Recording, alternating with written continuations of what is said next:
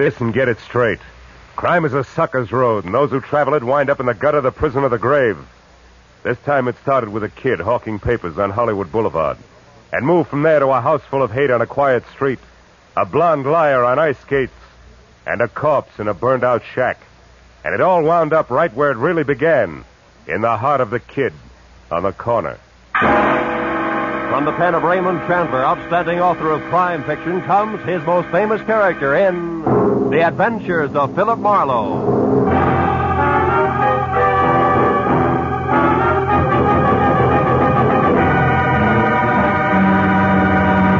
Now, with Gerald Moore starred as Philip Marlowe, we bring you tonight's exciting story, The Kid on the Corner.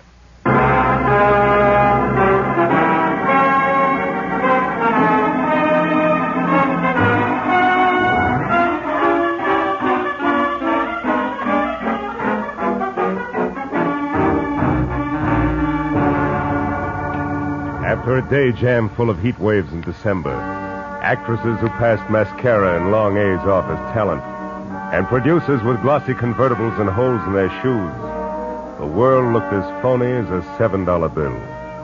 And when I finally closed my office, stepped out onto Hollywood Boulevard into the glare from miles of sheet iron Christmas trees on lamppost trunks, and watched a loudspeaker Santa Claus with neon reindeer trundle by in a cloud of artificial snow, I'd have gladly traded all of Hollywood, California for one quiet Vermont hillside and thrown my license in to boot.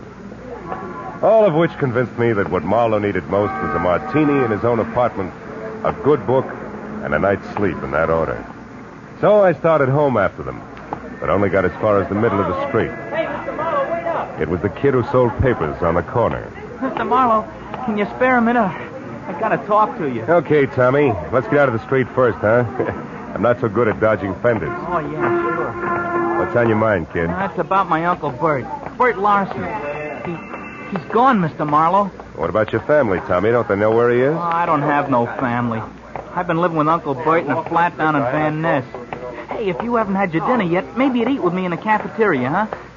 It's real important to me, Mr. Marlowe. Anything that's important to you, kid, is important to me. Let's go in. Oh, swell.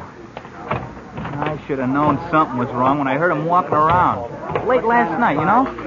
He said he was after a drink of water, but he's got those metal plates, kind of like caps on his shoes, so I knew he was all dressed, only I was too sleepy to think anything about it then. Maybe he just got an early start and he's been busy today, huh? No, it's not like that, Mr. Marlowe. Something's wrong. Well, what'll you have, gentlemen? The pork's nice tonight. Stew's the best deal for the money, Mr. Marlowe. Oh? I'll have the stew, please. Yeah, you better make it two, miss. Okay, a couple of stews coming up. See, when I got up this morning, I found this envelope on the dresser. There was $200 inside, and this was written on the front. Let's see it. Dear Tommy, must leave town on business. I'll send more money soon. Be a good kid and take care of yourself, Uncle Bert. Yeah, I see what you mean. Yeah. I spent all day trying to find out where he went. I checked everything but the airport. I know he wouldn't take a plane. He gets dizzy just standing on a curb. No luck, though. Milk, Mr. Marlowe? No, I'll have coffee, Tommy. I feel rugged. Hey, there's a table over in the corner. Come on, huh? Okay. What really makes it fishy is that Uncle Bert's got no out-of-town business. Besides, he's never been out in front more than $20 in his life. I can't figure it. Now, look, Tommy, if you're really worried, you don't want me. You ought to go to the police right away. Cops? Yeah. No, I can't. Why not? Well, Uncle Bert's been awful good to me, but, well, I guess he's really kind of a bum. You see, he's a gambler, Mr. Marlowe, a bookie. Uh-huh. Just a harmless small-timer, sure, but I'd get him in an awful jam if I called the cops. Will you try to find him for me? I got dough. I'll pay you whatever you charge. Don't worry about the money, Tommy. I got one lead for you. This name here in the back of the envelope, see? Yeah. Lester Carney. And the number 3004.5. Does that mean anything to you, kid? No. Oh. I'd have looked that guy up my cell phone, and you know how far a kid could get. Sure. Gee, Mr. Marlowe, I'm sure my uncle didn't leave town. It's something else. It's gotta be. He's in some kind of trouble. Now, Tommy, you know that he might be on the wrong end of it, don't you? Yeah. Well, if that's right, I want to find it out fast, Mr. Marlowe. Here's a picture of him. Mm-hmm. Scared, son? Me scared? Nah. Not for myself, anyway. Yeah, I guess I am, kinda. I'll locate Tommy, eat your dinner, and then get back to work. I'll see what I can find out, huh?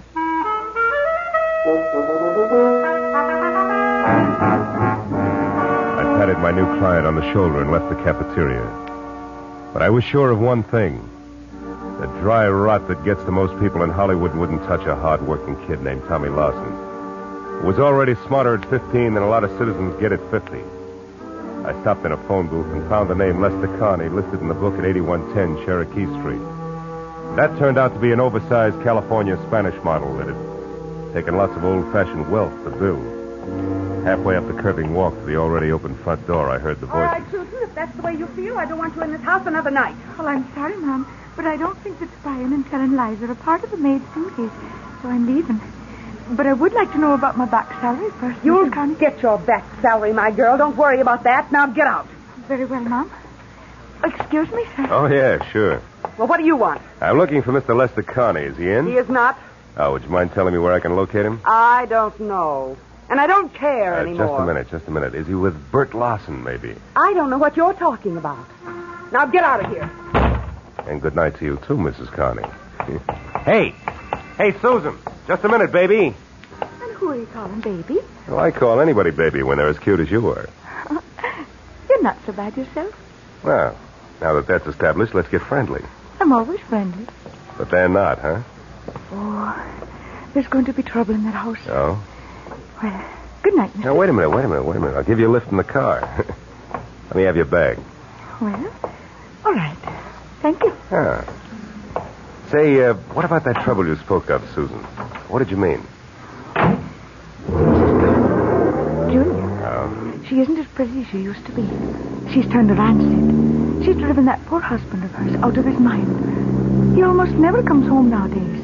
Practically lives in his studio. Studio, huh? What kind? Photography. Oh. It's way up in the Hollywood Hills someplace. Susan, did you ever hear either of them mention a Bert Lawson? No. Why, who's he? A gambler. I gathered from Julia that Carney's blowing the family fortune, huh? Sure he is. And that's not all she's driven him to. No. What else? What do you think? Another woman, of course. Oh. An ice skater named Carol King at the Igloo. That's that nightclub with the skating show. Yeah, I've been there. Does Mrs. Carney know? Oh, she suspects. That's why she wanted me to spy on him. But I wouldn't because I don't blame him one bit.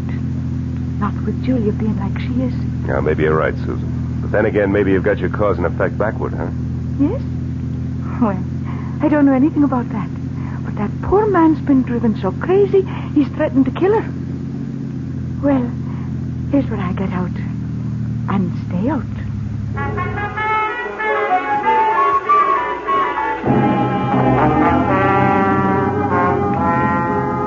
I dropped Susan off at the car stop and headed out Sunset Boulevard for Westwood in a club called the Igloo, which looked more like a down-at-the-heel Taj Mahal than an Eskimo's bedroom. Inside, a line of fast-moving ostrich plumes with rye-crisp waistlines and imitation sable zipped over a short sheet of tinted ice toward the climax of chorus numbers, while I bluffed my way backstage and intimidated the call boy into sending over one Carol King. She turned out to be left end in the lineup out front, so I sat down on a cold trunk and waited until the curtain fell. And I got up to greet an athletic blonde with more than healthy face, who sidled dubiously toward me, ice skates and all, and I introduced myself and told her I was looking for Bert Lawson. Why are you looking for Bert Larson, Marlowe? Well, because people say he's disappeared. Now, I know he's a bookie. You don't have to protect him on that score, and I'm no cop. Just want to know where he's gone. Okay. I hear he made a real killing yesterday, the first one in his life. Oh? I understand he's leaving town to retire. Who's going to make book for you from now on? Nobody. I never play the horses. My friends do. Oh, friends like Lester Carney? Lester. Well, now we get down to business. You smell like you're working for a wife, Shamus. Guess again, sugar. I'm after Bert Lawson, nothing else. That's why I want to talk to your friend. Where is he? Lester Carney is no friend of mine.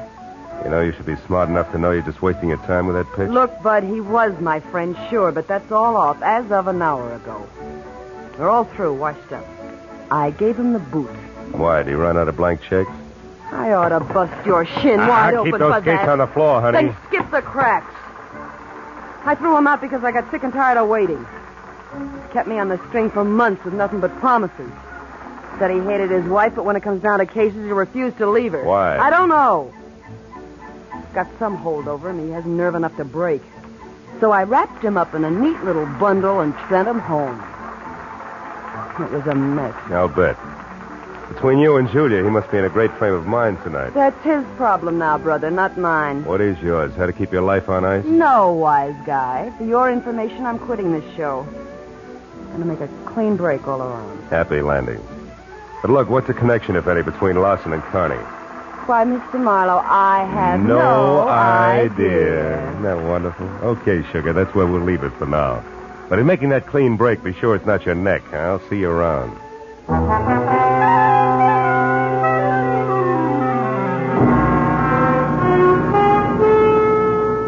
I had nothing tangible to base it on, but as I left the Igloo and drove back to Hollywood, for some reason, I kept thinking that Tommy Larson was right, that his uncle was still in town and in some kind of trouble. And I was sure that at least half of Carole King's story had been lies, but why, I couldn't figure. And another idea hit me, and hit me hard.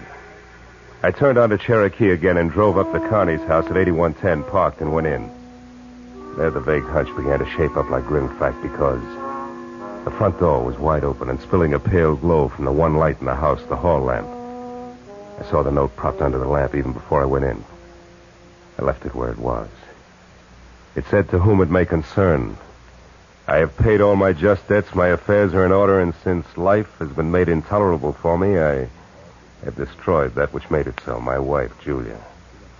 Now there's nothing left. I shall dispose of myself, nor am I sorry. Lester Carney." And I looked up beyond the note and saw her lying at the edge of the circle of light from the lamp. Julia had been strangled by a silk cord that was still embedded in her swollen throat. I turned and started for the phone. There you are. Oh. So I got here a little too late, huh? Or is it too soon? My wife's dead, so what's the difference? Better stand still because I'll shoot fast. Who are you and what are you doing here? Name's Marlowe, and I assume you're Carney. All right, I'm a private detective trying to find Bert Larson. In the process, I got mixed up in your little fiasco from one end to the other. Bert Larson. Just a cheap bookmaker. You're one of the very few people who ever gave me a fair break. Where is he, Carney? Do you know? No. Does it matter? Too bad you bunted in here just now. The man's going to do what I've decided to do. It's a most personal, private affair. It's your party. But maybe you better think it all over again, huh? I've already thought it over. Thoroughly. Turn around and walk through that door to the kitchen. Go on. Sure.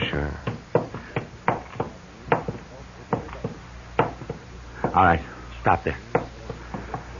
Now, open that door on your right. This one? Yes. Years ago, that cellar was filled with the best wines the world had to offer. What happened? You pulled too many corks? Find out for yourself, Marlowe. Oh!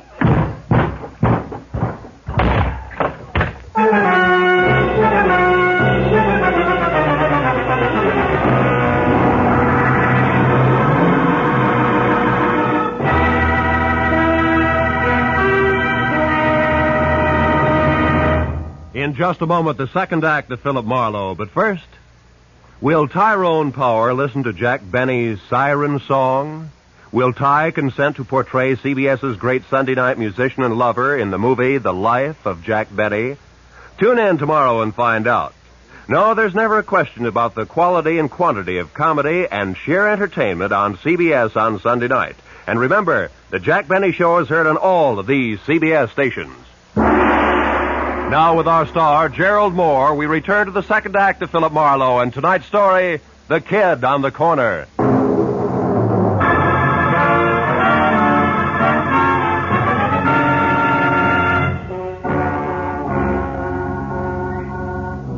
Lester Carney, bouncing the private detective down the cellar stairs, had been rough on both the inner and outer man, and my jaw was bleeding where his heavy signet ring had connected. And I was back on my feet through the dusty jumble of barrels and boxes, over to a grimy side window, and finally out onto the street. I found neither confessed killer nor car any place in sight, which made my next step a return trip into the house and a call to Lieutenant Matthews. All right, Marlowe. From your client to Julia Carney to that ice skater and back to Julia Carney, now dead, I follow. But the why, I don't. Where's the connection between the newsboy's uncle and this guy you say is on the way out? This, Lester Carney, Matthews, yeah. I don't know. You don't know? You're not saying which, Phil. Well, maybe it's a little of each. Now, look, Lieutenant, Just a second. What is it, Marlowe? Hold the wire, will you, Matthews? Okay, but make it snappy, will you, Phil? Killer on the loose isn't such a good idea, even if he's promised to knock himself off. Might decide to take somebody else along, 3,004 and a half North What? Westmore. 3,004 and a half. I can't hear you, Phil. What? What? Oh, a piece of paper, Matthews, in a dead woman's hand. Oh, now you find Got an address on it. The same address that was on the back of the envelope Tommy's uncle left for him. Well, this address could be the connection I asked you about. Yeah. Yeah, the hook between Uncle Bert and the Connies. Well, we'll get right over there and we'll take a Matthews, look wait a minute. Let me try it alone first, will you? I think it'll play better that way. And keep the kid's uncle out of the police lineup that way. Yeah. Marlowe, I can't. Oh, now, wait a minute, Matthews, please. I'm thinking of the kid. Yeah, well, I'm... Okay. Attaboy. Just don't make it too long till I hear from you again. Goodbye. I knew that the 3,000 block on North Rossmore wasn't even close to the Hollywood Hills, which meant that the address couldn't be the dilettante photographer studio that the Carney's ex-maid had described. And 20 minutes later, when I was out of my car and standing next to the doorbell marked 3,004 and a half, I knew something else. Because the name underneath was Carol King. A light showed from someplace deep inside, and my leaning on the doorbell only proved that it worked. There was no answer at 3,004 and a half, but 3,004, the other twin to the duplex, was different. It featured a sweet old lady who shattered the illusion the second she opened her mouth. I suppose you're just another one of that King girl's friends, eh? Why, do I look the type, Granny? There is no type, young man. Miss Carol King entertains all sorts. Oh, which might include a recent someone who's gray at the temples, short, and maybe talks a lot about the ponies? Huh? How would I know what her guests talk about? Oh, you gotta be kidding. Look, honey, a woman's been murdered tonight. And Murdered? I knew it. I knew it. No, They wait a had minute. to come to a bad Wait a end. minute, Why, Granny. only yesterday Whoa, I told Henry hold that it, if that hold it, girl- Granny. Carol is not the one who's dead. Oh, Yeah, well, I'm glad. sticks out all over you. Now, look, what about that man? Well, he was here about 30 minutes ago, just the two of them, drinking that hard liquor like it was water and making enough noise to raise the devil himself. A farewell party, they called it. Oh, did you see him leave? No. Henry made me come in then, and Well, I mean... Yeah, I know what you mean. You missed it. Okay, Granny, now look, how do we get in here without kicking the door down? Come on, sweetheart, it's important. There may be a body inside. Body? Oh, well, how awful. Here. Over here, behind this ledge. That's better. He always kept a spare key. Yes, here it is. You do it. I'm too shaky. You shouldn't be. Just think of tomorrow, Granny, and the news you'll have for one and all. The light switch is on your right there. Uh-huh. See anything? No. How many rooms here? Bedroom, kitchen, and bath, aside from this. Anything in there? No. You suspect foul play, all right, don't you? The foulest. Don't let it worry you, because... Hey, those photos there on the wall. They're taken from Mulholland Drive, aren't they? One by day, one by night, both in the same spot, the Hollywood Hills? Sure. That's where he has a studio, that Lester fella. Yeah, that Lester fella. Granny, do you know where it is? I mean, Mulholland Drive and where? You know, that street runs for miles along the top of the mountain. Well, of course I do. Was born and raised here in North End. Granny, where? Mulholland and where? Mulholland, Laurel Canyon Boulevard, just south of the intersection. Thank you, sweetheart, and goodbye. Oh, wait, one moment now, if you please. What's the matter? What's your name, officer? I know my rights. Your name and your division. Granny, dear, I'm no cop. Huh? I said I'm no cop. Oh, not a police officer. Well, then who are you? Just a passerby. A stranger in the night. Good night, Granny.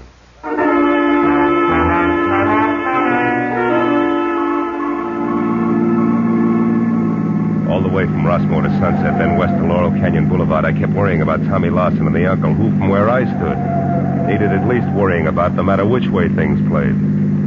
But when I was on the strip of macadam that twists its way upward toward Mulholland Drive like a snake writhing from a long, long bellyache, I forgot about both client and relatives alike. Because at the top and a little to the south, where Granny had said it would be, was Lester Carney's studio, all right, but burned to the ground. Well, these select flyway joints sure go fast, huh, Chief? Yeah, it wasn't 20 minutes on this one. Hey, mister, where are you going? Some of that metal stuff's still pretty hot. Who are you, with the law? No, Chief, I'm a private detective named Marlowe. I was wondering if Lester Carney was caught in there. He owned this shack. Yeah, I know. Is he a friend of yours? No, it's strictly business. He's wanted for murder. Yeah, he was wanted for murder, Phil. He was burned to a crisp in there. Hello, Casey. Hello, Matthews. Well, what's your guess? He started on purpose? No, suicides hardly ever burn themselves to death. No. He probably took some sleeping pills or poison and then a cigarette he left going did this, you know. Hey, by the way, Phil, you saw Carney tonight. You think you might recognize him? Might. Yeah, he's over there. There isn't much. See you, Casey. Right, Matthews. Hey, Gerson. Hey, you tied Carney and this fire together kind of fast, didn't you, Lieutenant? I just found out about this place. Yeah, but you work alone, Marlowe. I got help. Oh. There it is. All that's left. See anything? Yeah, that ring. I noticed it earlier tonight. And the watch? No, I'm not sure. I don't remember what kind of... Hey, Matthews. What is it? What are you staring at, Phil? Come on over here. Come on. What? See this little piece of metal? Yeah. I think it's... Watch! Oh. Phil. You know, fire makes things hot. Yeah. Hot things burn and... Yeah. Marlowe, what is it? It's an idea. Yeah, like what? Like this isn't suicide after all, like it's murder, Matthews. Come on, we gotta get to our phone quick.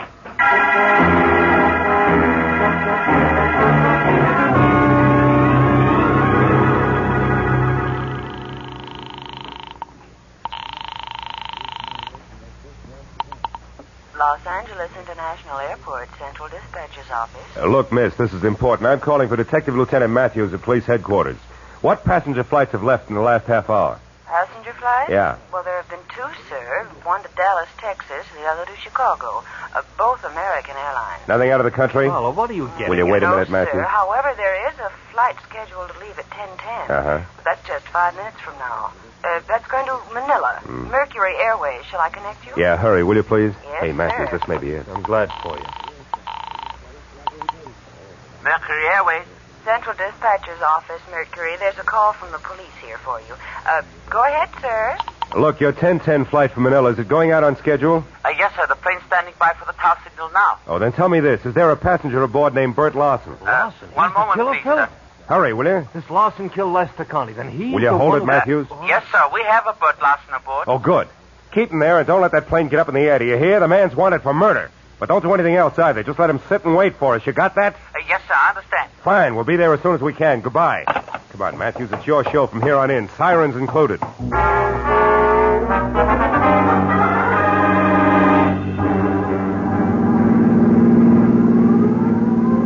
Okay, Marlowe, okay, enough. So we're on our way to the airport. We're going to catch or kill. Everything is great. But first, how do things add up? Mooney, take it easy. 5 seconds more or less, never yet turn the trick. Okay, Lieutenant. Were you saying something, Matthews? Yeah, I'm saying I don't know which end is up, Phil. Look, Lester Carney killed his wife, right? Right. Why? Because he wanted her out of the way so that he and a cheap little monster named Carol King can live happily ever after. Oh, divorce wouldn't do that for him, huh? No, Mooney! No, I don't think so. Probably because Julia Carney had a real tight grip on the purse string. Oh. Maybe something more, like it's not very nice pass for a guest. Yeah, but the purse strings, the money, that's where Bert Larson figures in, huh? A bookie with a claim. No, blackmail. Now, I figure Bert Larson knew about Carney and Carol King. He must have stopped by once to pick up or pay off a bet at the right time. Yeah, and from there, what? And from there, the team of Carol and Lester killed Lester's wife. Yeah, which we've covered. But not in detail. Now, listen. You see, after the murder, Lester planned to kill himself. Yeah. Or at least make it look like that. Yeah. A suicide note from Mulholland Studio burned down the works. Yeah, and the body we found. That's an added attraction. Bert Larson included in the last minute. What? The wife and then the blackmailer? Ah, you're getting it. Drugged while drinking at Carol's, where he thought that he was going to get paid off in money, head up to Mulholland Drive, ring watch, and flames added. Oh, and then out here at the airport, headed for Manila. Lester Carney. Uh-huh. Hey, Mooney, we're getting close. You better kill the siren. Okay, Marlowe. Now, Phil, how do you know all this? I mean, the switch, what makes it so? That piece of metal I burned my fingers on, Matthews, it was a tap from a shoe. And Bert Larson wore taps. The rest of it adds from there. Yeah, including Carney at the airport now as Larson. Sure. Who'd be looking for a beat-up second-rate bookie who decided to leave town? Aside from a nephew, that is. Yeah, aside from a nephew, tried every place but the airport. Uncle Bert couldn't stand planes. The brakes, Matthews. Oh, here we are. Yeah, just you and me and Mooney and the killer. Aren't you coming, Phil? No, I think I'll wait here, Matthews. I got some thinking to do. About the scum you sometimes meet in the night? No. Not the kind of a kid I almost never meet in the night. see it. Yeah. All right, come on, Mooney. Maybe our boy will make a break for it, I hope.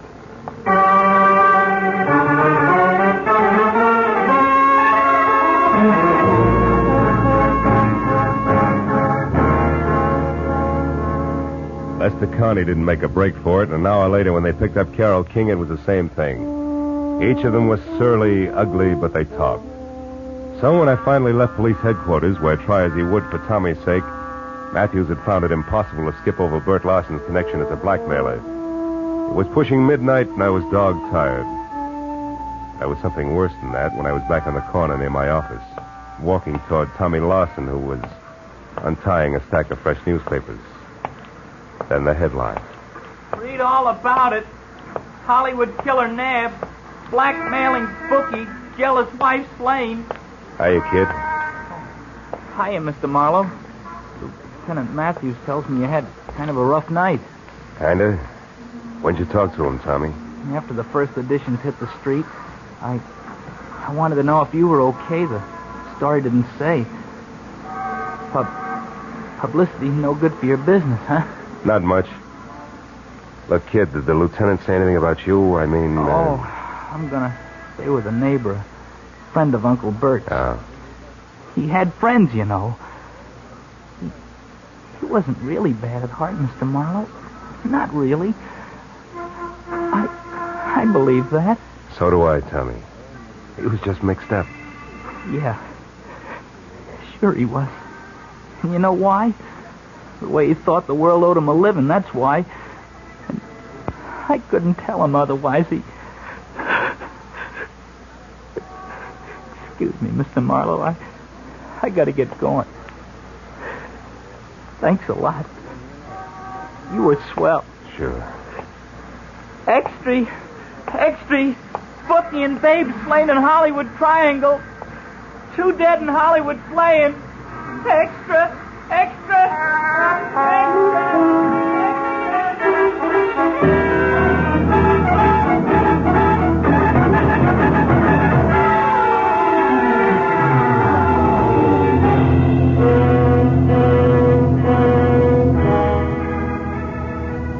There's nothing more pathetic than a kid.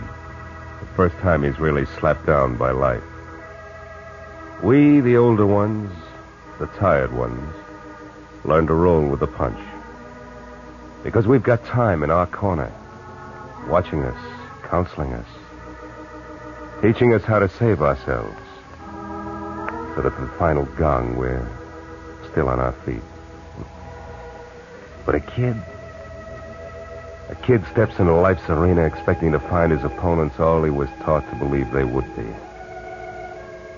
But instead he finds the old 1-2 below the belt. But if here he finds a good guy, and there a great girl, the going suddenly becomes not so rough. The fight becomes worth it.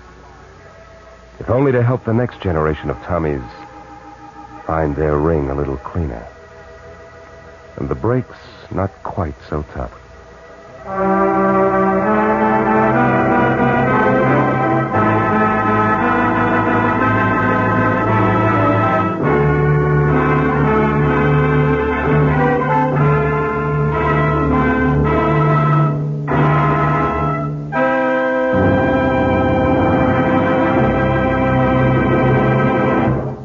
The Adventures of Philip Marlowe, bringing you Raymond Chandler's most famous character, star Gerald Moore, and are produced and directed by Norman MacDonald.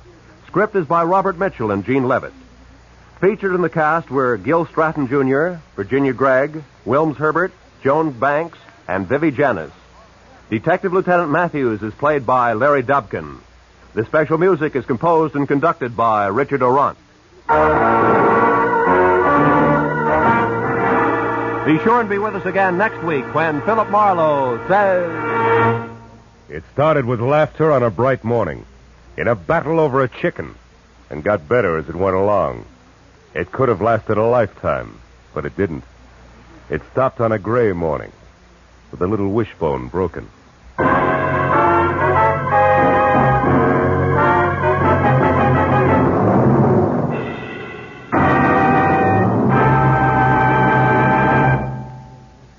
tuned now for Gangbusters, which follows immediately on most of these same CBS stations. This is Roy Rowan speaking.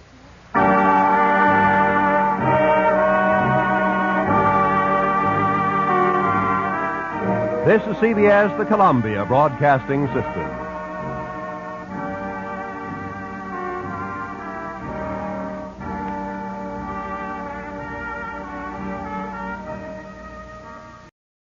Get this and get it straight.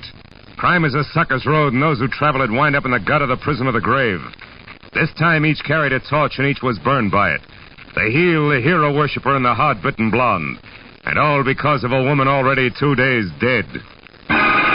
From the pen of Raymond Chandler, outstanding author of crime fiction, comes his most famous character in The Adventures of Philip Marlowe.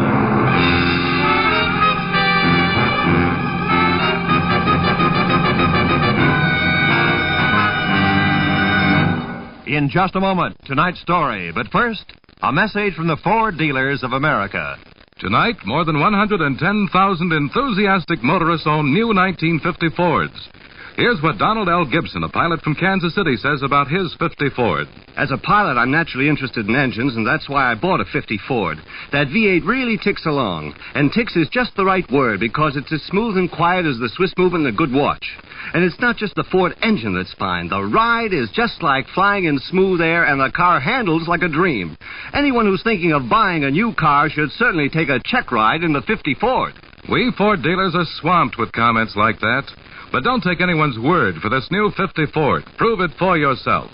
Look up your nearest Ford dealer in the classified phone directory. Or perhaps you know him personally. He'll arrange a test drive in the 50 Ford. Test drive it for comfort, for power, for safety, and for the quietness, which is its mark of quality. Yes, before you buy any car at any price. Test drive the 50 Ford at your Ford dealers tomorrow. Now, with Gerald Moore starred as Philip Marlowe, we bring you tonight's exciting story, The Torch Carriers.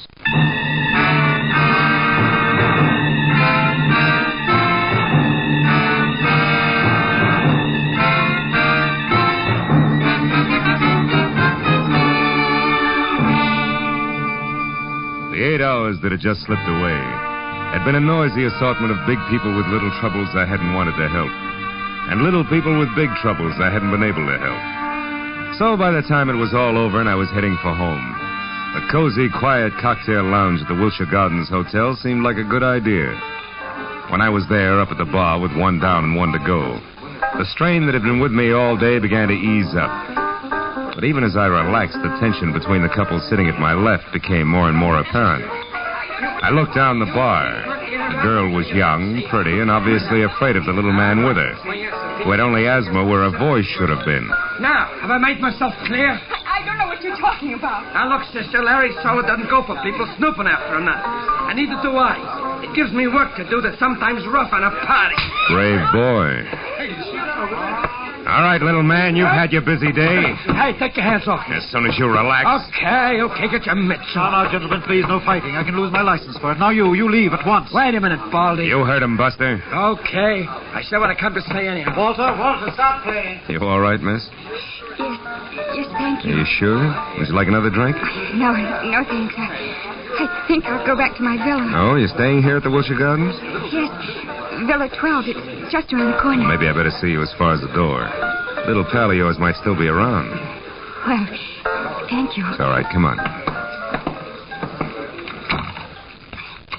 This is really very nice of you, Mr. Marlowe, Philip Marlowe. What about you? What? Oh, Claire Osborne. Well, now, look, Claire, I'm not trying to pry into your business, but in a way, people like Larry Salter are my business. Larry Salter? How did you know about him? Your little pal in the bar wasn't whispering. Oh. I'm a private detective, Claire, and I see a lot of people get in over their heads. Hate to see it happen to you. You know, these people play rough, usually for keeps. Maybe you better tell me about it, huh? Well, this is my place. Oh. Mr. Marlowe, I'll be frank with you.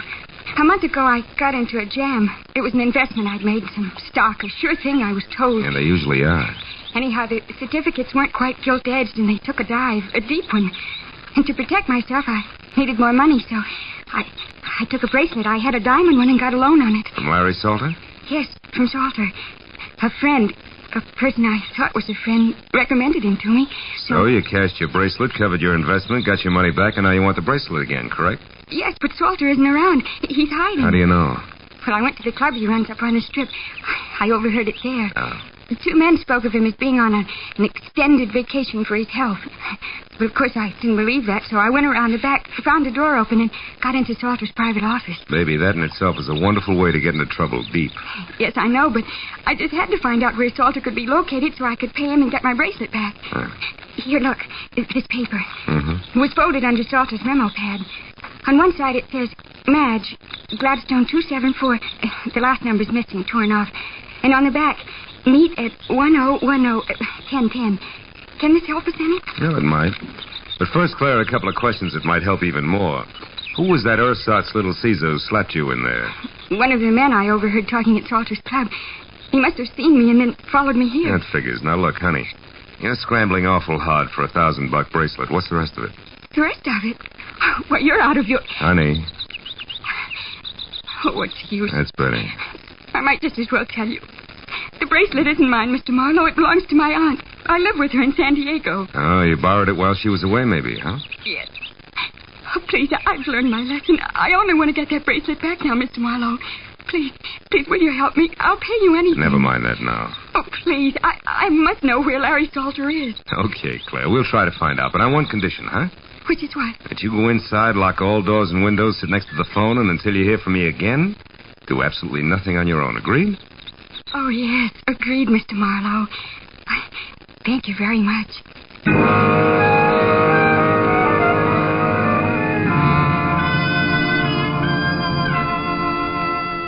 Maybe it was because the sweet young kid had the kind of voice you could still hear long after she was gone. You know, one of those lingering sounds like the echo of a train whistle hanging on crisp early morning air.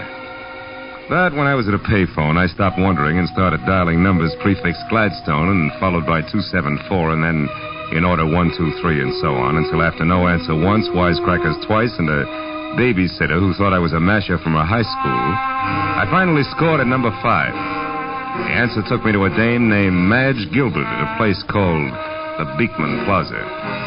It wasn't the kind of place you'd go for Mother, and Madge Gilbert wasn't the kind of girl Mother would put up with. However, she must have been nice to look at once. And from the smile, pleasant to know. Okay, Mr. Busy Guy, now that we're together, what is it? Well, for one thing, the name's Kirby, and you can drop the fancy handle. Uh-huh. And for another thing, Kirby? I want to find Larry Salter, but quick. Why? Got a proposition for him. He won't be interested. Sit down. How can you tell? You don't know what it is. No, but I do know what at the moment Larry is. Yeah? And in 3 letters, my friend, the word is sad. He lost his lady love. Drink? No, thanks. What do you mean his lady love? I heard that you and Never Larry... Never mind what you heard. All that's used to be. The pre-Janice trial period. The sad comes from Janice finding a better deal, maybe, huh? No. She was killed. Automobile accident. Night before last. Salter with her? No, again. She was alone and drunk. And that's probably the way Larry is right now. A blind fool. Fill it up, will you? Sure. Look, baby, believe me, it won't put out the torch you're carrying. Shut up. I'm sorry I brought the whole thing up. Now, what was that proposition you mentioned? For Larry exclusively. Where is he? At the Foundry on Cushing. Where? The Foundry in East Los Angeles. Hey, wait a minute, Kirby. You seem kind of lost for a friend of Larry's. I'm just fuzzy on locations, that's all. How about numbers? The address down there, what is it? Come on, fast. 1010. Unless it's been changed recently. It hasn't. Okay, busy guy, you're still all right. Thanks. And if you play it real close, I think you'll be, too. See you, Madge.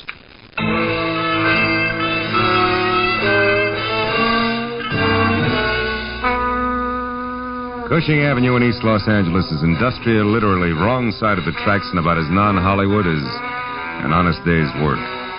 And all the way there, I kept blessing the dumb luck that had made me answer 1010 for the address before I'd even had time to think. When I pulled up and parked away from the place, I hoped that luck would continue. Because ahead was the Foundry, or what remained of it, and in no sense did it look like friendly territory. I found a metal staircase climbing from what had once been a loading ramp up to the yard foreman's office, where a single staring, unshielded light inside said that somebody was home. And when I'd quietly gone up those stairs, I saw through a glass door who that somebody was. Larry Salter, alone next to a telephone and pitching darts at a smiling face on a calendar across the wall that read January 1928. And I knocked with the barrel of my .38 on the dirty glass door. He told me to come in without looking up. Make yourself at home, neighbor. Be with you in a minute. Aha! I did it. Her front tooth have been trying for that all night. So glad you made it. Now it won't be on your mind while we talk. About what? Bracelets. Bracelets? Neighbor, this is an iron foundry. What you want is a jewelry shop. Let's save each other a lot of time and level, huh? I'm a private detective named Marlowe, Salter, and at the moment working for Claire Osborne, who now has the price of a bracelet. Wants it back in a hurry. Do we do business? No, we don't. And it's not because I don't like you, neighbor. But because, one, I never heard of any Claire Osborne. And two, bracelets are stuff for second-story men, which I am not. And three, you ought to get yourself a pair of sneakers, stupid. You've been followed all the way through the yard, up the stairs, and into this room. It's an old gag, Salter. No gag. So while you still can, you better put that gun away, because my boy Cover takes a strange delight in messing people up. Real bad. You're bracketed, chum. You better drop it fast. Yep. That's better. Now, Marlowe, without any double talk about babes and bracelets, let's have it. You're one of Freeman Best's boys, aren't you? You think I had something to do with him getting knocked off in that ditch? You're here to square things away. That's it, isn't it? No, it isn't. Get your hands off me. Okay, I won't touch you again. But that's more than I can say for Cover. Yeah, lots more.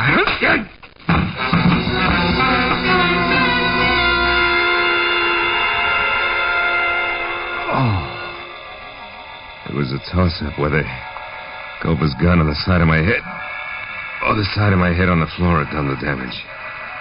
But either way, it didn't seem to matter. Because I couldn't make it back any further than Larry Salter's voice. It sounded like it was coming from the bottom of the well. Even though I could see him talking it at the telephone. Okay, my place later. It's 8100 North Lucerne in Hollywood. But then, I couldn't even see that anymore.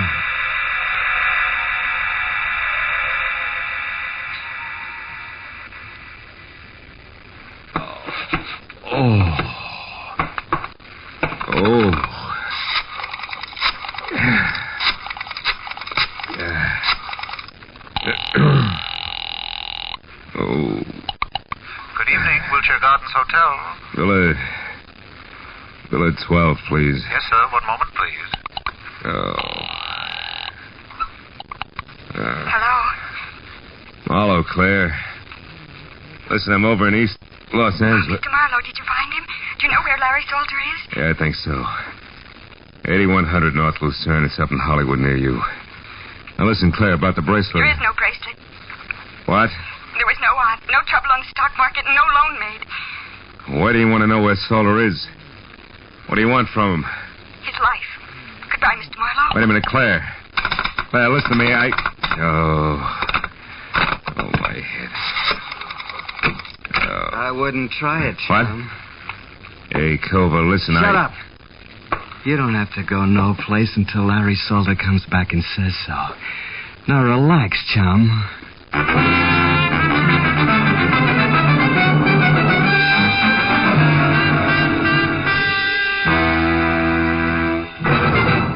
In just a moment, the second act of Philip Marlowe. But first, a brief message from the Ford Dealers of America. Over 100,000 motorists are experiencing the engineering leadership built into the 50 Ford. As owners, they already know that it's the one fine car in the low-priced field, and it's personal experience that counts in buying a car. That's why the Ford Dealers of America are issuing this special invitation to test drive this new 50 Ford for yourself. In the classified phone directory, you'll find the name of your nearest Ford dealer. Perhaps you know him personally. He'll be delighted to arrange a test drive tomorrow. So get behind the wheel and test drive it for the comfort of its midship ride and its unmatched roominess. Test drive it for the power and quietness of the only V8 in the low-priced field, the kind of engine found in America's costliest cars, yet priced lower than 10 different six-cylinder cars. Test drive it for the safety of its own king-size brakes, largest in the low-priced field. Before you buy any car at any price, you'll find it to your advantage to test drive the 50 Ford at your Ford dealers tomorrow. Now, with our star, Gerald Moore, we return to the second act of Philip Marlowe and tonight's story, The Torch Carriers.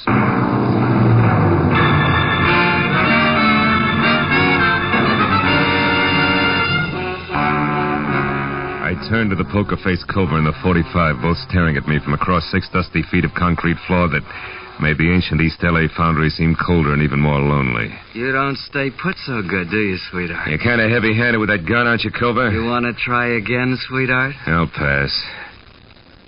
Standing here staring at each other is apt to get dull, don't you think? That's entirely up to you, sweetheart.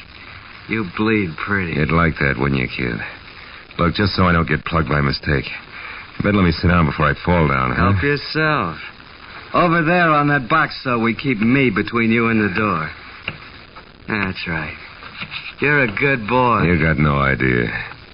Hey, come on. How long do we play like this? I'll tell you better when Orville the Squeak gets back. What's Orville the Squeak? She runs errands for Larry, like finding out what's phony about a certain young babe and her bracelets that don't exist. So that's where the bird with the whiskey soprano fits. That's the way the punk operates, huh? Well, that way, Koval, we'll both die of old age before... Well, do you hear that? Somebody moved downstairs. Maybe this is visitor's night in the old foundry. Don't get your hopes up, sweetheart. Those live here. They're rats. They eat small dogs. And one thing more, Marlowe. What's that for, punk? Dropping your hands out of your lap where I couldn't see them. Don't try it again. I'll put it on your bill.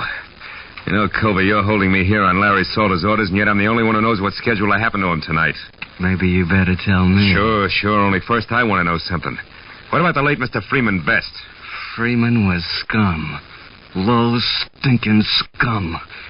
Nobody misses him. I mean nobody. And Larry didn't kill him, that's out. But he was connected, wasn't he? And there was a girl named Janice Trow. How does she figure? You better let that one set, sweetheart, for your own sake. Now, let's have your end and fast. What's supposed to happen? Did you hear it? Yeah, what? Don't tell me a tough boy like you gets jumpy. Skip it. All right, Gib, come on, wise boy, jabber. Look, Cobra, won't do you any good. Anyway, I'm the only one who Shut up. There was something. Maybe your rats are big enough to wear shoes. Huh? Shut up, I said. And sit right there or I'll blow you in two, and I mean it. Orville? Hey, Squeak. Is that you? Who's out there? Answer me!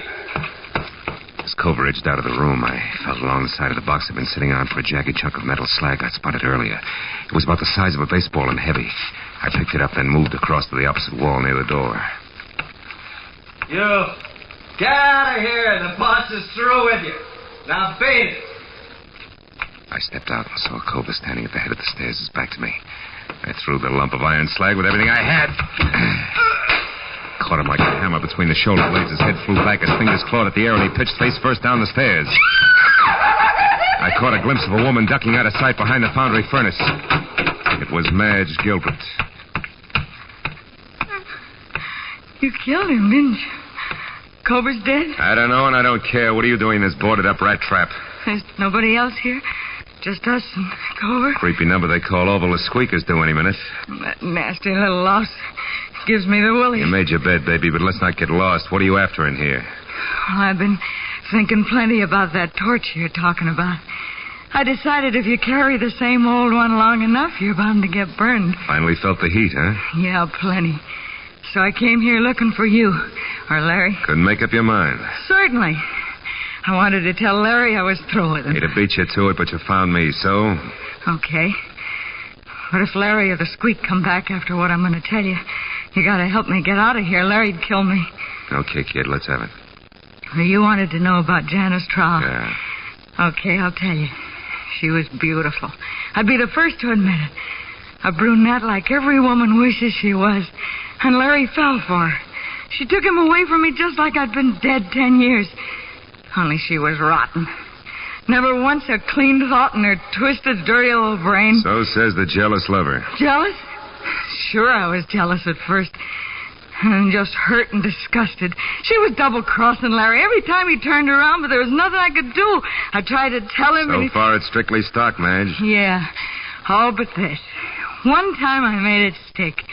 She borrowed Larry's car to take that slimy Freeman Best out for a ride in it, with extra laughs because it was Larry's car, mind you.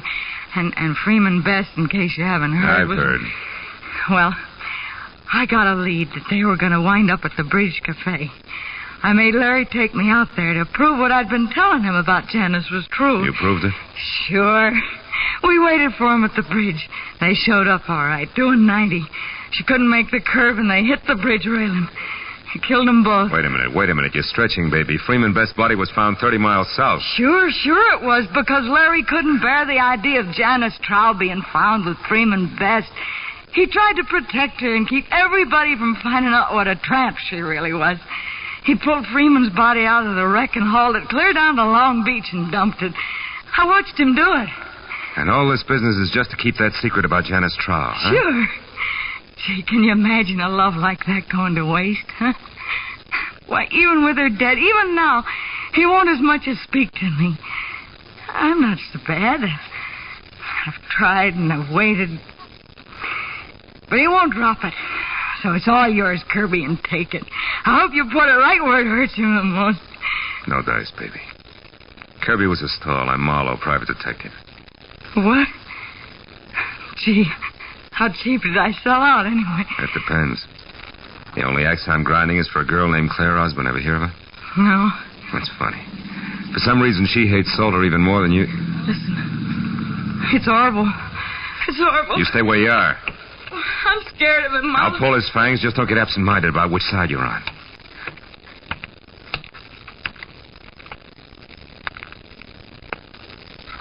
Hello, Orville. Where's Larry? I don't know. I've been waiting for him. Where's Cover, then? I got something important. Cover? Oh, why, he went out for a few minutes. Yeah? I don't like this, sister. You in here all by yourself. Something's wrong. What is it? Come on, what's the matter? Marlowe! Hold it, Orville. What? You.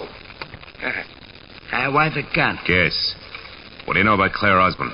I don't think I know the party. Sure you do. A cute little brunette named Claire Osborne. I want the straight dope on her, and I want it now, not later. Hey, go over! Hey, go over! Answer my questions, you creep. You won't get anything out of me. Larry will take care of both. You jerk. Now, maybe there's something on it'll give me an answer without talking back. Look, he always wrote things down in a little notebook. It's inside his jacket. Yeah, you're right. Here it is. Let's see. Oh, sure, this is it. Claire Osborne arrived from San Diego last night by plane. Registered at Wilshire Gardens as Claire Osborne, but according to driver's license, her real name is... For Pete's sake, no wonder. I'll see you, kid.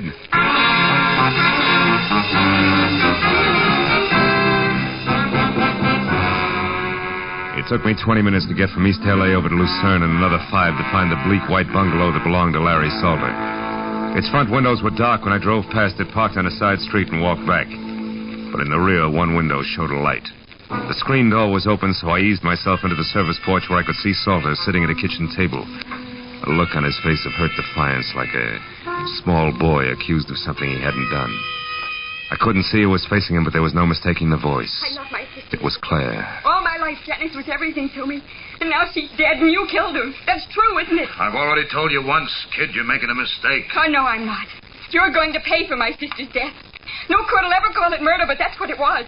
You did it just as surely as if you'd strangled her with your own hands. And now I'm going to get even for Janice. Claire. Hey, But, Marlowe, you crazy fool, why did you come here? Give me that gun, Claire. I know, you stay out of this. You can't stop me. Nobody can.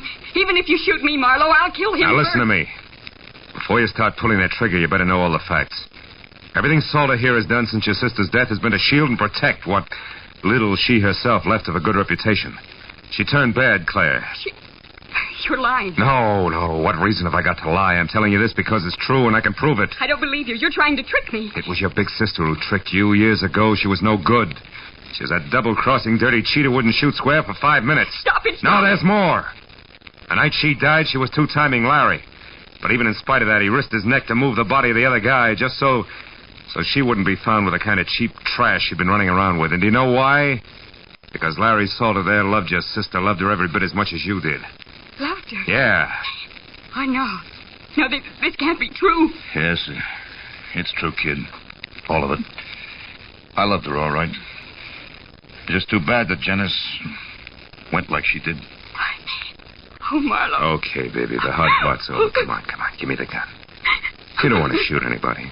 Not now.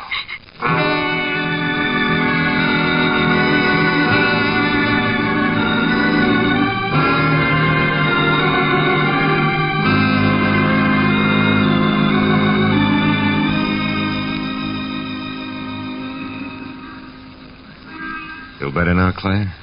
Yes, I'll be all right when I get used to a few new ideas. Yeah. What's going to happen to me now? Well, that's pretty much up to you. How do you mean? The world spins like mad, honey. You have to keep up or get lost. Like I was tonight. Mm-hmm. I was lost, Marlowe, terribly. Everything I had any faith in was gone. Yeah, I know.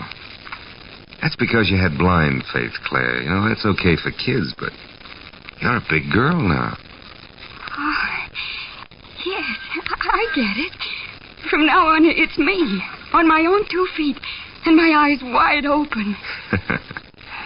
Well, take it easy, baby. It's fun to close them once in a while.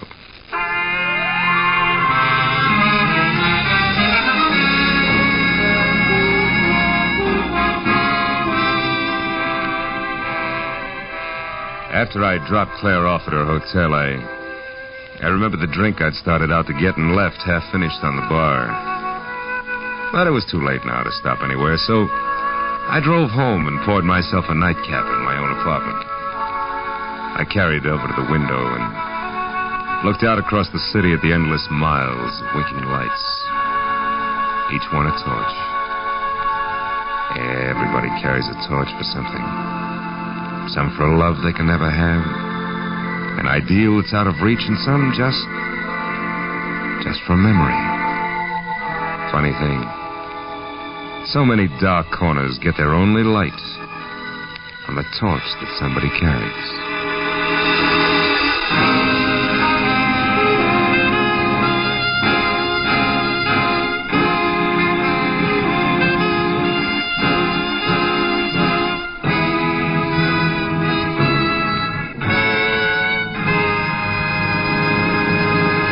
Philip Marlowe will be back in just a moment. But first, here's a message from the Ford dealers of America. More than 110,000 delighted motorists were already driving the new 50 Ford. Here's what Jack Farrell, hotel manager, says. I did a lot of shopping around and chose Ford for styling. And I'm certainly glad because I found there's plenty of car beneath its beautiful body. There's plenty of power under the hood, too. And it's as comfortable as a high-price car. I could go on for hours about the quietness, the economy, and the comfort of my car, but it all adds up to this. The 50 Ford's a mighty fine car to own. We Ford dealers are not surprised that new owners rave about their 50 Fords. We've studied this new Ford from stem to stern. We know every detail of its 50 ways new for 50. But until you get behind the wheel, you won't be able to believe how good it is. That's the reason we want you to test drive the 50 Ford. The classified phone directory will give you the name of the nearest Ford dealer. Or perhaps you know him personally. Why don't you phone him tomorrow? Before you buy any car at any price, you owe it to yourself to test drive the 50 Ford. Be sure and be with us again next week when Philip Marlowe says... This time, everything that happened from the orange-haired man with a map past the oaf for the pitchfork to the body at the covered bridge was wrong. Dead wrong.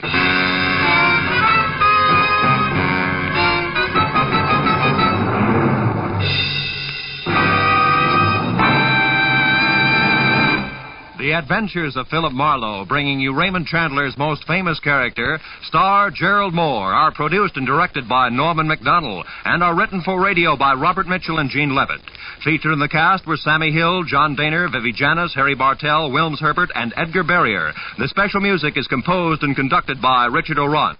This is Roy Rowan speaking.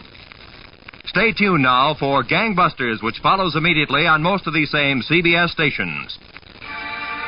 This is CBS, the Columbia Broadcasting System.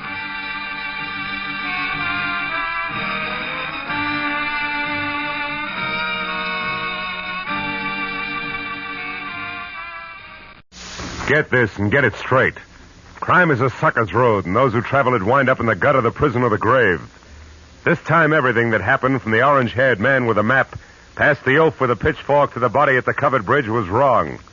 Dead wrong. From the pen of Raymond Chandler, outstanding author of crime fiction, comes his most famous character in The Adventures of Philip Marlowe.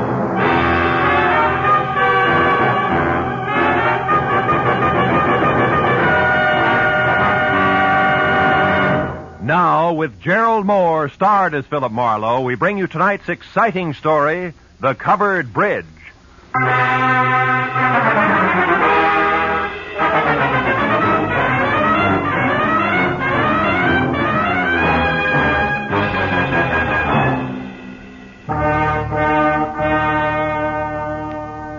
You know, every once in a while, into the life of one Philip Marlowe, a little peace and quiet must fall. A day marked by neither murder nor mayhem. No phone calls. Just nothing. I was just beginning to like it, too, when the door opened and a head full of slick orange hair walked in. It was on a man wearing a new flannel suit, a hand-painted tie, and a reckless grin. He shoved the telephone out of his way, sat down on the corner of my desk, and sized me up with a pair of careful gray eyes. Got a proposition for you, laddie. Tell me about it. Let you know if I'm interested. You should be. There's good money in it. It's not always the answer. Go ahead. You got a good car? Good enough. I don't keep it in the office. You like Mexico? Look, is this a social call or a quiz program? Well, this is business. I asked you a question. Yeah, I like Mexico. I don't like you. Oh, that's good, because you're going to drive a couple of friends of me down there. Name your price. Not interested. $1,000? Not interested. That's too bad. Would have been nicer to work this out without a gun. Listen, you two-bit Talk jerk. Easy, laddie. This gun is bigger than both of us. Now, you're going to drive across the Mexican border tonight with 3 passengers. And there won't be any difficult questions. Because you are the well-known Senor Philip Marlowe, a respectable private detective. Somewhere below the border, your fellow travelers will catch a boat. But this you don't have to worry about. Now, look, just a minute. Look, laddie, I came to you for several reasons, one of which is that you're smart enough to know when to quit fighting the problem. We've got to make a stop first, so let's go. And leave your artillery in the drawer. Come on. Yeah, sure. Since I'm now an old pal of yours, what do I call you? You pick it. Believe me, you won't like it. How about George? You like George? Not particularly. Good. Just call me George. Let's go, Marlowe.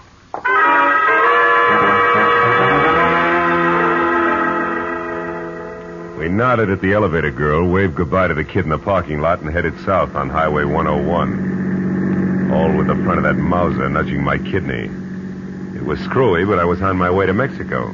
Don't get ambitious, Marlowe. Not too fast, not too slow. Just keep it rolling, nice and steady. I did what I was told and watched for a break.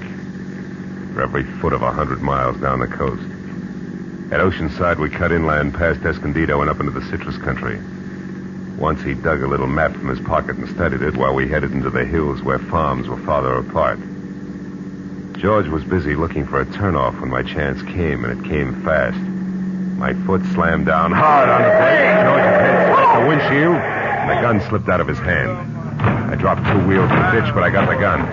He took one look, then jumped out and ran in a low crouch for the back of the car. Before I could follow him, I heard the truck coming. It was a big 2-section job rolling fast. It topped the rise just as George pivoted toward the road. The truck driver must have seen him just as he hit me, because the air brakes locked on all 26 wheels at the same time. I ran to where George lay like a discarded doll at the side of the road. The truck driver was out of his cab before it stopped rolling. I didn't see him. I come over the rise there. I didn't see him. Take it easy. Honest, I didn't see him. Is he all right? He ain't dead, is he? No, he isn't. He won't be walking much anymore. It wasn't my fault, Mr. Honest. I know it wasn't. Get hold of yourself. Gosh, what should we do? I want you to drive to the nearest phone and get the police and then come back. Here's my card. Give it to the troopers. Tell them they can reach me at my office. Yeah, what are you going to do? If I can figure out how to read this map of his, I'm going to pay a call on a couple of people who are expecting this guy. Maybe it's just a stubborn streak, but when I'm being used as a patsy, I like to meet the people involved.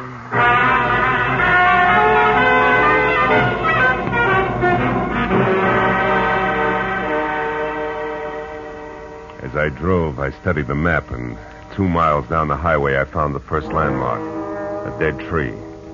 There I left the highway and followed a rocky trail 7 corkscrew miles up a canyon to the next landmark, a bridge.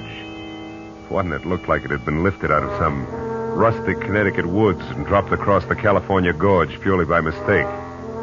Because it was covered complete to roof and walls and made entirely of lumber. And on the hill beyond was a lonely house where the trail marked on the map ended. I drove slowly through the sagging wood tunnel and at the other end deliberately killed my motor. Then I got out, raised the hood, and went to work on the distributor. I don't know where he came from, but when I glanced up, he was standing there watching me. A bull in overalls with a pitchfork clenched in a pair of hands as thick as $4 steaks. We didn't like each other's looks. You picked a bad place for trouble, mister. That's so. Why? Nobody almost never comes up this road, especially strangers. How come you took it? Really want to know, or are you just killing time? I wouldn't be too smart if I was you, mister. You live in that house up there? No, not anymore. I got canned for drinking. Why are you so interested in that place? The only farm around here. Maybe they got a mechanic. Yeah, maybe. Where'd you say you were from? L.A. Los Angeles, huh? You real sure you don't know anybody up there on the hill? Like who, for instance? A certain party who took a trip to L.A. not so long ago. And another thing, city boy. Don't get out of line or I'll fix you good. Understand?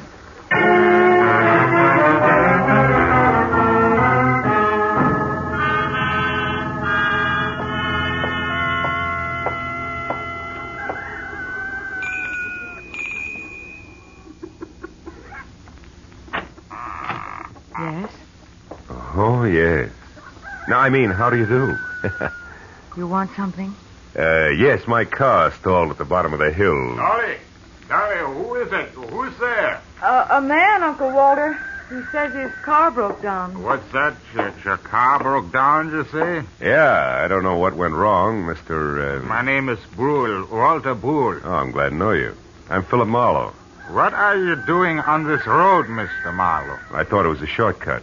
Did you? Well, you were wrong. It's a dead end. Oh. Come inside. Thanks. Look, Mr. Brule, I'd like to have somebody who knows motors come down and look at my car, huh? Mm-hmm. All right, when Ed comes in, I guess he could go down with you. Oh, That's my new hired hand, Ed Fry. Oh. I don't know, Uncle Walter. It's getting pretty dark. Yeah, I was thinking the same thing myself. As a matter of fact, if you can accommodate me, Mr. Brule, I'd just as soon rest up a while and shove off in the morning. I want to pay you for everything, of course. Stay overnight? Oh, I'm afraid that's impossible. Impossible? Why? What's the matter with you, Dolly? If necessary, I'm sure we can arrange to take care of Mr. Marlowe some way.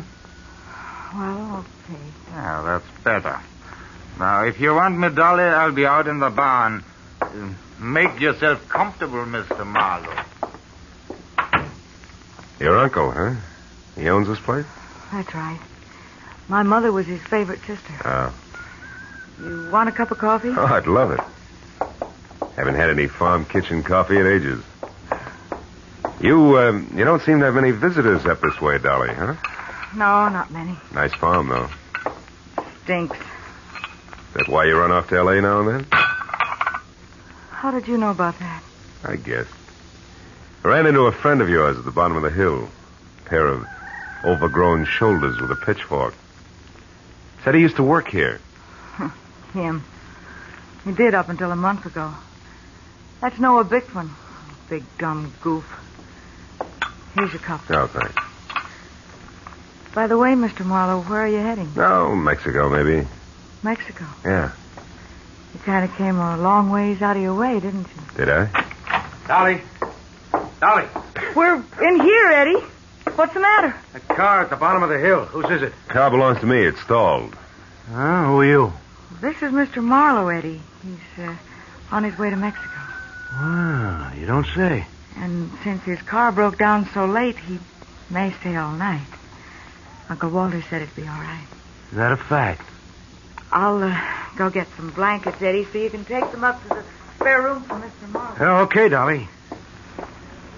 Mr. Marlowe, huh? Where you from, Mr. Marlowe? L.A. You? Points east. You know, this road don't go to Mexico, Marlowe. In fact, it stops about a mile up the draw here. And it's funny that you wound up on it, isn't it? I don't see you breaking up over it, Eddie. Don't let my poker face throw you, pal. Traveling alone, are you? I am now. Meaning what? That there's nobody with me. That's simple, isn't it? Not in my book, pal. I might even want you to draw me a picture of that one. Here's the blankets, Eddie. Sheet. Oh, okay, it's fine. Come on upstairs, Marlowe. I'll show you the room. You want me to go with you and make the bed? No, you stay here and put up some more coffee, Dolly. All right. Got a hunch I may want lots of it tonight. Let's go, Marlowe. Right behind you, Eddie. How's the weather been in L.A.? Some might call it hot. Uh-huh. Get the door, will you? Sure.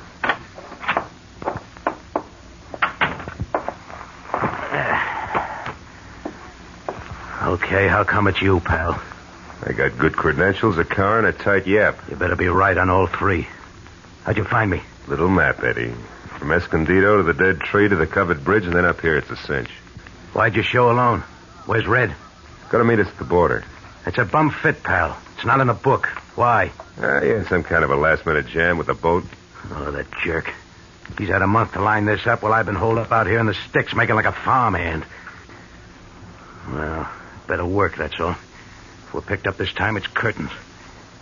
Oh, incidentally, you got a gun, haven't you? Yeah, sure. Let's see it. No dice, Eddie. Red didn't tell me everything, just enough. So? So you'll get your money's worth. I'll do what I'm supposed to do and no questions asked. For my little automatic and I stick together regardless, real close, together. Okay, Marlowe. Suit yourself. I will. And something else. The rest of the company is going along. Is that all set? Well, we'll see about that when the time comes. You're not leaving any loose ends around, are you? It's not your worry, pal. We'll get out of here around 11. Oh, and that routine about your car being stalled, it is a gag, I hope. Oh, sure, it won't start. If anybody tries, but in 10 seconds with a screwdriver, I can fix it. You're okay, Marlowe. Just keep playing your game. Yeah, I will. Maybe then I'll find out what the score is after all. Huh? You might at that. Come on, let's eat.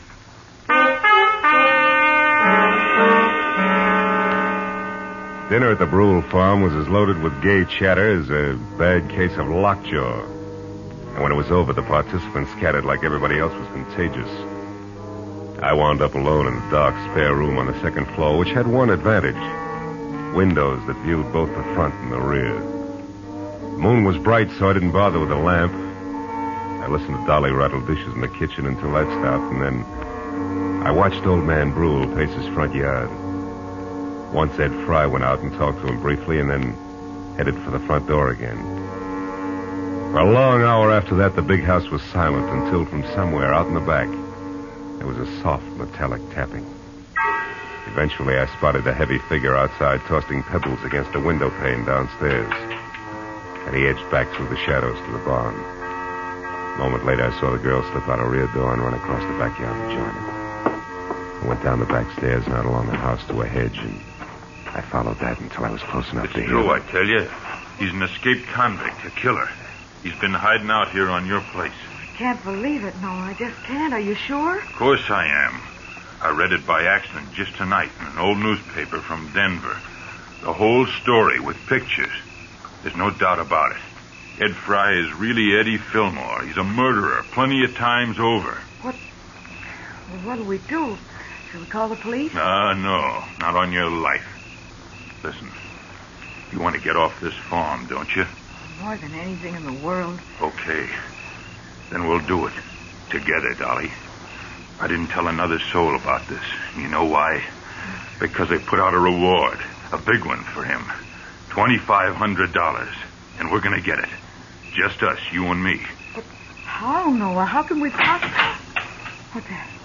Did you hear that, Noah? That's nothing. It's one of the cats, maybe. Look. You've been taking walks with him lately, Dolly. Well, yes, I have, Noah, but... Well, never mind that now. Just get him to take another one right away. Get him to walk you down to Pritchard's house. I'll be waiting there, and as soon as you get inside, I'll jump him. You'll never know what hit him. Will you do it? Pritchard's house? Yeah. Well, I'll try. You give me some time to persuade him. Sure. Oh, I knew you'd see things my way, honey. Boy, with that reward money, there'll be no stopping us. You better go in now before they miss you. Okay. I'll get him there just as soon as I can. Hey, Bickman. What? Who's there? Marlowe. Listen, I gotta talk to you. You were here listening all the time, weren't you? Yeah, and believe me, you're making a mistake. You're playing with dynamite, Bickman. You two are nuts to tackle that guy alone. He's too tough for you. So you want to help so you can cut yourself in on the reward, that's all. Well, it ain't gonna work. Don't be a sap. He's covered himself. There's somebody else in with him. Somebody around here. He's got an ally. You two try to grab him and you're gonna be in trouble. You're lying. He's been hiding out all alone, and we're gonna get him, Dolly and me, by ourselves. And if you try to horn in, mister, so help me, I'll beat your brains. Cut it out. Reward or no reward, you gotta listen to me. I got to nothing. No! Maybe that'll teach you not to stick your nose in, city boy.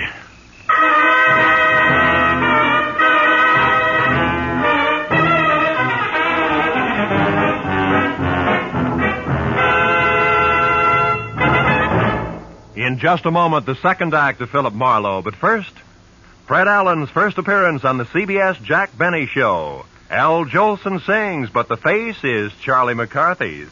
Andy of Amos and Andy goes on trial for deserting his bride by mistake. Those are three headlines that guarantee you a world of fun on CBS tomorrow night. Yes, this third Sunday of the new year will be an all-time high in radio entertainment. Hear them all on CBS tomorrow night. Now, with our star, Gerald Moore, we return to the second act of Philip Marlowe and tonight's story, The Covered Bridge.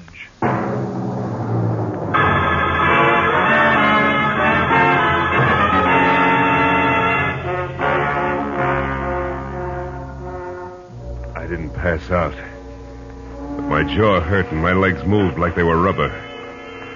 Now I had to find the roving Walter Brule because he should know where Pritchard's house was, where the ambitious team of Dolly and Noah might be biting off a lot more than they could chew, healthy 4H teeth notwithstanding. Mr. Brule! Mr. Brule! Yeah? Hello? Who is it? Marlowe! Come here a minute, will you? It's important. Yeah, it's important. Now, what is it, Mr. Marlowe? Sure. Ace. What's this? It's your friend Noah. We had a few words. Noah Bickman? He was no friend of mine. Yeah, he's no friend of mine either. Look, Brule, I'm going to have to trust you. I've got no choice. Bickman found out Ed Fry is really an undesirable named Eddie Fillmore who's wanted for the police by murder. Murder? And he wants to trap him for a $2,500 reward that's been posted and didn't want me in the way. No. Now, look. I'm not a passing tourist with motor trouble, but a private detective. Tell me, who is Pritchard and where does he live? Pritchard? Where does he live? Mr. Marlowe, somebody has been making a joke on you. Elihu Pritchard died 20 years ago. He lived right in this house where I do today. This is Pritchard's house here? Oh, Pritchard's house? No. That is down the road near your car. The covered bridge. That is Pritchard's house. The bridge? Yeah, you see, Elihu Pritchard was from New England, and he had a covered bridge on his farm there, so he wanted one here. He built it himself day by day, a board here, a nail there. Oh, and since he spent so much time at it, people call the bridge his house. Is that it? Yeah, exactly. But then, why is it important? Because of a meeting, Mr. Brule, a get-together that I don't think is going to be on the quiet side. Let me borrow your flashlight, will you? Sure. Now get back inside and call the police. But what are you going to do? Reinforce the reward, Happy Sweethearts, and keep an eye out for someone I haven't met yet. A third party Eddie Fillmore plans to tour Mexico with.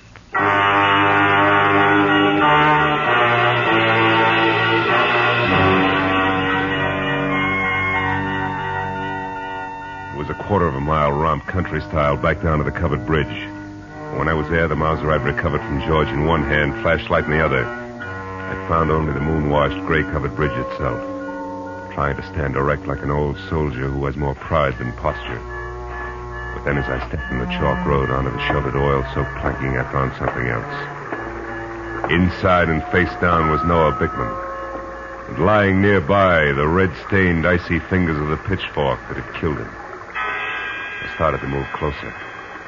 But then footsteps from the road behind suggested that I do different, so I moved quickly back to the bridge entrance, flattened myself into a narrow shadow, and waited. Noah? Noah, is that you?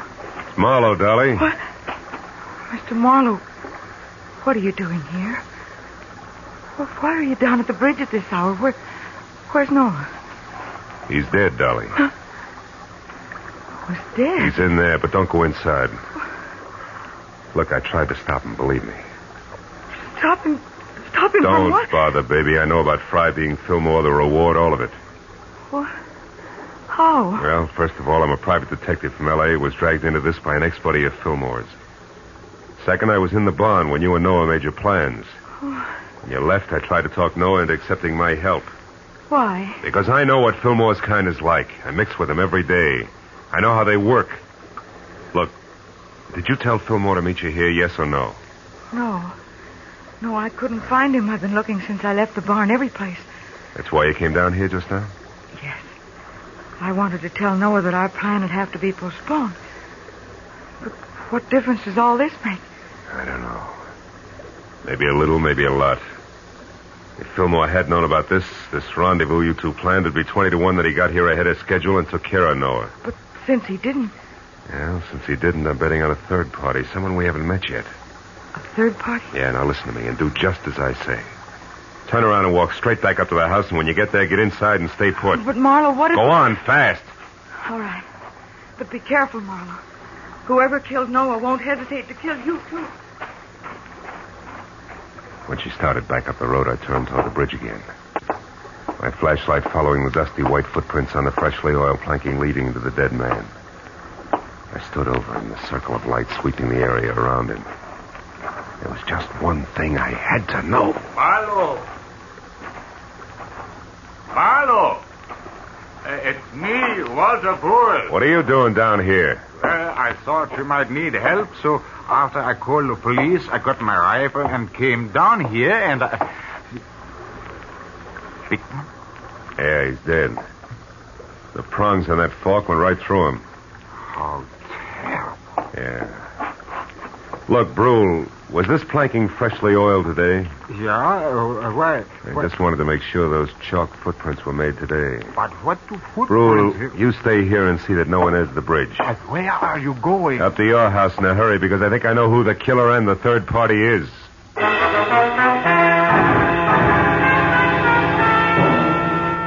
With city-bred legs and smog-fed lungs, I made it up to the house in record time. But as I reached for the front door, I knew that time hadn't been quite good enough.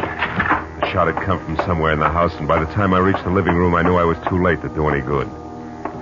In a chair at the far side of the room, Dolly was slouched down, a surprised expression on her face, while her hands tried to hold back a small stain of blood oozing through her blouse.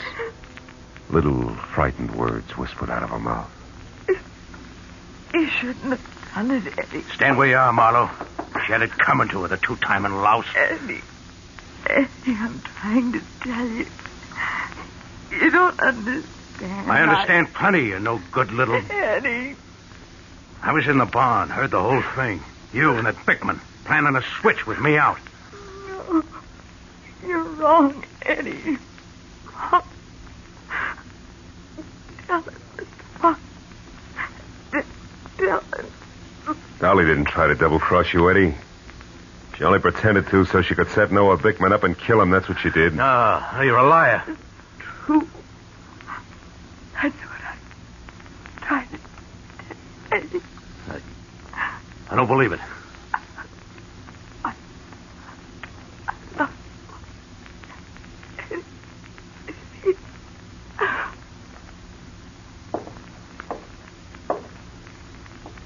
Dolly.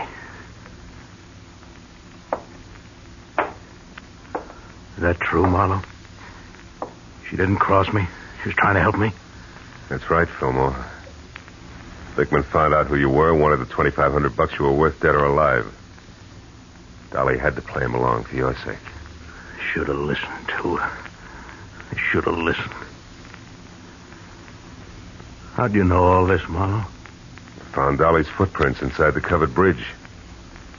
Proof she'd been there before I found Bickman's body. Yeah. And you knew who I was, so you put it all together. Well, you're holding the gun, kid. What's the next move? Doesn't matter much anymore. I could still am out of here for Mexico. Somehow I don't want to. Not without Dolly. Phone the police, Marlowe. I'm not going anywhere.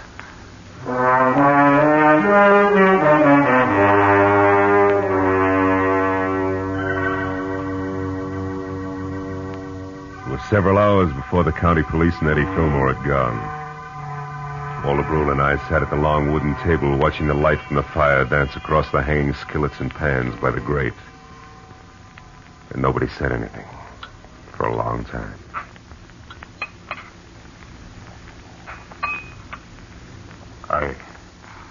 I suppose hot apple pie at 4 a.m. seems odd to a man from the city. Not at all. 4 a.m, sometimes the middle of the day in the city. Yeah. Yeah. More coffee, Mr. Marlowe? Yeah, please. Thanks. You know, Dolly wasn't really a bad girl. It was just that sometimes she didn't think, and... A woman who loves like that doesn't think, Mr. Brule. She just feels. Maybe in some way it is my fault, the whole thing. No. It's nobody's fault, Mr. Brule. She was trying to do the right thing for the guy she loved. Yeah. Well, your bed is still ready if you care to stay. Oh, thanks. Sure, I'd like to. If you can find your own way up, I think I'll sit here just a minute longer. Sure. Night. Good night, Mr. Marlowe.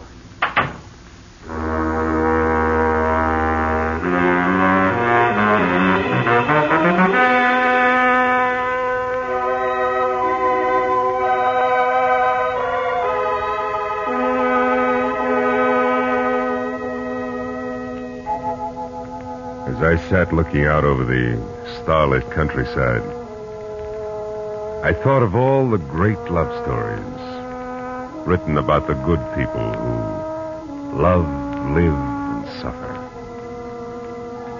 And then the pathetic face of Dolly and the pain-racked face of Eddie said, "What about us?" And I had no answer. Yeah, chalk up another one, Marlowe. Another one of those things for which there is no answer.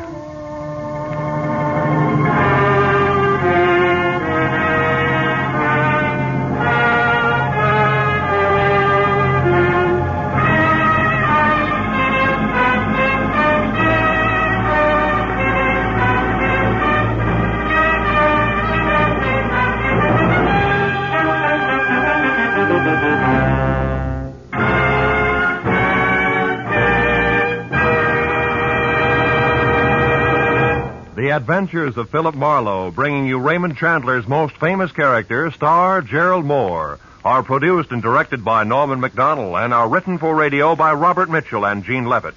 Featured in the cast were Vivi Janis, Ben Wright, Jack Moyles, Wilms Herbert, Jack Crucian, and Barney Phillips. The special music is composed and conducted by Richard Arant. Be sure and be with us again next week when Philip Marlowe says... This time a twisted mind, a hole cut in a wire fence, and a corpse in a storeroom. All added up to freedom. But only for the one who had it coming.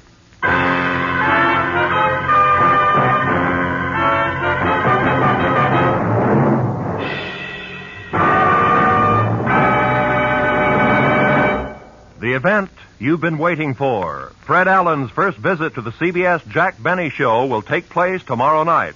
Yes, the most famous guest appearance in radio, the Fred Allen Jack Benny Act, will be heard on all of the CBS stations tomorrow night. This is Roy Rowan speaking. Now, stay tuned for Gangbusters, which follows over most of these same CBS stations.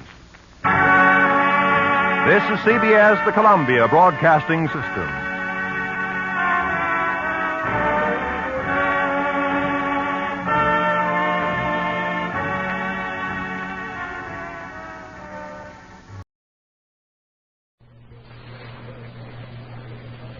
Get this and get it straight.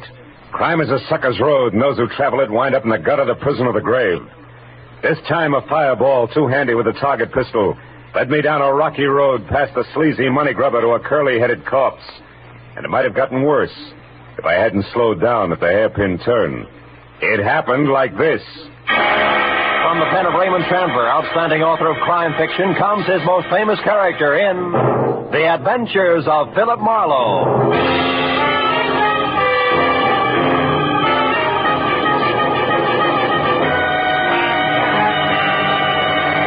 Now, with Gerald Moore starred as Philip Marlowe, we bring you tonight's exciting story, The Hairpin Turn.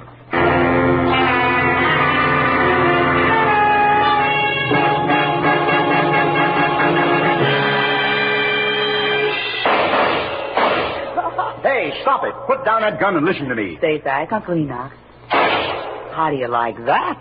And if you could think just half as straight as you could shoot, I'd have nothing to worry about, but you can't. And it's high time you realize that... Oh, there's the house buzzer. Somebody's up at the house, Uncle Enoch. And this is Miles' night off. Well, all right, I'll answer it. I'm expecting a man from the office. But as soon as I finish with him, you and I are going to have a talk, young lady. Do you understand? I said... Oh, what's the use?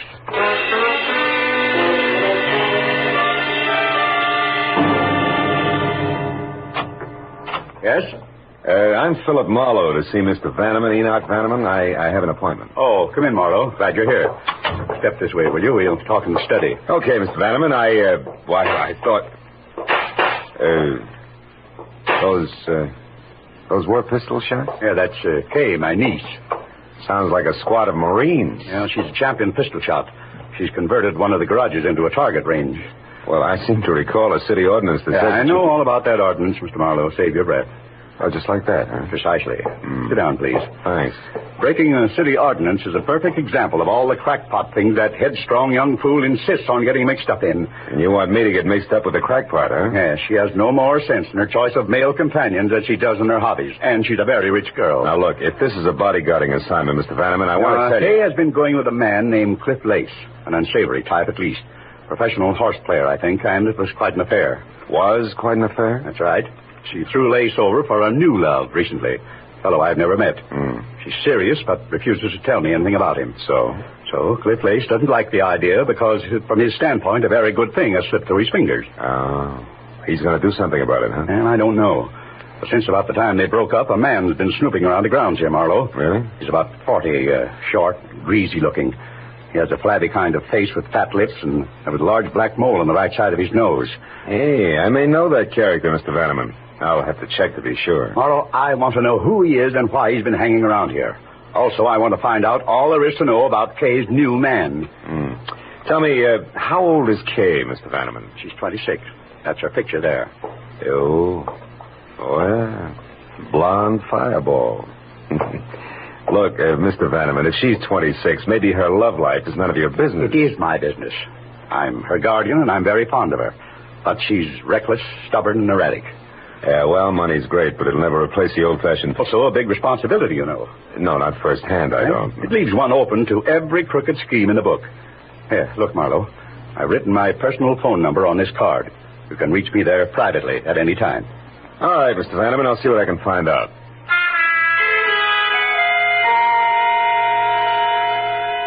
I got in my car and I crossed the 2 acres of tailored flora the Vannemans called front yard. I could see in back the squat, windowless brick building topped by a skylight that housed the target range. Then a minute later, I drove out through the big Bel Air gate into Sunset Boulevard just as Kay Vanneman streaked past me in a sleek new Nash. I was sure I knew already who the silky little man who'd been hanging around was. The description of flabby face, fat lips, and mole fit tight on a guy named Mutt Pomeroy, who somehow been issued a private detective's license and somehow managed to keep it. He was just about as ethical as a stab in the back. I remembered he had an office in a fire trap on Bronson, so I made that my first stop. Climbed a flight of dark, smelly stairs to a tired door marked Pomeroy, Private Investigations. Well, there was no answer, so I tried the door. Somebody beside Mutt had been there ahead of me.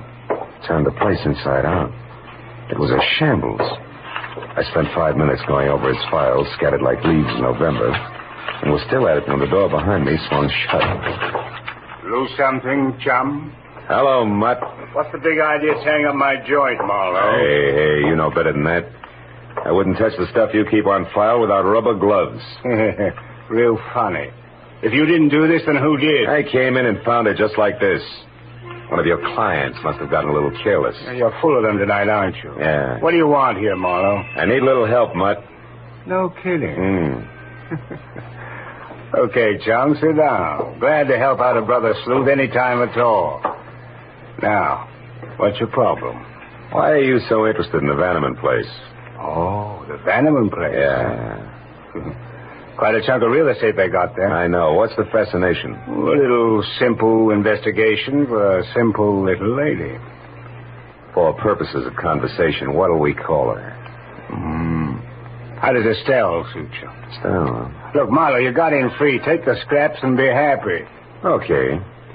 But as you put it, the Vannemans own quite a chunk of real estate. We might subdivide. You might like to tell me how this Estelle ties in.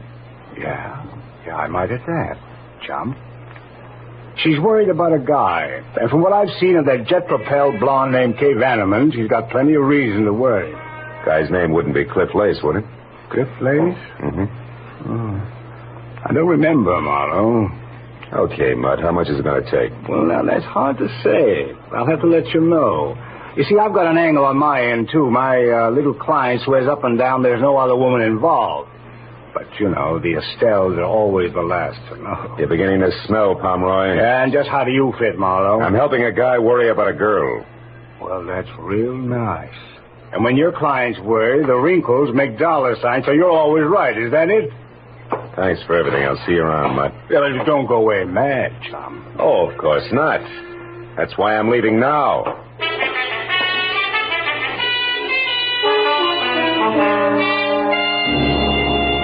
It took a friend at the phone company all of 10 minutes to locate Cliff Lace's address for me, which turned out to be a snug bachelor's nest bungalow style at the foot of the Hollywood Hills, numbered 4300 Cherimoya. I parked, started for the front door, and on the way, past an open window where the silhouette of a man at a telephone was cut into neat slices by a Venetian blind. Oh, but you better want But his voice came through in one piece, and you couldn't miss it. You see, Estelle, I know almost all about you. Oh, yeah. I got your name earlier tonight from a mutual friend, Mr. Mutt Pomeroy. Yeah, I think it's about time we got together for a little business conference, huh? Right there at the plaza in, say, 2 hours. You'll still be registered as Ruth Bridges. Good. Goodbye, Estelle. When he hung up, he moved over to a bottle of Johnny Walker Scotch. I waited until he'd helped himself, and then I went to the door.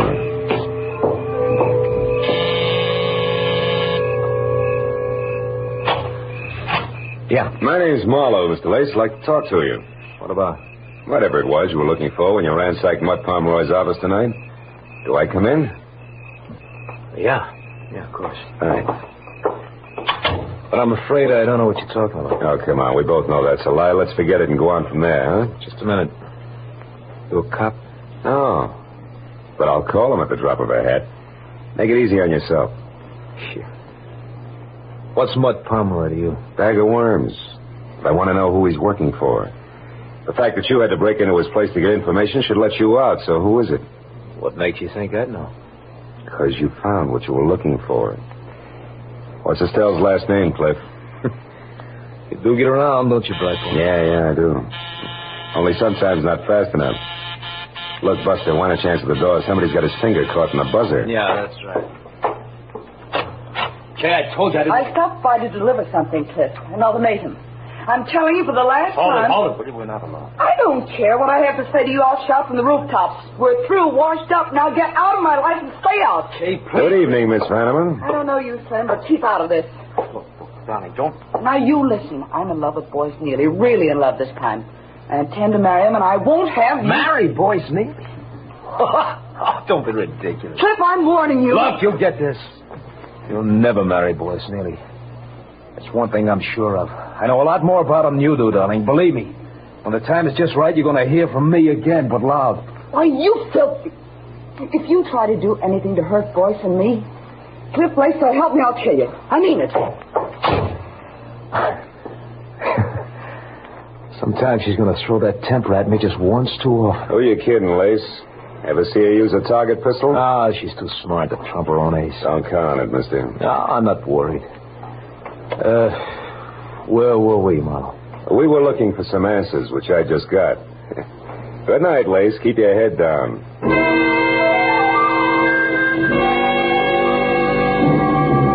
The way things were breaking, I was sure if I didn't get to the woman named Estelle before Lace did, I wasn't going to get anywhere. So I spent the next hour folded up in a phone booth running down the list of respectable and semi-so hotels with the word plaza either for or at. Finally, a flute-voiced night clerk in a mid-Victoria number called the Royce Plaza confessed that they had a Ruth Bridges, which was the name that I'd heard Lace mention. She was registered for Santa Monica, but the moment out, I was convinced that she was really Estelle, my Pomeroy's client. So I drove over to the hotel, invested $5 for the night clerk, picked up a newspaper, and waited.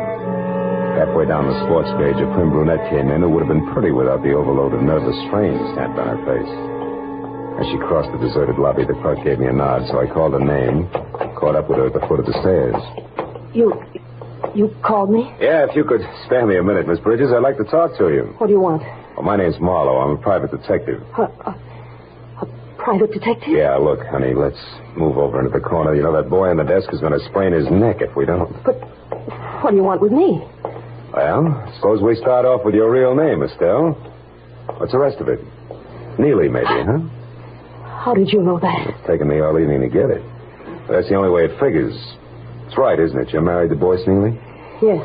Mm-hmm. I'm Mrs. Boyce Neely, but what business is that of yours? Well, that's what I'm trying to find out. You hired Mutt Pomeroy to check on your husband because you're worried about him, right? Why? Boyce is in trouble. He's in a jam, that's all. Is it money? No. Boyce does very well. He's in real estate in Santa Monica. Oh, maybe with the law, huh? Yes. Yes, I'm afraid so. He's been acting so strange. He wouldn't talk to me or anything. I just had to find out what was wrong. I see. Well, look, what's your connection with Cliff Lace? Why, I don't know any Cliff Lace. Oh, come on, baby. Take it a little easy and try again. Cliff Lace, I know you called him tonight, and he called you. All right. He wanted to talk to me about Boyce and some girl named Kay Vanneman, but he's crazy. I know he is. Boyce is not mixed up with another woman. He couldn't be. I hope I meet your husband soon, Mrs. Neely. I'd like to punch him in the nose. What do you mean? But Pomeroy was right. The Estelles are always the last to know. Look, do me a favor. Will you go up to your room, go to bed, and get some sleep? You're going to need it. All right. Thank you, Mr. Marlowe. Hey, Buster, where's the phone? Oh, right over there, sir. Good book? Uh-huh. What? Oh, yeah, great. Chandler's new one, you know. Chandler.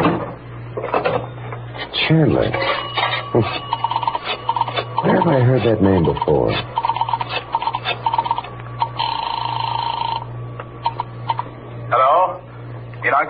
Marlowe, Mr. Vanneman, Kay there? No, she's not, Marlowe. And listen, I want you to forget whatever else you're doing and find her immediately. Well, what's the matter? She left here about 15 minutes ago in a fury. Where was she going? I don't know for sure. She left shortly after you did tonight.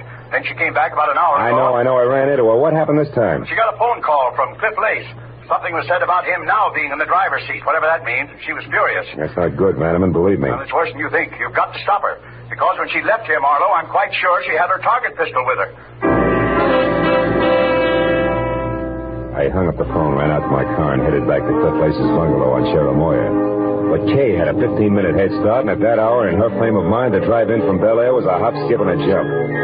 The only hope was in Lace himself, being smart enough to know that he'd overplayed his hand. The street was deserted when I pulled in and parked down the hill from the place. When I got to the front door and found it unlocked, I eased it open and went in.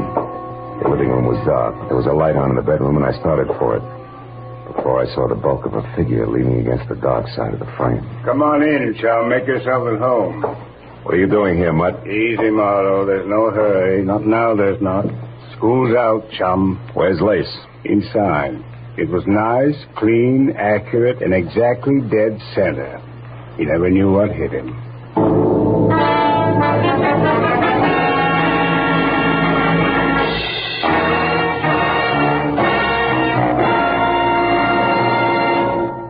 In just a moment, the second act of Philip Marlowe. But first, for a moment, let's look at the headlines on CBS's entertainment for tomorrow night. First, East is East and West is West. So, Jack Benny, on his way to New York, hasn't yet heard that the subway fare is a dime. Second, Charlie McCarthy, already in New York, rewrites Henry Fonda's tough-talking Navy officer in Mr. Roberts. And third, Andy of Amos and Andy, released from bail, jail, and Abigail, gets into new hot water. Besides these, you'll also find headliners Eve Arden, Red Skelton, Horace Heidt, and all the other great Sunday night shows on most of these same CBS stations tomorrow night. Now, with our star, Gerald Moore, we return to the second act of Philip Marlowe and tonight's story, The Hairpin Turn.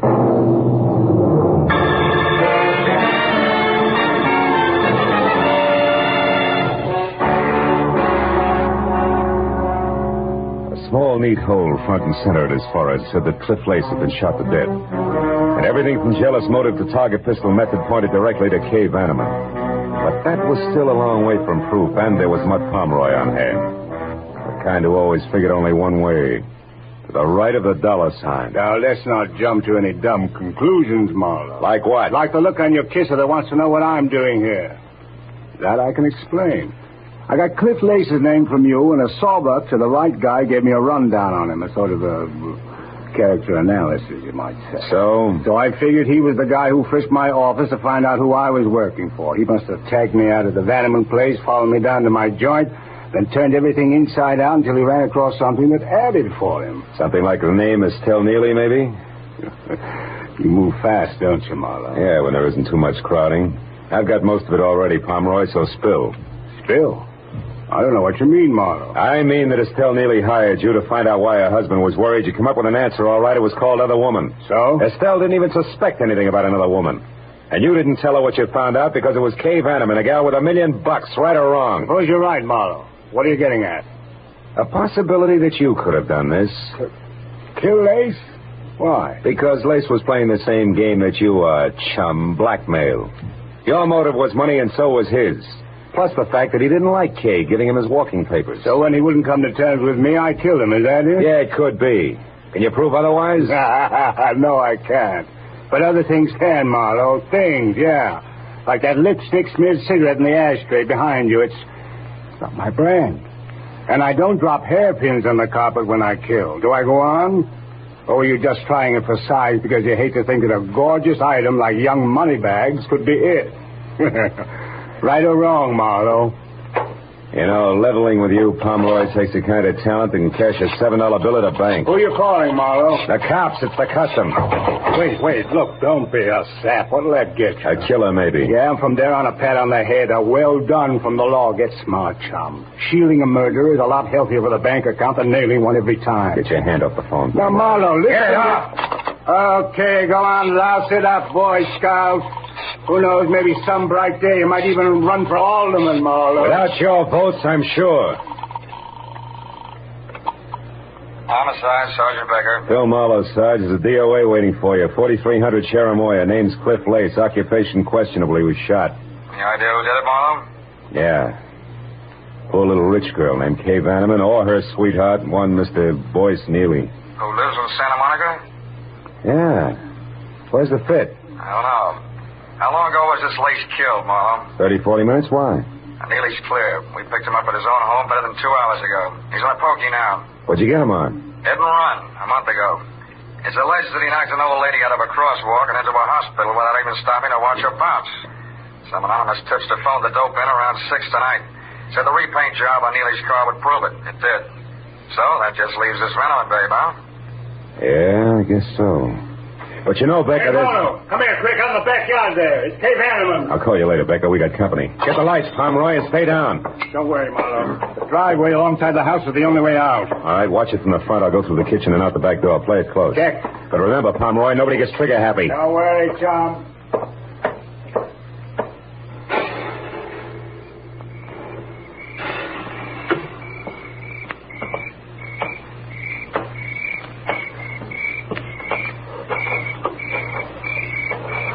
Kay. Come on, baby, you're cornered back there. Talk up. Who's that? Philip Marlowe, the guy you saw here with Cliff Lace earlier tonight. I'm also a private detective who's working for your uncle and trying to keep you out of trouble. Now, let's have the target pistol, baby. Come on, throw it in. I can't. I don't have one. Uncle Enoch says different. He told me you left the house with I it. told you I don't have one. All right, come on out. But slowly, hands high, no jokes. I always lose my sense of humor right after murder. After... Yeah. Lace was shot to death. Never mind the carefully arched eyebrows. You're in too deep, honey. You don't think I had anything to do with Cliff Lace getting killed, do you? Oh, no. It's all one great big coincidence, huh? Why don't you leave, Miss Vanneman? I said, why don't you leave? Well, how about it, Mr. Marlowe? Go ahead. I won't try to stop you. If you're guilty, you won't get very far. Well, all right.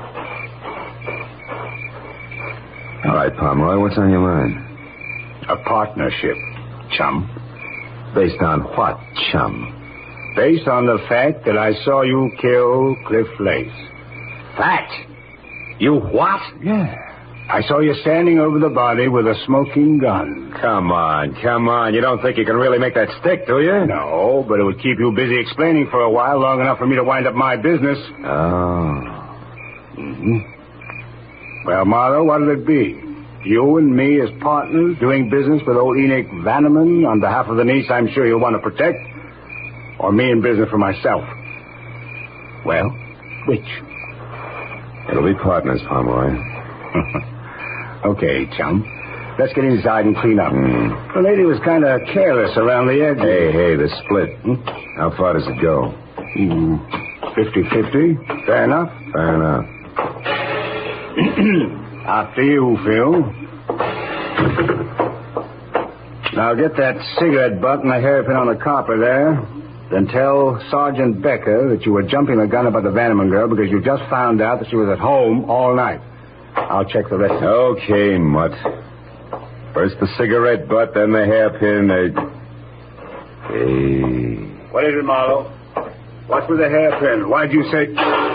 Marlowe, quick, get the lights. Someone's out front. Don't shoot it. Maybe the law. In skirts? Look, get in that car over there. It's a babe, and 5 will get you 10 if she answers the name of Kay. Oh, that jerk's going to be a Lulu to protect. Yeah. Well, we better go in. Hey, the hairpin you dropped into your pocket, Marlowe. What's so special about it? Oh, nothing. It was just a hunch I had. Forget it. Marlowe, I want to see it. Okay. Here. Get a good look. Partner.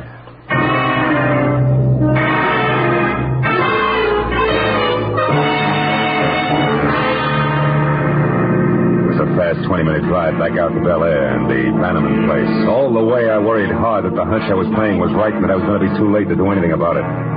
When I was there, parked halfway up the pebble driveway out of my car and running toward the fluorescent light and the sound of a woman's voice that filtered through the heavy iron mesh over an air vent in the windowless target range. I slowed to a walk, switched to 45 from pocket to right hand, and then I moved up to where I could both see and hear. known everything. Kay Bannerman was huddled in the far corner, her eyes crowded with fear and riveted on the dainty but lethal .22 automatic that Cliff Lace's murderer pointed straight at her head. Estelle Neely had her back to me, but with the grill that was designed to stop bullets between us, there was nothing I could do. You've got to listen to me. Please listen before you do anything crazy. I swear I never knew that Boyce was married. I'd never have gone with him if I'd known. You're a liar. No, it's the truth, I tell you. It started like the others, fun and no questions asked. But then I fell in love, and it never occurred to me that he might have been married. Stop it. I don't want to hear any more. I've already killed once for Boyce, the guy I turned into the police for something he did a month ago. You turned your own husband over? I did that so they'd put him away out of your reach. You'd never wait for him. You'd go your own merry, merry way a week after he was in jail. Boyce would be glad to come back to me after 5 years of living in a cage like an animal. And he'd never suspect that I was the one who informed. I hired a private detective, PARMA, and made sure that he knew I never even suspected that Boyce could have anything to do with another woman. Then Boyce would never realize it was you who turned him in, because you had no motive. PARMA would be a witness to that. I killed Cliff Lace because he traced me from Pomeroy, and then found out that I was the one who told the police about Boyce. He would have blackmailed me forever. And I'm not sorry. Nor will I be when I kill you. Now sit down, Miss Vanneman, and listen carefully. I couldn't shoot. I knew that it would be disastrous to yell, but I had to do something in a hurry. I moved up quietly to the door. It was locked. That only left one chance, the skylight on the roof. The building was low, and a lawn chair nearby was all the help I needed. When I was up and over to the skylight, there was glass and no mesh underneath. I still hadn't made it because from that angle I could see Kay, but only hear Estelle. Now you know just what kind of a woman is going to kill you. But why me? I told you. I don't care what you told me. It was you, young and beautiful, that started all this.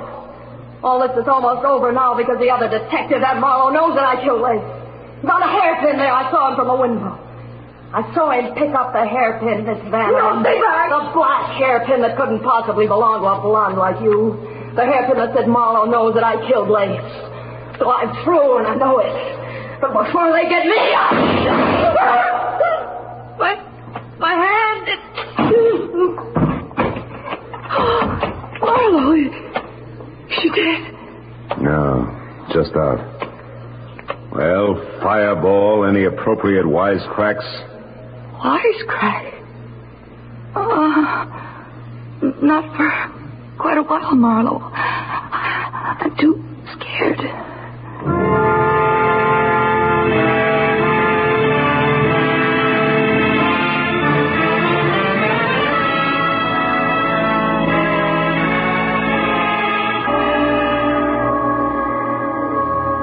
Well, it was the usual hour and a half of questions and answers with client, followed by the same questions and answers with police before I finally closed the door on Enoch Bannerman's marble halls and started down past the manicured shrubbery to where I'd left my car.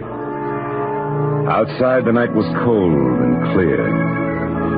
As I walked, I looked up at the vastness overhead and wondered why I had the kind of job that made me no more than a houseboy with gun for a rich guy with a badly spoiled niece. But I stopped wondering when I was at my car and no longer alone. I just wanted to say thanks before you left, Phil. I would do my best to stay out of trouble from here on out. You know why? No, why? Because I want to be good enough for the right guy who may come along someday. Guy like you, I mean. Oh? Thanks, Phil. I'm very grateful. Yes, well, my job's all right, 9 times out of 10.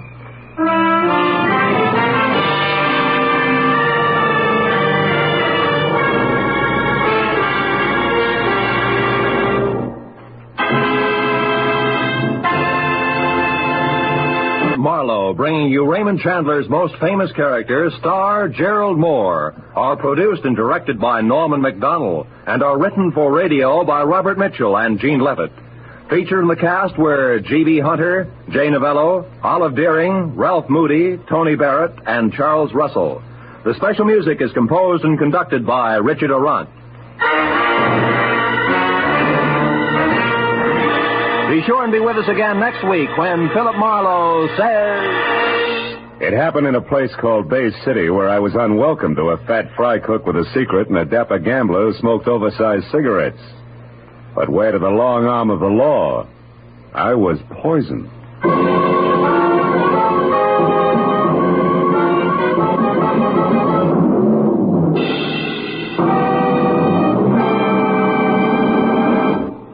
Philip Marlowe has a new night, ladies and gentlemen, Tuesdays. Yes, starting February 7th, the adventures of Philip Marlowe will be heard every Tuesday night at 9:30 Eastern Standard Time. Be sure and listen. Remember, Tuesday night, Marlowe night. And 1 week from tonight, at this time, you'll find one of your favorite radio families, the Goldbergs. Yes, Molly, Jake, Sammy, Rosie, and all their friends are moving from Friday nights on CBS to Saturdays, starting next Saturday. This is Roy Rowan speaking. Stay tuned now for Gangbusters, which follows on most of these same CBS stations. This is CBS, where the Goldbergs and Arthur Godfrey's Digest will now be heard every Saturday night, the Columbia Broadcasting System.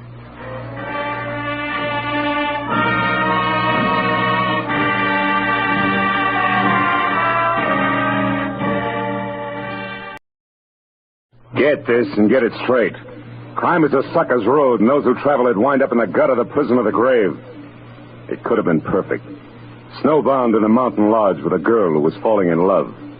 But also present were a widow sick with rage, a bitter old woman, and a jealous man. All with reason to hate me more than anyone else in the world. It happened like this.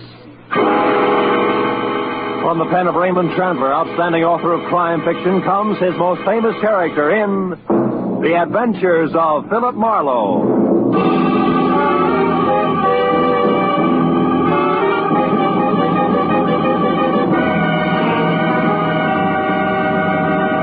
Now, with Gerald Moore, starred as Philip Marlowe, we bring you tonight's exciting story, The Grim Echo.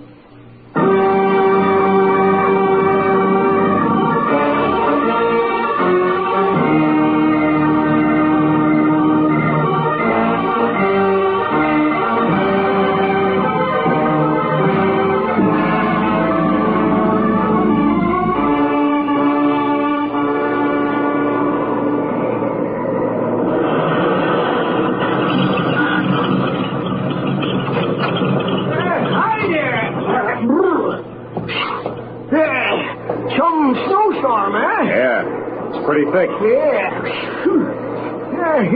You're lucky you caught me, son. Yeah? I was just closing up.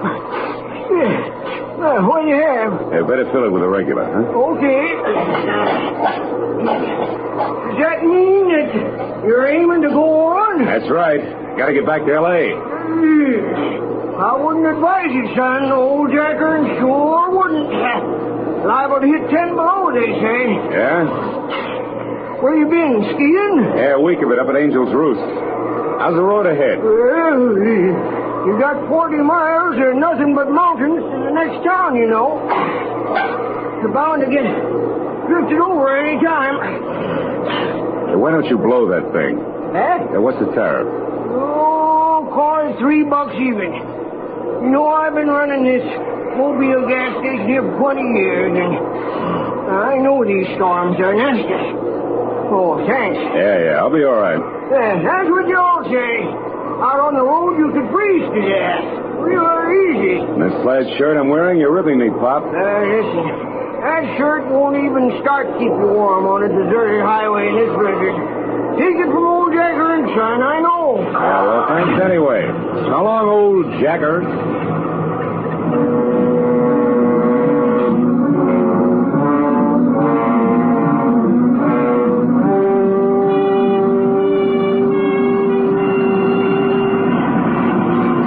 Solid nerve-wracking hour to make 12 miles. I began to realize just how right old Jack Ernst, the gas station boy, had been when the road ahead was lost completely in a constant racing blur of white. Transformed every rise into a treacherous barrier I had to batter my way through. The chains on all four wheels chewing at the drifts, I managed to keep on the road somehow and plow out another 5 miles. And then I caught a glimpse of the first lighted window I'd seen in all that distance just as I started down the backside of a short, steep hill. Then it happened. First, I had the feeling of a skid. Before I could do anything about it, I was off the road in the ditch nose first and hood deep in a culvert drifted full of snow. I forced the door open and floundered back up to the road. I knew there was no chance of getting the car out without help and lots of it. And the 10 below zero that the Weather Bureau had bragged about was setting in. I looked back through the slashing snow for the lighted window I'd spotted and saw a lantern swinging crazily in the hands of somebody coming toward me. A minute later, I could see it was a girl. Hello? Hello? Are you hurt? No, I'm okay. My car's stuck. Yeah, I skidded off the road. Yes, I know. I'm watching it. Fine. No chance of getting it up. Maybe tomorrow, if the blizzard lets up, we can get you out. Meantime, you better come on up to the lodge, mister. Lodge? Uh-huh. You mean I slid off the road right in front of a tourist lodge? Oh, boy, how can I be that lucky? Well, maybe it's fate. We're not open for business in the winter, but on a night like this... I know what you mean, believe me. I really appreciate it. Could get tough staying out here. Oh, by the way, my name's Marlowe, Philip Marlowe. I want to pay you for... Did you say Philip Marlowe? Yeah, something wrong with What's your business, Mr. Marlowe? Oh, well, I'm a private detective from L.A. I've been skiing. I don't care where you've been or where you're going. You'll get no help from me, Mr. Philip Marlowe, you understand? I'd rather get shot into a dirty dog. I hope you freeze, do you hear? I hope you freeze to death. She was a thin girl with black hollow eyes, full of hate for me. She didn't stop or look back all the way to the door, just ran in and slammed it shut. Couldn't understand it. Even on my worst day, my reputation never was that bad.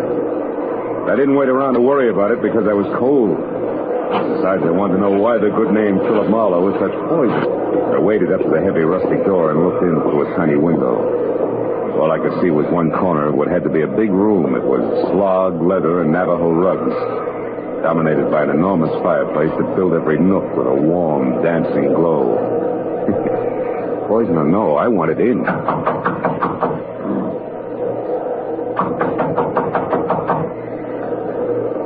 Just a minute. Oh. Hello. Hello. You picked a bad night to travel. Yeah, sure did. Oh. Well, won't you come in? Oh, sure.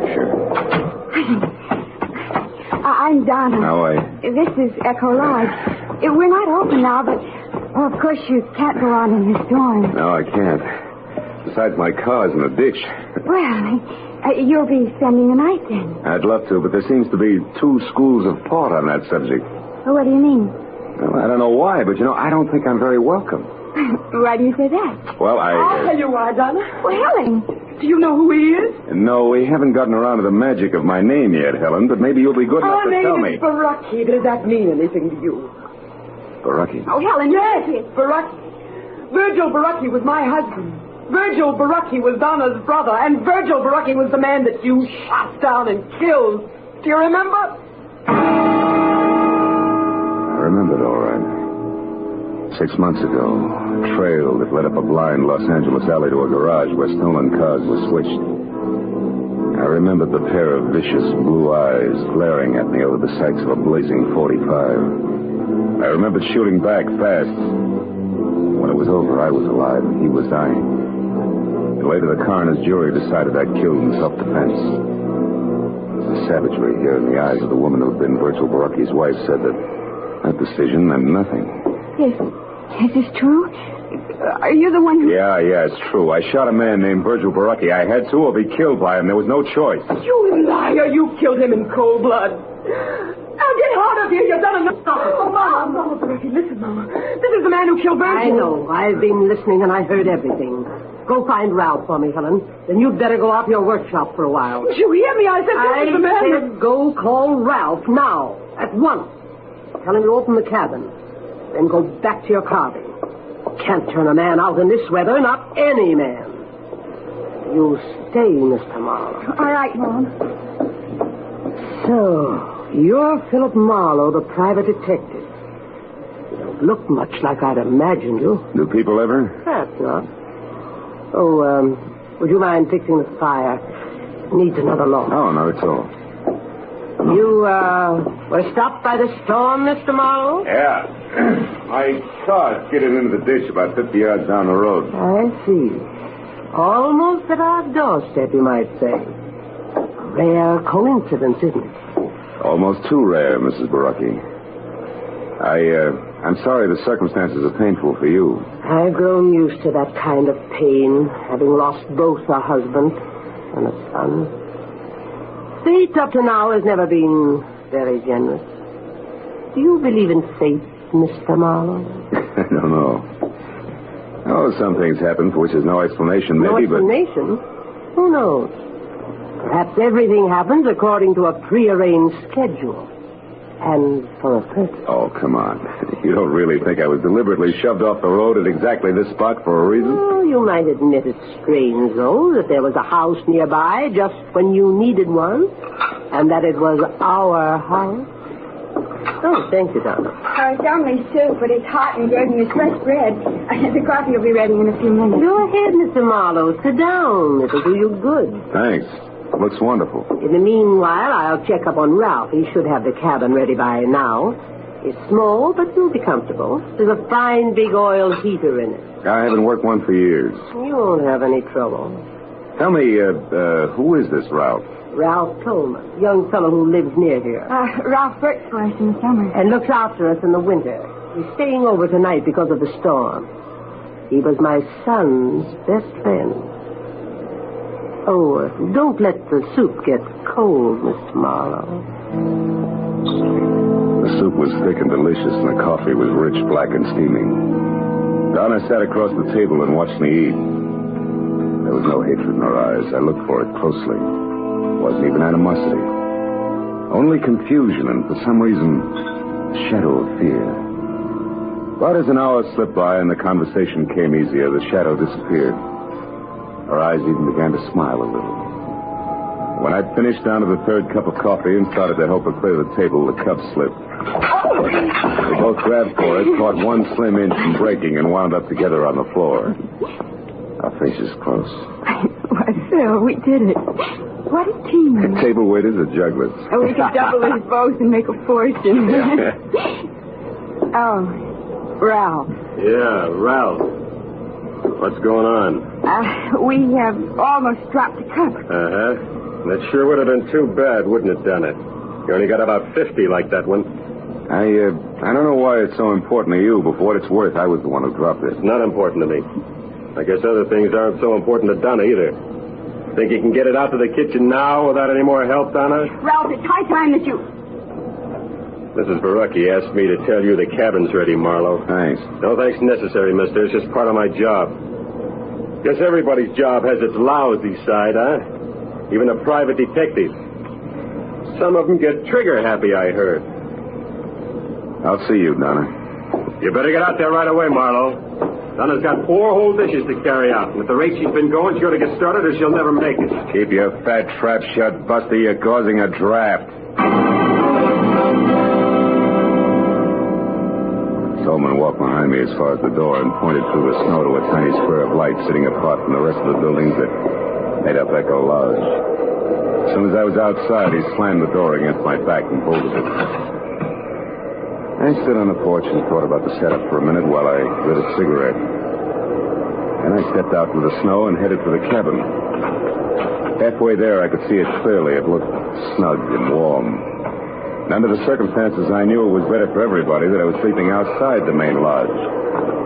But then I saw a sudden flash and felt the impact before anything else. Right in front of me, the cabin lurched. One entire wall burst out and the roof collapsed. A second later, as I ran toward what was left of it, I could hear the others coming. Are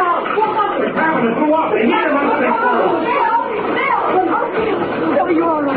Yeah, I'm okay, Donna. What happened, Marlowe? I don't know, Tolman. It must have been the heater, but I can't understand it. The heater exploded? Yeah, Helen, that's the way it looks. But it was working okay when I left. I guess it's not going to burn, though. The snow put it all out. Just another few seconds and you'd have been in there. You'd have been killed. Yeah, maybe that was fate, too, huh? Maybe. Donna, get away from here. Helen, I wish you had been in there, Marlowe. You deserve it. Stop it, Helen. He's got no business here. Stop it. Oh, let me alone. Good Lord, after what he's done to him, how can you bear even to look at him? Oh, Helen, come back here. Let her go. This was an accident, Donna. An accident, you hear? They happened. Don't say Miss Marlowe. Oh, sure. Everybody knows accidents will happen, Mrs. Barocki. Of course. Oh, then let's get back into the house before we freeze to death. You can have my room now. I'll sleep with Donna. Come along, all of you.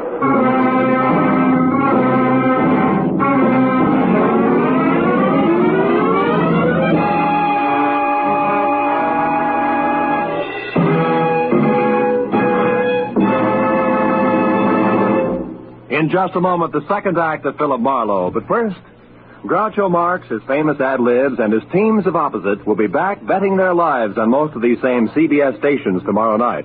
You've missed half your life if you haven't bet your life with Groucho Marx on Wednesday nights this season. Hear him on this top quiz show tomorrow night on CBS. Now, with our star, Gerald Moore, we return to the second act of Philip Marlowe and tonight's story, The Grim Echo.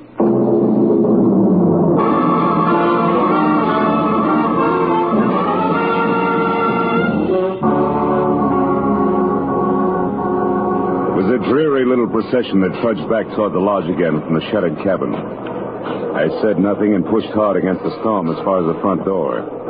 But when they were all inside...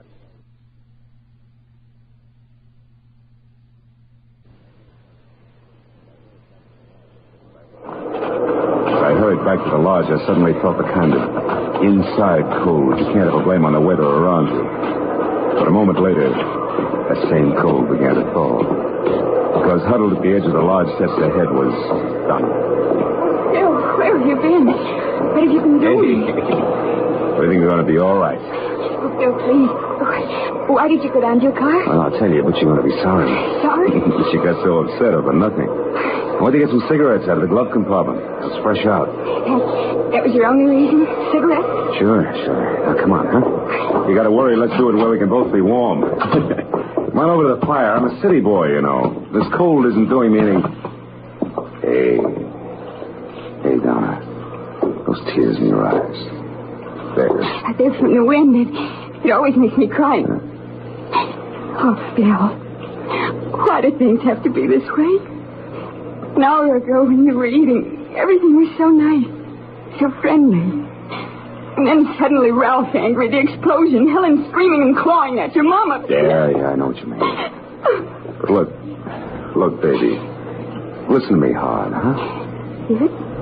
You see, the things you just spoke of, Ralph, the explosion, Helen, all of it, all the trouble, it belongs to the night, like the blizzard out there. Oh, it's raging now, sure, but tomorrow... Or maybe a little after tomorrow, it'll stop. Everything will look bright and clean to you. Honest, honey, that's the way it'll be. All the way around.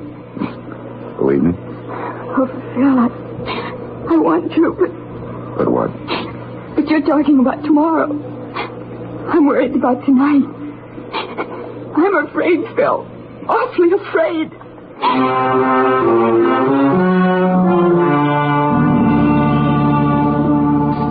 I spent the next 10 minutes trying to convince Donna that there wasn't anything to worry about. And then when she'd gone to her room, I went to mine and started all over again, trying to convince myself. The out-of-season fireworks at the cabin and a gun stolen from my car made that a very tough proposition. And I checked the room, which was on the ground floor and close to the kitchen. And then I bolted the door and looked forward to some much-needed sleep. After that, I took off my shirt and shoes only, got into bed, and waited for sleep, which a weekend of skiing made more important than a cabin full of hate. Suddenly, I was wide awake and sitting straight up in bed. The footsteps could have belonged to my dream. The door that closed couldn't have. I scrambled out of bed and ran to it, but it was still bolted. So I turned to the single closet in the room and opened it sharply.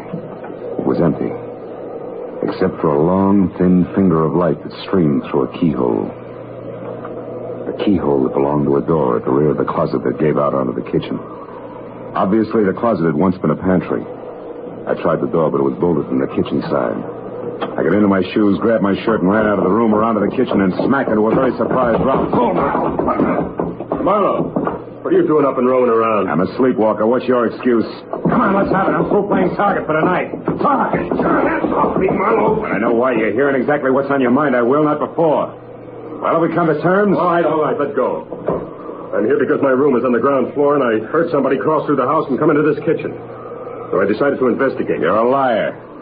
You're in my room, Tolman, and you know it. You got in through the door that leads into the closet. Come on, Buster, let's level. We're keeping each other awake. Listen, Marlowe, I don't like you. Honest? And I don't like the way you and Donna are... The way we're what? Come on, boy, get it off your chest. Never mind that now. Look at this. Wood shaving, so what? Yeah, found it near the door to the closet in your room. Might also be the answer to who your visitor was. She left her calling card. What do you mean, calling card? Helen. She's always covered with these shavings. She makes things out of rough pine. Where is this workshop of hers, Tolman? Out in the back.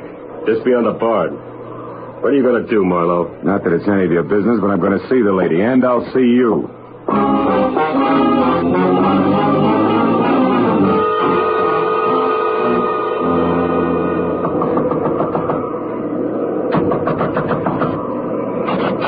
What do you want? Conversation, Helen, if you don't mind. Oh, wait a minute, you inflate. Close that door. I will not. And I will. Now get over there and sit down. We got a few things to clear up. Like what? The way you murdered my husband, perhaps? Cut it out. Stop it, Helen, or I'll push your arm off. No, Just as soon as you decide to behave. Those nails are yours, draw blood, baby. Whatever, any good? Yeah. All right. Now sit down over there, away from those sharp chisels you work with, and keep your hands in your lap. Go on, that chair there. Very well, Mr. Marlowe. Anything to accommodate the man who murdered my husband. Which brings us right to the point. You deny it? You deny that you shot him down? I fired in self-defense. That's a rotten, stinking lie. You did it to feather your own nest, to be a hero to the police and the newspapers. You're wrong, Helen. I killed your husband because I had to. He was on the wrong side. Oh, don't make me laugh. You call trying to get money for his family, for me? You call that thing on the wrong side? So much that he should have been killed, shot down by the likes of you? Oh, Mr. Marlowe, you have no idea how through these past 6 lonely months I've thought of you. I've wondered what you looked like, what the man who killed Virgil was doing, how you'd like to meet the same death you brought to my husband under the brave banner of law and order. Now, wait a minute. And don't think I didn't plan your death 1,000 times over. Don't think I didn't approach Mama Baraki, Ralph, even sweet little Donna with a delicious thought of revenge. No, they talk like you talk, Mr. Marlowe. Virgil was doing the wrong thing. He was caught. It wasn't right or wrong. It was him or me. Oh, you shut up and listen. Sure, Virgil was stealing, all right. Was stealing from me, his wife. That's why he left here. That's why he tried so hard. That's why you had no reason to kill him.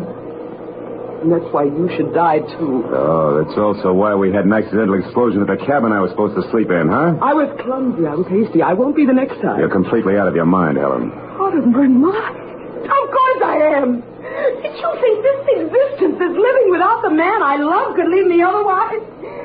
Did you think making me stupid, going in and playing your brain? Killing me isn't going to bring him back. You get out of here. Go on. Get out. And if you can, Mr. Marlowe, go back to bed. While you wait for a chance to get me with my own gun, the gun you stole from my car? I'm not going to shoot you, Mr. Marlowe. That would only further disgrace the Baraki name. No, I'm not going to shoot you.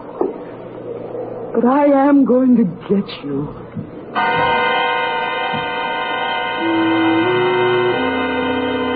For a long, chilling moment, I stared into the eyes of the half-crazed woman standing in front of me. The ice-cold, bottomless eyes that a cancerous hate had destroyed as something human. And as I turned and started out of the room, I knew that I'd made a mistake that night. Virgil Baraki had died in my arms. A mistake I had to correct before it was too late. And there was nothing left of Helen but the ruthless machinery of a mind dedicated to murder. I headed back to the house and talked to Mama Baraki, which I figured had to be the first immediate step. But when I'd gone only a dozen yards from the workshop, I stopped. Bill, I'm over here. Donna, what are you doing out here? I couldn't sleep, Bill. I was so worried about you. And then when I saw you leave the house from my window and head for the workshop, Bill, your face. Oh, it was Helen. She got a little upset in there. A little? I couldn't look at you. Your pocket ripped off your shirt, your face scratched. Oh, it's all right, Bill, Donna. No. Hey, my pocket ripped off. The gun. Oh, Bill, why did you tell me, please? Now, hold it, Donna. Give me a second. Yeah, sure, it adds, all right. Now, look, get over there inside the barn and scream. Long and loud, huh? Scream? Yeah, it's our only chance. Go on, do as I say, Donna. Scream. All right. I'll do it, Bill, whatever you say.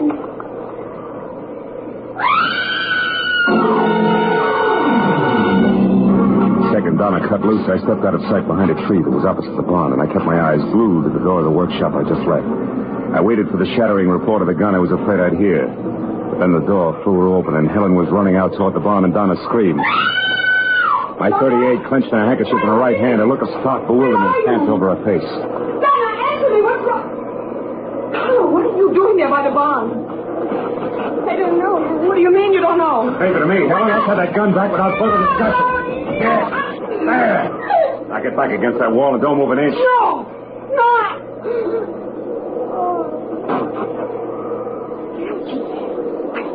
So what is all this? Attempted murder, honey. She's all right. Attempted murder? You mean Helen here was going to try and kill someone? Yeah, herself. Suicide? Uh-huh. Suicide that would be called murder and pinned on me. It's going to be her way of getting even. I know, Bill. I can't believe She tried to once, honey, the explosion at the cabin. When that failed and everybody knew how she felt about me, a warped mind hit upon this little plan, and all the pieces would have fit tight, too. What pieces? What do you mean? That one, we argued. Two, she came to my room tonight and ripped the pocket off this plaid shirt so that we'd find it clenched in her hand after she was dead. You see it? Three, she stole my .38, which has my fingerprints on it. And four, she left an obvious clue on the floor of the kitchen, a wood shaving that would bring me out here on the run. So everybody could find me close by when it happened. Oh, yeah, it was tight, all right. Tight as a hangman's noose. And then she was going to shoot herself, Bill, just after you left her. And that's why you made me scream? Yeah. And that's why now, Donna, later tonight, I'm going to tell her something that I intended to break to her gently. Something I was going to tell Mama Baraki first. Something I hoped would straighten her out. What, Phil? Well, your brother Virgil didn't die the moment he was shot, Donna. He lived long enough to ask one thing of me. What are you trying to say, Phil? But I never let Helen or you people here know about the woman he was in love with in L.A. The woman through whom I tracked him down. Oh, Phil. Yeah. Well, I guess it wouldn't be good for her. If I was around too much? No, honey, not for a while, anyway. Wouldn't be good for any of us, huh? Come on, Donna, let's get her into the house. Yes. Yes, Phil.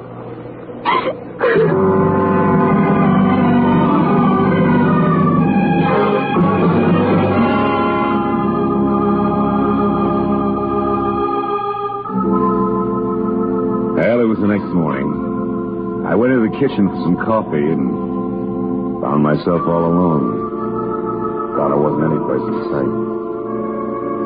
So I got my things together and walked slowly down to my car, and when I got in, I didn't feel like leaving. Not right away. And I was glad that warming up my motor was the smart thing to do. Gave me time to light a cigarette and think. Look around. Back toward Echo Lodge, where I could see Donna waving goodbye from an upstairs window. I'd see her again in a little while. It was a small world, all right. Full of echoes. And just think how the web of paths we call coincidence had brought me and those who knew and loved Virgil together. Someday, maybe, Donna and I would be looking for each other. And those paths would make it a lot easier.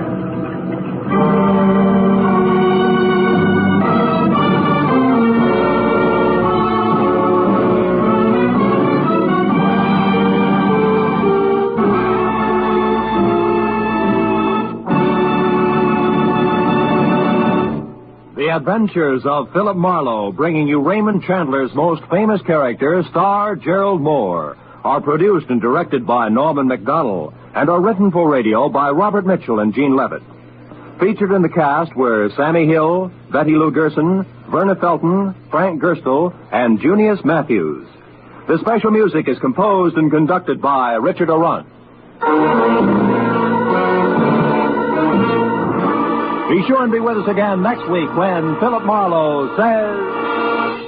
This time a peddler of pulp paper love, a blackmailer with muscles, a south of the border chiseler, a simpering prude, and a corpse in a bedroom, all had one thing in common. Each was a woman.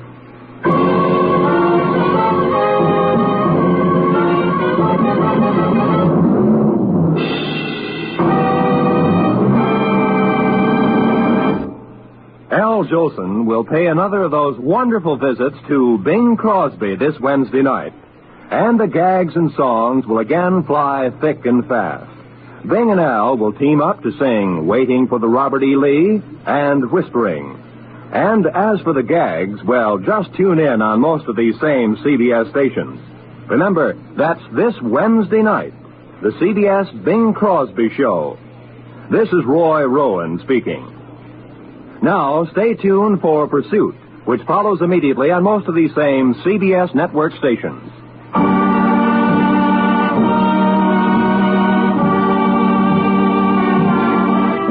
This is CBS, where You Bet Your Life with Groucho Marx every Wednesday, the Columbia Broadcasting System.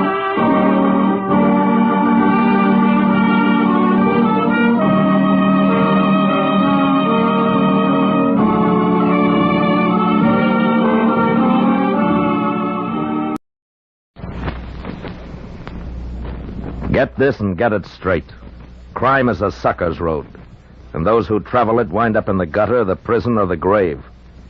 This time, a platinum wristwatch, a body on a lonely strip of beach, and a case of heart failure in a Beverly Hills garage, all added up to blackmail, 25 years old, and a killer who would never be caught. It happened like this.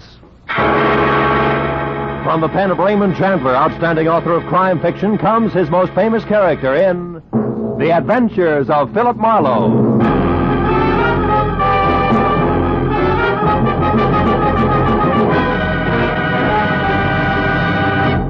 In just a moment, tonight's story. But first, a message from the Ford Dealers of America. The whole country's talking about the great 1950 Ford. Listen to what Mr. Carl Moore of Kingston, Pennsylvania, one of more than 420,000 delighted owners, says about his new Ford. I leave my car out on the street a lot in winter, but you'd never know it to look at my 50 Ford's paint job. It's still as new-looking as when I bought it. I'll never stop wondering how Ford can sell a car that stands up so well for so little money. And speaking of getting a lot for little money, my Ford gives me up to 22 miles to a gallon of gas. Yes, it's hard for Ford owners to keep the good news to themselves. The news about the economy of the big new Ford. From its low initial price to its high resale value. From its low cost of maintenance to its thrift on gas and oil. Ford is a real economy buy. But prove it for yourself. Your neighborhood Ford dealer has the facts on Ford economy, and he'll be glad to have you test drive the big 1950 Ford in your own way. And now we bring you tonight's exciting story, The Anniversary Gift.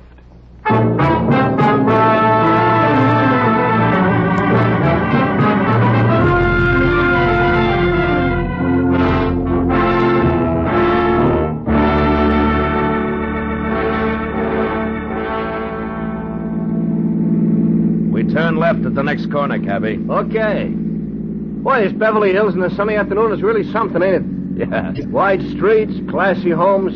Boy, these jokers got it made. Some life. Nothing ever gets to them to bother them except the income tax, maybe. Yep. Here it is, mister.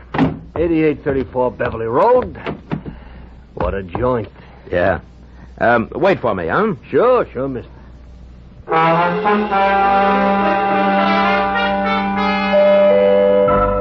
The door was answered by a girl of about 16, a tall, slender girl with dark eyes, too deep for her years. Oh, come in, won't you? I believe Dad's expecting you. She led me across a living room as dignified as the lobby of a bank to a door that she opened. If you'll wait here in the library, I'll tell Dad you've come. The library of Stanley Towner, my new client, was as somber as his living room, except for one thing. Over a fireplace that half filled one wall was a life-size portrait of a woman. A most beautiful woman. Could have been a painting of what the girl who had just left would look like in another 25 years. I was still staring at the picture when Stanley Towner came in. That's a portrait of Margaret, my wife. We lost her 1 week ago today. I'm sorry, Mr. Towner. Well, we'd been expecting it for over a year. The doctors had warned us, but even when you're braced for a blow like that, Yes, I know what you mean. It was her heart, Marlowe. She was coming home from a shopping trip in Westwood last Tuesday evening when it happened. She had her own car and was just pulling into the garage here when the attack seized her. Catherine, my daughter, and I both heard her car hit the garage wall. We ran out, and Found her. The doctor did everything possible. Wednesday morning, she was dead. I'm sorry. It's all right, Mr. Tanner. I must tell you all this because the reason I called you here has to do with Margaret's death. I don't understand. I've got to get Margaret's watch back. A what? A watch? Yes, a wristwatch. It's, well, I'll try to explain. I loved my wife very deeply, Marlowe. Now that I've lost her, the most important thing in the world to me is the preservation of her memory. Can you understand that? Well, it's natural that you'd cling to things that remind you of her, Mr. Tanner. Now, what about the watch? It's lost. Somewhere in Camino Beach. You know where that is? Yes, a few miles below Redondo. Yes, that's right. Well, the day Margaret died, I had taken her watch with me to have it repaired. I went down the coast on some business, and on the way back, I stopped at Camino Beach for lunch. A place called the Trade Winds. You had the watch with you when you went in? Yes, in my overcoat pocket. I came out, got in my car, and was halfway back to my office before I realized it was gone. I've got to get it back, Marlowe. How much is it worth? In cash, about $500, but to me, now, it's worth 20 times that. What's the watch like? It's a Benris, platinum, and set with emeralds. Mm-hmm. I gave it to Margaret on our 20th wedding anniversary. There's an inscription on the back to Margaret from Stanley with eternal love. I know that watch is somewhere in Camino Beach. Can you find it and bring it back here to me? There's nothing more you can tell me? Unfortunately, that's all there is. I'll do my best. But I can't guarantee a thing.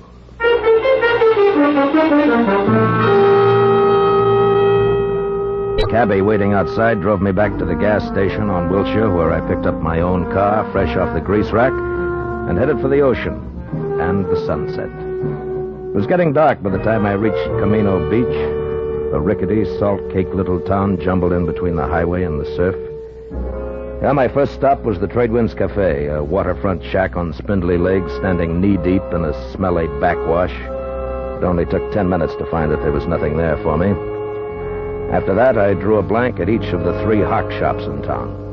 Wound up an hour and a half later, no farther than the sidewalk curb, where I watched a traffic cop brand my tire with his parking marker, plant a heavy foot on my bumper to steady his bike, and light a cigarette. Hiya. Is this your car? Yeah. What is it? Am I overparked? Nope, not yet. Just borrowing your bumper a minute. Mine? Of course not. Got a lot of scratches already. Say, that's a fancy chalk label you put on the side of that tire there. Z, the mark of Zorro, huh? No, the mark of Ziegler. That's me. Just a little thing I worked out to add a personal touch to my business. You're a stranger around here, aren't you? Yeah, from L.A. Uh-huh. Saw you coming out of the pawn shop there. You don't look like the type. Well, I'm not, as long as my luck holds. Actually, a friend of mine lost a wristwatch here in town. I'm trying to locate it. Pretty good watch, is it? Yeah, good enough. The really tough part is that it has a very big sentimental value. I've tried all 3 of the pawn shops in town, but no dice. You know, if I had a friend who'd lost a good watch, I think I'd check in at Sean's bicycle shop on 3rd Street. Well, thanks a lot, Ziegler. Don't mention it. Oh, incidentally, I wouldn't bother to tell him who sent me down if I was you. So long.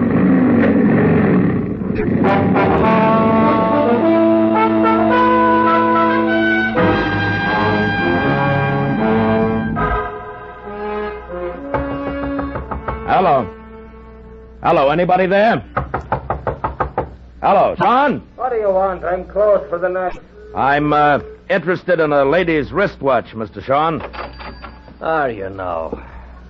Just how does that bring you to a bicycle shop? Look, we both know your offense, so let's not waste time on that. The watch I'm after is platinum set with emeralds and has an inscription on the back. To Margaret from Stanley with eternal love. A bright sentiment, I'm sure. Have you seen the watch? No. Look, Sean, either I beat your tongue as limber as the St. Bernard's ears, or you accept this $20 in exchange for some straight information. Peacefully. Now take your choice and take it fast. $20. What kind of a choice is that? But I don't have the watch buckle. But you have seen it? Oh, yes. 5-6 days ago, a fella brought that watch in here, wanted to know what it was worth. I said $500. He laughed in my face. Who was this guy? You mentioned something about $20. Oh, yes. Here. All right, now give. Yeah, that's better. His name is Chip Menashe. In summers, he works in the concessions in the pier. In winters, he's nothing more than a beachcomber. He lives in a little room out on the pier behind the shooting gallery, and that bucko is your $20 worth. It had better be, Shane, or I'll be back for my change.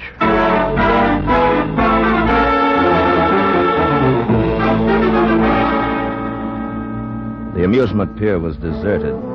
When I finally found the one-room shack tacked on behind the shooting gallery, it was dark and quiet. I knocked once, got no answer. So I pushed a wad of rags out of a broken pane of glass in the door, reached inside, and unsnapped the lock and went in. With a light from the one naked overhead bulb, I started through the room. On a packing crate that passed for a dresser, I found a week-old newspaper clipping that said the body of one Leon Stice of Camino had been found on an isolated beach Wednesday morning, shot in the chest. No apparent reason. Stice was survived by his wife, Nancy, of 320 Front Street. I got real busy wondering why a bum like Chip Menashe saved old newspaper clippings of murder stories when a noise outside turned me toward the open door. What are you doing in my place? You weren't home, so I came in to wait. You a cop or something? No, I'm no cop, Menashe. The name's Marlowe. Maybe we can do business. Sit down. I don't get you. I collect old watches. A mutual friend sent me, Menashe. Yeah? I'm interested in ladies' watches, particularly. Maybe something in platinum with emeralds. Okay, Pally, what's the proposition? Nothing until I see the merchandise. Now, how about putting it on display, huh? I can't hear you, Pally. Oh, come on now. Where's the watch? Don't rush me, mister. Don't rush me. I can get you nowhere. All right. Make me a proposition.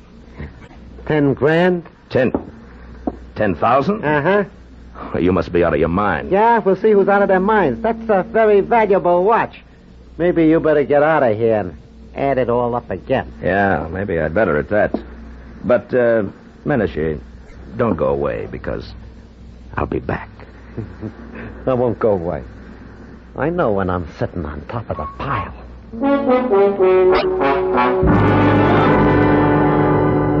As I walked away, a hunch kept whispering to me that the body of a guy named Leon Stice, found on a lonely beach, was somehow tied in. So I decided to pay a call on his widow. I drove down Front Street to number 320. But there was nobody home. As a matter of fact, the only sign of life on the entire block was a red neon pelican in a blue neon martini glass above the door of a bar across the street. So I walked over and went in. A couple of questions later, I found Nancy Stice sitting alone in the back. The offer to buy a drink was the only introduction I needed. Sure. You can buy me a drink. Hey, Charlie. Okay, Nancy. I'm an old friend of your husband's, Nancy. I just heard. That louse didn't have no friends. Wait on, Nancy. Something for you, mister? No. Here, keep Thanks. it. Not in your eye. Nah.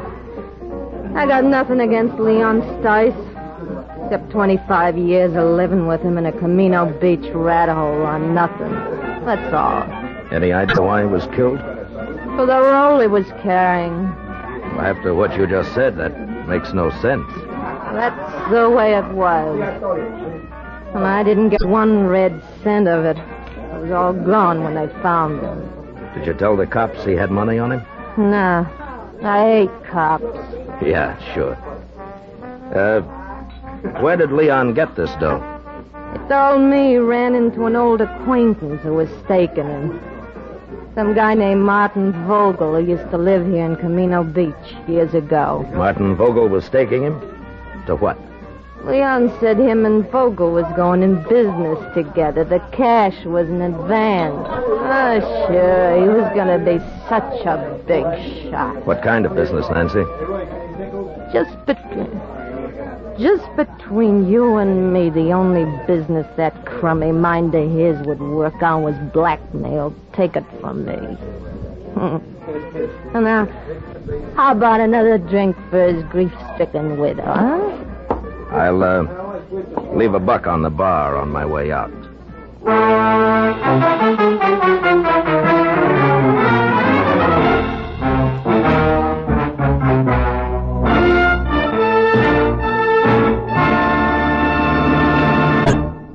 In just a moment, the second act of Philip Marlowe. But first, A brief message from the Ford Dealers of America. From coast to coast, Ford owners agree the big new Ford brings you more for your money. More in comfort, more in performance, and more in economy. But only through personal experience can you appreciate the restful ease of Ford's famous midship ride and the luxurious comfort of Ford's non-sag foam rubber cushion front seat. Only by driving this great car can you enjoy its smooth power and solid roadability. And only by getting the facts about Ford's economy can you understand that so powerful, so smooth riding, and so beautiful a car can cost so little to buy. To run and to maintain. But see what the new Ford gives you. Find out how much it saves you. Yes, before you buy any car at any price, it will pay you to stop by your local Ford dealers. Take the wheel of the 100 horsepower V8 or its companion in quality, the 95 horsepower 6. Once you've driven it, you'll agree the new Ford is the one truly fine car in the low price field. Now we return to the second act of Philip Marlowe and tonight's story, The Anniversary Gift.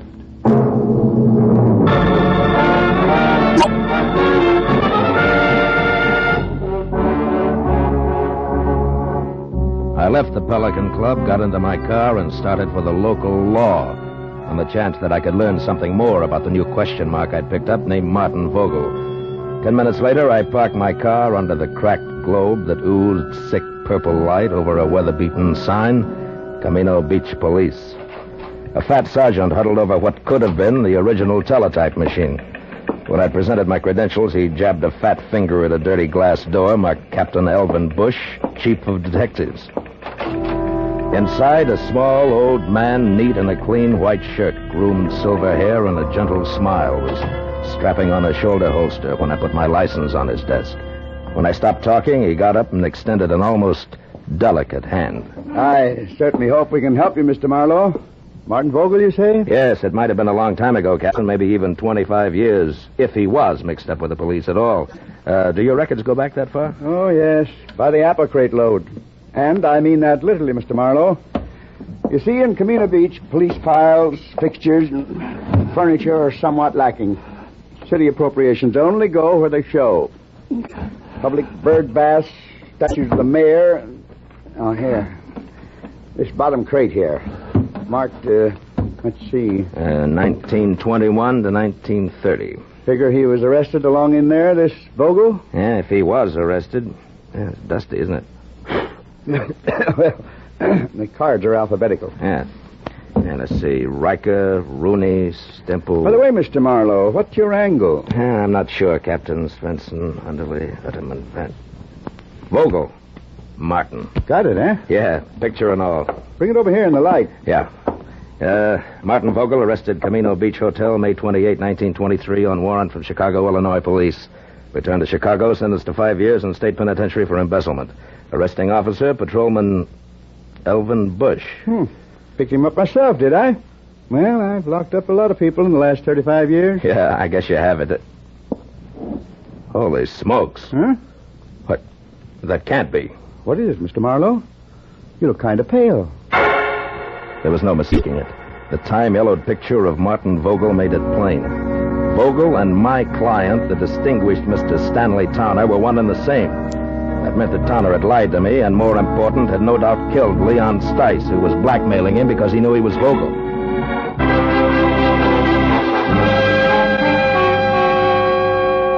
I left Captain Bush piled into my car and pointed it back for the amusement pier, where one way or another I was going to get Chip Menashe to fill in a few remaining blanks for me.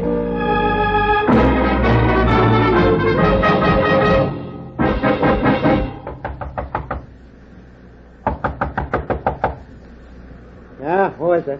Marlowe, Menashe. I want to talk business. Okay, Marlowe. Looks like I doped it right. I thought you'd come back. All right. Now get up. And listen hard. I want the watch and the story that comes with it. I told you my price. It's still 10 grand. You're bluffing, Menashe. You know the watch means money, but you don't know why. Yeah, Mr. Weisenholt? All right, now come on, talk. Okay, quit. I'll tell you what you want. I took the watch from Leon Stice. I found him dead on the beach. It was clenched in his fist. And the dough you're spending? Was in his wallet. Let me up, will you? All right. Come on. Now sit over there. Hands in your lap. School isn't out yet. What do you want, Marlowe? How do you tie the watch in with Stanley Towner? What makes you think I did? The fact that I was sent here to Camino Beach and the fact that you were ready and waiting for somebody. Well? Okay. I was lucky. When I read about Stice in the papers, I also just happened to read another article, an oddity, you might say, about a woman in Beverly Hills, a rich man's wife who got a heart attack in her car just she pulled into her garage. A woman called Towner, front name Margaret. Wife of a big shot broker, also called Towner, front name Stanley. I went from there. It was shrewd. Yeah, genius. Okay, now give me the watch. Come on, let's have it. All right, get your mitts off. Here. Now you're real happy, Muscles? Happy that... Hey. Cops. Come this way. Hey, Medici, wait a minute! By the time I got to the door, he was halfway across the boardwalk to his car. But Captain Bush and his sergeant were ready and waiting.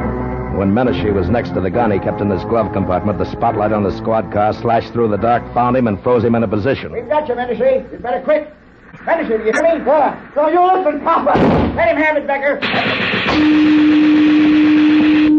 The windshield sprang into little pieces. That got him. Come on, Becker. I waited until Captain and Becker were next to the body and had lifted it off the steering wheel. Then I moved quietly along the side of the buildings as far as the squad car. There, I turned and started back toward them. Hey, what happened? Oh, it's you, Captain. What brings you around here, Mr. Marlowe? A guy in town told me that somebody named Chip Menashe might give me a lead on Martin Vogel. You won't be able to now. That's Menashe. What? We wanted him for a week-old stick-up murder. Stick-up murder? That guy on the beach? The same. Say, Becker, did you find the money on him? Right, some $300, Captain. Good. Well, you better call for the wagon now. Check. Funny thing, Mr. Marlowe. One fingerprint did it. Oh, how's that? Well, that guy on the beach, Leon Stice. We found his empty wallet in the sand next to him. It had an isinglass front over his driver's license with a thumbprint that wasn't his. But was Chip Menashe's, huh? Well, we got on to Menashe because he was spreading a lot of dough around. Today, Becker got down here and lifted one of his prints. That cinched it, huh? Yes, that and the shot he just threw at me. Strictly a stick-up killer who got caught. Marlowe, about this Martin Vogel, you still want to let it go that the Beverly Hills police are going to get in touch? I think so. Good night, Captain Bush.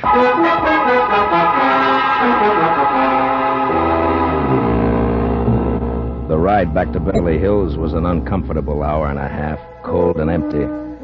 I was glad that I had things to do like stop and start and shift gears that kept me from thinking too much about a lot of things and a lot of people I wish I'd never heard of. People like Stanley Towner, who I had every reason to be against, but who I was starting to pull for. Stanley Towner, a man who had started all over again after a single mistake made 25 years ago. A man who had fought to build good things, like a comfortable home, a marriage to a woman in a painting, a 16-year-old likeness named Catherine. But Stanley Towner, who was also a killer on a lonely stretch of beach far from home, destroying something rotten who would destroy him. A killer that nobody knew about, except me. Well, I pulled into the driveway and parked behind the car that had been Margaret's. As I got out, the light of the garage went on and the side door of the house opened. I felt almost wrong dropping my hand around the .38 in my side pocket. Good evening, Mr. Marlowe. You have the watch? Yeah. I had quite a tussle getting hold of it. I imagined you would. Menashe's dead, Mr. Towner. Menashe? Who is Menashe, Mr. Marlowe? The reason you hired me? The man who called you and dangled this bait? Yeah. You were right. It's a beautiful watch, Mr. Vogel. Vogel? You know about it? Yeah, they keep police files a long time. I know about everything. Except why you didn't go after the watch yourself. Well, I was afraid. Afraid to show yourself in the town where somebody might remember you, huh? The town in which you had committed a murder, is that it? Yes, that's it exactly. Dad, is that you down there? Yes, dear. Me, Mr. Marlowe. Well, why don't you come into the house? It's so late and it's chilly. You'll catch your death of cold out there. Yes, in a while, dear. Now go back to bed. All right. Good night, Dad. Good night, dear. Well, good night, Mr. Marlowe, and please make him do as I say, will you? Yes, I will, Catherine. Good night. Do you mind if we go along to the police at once, Mr. Marlowe? I'd rather she didn't know right now. Tomorrow's soon enough. And can we take your car? Yeah. The lights go off out here? Yes. The switch is on the garage wall over there. Okay, get in. All right. You know, Mr. Towner, I'm sorry about Catherine and the way she's going to be hit by this thing. The switch is there on your right. On your right, Mr. Marlowe. Yeah.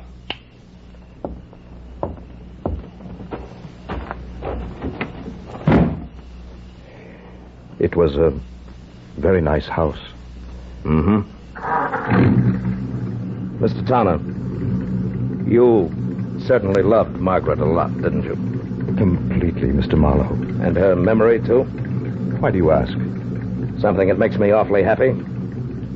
Mr. Towner, you didn't kill Leon Stice. Marlowe, what are you saying? That you never lost your wife's watch at Camino Beach. You never had it. She lost it herself. Lost it when she struggled with Leon Stice just before she killed him for your sake. For you and Catherine and everything you've worked for. No, Marlowe, no. Yes, Margaret had a bad heart. She knew she didn't have long to live. Also, she knew that Stice was blackmailing you. It figures, Towner. And what also figures is that you'd rather pay for a murder that you didn't commit than to have Margaret's name soiled. Yes, I would, and I will, because you can't prove any of this. Correction, Mr. Towner, I can. With your wife's car there in the garage, the car in which she died on what you said was her return from Westwood. Which it was? No, not according to a funny little chalk mark I just saw on one tire, it wasn't. A little white Z that a policeman named Ziegler in Camino Beach makes to check on parking time. And we can go on from there. Your confession won't mean a thing. But, Marlowe, it will. No, I guess it won't. I guess you can't hide the truth very often, can you? No. Only once in a great while. And then, strangely enough, only when it seems like the right thing to do. What do you mean? Why did you stop the motor? There's one thing I haven't told you yet. The way things worked out in Camino Beach, Mr. Towner. The police there think that Menashe killed Leon Stice, and they're happy that way. They never heard of you or your wife. And I don't see why they should. No. Well, yes. I mean that nobody really knows the whole story. Nobody except you, Marlowe. Nobody, Mr. Towner. Good night. Thank you, Mr. Marlowe. Good night.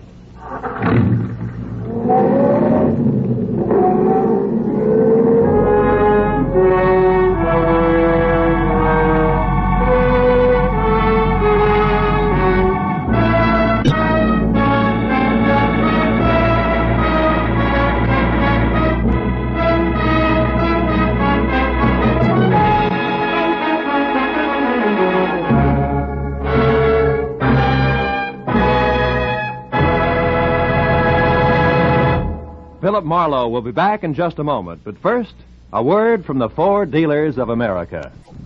Tonight, there are more than 420,000 enthusiastic 1950 Ford owners, and it seems as though most of them are talking about this car. Listen to what Judge Richmond B. Keach of Washington, D.C. has to say about his new Ford. I was so satisfied with my 49 Ford that I decided to get a 50 as soon as they became available. I've been more than pleased with the 50. Truthfully, I see no cause to pay more when a Ford gives me all the performance, quiet, and comfort a man can ask for at such a reasonable price. The Ford is wonderfully easy to handle, particularly in traffic. Yes, ask any Ford owner how he feels about his big new Ford, and he'll tell you it's tops for performance and for comfort. But prove it for yourself. Drop into your neighborhood Ford dealers and test drive this truly great car. You'll be amazed when you discover how little it costs to buy, to run, and to maintain. Do it tomorrow. Test drive the big new 1950 Ford. Be sure and be with us again next week when Philip Marlowe says... This time I was in the country where the night should have been nothing but peace and quiet. But a pair of angry eagles changed all that. One was solid gold and too close to a battered corpse. The other weighed 160 pounds and was too quick with his fists, in or out of the ring.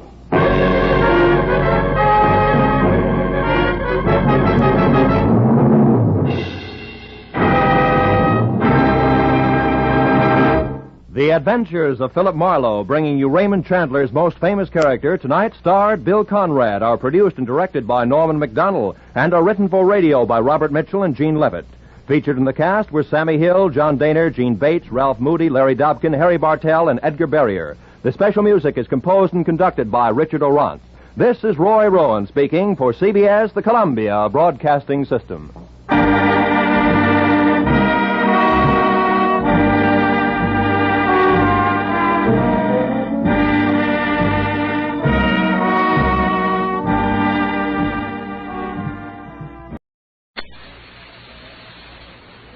Get this and get it straight. Crime is a sucker's road, and those who travel it wind up in the gutter, the prison, or the grave. This time I was in the country where the night should have been nothing but peace and quiet. But a pair of angry eagles changed all that. One was solid gold and too close to a battered corpse. The other weighed 160 pounds and was too quick with his fists. It happened like this. From the pen of Raymond Chandler, outstanding author of crime fiction, comes his most famous character in The Adventures of Philip Marlowe.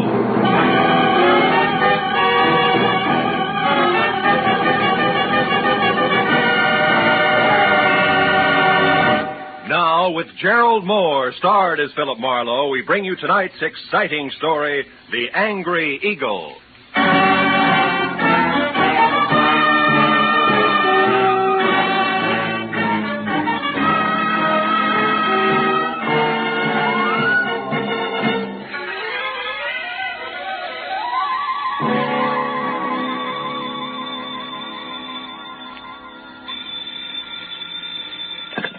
Hello. Mr. Philip Marlowe, please. Clover Lake, California calling. This is Marlowe. One moment, sir. Go ahead on your call to Los Angeles, please. Hello, Marlowe. Babe Durney. Remember me, light heavy contender in 39? Oh, yeah, sure. I remember you. Good. You still have that bar in Southgate? No, I'm back in the game. Ah. Trainer this time for a welterweight that's good. His name's Danny Eagle, and he's another Barney Russ, believe me. No kidding. Yeah, but he's in trouble. Come on out, will you, Phil? Clover Lake's only 20 miles. You can be here by 6. It's just outside of Malibu, up in the hills. Well, what's your boy's trouble, babe? Plenty. And it could end up being his life. Now, step on it, Phil. Oh, and listen, you're a sports writer from Detroit, not a private detective. You got it? Got it. Leaving now, babe.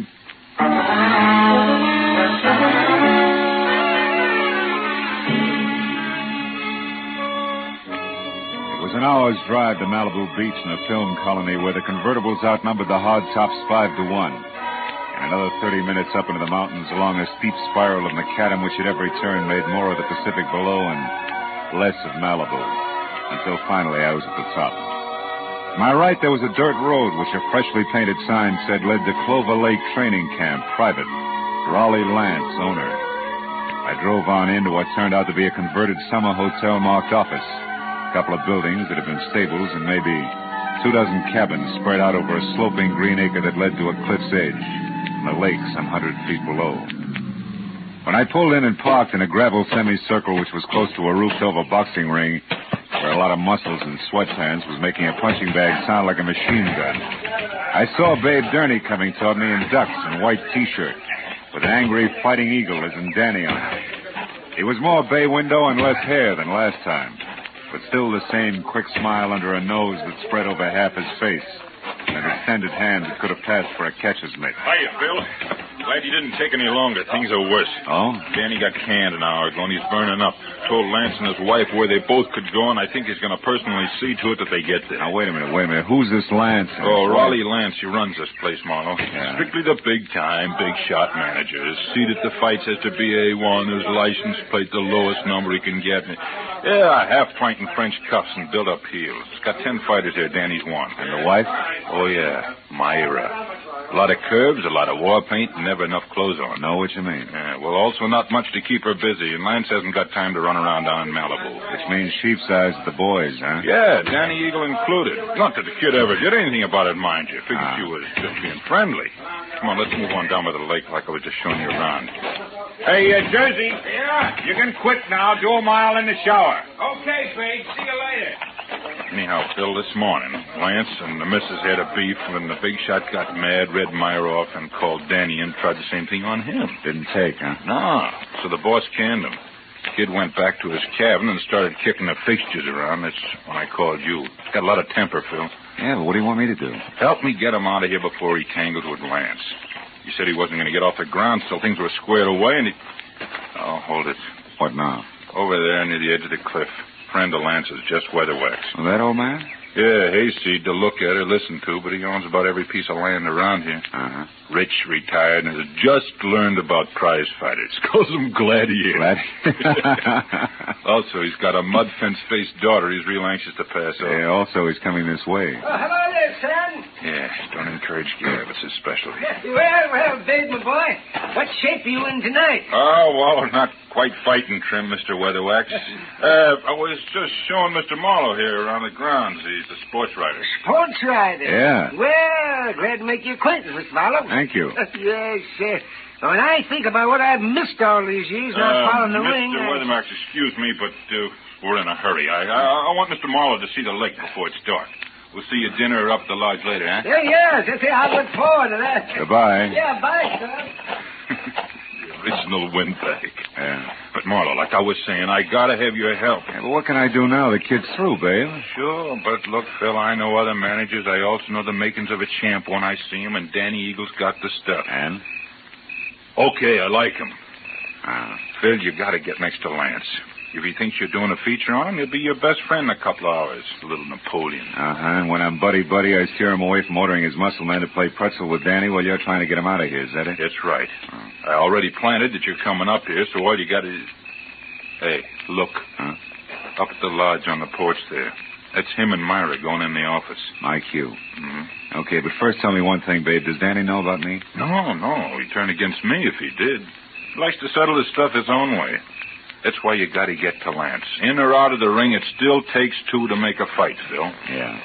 All right, babe. I'll do my best. Yeah, Philip Marlowe, Detroit Daily News. Wonder if there is such a paper. Well, it doesn't sound too bad. Listen, Myra, I don't want any more trouble with you. I'm fed up. Oh, You're fine. fed up. You? Well, that's funny. You dragged me up here and Shut up. expect me to... And try real hard to understand this. I dropped 10 grand, 10,000 berries last night on that punk Steve Rocker. I'm not very happy. So you want a fighter who stinks. What's that got to do with me? I don't know. But if you'd let him alone, he wouldn't have looked so tired in there. Of all the cheap cracks you've ever made, that's about the... The what? Go on, say it. You never flirted. You never played up to it. You were only being friendly. Go on, spit it out, why don't you? Don't think I won't. When we're alone. Oh. Excuse me, I didn't mean to eavesdrop. I was looking for Mr. Lance. Raleigh Lance? That's me. What do you want? My name's Philip Marlowe, Detroit Daily News, Mr. Lance. Oh. Yes. Come in, Mr. Marlowe. There was a note here on my desk. Should expect you for an interview. Glad to see you. Oh, thank you. I don't believe I've, my wife, Mr. Marlowe, Mrs. Lance. How do you do? Hello. From, Detroit, you said? Yeah. How are things at the Beaver Club? That's quite a spot, I hear. Oh, yeah, quite. I used to go with a reporter there. He told me about some wild parties at their press club. Busy Beaver Nights, they used to call them. Yes, busy Beaver Night. Lots of fun. Mm-hmm. I'll bet. Myra, Mr. Marlowe and I'd like to talk a while, so... So I'll be running along. It was a pleasure, Mr. Marlowe. Thank you. Goodbye, Raleigh. I'll see you later. Yeah. Well, Mr. Marlowe, have a chair. A drink? Yeah, I will, thanks. Quite a spot you have here, Mr. Lance. Make it Raleigh, fella. All right. Yeah, it's okay. But you're not up here to write about a training camp, are you? Of course, I know background counts, but, well, like this drink, the soda helps, too. But the scotch is the thing, huh? Health? Same. Yeah, you're right about that scotch. Mr. Lance? What is it, Kelly? I'm busy now. Well, it's about Danny Eagle. Did you give him his walking papers? No, Big Carney stopped me, Mr. Lance. Said he'd give Danny the word himself that he could handle him. That fat pug! Who does he think he is? Well, he said he just didn't want trouble, Mr. Lance. Besides, he said Danny was taking a walk. Yeah? Well, I'm going to give him the air, too. I've got enough enemies without some lousy trainer who's on my own payroll. Pardon me, Mr. Marlowe. I'll only be a couple of minutes. Sure. Help yourself to another drink. We'll talk later after dinner, about 8. Oh, and here, catch.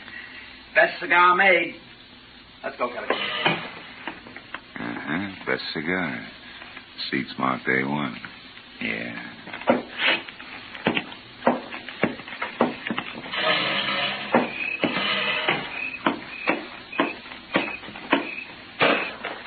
Hey. Huh? Don't go away mad.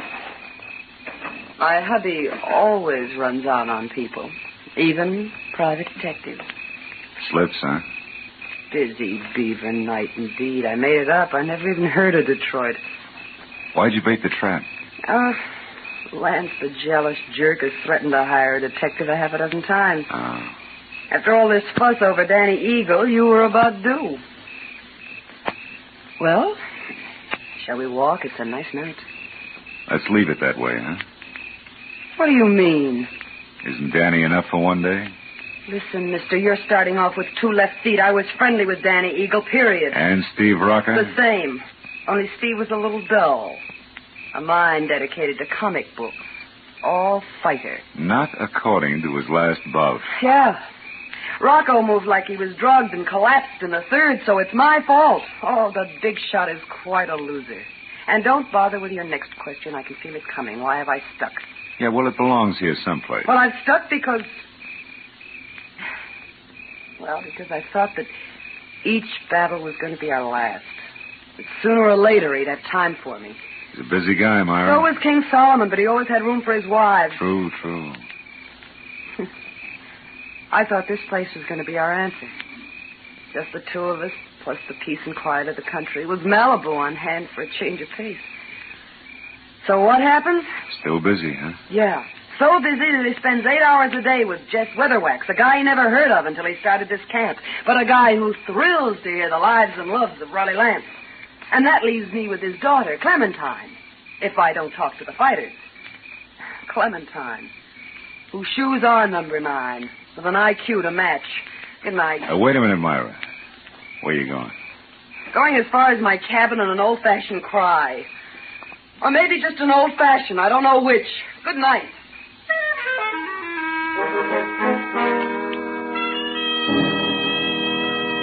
When Myra pivoted on a spiked heel and stomped off into the dark, I knew that I had to move fast because when next she and hubby met, the fact that I was a private detective was going to become public domain.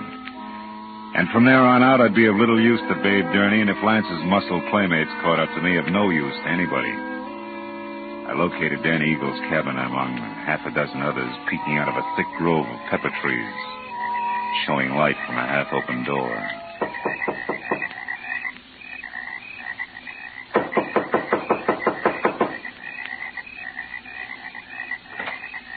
Hey, anybody home?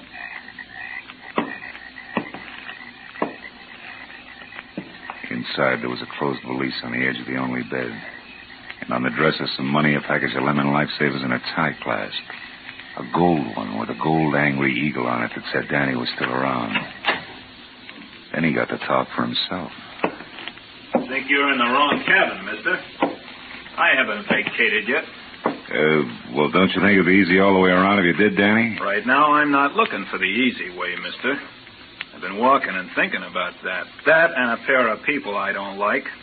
A pair I want to square myself with. Mr. and Mrs. Raleigh Lance. Oh!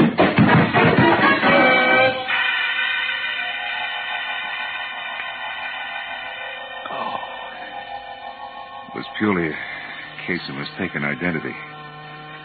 But it served as a reminder that it still took 2 to make a fight. And that the only chance I had left was to get next to Raleigh Lance and keep him away from Danny Eagle. I spent a half hour going from the lodge to Lance's empty cabin to the dining room and every other place where I thought he might be. But finally, I remembered Jess Weatherwax, the one-man fan club whom I located back up at the office. Oh, hello there, son. He was peeling off his coat and getting ready for canasta with something uncombed and built like a length of pipe. who had to be daughter Clementine. What can I do for you, son? Mr. Weatherwax, have you seen Lance? Why, no, Miss Marlowe. We just came in. You deal, dearest. Is it important? Very. Daddy. Oh, excuse me, child. Mr. Marlowe, my daughter, Clementine. How do you do? Very fine, thank you. Mr. Marlowe, Daddy told... Hey, Marlowe, is that you in there? Oh, it's Babe Gurney. Yeah, excuse me.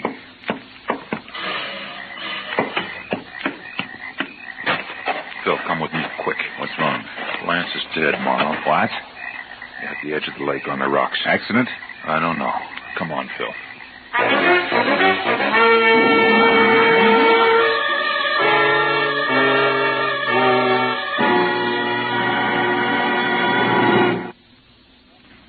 In just a moment, the second act of Philip Marlowe. But first, the confusion created by Gracie Allen has never been more clearly, more hilariously defined than it will be this Wednesday night when a writer for a national magazine comes to interview her.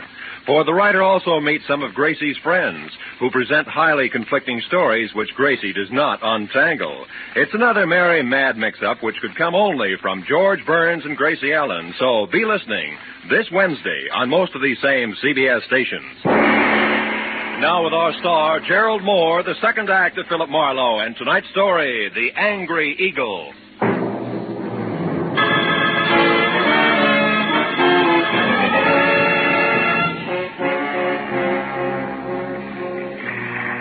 Sharp lakeshore stones, like countless fighters' fists, had hammered all the life out of Rolly Lance. And as we stared down at him, the circle of light from the electric lantern in Babe Gurney's hand began to dance over the corpse. I took the lantern, turned him away from the twisted body at his feet, and sent him back up the path to camp. Find a phone and quietly call the police. After that, I took another quick look at all that was left of the little big shot. I went up the path myself and got as far as the jagged hole in the rail where Lance had gone through. I had just enough time to see a few things before I was met by Myra. Just like she'd been before, except for a handful of nervous fingers that just couldn't leave her neckline alone. I saw Babe. He told me about Raleigh. Is it true? Yeah, it's true, all right. Your husband's dead. Babe just left, so you must have been on your way here when you ran into him. How come? I had a date to meet my husband. For a chat. Why here? He didn't strike me as being the romantic type. He wasn't. Neither was he the type to talk where he could be overheard. Especially when he was cornered. What do you mean? I put Raleigh's back against the wall tonight. I finally got hold of a way to make that inflated ego turn loose, his favorite trinket. Meaning you? Yes. Although about an hour ago I found out that Raleigh was crooked. Fixed fights? Yeah. When I left you, I went to our cabin for a drink. But the liquor was all gone. Lance kept spare bottles in the back of his closet, so I went to look. Found what? A briefcase. It wasn't Raleigh's, so I opened it. There was $35,000 in it. And a note congratulating him on his coaching of Steve Rocker. Rocker was drugged in that last fight, Marlowe. Raleigh sold him out, and I can prove it. Oh. That's what you two were going to hash out over here, huh? The price of your silence, which was divorce. And no strings. He told me he wanted to think, then he was going to give me his answer, but now... It's all unnecessary. You're so right. Myra, come here. I want to show you something. See? Here on the ground. What do you... No, I don't see anything. Somebody put up quite an argument right here before Lance went through the railing. Oh, yeah. Yes. And here's something else. Oh, what's that, Marlowe? It's a gold tie clasp, baby, with an eagle on it. Danny? Yeah, Danny Eagle.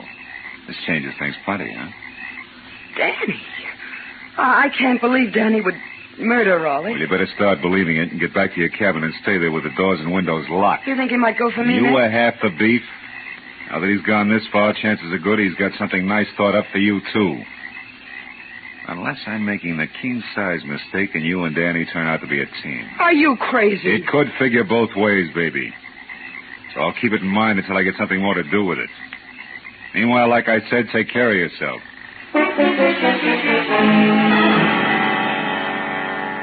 I dropped the tie clasp into my pocket and then started looking for its owner, who could be number one candidate for a noose.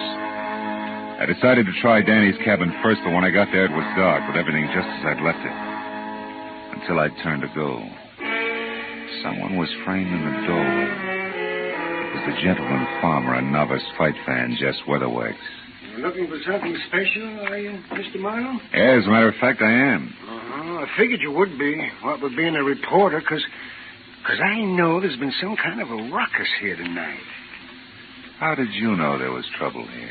Well, I happened to be passing by a certain phone a few minutes ago, and I heard that trainer, Babe Durney, calling the police.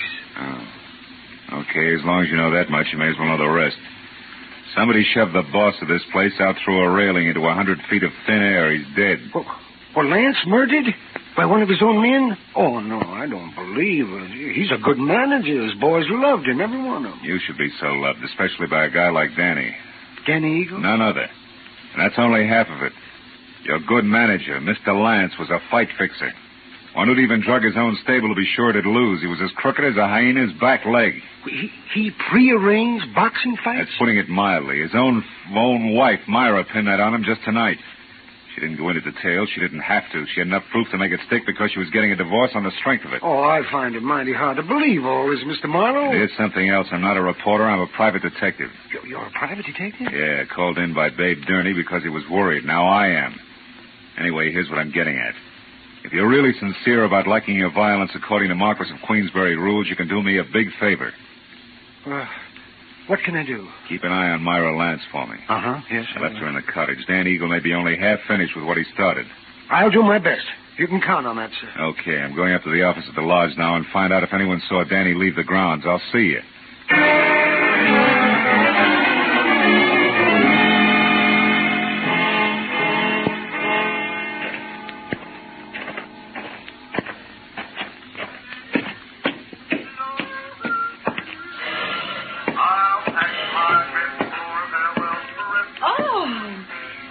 Mr. Marlowe, did you get enough story material from the box fighters? For a couple of novels, Clementine. You alone here? I am now.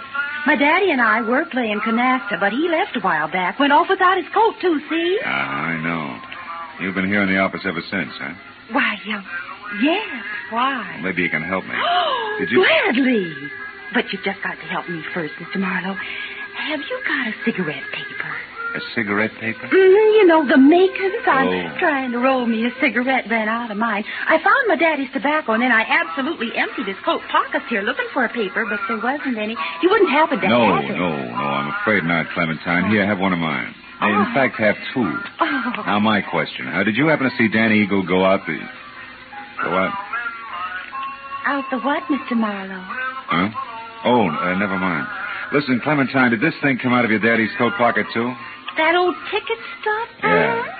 Out of that little pocket in the big one on the right side, it was... Well, Mr. Marlowe, what's wrong? I don't know. But I better find out right now.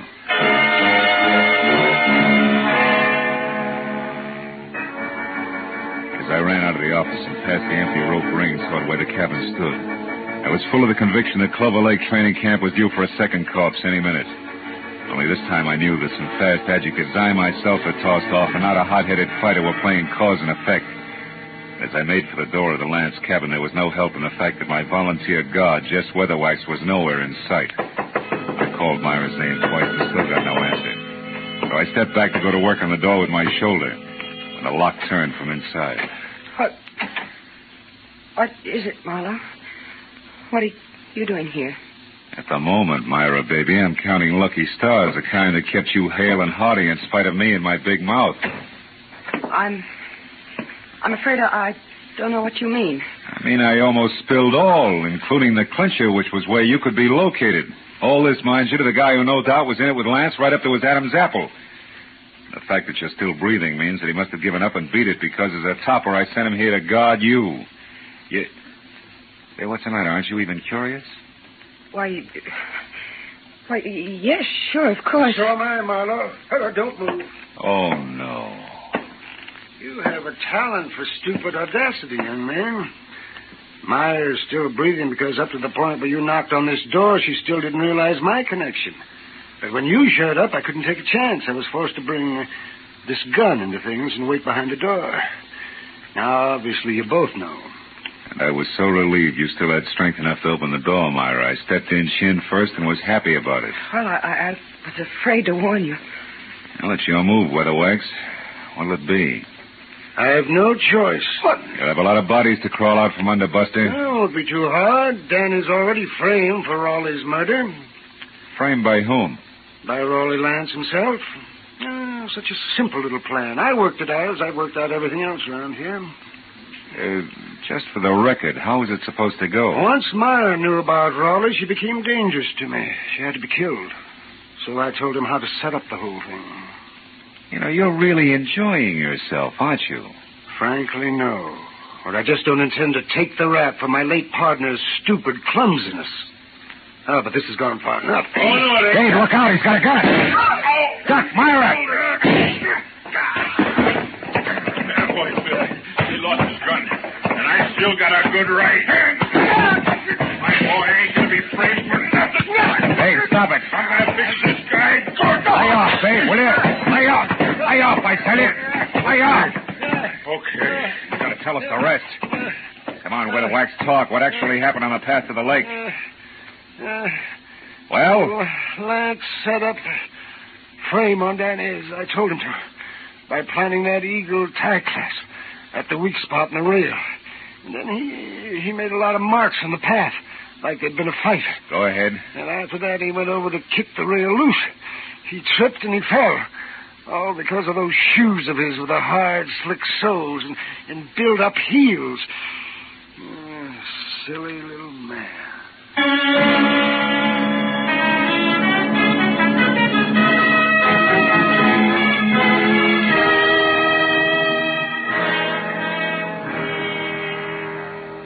Well, it wasn't long until the boys from the sheriff's office arrived with a good doctor, a lot of open notebooks, and an endless supply of questions.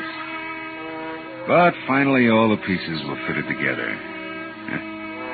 Very surprised Danny Eagle, who had done a lot of thinking, was back from a second long walk. And the whole thing had boiled down to me alone at the bedside of a heavy-jawed trainer, who had a happy look on his ugly puss for the first time that night. Our boy's going to be champ now, Marlowe, thanks to you. Oh, thanks to you, babe. We were almost down for the count when you showed up. Hey, how's the shoulder? That's nothing. Hey, look, tell me something. How'd you back old Weatherwax into that corner? Oh, well, I found a ticket stub from his coat pocket with the number A2 on it. Weatherwax claimed that he'd never seen a fight or met Lance until the camp opened up here. But that stub proved that just a month ago, he sat right beside Lance. Yeah, that's right. Yeah. Lance always had seat A1 at the arena. Check. In short, Weatherwax was a liar who dropped his guard. And in this racket, you do that just once and you're out. Yeah. Hey, see that the Eagle keeps his guard up, will you, babe? I'm going to be betting on him from now on. Don't give it another thought. Good night, Phil. And I didn't give it another thought.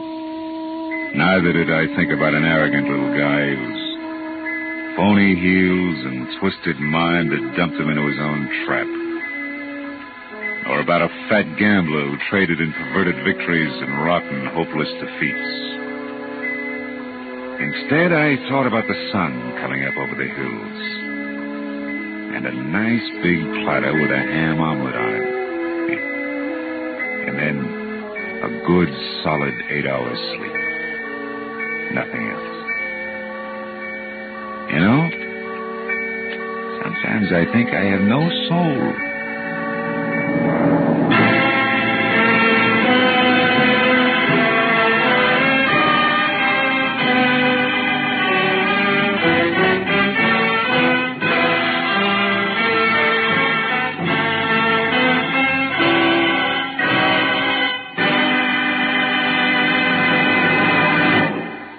Adventures of Philip Marlowe, bringing you Raymond Chandler's most famous character, star Gerald Moore, are produced and directed by Norman MacDonald and are written for radio by Robert Mitchell and Gene Levitt.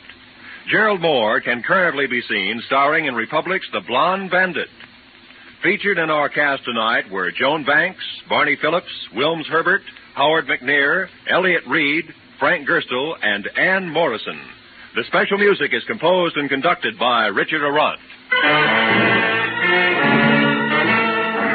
Be Be sure and be with us again next week when Philip Marlowe says... This time a nervous breakdown in a driving rain. A cape with a high collar and a tiny sliver of glass led me from the ballet and a beautiful dancer to the edge of a cliff and death.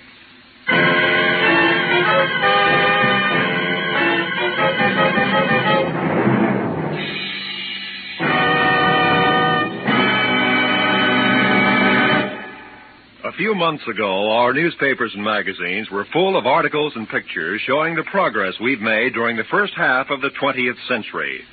That progress, brought about by the American way of doing business, means that today we enjoy the highest standard of living of any nation in the world. We can keep our standards high, and we can increase the benefits for all of us by continuing to produce efficiently under a free economic system. This is Roy Rowan speaking. Now, stay tuned for Pursuit, which follows immediately over most of these same CBS stations.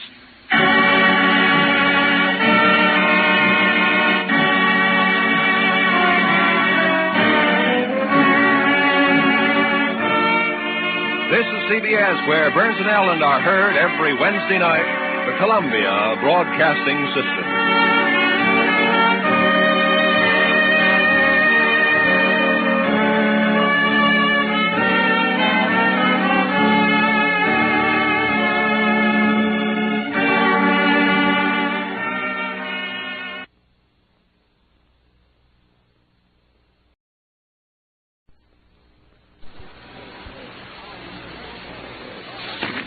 Get this and get it straight.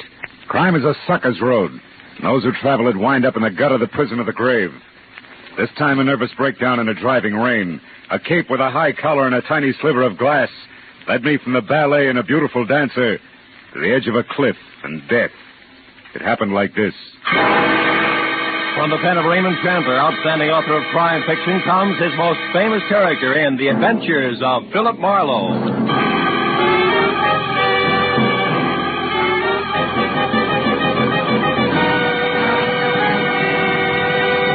Now, with Gerald Moore, starred as Philip Marlowe, we bring you tonight's exciting story, The High-Collared Cape.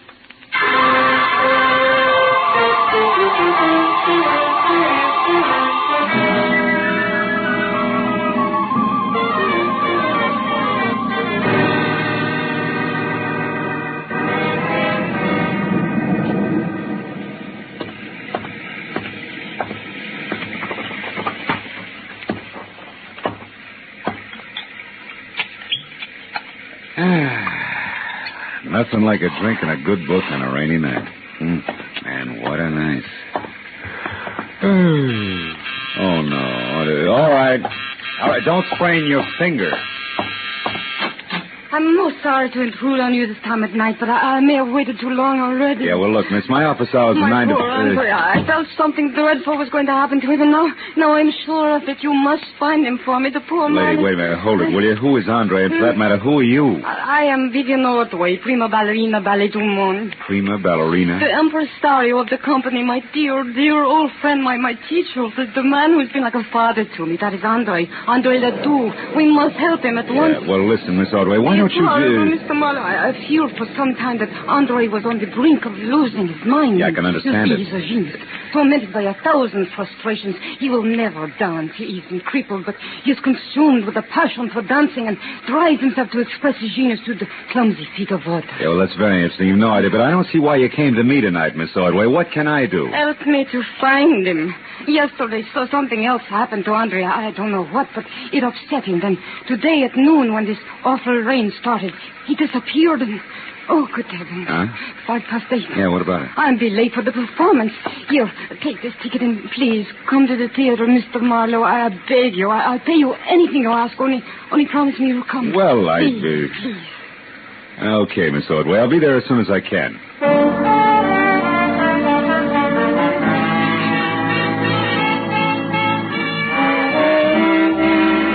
Ballerina swept out of my apartment like a frightened whirlwind. As I got dressed all over again for an evening ballet, which I needed like acute appendicitis, I saw that the ticket she'd left was number 27J at the Great Arts Theater, showing Ballet of the World, sponsored by one Mrs. Imogene Wyatt. Well, I got to the lobby, half soaked near the end of the second act, when an icy usherette shoved a program at me and hush-hushed me inside. The audience was a small cluster of Audi diehards down front, which left me in 27J feeling like Midway Island. My client, Vivian Ordway, was the whole show. When I saw the finale coming, I slipped down a side aisle and into the wings, just in time to catch a beef at the stage door between a long, wolf-faced intruder and a pudgy I doorman. ain't here, Scully Haskell. But even if she was, you wouldn't get in. She left strict orders. You're finished. Now get out and stay out. Okay, but let me tell you something. I broke my back getting publicity for that studded widow in the carpet. And the Jean Wire's going to be sorry she fired me. I'm going to see to it personally. Get out of the theater, Scully. You're nuts. You and this whole troop of stuck-up grasshoppers.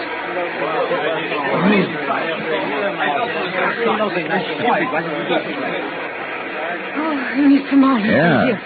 Come this way to my dressing room. Tell me, have you heard from Andre Ledoux, Vivian? No, nothing. But I did remember something that may help. Oh? Andre once mentioned that he had a friend here in Los Angeles, a Mr. Baker, who lived at the Winthrop Arms, the Winthrop Hotel, the Winthrop something. Come in, Mr. Marlowe. Thank you. Andre may be there. I'm grasping at straws, I know, but if his mind is gone and he is lost, oh, I'm so afraid for him. Oh, now take it easy, honey. Take it easy. Vivian, is there news of Andre? Oh, no, George, nothing. Mr. Marlowe here is going to find him for us. He's a private detective. Oh, I see. Wonderful. I am George Melnikov. Glad to know you. Vivian, I'll be at the hotel. If I can help, please do call on me. And, oh, my dear, you shone as beautifully tonight as the full moon. Как красивая луна. We mere stars were hardly visible beside you. До свидания, душка. Fast man with a compliment, huh? He's very sweet. Yeah, what hotel did he mean? The Wilshire Gardens, most of the ballet stay there. Oh. How about you, Miss Ordway? I have a house, a studio on Lookout Mountain, 857. 857. Yes. Can I reach you there? No, I'm going to wait here in the theater. If Andre should remember and come back, I'd want to be here. He's a very sick man.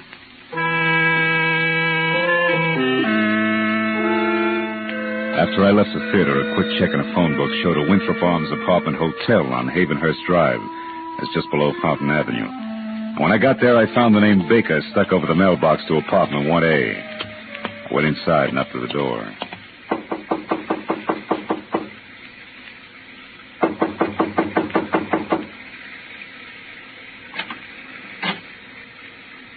Yes? Andre Ledoux? What do you want? Well, your friends at the theater are worried about you. My friends? I have no friends. George Melikoff's worried about you.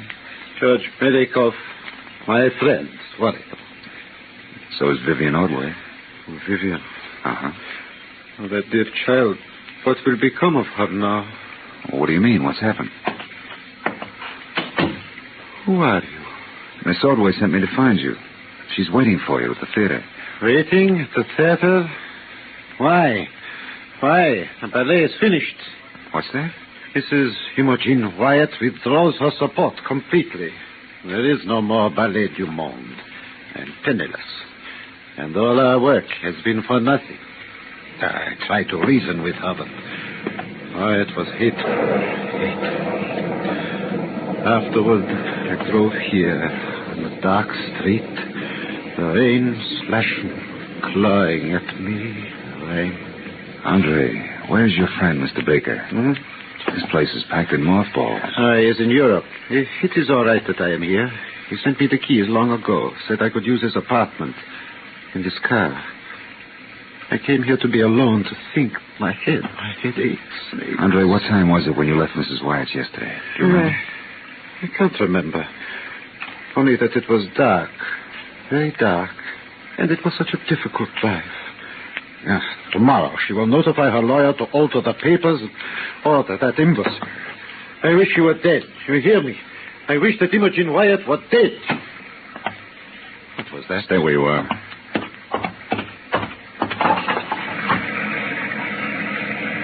What is it? Do you see anything? No. Now, look. Andre, about your headache. Wouldn't you like to see a doctor? Doctor? No, I'll be all right. I am all right. Understand? Yes, sure. Well, do me a favor, for your own sake. Stay here tonight, inside. I want to check a couple of things, and then I'll be back. Yes, I'll stay. Where else would I go now?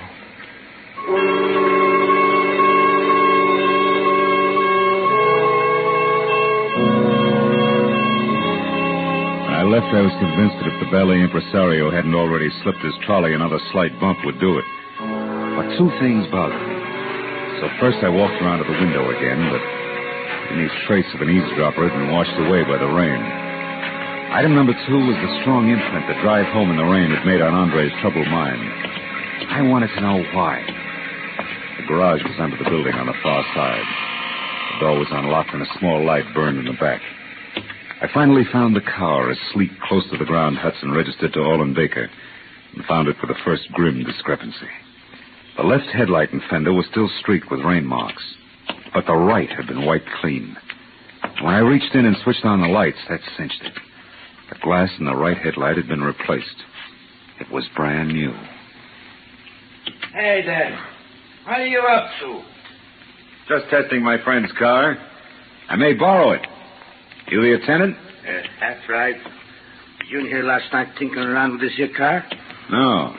Maybe it was Mr. Ledoux. He had it out last night. Oh, no, it wasn't him. That was somebody else. I heard a noise. See, when I come out of my back room there, this guy beat it. He took off like a scared turkey. He had a big black cape on with a high collar, flapping in the wind. You better watch it, old-timer. That stuff's getting your eyesight. Looked like a cape to me. Yeah? Well, I looked around, but I didn't see my arm done, so I went back to my room. What time was all this?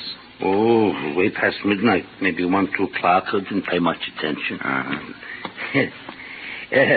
By the way, mister, careful of the nip. No, thanks. I'd like to use a phone. You got one? Oh, sure. Back in the corner. I'll show you. I'll find it.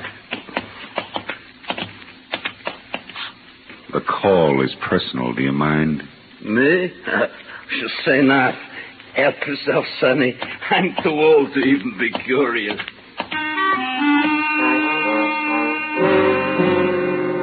My first call was to a desk sergeant in the police traffic bureau. When I identified myself and asked about a hit-and-run accident possibly on Fountain sometime before midnight yesterday, there was a pause while he checked the record. And then... On the button, Mr. Marlowe. We identified him by his Blue Shield medical card. Oh? One Lyle Kretschauer. Uh-huh. Apparently stepped out from between parked cars on Fountain Avenue between Orange Drive and Roxbury. Was struck by an unidentified vehicle at about 11:10 last night. Condition serious. Now, what do you know about this, Mr. Marlowe? I'll get in touch with you later, Sergeant. Thanks.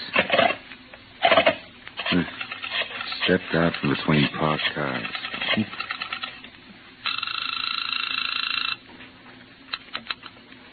Great Arts Theater. It's Philip Marlowe. I want to talk to Vivian Ordway. Oh, hang on a second, Mr. Marlowe. She's right here. Okay. Have you found him? Is Andre all right? Yeah, for the present. But listen, Vivian, I got to talk to Imogene Wyatt. Where does she live? Mrs. Wyatt. Yeah.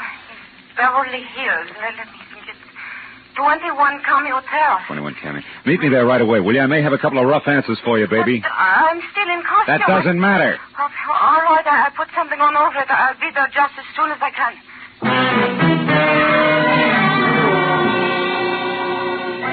Between slick streets and visibility zero, it was a solid half-hour drive from the Winthrop Arms out to the Swank Cameo Terrace. When I pulled up at number 21, I wondered what the wealthy widow had spent her money on. The house was so small it must have been shingled with $20 bills to meet the zoning restrictions. I just started up the soggy gravel path toward the door when it came. As I started to run for the house, a green convertible I hadn't noticed before roared to life suddenly and disappeared down a side street. But I didn't have time to worry about it. Inside, I found Mrs. Wyatt on the dining room floor, fighting a losing battle with the distance to the telephone. Last night, I was going to ruin it all.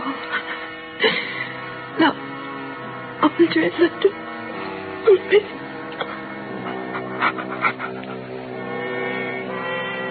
She was dead. I looked through the rest of the small and now silent house in a hurry, but found nothing more constructive than the rear door wide open. I Got back to the living room just in time to see my client, Vivian Ordway Bizarre, in a short, frothy ballet skirt and long white hose, standing in the front door. Something's wrong, isn't it? It's one way to put it. How'd you get here, Vivian? In the cab. Who do you know that drives a green convertible? Green. With Scully Haskell, a publicity man, but why? The guy I saw in a beef at the theater tonight. What's happened? Imogene Wyatt was just shot to death. And that puts 2 items of business up on deck. First, a check call to Andre Ledoux. Andre? Why Andre? On the off chance that he can drive faster than I can. After that, a personal call on Mr. Haskell. You can fill that one in yourself. Marlowe, Andre couldn't have. He couldn't have. We'll see. Now, hang on tight, baby. Let's get it over with.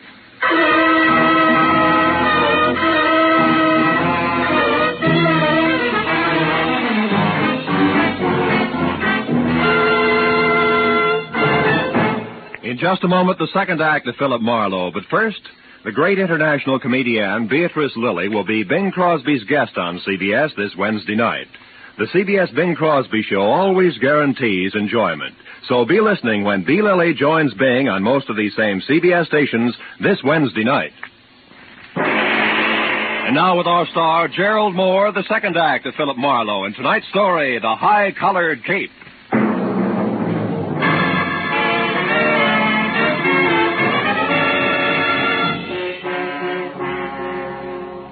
Made a cockeyed picture. A beautiful ballerina miles away from the stage, yet in full color-drenched costume and gaping through tear-streaked grease paint. Sudden death. It's a good time for me to start checking up. Andre Ledoux, the high-strung impresario, was first. If he was still at the apartment, I could cross him off as having done it personally.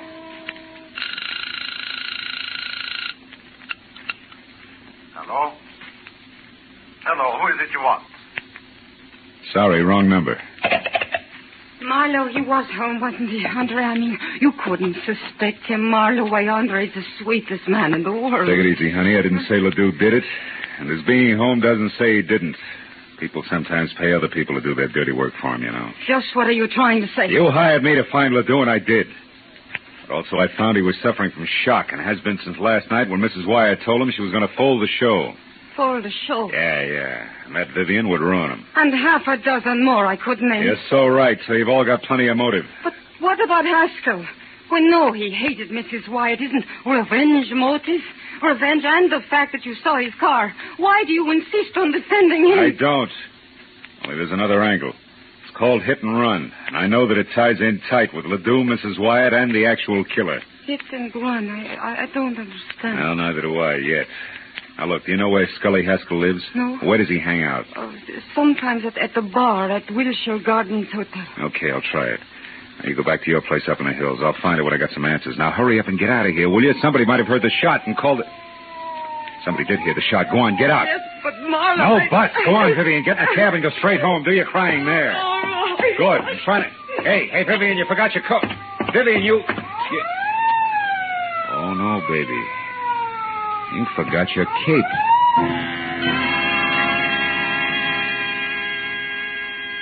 For a long second, I just held it tight and stared. High Elizabethan collar, enough gathered cloth to rig old Ironsides. It could have been what the garage attendant thought he had seen running away from the car Ledoux had used. But the garage attendant could have been mistaken, too. I told myself that leaping high to conclusions was strictly for ballet dancers. I jammed the cape into a small bundle and leapt via the service entrance just as the police sirened up. I took the Great Circle route back to my car, tossed the cape on the seat next to me, and drove fast to the bar at the Wilshire Gardens Hotel.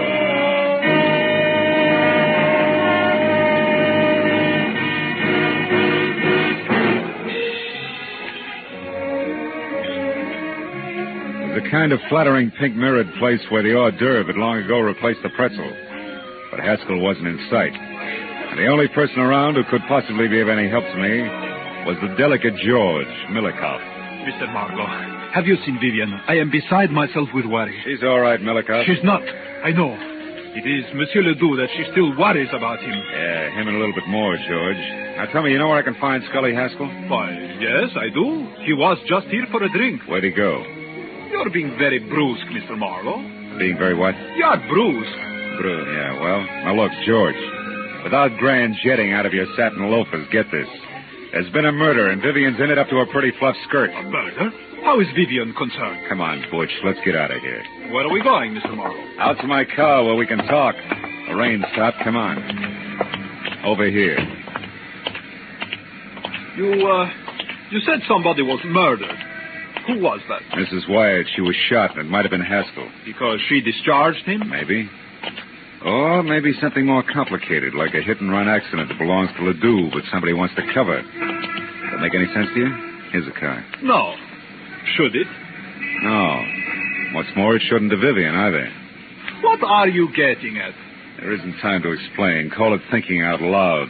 Thinking about this cape, for example, that belongs to Vivian. About the testimony of a whiskeyed garage attendant. All of which makes me hope real hard that Haskell's the boy. More thinking out loud? Yeah, maybe. Now, look, where can I find Haskell? The Paradise Court Motel on Vine. He has a bungalow there, number 3. Oh, thanks. Now, if you're really worried about Vivian, George, go on over to a place on Lookout Mountain Road. She's not in good shape. Now, here, take this cape with you. Ooh. What? Why, you cut yourself. Your finger's bleeding. Yeah. And a sliver of glass, George. Glass that could have come from a broken headlight, huh? From a broken what? What are you talking about, Mr. Marlowe? The benefit of the doubt, George. Keeps getting harder to give it away. Bring this back to Vivian, will you? Tell her she left it at Mrs. Wyatt's, and then I'm positive Haskell's our man. So long, George.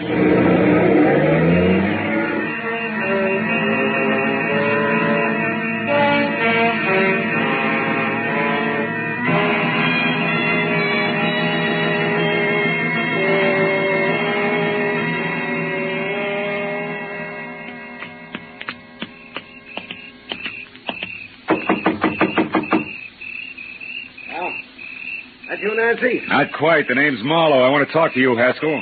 Don't waste your breath, Skip Chaser. I'm broke, and I'm going to stay broke until the 1st of next month. After that, you can get in line. Who are you funny for, the finance company? Imogene Wyatt's dead, Haskell. What did you say it? What's the gun for? Your lousy temper. Get back. Hey, wait a minute. I saw you at the theater tonight. Yeah, and I heard you, which puts me out in front. Now, do we talk, Haskell? About what? Mrs. Wyatt's murder. You were sloppy. And you're off your nut. I didn't shoot her. I didn't even... Slips, huh, kid? How? I know she was shot. Doesn't prove I did it. Come on, why'd you kill Mrs. Wyatt? I didn't. How'd you know she was shot? Because it happened just as I got out of my car and started toward her place. I was going up there to read her off. The shot scared me away. Use your head, Marlowe. I was sore, but I didn't kill her. No, but interference on that hit and run you were covering was plenty of reason. What are you talking about, hit and run? Hit and run. Don't move, Haskell. Nuts. I said don't move. Congratulations, handsome. That's just what I had in mind. Close the door and stand still. Sure. Now what? The name's Nancy Carney. Occupation? Ex-friend of the unconscious. Don't look so worried, handsome. I'm on your side. I had something in mind exactly like that left cross you just threw. Is that cold, huh? Yeah. What's your beef? I took this louse to a party with me last night, and he got so stinking drunk that I'm still apologizing to people. He was with you last night? Me and a couple of fifths of bourbon. From 8:30 till 5 a.m. And on Malibu. He never left? Not for a second. The loudmouth was positive. Nobody could get along without him. What's that got to do with you? Too much. Tell Haskell I'll be in touch, will you? I gotta run now. Oh. What are you looking at? It's just a program from the ballet, isn't it? Yeah. Well, Haskell has them all over the place, after all. Yeah, sure. So? Oh, so like I said, Nancy, I gotta run.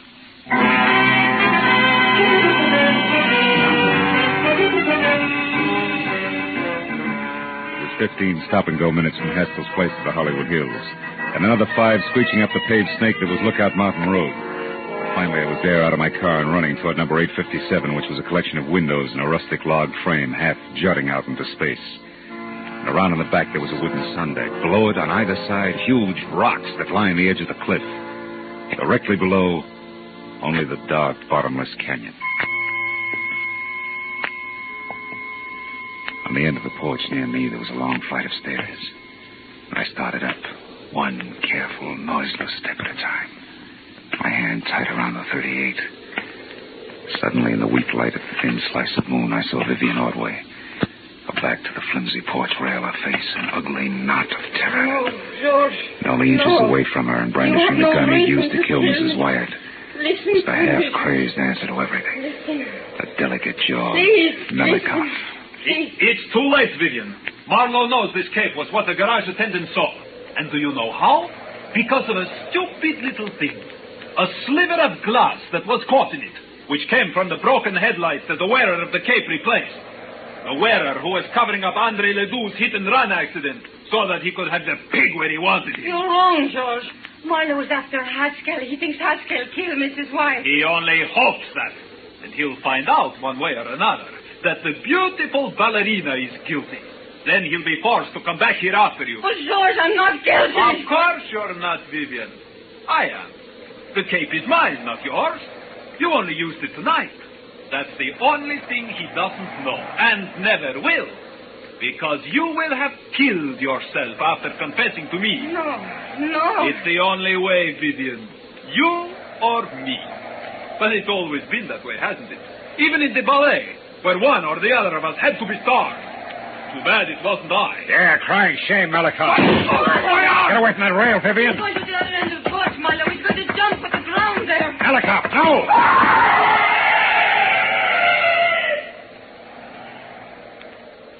Oh, no. Too great a leap.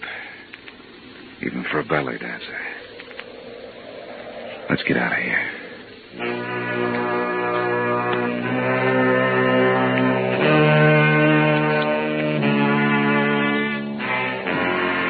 A long time at police headquarters, but finally all concerned had made their statement.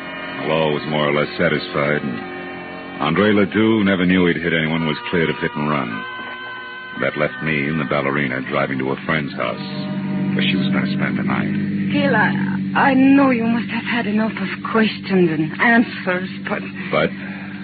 Yes. The reason George killed Mrs. Wyatt, Well, you see, Vivian, it started last night when George went to see Andre Ledoux because he was so bitter about his part in the show being cut down.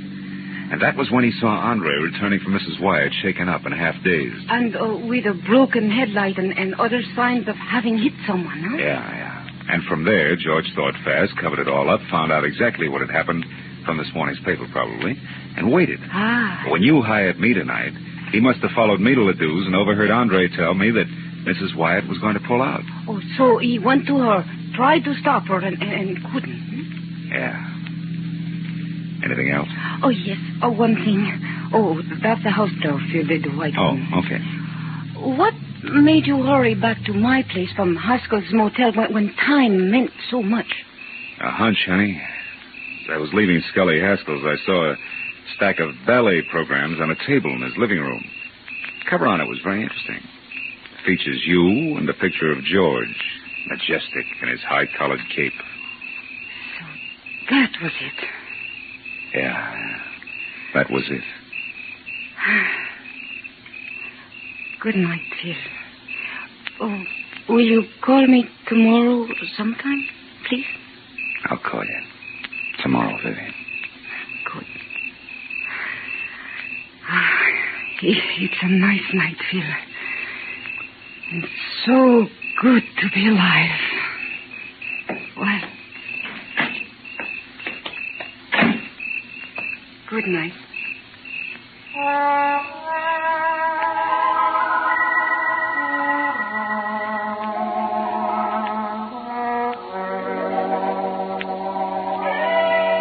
Well, I drove straight home in the quiet, empty hours through the quiet, empty streets, thinking all the way about ballet, which to me had always been something very delicate. You know, for the long hairs, strictly the arty side. And I thought about the people I'd met who were connected with it. The ballerina with a lot of courage when courage counted. The high-strung Andre Ledoux, Haskell the muscle man, and George. As vicious as anything I'd ever met on Skid Row. And I was still thinking about them when I got out of my car. But then for the first time, I noticed a little white envelope on the seat next to me. It had my name on it. And inside was a a ticket for tomorrow's matinee. Same seat I had before. Yeah, well, I figured I'd go. You know, those leaps they do, they're pretty good. What do you call them?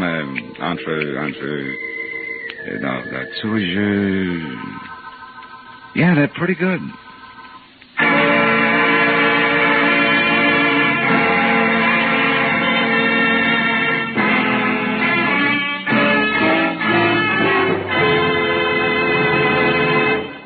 The Adventures of Philip Marlowe, bringing you Raymond Chandler's most famous characters, star Gerald Moore, are produced and directed by Norman MacDonald and are written for radio by Robert Mitchell and Gene Levitt.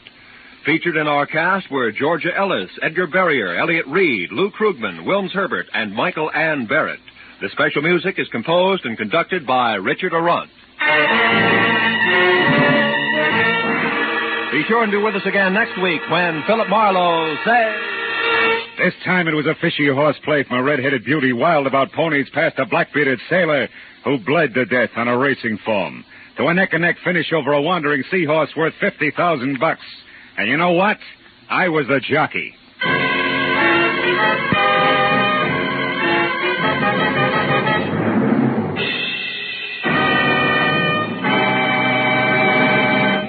Remember, every Wednesday night, CBS brings you Groucho Marx with his wonderful quiz, You Bet Your Life. It's one of the brightest, most spontaneous, most genuinely funny shows on the air, so be listening this Wednesday night on CBS. This is Roy Rowan speaking. Now, stay tuned for Pursuit, which follows immediately on most of these same CBS stations. This is CBS, where Burns and Allen are heard every Wednesday night, the Columbia Broadcasting System.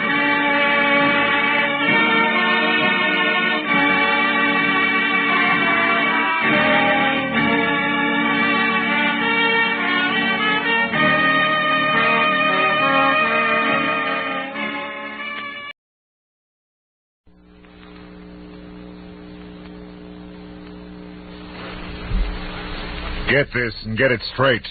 Crime is a sucker's road, and those who travel it wind up in the gut of the prison of the grave.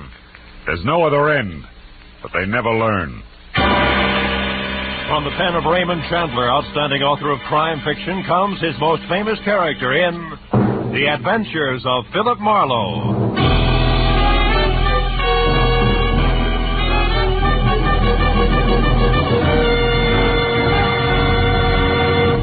Now, with Gerald Moore, starred as Philip Marlowe, we bring you tonight's exciting story, The Hiding Place.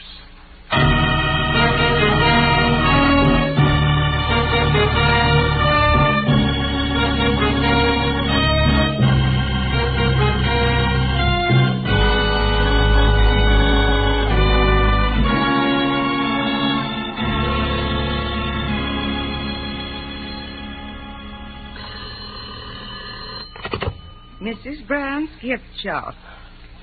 Oh, yes, Mr. Waltman. The bookends? Well, let me see now. That was the little Dutch figurines, wasn't it? The boy and the girl? All right, fine. Well, I'll have to... Oh. Hold the line a minute, Mr. Waltman. Mr. Marlowe, You're back. Yes, Mrs. Bryant. Did you find him, Mr. Marlowe? Did you find Chipper? Chipper is dead, Mrs. Bryant. Oh, Take it easy, Mrs. Bryant. Maybe you better sit down here. No. I'm all right. There's a customer waiting on the phone. I'll finish that. Then I want you to tell me everything you found out about my son. Sure. I'll only be a moment. As Martha Bryant went to the telephone, I braced myself for the story I had to tell her. I tried to figure some last-minute way of making hard facts a little softer for a sweet, brave, gray-haired lady who deserved a better break. The first thought about what had happened brought the whole ugly business rushing back at me again.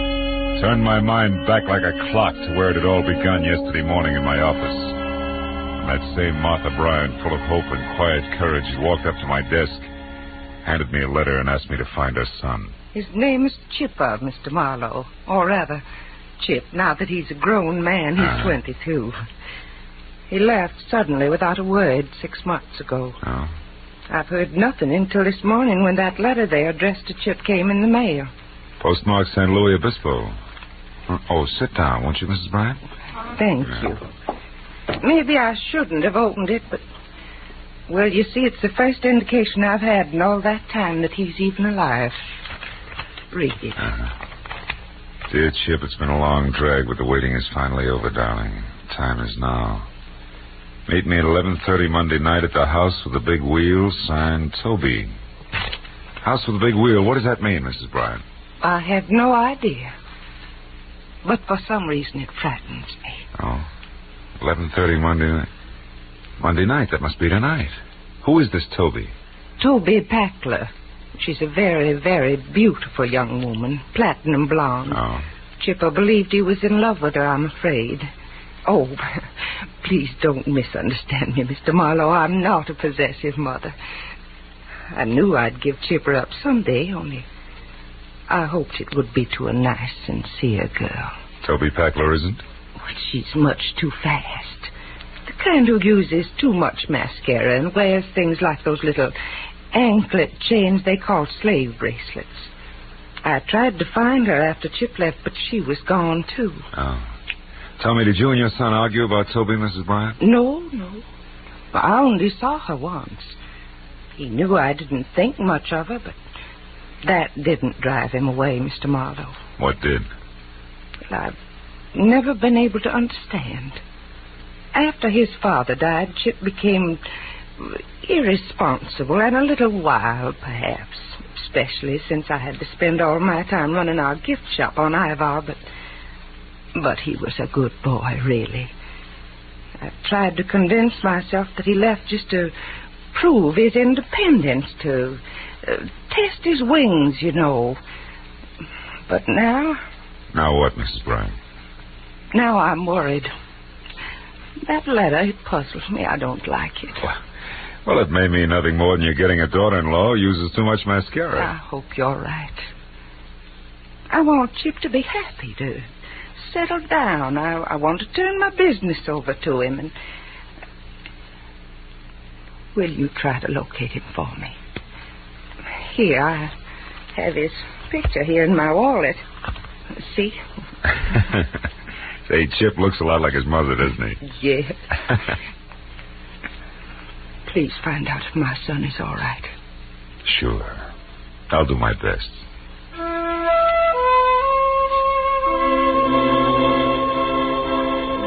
From my office window, I watched her leave the building. Saw her stop politely and answer a question for an oily sidewalk passerby in a black pinstripe suit. Then moved quietly on down the street toward her shop on Ivar. A neat, gentle, very lonely woman.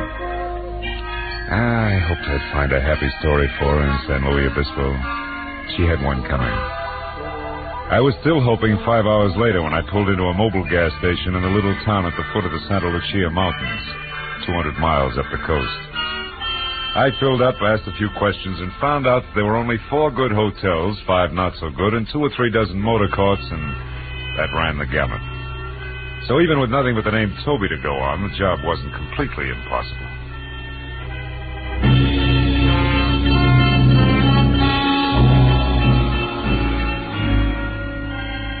By the time I'd worked my way down into the motor courts, the sun was sneaking off between the rocky hills toward the ocean. And I was still collecting negative answers. Until I tried a mirrored neon combination bar, restaurant, and motel called Pinky's on the north edge of town. Sorry, mister. No Toby Packler registered here. Now, wait a minute. Are you sure? She's a lovely platinum blonde about... About what? Huh? Oh, never mind. Skip it, Pinky. Maybe this is better. When I glanced across the lobby at the bar, I caught a man watching me. He was the same oily character in a black pinstripe suit that I'd seen stop Mrs. Bryant on the street outside my office back in L.A. He ducked away, and I beat it into a bar. Just in time to see him slip out a side door, so I followed him. Outside, a gravel path wormed through a grove of dejected pepper trees, wound up in a lonely walled patio, and when I got there, Oily was out of sight. The reason was simple. The nose of his gun in my back said he was behind me. Don't move, Marlowe. Well, name and all. Yeah, sure. I've been tailing you every inch of the way since old lady Bryant went to see you this morning. What's the connection, Oily? Exactly 6 long months of watching and waiting. For what? For a move a new 2 skunks would have to make some time. And from the way you've been working, you don't know enough to do yourself any good or me any harm. So take some advice. Go back to L.A. Leave it alone. Leave what alone? That's none of your business, people. I'll take over from here. But just in case you run into Chip Bryant or Toby on your way out of town, tell them from me they're not cutting Lou Race out of his share of $110 grand. I'm going to get it, one way or another. And so you won't forget, use this. Oh! For a reminder.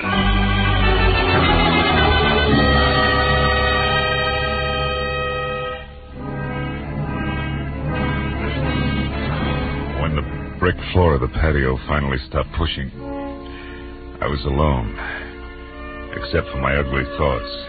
I knew I was on the right track, but from the sound of things, Chip O'Brien was much less a mama's boy than his mama believed. I made sure Lou Race was nowhere around the motel. And I went into the bar again to see what a double scotch would do for my headache. The bartender obviously was the type who got around, so I took a chance and asked him about Toby Packler. It was no good. When I described Toby as a beautiful platinum blonde, a girl sitting alone 2 stools down, a girl with a short, ragged, mouse-brown hair and extremely flat, misformed face, dropped her eyes and looked away. I suddenly felt very cheap. I flipped a silver buck on the bar and got up. You know, it was the kind of dumb stunt you can't apologize for. You just leave. I was halfway to my car before I realized that the girl had followed me out. Hey, mister. Yeah, you. Just a minute. I turned and watched her come toward me. In the garish neon light, her face was jarringly unreal, the color and texture of hard putty. I heard you inside when you asked about Toby. Yeah, I thought you had. Do you know her, Miss... Palmer. Oh. Yeah, I know her. She's one of my few friends. What do you want with Toby? Well, my name is Marlowe. I'm from L.A. I want to talk to her about a fellow named Chip Bryant. She's my only lead. Chip Bryant? Yeah. She never mentioned that name to me. Anyway, you're too late, Mr. Marlowe. What do you mean? Toby left town this morning. Left town? Oh, no. She was going up north to Seattle, I think, on some kind of personal business. Now, listen, did she ever say anything to you about a house with a big wheel, where it was, what it means? House with a big wheel? Yeah. No, I'm afraid not. I'm sorry, Mr. Marlowe. I guess I'm not much help. Well, good night. Thanks anyway. And good night, Miss... Palmer.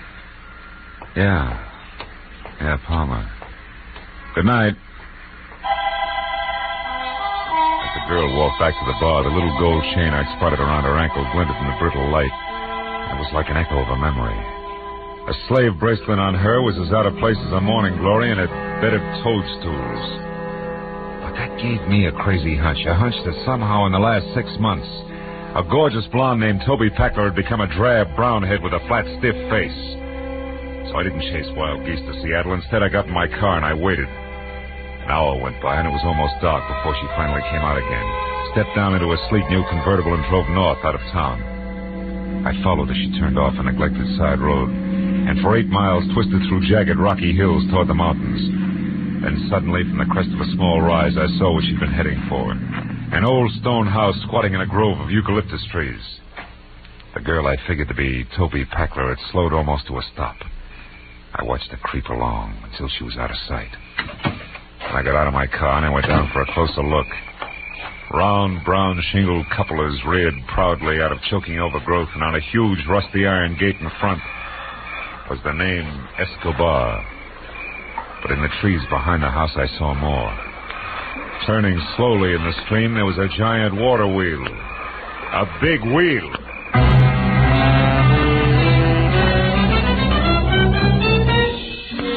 I drove fast back to town and stopped at the only place I could figure for a quick answer. The office of the San Luis Obispo Daily Eagle. The night editor was strictly old school, from green eye shade to sleeve garters, but still very much on the ball. So, you want to see the issues of exactly 6 months ago, you say? Yeah. That'd be November. About the 8th, 9th, and 10th. Here you are, son. Help yourself. Thanks a lot. If I'm right, this ought to cinch it. Careful there. Don't rip those copies. Say, by the way, what store are you looking for? Oh, small something on a party named Toby Packler. It's not here. Wait a minute. Maybe it'll be in... Yeah, sure. This is it on page 3. A woman identified as Toby Packler of Los Angeles suffered severe injuries to head and face today when the car she was driving skidded into a bridge abutment 2 miles north of here. So that's how come the face. Miss Packler's condition was announced as critical by Clark Emergency Hospital attendant. Hey, is that all you wanted? That's enough. If that answers your question, young man, I'll put these copies away. Gotta be careful. Wait a minute, that headline. Eh? What was that? Let's see that. Santa Barbara jewelry store robbed. Daring thieves escaped with gems valued at $110,000. $110 grand. Yeah, I remember that. 2 men and a woman. Got away clean, too. Never caught a worm. Hey. You don't mean there's a connection between these stories, do you? I don't know. Ask me again after I've checked in at the old Escobar place. Adam Escobar's place? Out in the hills? Oh, you're joking, son.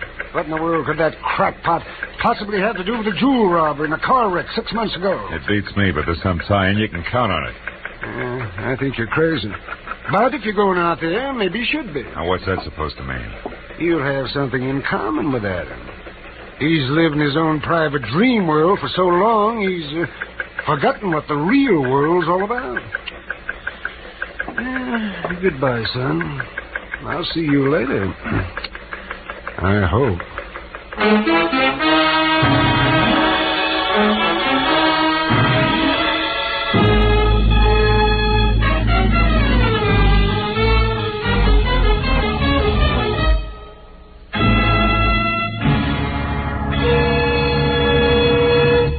In just a moment, the second act of Philip Marlowe. But first, the fun is always fresh and furious when Groucho Marx takes over on CBS Wednesday nights with his wonderful quiz, You Bet Your Life. Groucho, the master of ad-lib, teams up pairs of opposites and then goes to work with his quips and questions. Very, very solid with laughter, this Groucho Marx show. Hear it this Wednesday and every Wednesday on most of these same CBS stations. Now with our star, Gerald Moore, the second act of Philip Marlowe, and tonight's story, The Hiding Place.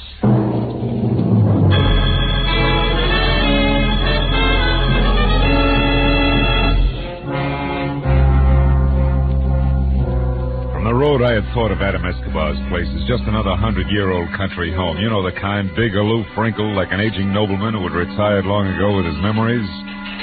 Now that I was there and at the rusted iron gate that resented my intrusion out loud, I changed my mind. I saw now it had to be a degenerate nobleman. Also, a nobleman had to be flat broke. I saw it everywhere. The name Escobar on the gate in copper lettering had turned a sickly spotted green. The scuffed, faded family crest inlaid in tile in the cement walk was cracked and crumbled. The exquisite stained glass door was cracked all the way down the middle. Only the engraved card in the slot under the knocker that said Adam Escobar, Esquire, was neat and new. The landed gentry's last-ditch stand. I was about to knock when... You need not bother knocking, sir. I saw you coming up the walk. I am Adam Escobar. He was a small, slight man of maybe 60-plus with a large head held high in spite of the frayed cuffs, patent leather slippers that were cracked and peeling. I introduced myself, then followed him into a musty living room. There, Wiley apologized for no longer having any servants and poured us each some brandy from a cut-glass decanter. I told him all about my search for Chip Bryant, complete with Toby and Lou Race. Frankly, Mr. Marlowe, I am puzzled. Your drink, sir. Oh. Confused. What does all this have to do with me? Well, maybe nothing, Mr. Escobar, but the only guess around is that the jewels were hidden here on your property. The house with the big water wheel the night of the robbery 6 months ago. But why? For what reason, sir? The police? Oh, probably. Trio wouldn't want to be picked up with the stuff on him. Salud. Under yours, sir. Thank you. Then, Mr. Marlowe, soon after they did that, hid the jewels, the girl, the one with the injured face, had that accident. Those are the circumstances. Oh, more or less. And if I've added right, company's coming by 11:30. It's 10:30 now. It might be a good idea if you left the home grounds for a while. Me? Leave my own home because of some thieves, because of 3 common degenerates? Mr. Escobar, it's that or the police, and I'd rather not have them in it for a while. I still owe my client the slight benefit of the doubt that's left. You think I am afraid? Is that what you are trying to say? No, of course not. But I don't see why you should stick your neck out. These people have nothing to do with you. You are wrong, sir. Every honest man has something to do with every criminal. His duty. I know that now, Mr. Marlowe. If I had known it many years ago, I might still have both my wealth and my property intact. Well, okay. Who knows? When I come back, it may be... Come back? But where are you going, sir? Into town. I'd still like to catch up to Chip Bryant before the reunion. I don't think there's going to be the time or place for conversation. Conversation? With that Bryant hoodlum? About what sort? About a mother, Mr. Escobar. A nice old lady who doesn't deserve a kick in the teeth.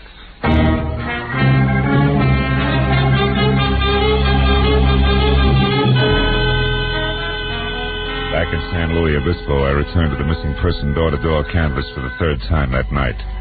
Only now I confined myself to the wrong side of the tracks exclusively, and the deeper the dive, the better. I didn't figure that Chip Bryant would show anywhere else. And after a half a dozen quick stops, number 7 proved lucky. It was a cramped, greasy bar with a sawdust and cigarette butt floor and a single customer. I hadn't found Chip, but I was close to the dapper Mr. Lou Race. The barkeep, a ball of fat, wearing a sweatshirt the size of a tent, had his back to me when I entered. So did Race. So when I tapped the tricky man on his padded shoulder and he turned, he was surprised to see me swing. That slicker was an old dick. This? Just in case the cat got your tongue. Now get up.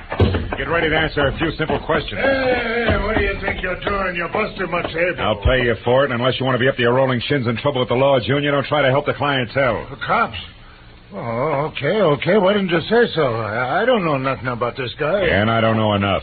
Now, come on, Race, you talk or eat sawdust. Which? No. I'll tell you. What do you want? One, you, Chip Bryant, and Toby Packler stuck up that Santa Barbara jewelry store 6 months ago, right? Yeah, we did it.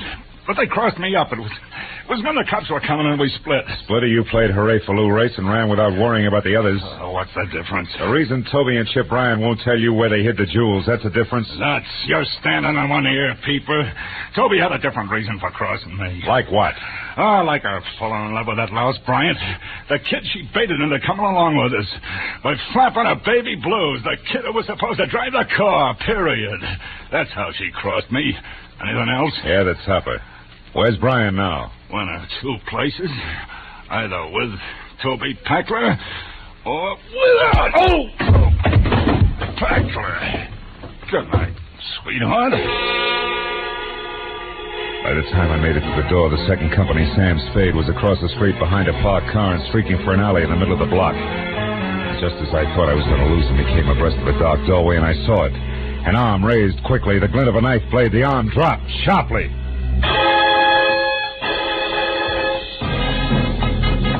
Whoever had done it slid away in the dark as suddenly as he appeared. When I was next to Race, there was only the caller's card, a black ivory-handled knife, driven to the hilt in between the dapper man's shoulders. He was going out fast. Hey, holy cow, how did it happen? Shut up, Race. Do you know who got you? The knife. Yeah? Has it got a dark black eye? Black ivory handle, yeah. Why? What does it mean? Who's it belong to, Race? The kid. What kid? Chip Bryant. He's dead, huh? Yeah. And so are all the prayers of one Mrs. Martha Bryant. Huh? Who's she? Never mind. Listen, call the cops. Tell them my name's Philip Marlowe. I'm a private detective, and I may be able to explain all this later. Right now, I'm due at a house with a water wheel, and I'll explain that later, too. If I'm lucky.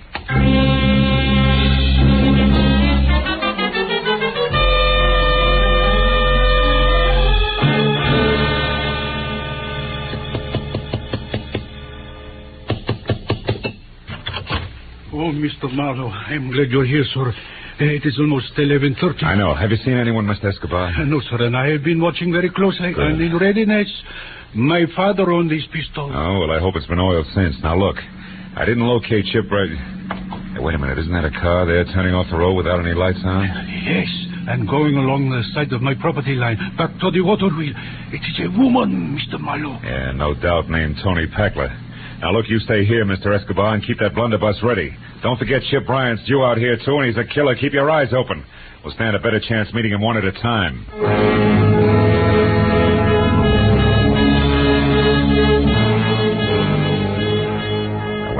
Side of the house quickly, then kept close into a long line of eucalyptus trees that ended at a crumbling building that had once been servants' quarters. After that, it was only 20 yards to the water wheel. 20 open yards to the huge ancient circle of hand-hewn wood that complained against the side of a dreary squat stone mill that had long ago died of old age. There in the faint half-light of a hazy moon, I saw Toby Packler, kneeling at the corner of the building and with both hands working furiously to loosen a stone the size and shape of a football. There was a gun on the ground next to her. I moved closer, my hand tight on the .38 in my pocket. Then I waited till she had the stone out. And that baby ends a 6-month-old secret. Were you... That wasn't bad aim, just a warning, Toby. How do you know my name? I read your mail. I get back over to your homespun safety deposit box there and take the jewels out. Go on. All right. Why shouldn't I, soldier? You won't go anyplace with them. Chip will see to that. They're gone. Get back. They're not here, I tell you. Do you understand? They're gone. Gone. Oh, the whole thing. Hold it. Now, tell me, is this where you hit him? Of course. Nobody else knew? Race or Chip Bryant? Grace didn't even know about this place. But Chip... What? And don't dare move, Mr. Marlowe. Now, drop your gun. Do it! Miss Packler. Mr. Adam Escobar, Esquire. Keep quiet. So Chip Bryant had the jewels all the time, did he? I never thought of that. What do you know about jewels? Oh, quite a bit. You see, Miss Packler, that night 6 months ago when you stood over there on the other side of the water wheel and told Bryant that you had hidden the jewels and would tell him where later on, I was listening. You knew they were here? I'll sell anything to anybody. It was, of course, quite by chance that I overheard you. But after you had that accident with your car, I searched as diligently as though I were a partner. Searched Miss Packler for money that could mean so much to me. But I found nothing. Then where are they? You idiot, tell me. Where are they, do you know? Now that I see this hiding place, yes. It was where Chip Bryant stood. Therefore the jewels are no doubt buried. What do you mean? I think, Toby, that he killed Chip Bryant almost 6 months ago and that he buried him here on these grounds without knowing that Chip had already found the jewels. What? Chip? Dead? Quite dead. I killed him 2 days after your accident. I found him searching for the jewels. No. No, you're lying. Chip was supposed to go back to Los Angeles and wait until I was well. Wait for my letter. He didn't, Toby. He came out here, found the jewels, and was killed by our host. No wonder I couldn't find them these months that I searched day in and day out. Scratched and dog and cold and in rain by sun and by dark. No wonder I buried them with him. Yeah, but you didn't bury his knife, did you? That's your kept and used on Lou Race tonight. Exactly. Why, you... Back, Miss Packler. Why? So you can shoot me, then him? Or so that if I'm very lucky, I can run away to live some more? Toby, don't. Live with his smashed, ugly face? Packler. What have I got to lose? You've been warned. My pretty face is Don't gone. take another step. The man I love is Don't. gone. I Soon the said jewels too. Ah! Escobar. Turn around. Point that gun at me. Richard, Mr. Marlowe. Now it's self-defense. Toby. Toby's bad. Yeah. Real bad, soldier. I had so much once. Pretty face. A guy named Chip. Jules. I had everything. I was a big wheel. Wasn't I? So much.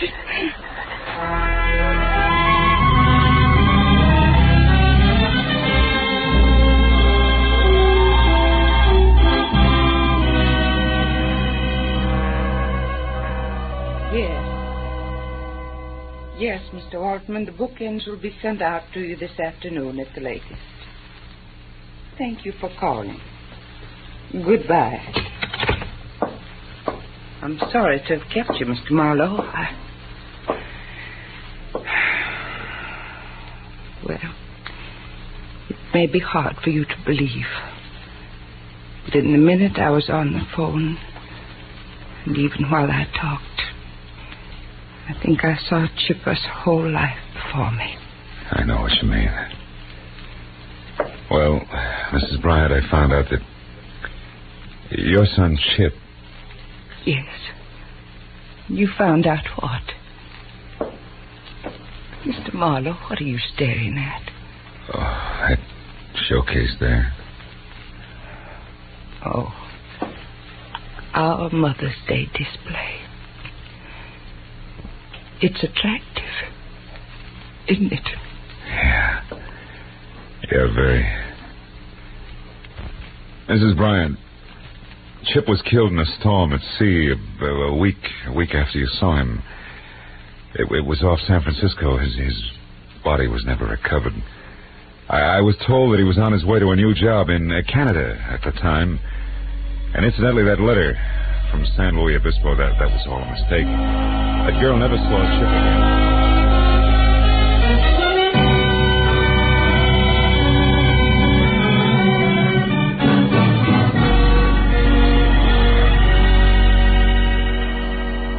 Outside, I left my car where I'd parked it and walked through the busy city streets. You know, it's a funny thing. Lies can cause more trouble in this world than almost anything else, they say.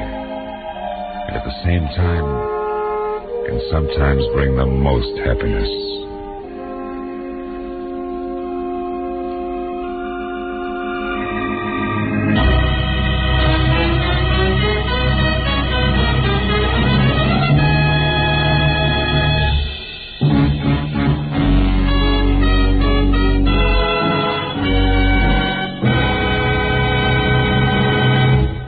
Adventures of Philip Marlowe, bringing you Raymond Chandler's most famous character, star Gerald Moore, are produced and written by Norman MacDonald and written for radio by Robert Mitchell and Gene Levitt. Featured in the cast were Virginia Gregg, Joan Banks, Herb Butterfield, Louis Jean Height, Bob Griffin, Howard McNear, and Lee Millar. The special music is composed and conducted by Richard Arant.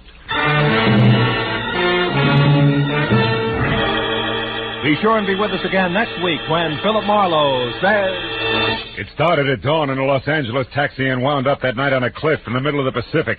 All because of a Dutchman with $50,000, a corpse in a lily pond, and an Oriental with a chauffeur who wanted a cloak made of nothing but feathers.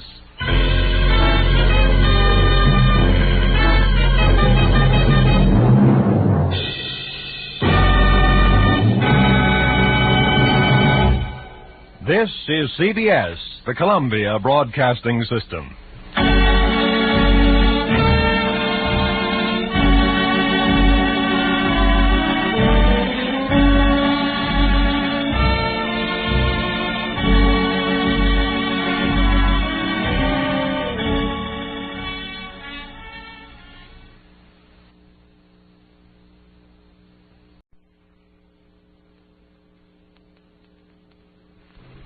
Get this and get it straight.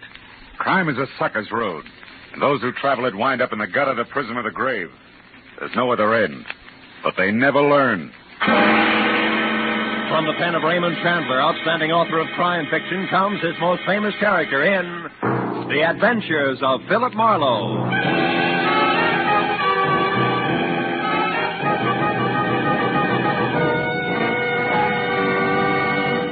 Now, with Gerald Moore, starred as Philip Marlowe, we bring you tonight's transcribed story, The Cloak of Kamehameha.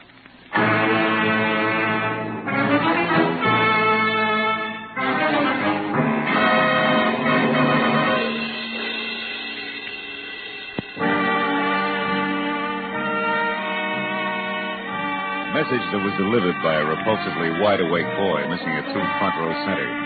Arrived at 6 in the a.m. and had come in two parts. The first, scrawled in black ink on a wrinkled piece of paper, said, Marlowe, get hold of a taxicab. Pose as the driver yourself, and at exactly 8 o'clock this morning, come past 8840 North Ogden Drive.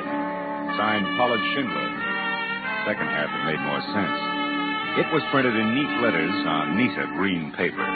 and under an engraving of Benjamin Franklin read 100 silver dollars, payable to the bearer on demand. So at exactly 8 o'clock, I was behind the wheel of a hired cab, leather jacket, peaked cap, toothpick, and all, and within hay taxi distance of number 8840. Mr. Pollard Schindler, a round man in square clothes with haircut to match, was not late. You there, taxi, ready? Yes, sir. Cab? Of course.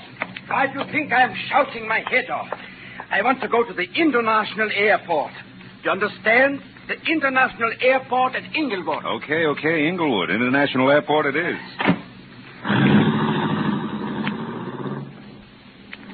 Marlowe, the meter. Quick, put the flag down. Every minute I'm being watched. Huh? Oh, yeah. Watched by whom, Mr. Schindler? I don't know. Now listen carefully, Marlowe. Later, you have to go to the Halemoana Hotel and wait for a young lady named Lenny Collier. Uh-huh. Then, at the hour she designates, you go to her house, number 44 Diamond Head Circle, and pick up the clothes. Now, wait a minute. Halemoana, Diamond, what is it? The hotel isn't by any chance in Hawaii, is it? Didn't I mention this in my notes? Oh, you didn't. Or did you mention picking up a cloak? That just proves I haven't been myself ever since yesterday. Yesterday, I received this anonymous letter that's postmarked Honolulu. All it says is, Kamehameha's cloak of golden feathers will bring no less than death. Oh, great. Marlowe, have you ever been to the islands? Yeah, twice. Once on business and once pleasure. But then surely you've heard people speak of King Kamehameha. Yeah, I think I do. He was back around the 1780s, right? Yeah. Big organizer, conquered Oahu by driving the defenders over the cliff that divides the island in two in the... Pali. Oh, yeah, Pali. Now, Marlowe, the feathered cloak that Kamehameha wore was about 100 square feet, and every inch of it a golden yellow feather. Uh-huh. And valued at more than $500,000. Hey, how come? The feathers. Oh, the feathers, yeah. They are from the now extinct black mammal bird, Marlowe. There was only one yellow feather on each bird. Well, I could explain why they're now extinct. But don't tell me that all this is a game of Collier to Marlowe to Schindler with a cloak that belongs to the museum. Oh, no, Marlowe, it isn't. With the cloak you speak of. But Lonnie Collier has another one. Less valuable, of course. It's 1/4 the size. Oh? But it also belongs to the king. And it also is made of the priceless feathers. And is this her property to have and to hold legal like? Yes. Lonnie is wealthy. About 25. Went to fashionable schools here in California. And as a result, cares more about fun and pretty clothes than she does priceless heirlooms. I can't understand that. So, for $50,000, I have bought the cloak to resell to a New York millionaire for almost twice that sum. He loves the island, Lord. Marlowe, I was right. I'm still being followed. Don't look back. Drive faster? Don't do nothing. This is exactly as I want it. Now, whoever it is will follow me, not you. And when I am in Honolulu, they will still follow me. Well, I take care of the business on hand. Yes. And there's a reservation for you on the next plane. So, after you leave me and collect your cab fare, which will be $500, you drive away. Then later, Marlowe, get back here, aboard your plane and underway. And tonight, when I've got the cloak? Take it back to your hotel room at the Halemoana and sit on it hard. Because unless I am a complete success as a decoy, you will have your share of trouble too, I'm sure. But Marlowe, from what specific direction it will come, I do not know.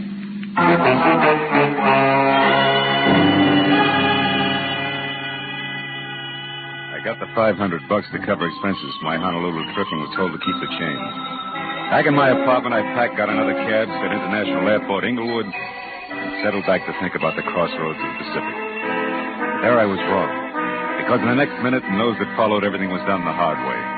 First, we ran out of gas, then got tied up in a traffic jam, and after that got stopped for speeding. All of which added up to me at the airport just in time to watch my plane take off without me.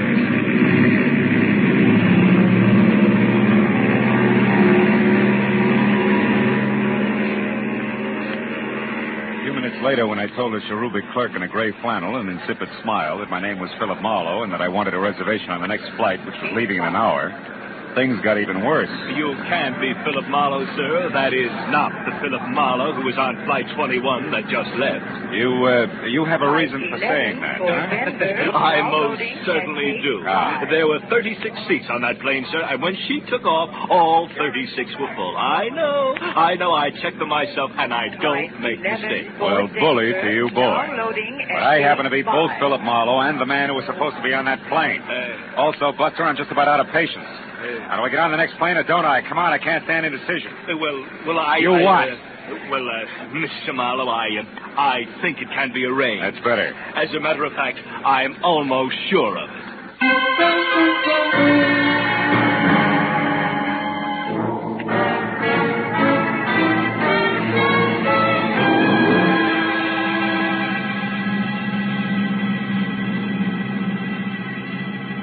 Later, the last of California had slipped over the horizon, and there was only clear sky ahead.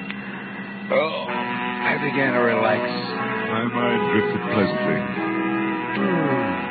Frosted Hawaiian punches, warm white beaches, and lovely hula hand.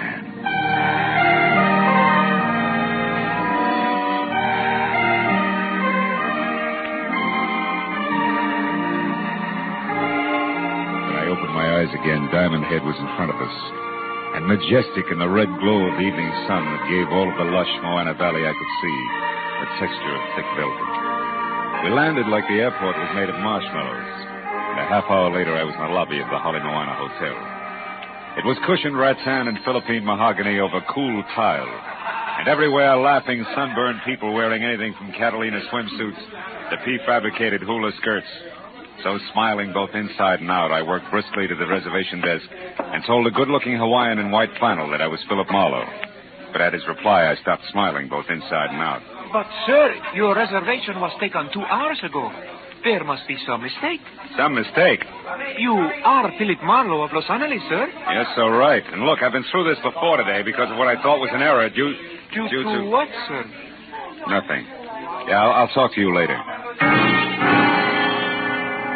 A large circle of mirror on the wall behind the clerk. And even as we had talked, I caught the reflection of a beautiful tan girl in cocoa brown suit, white pearls, and no stockings, who at the mention of my name had done a take that made her long blonde hair whip straight out.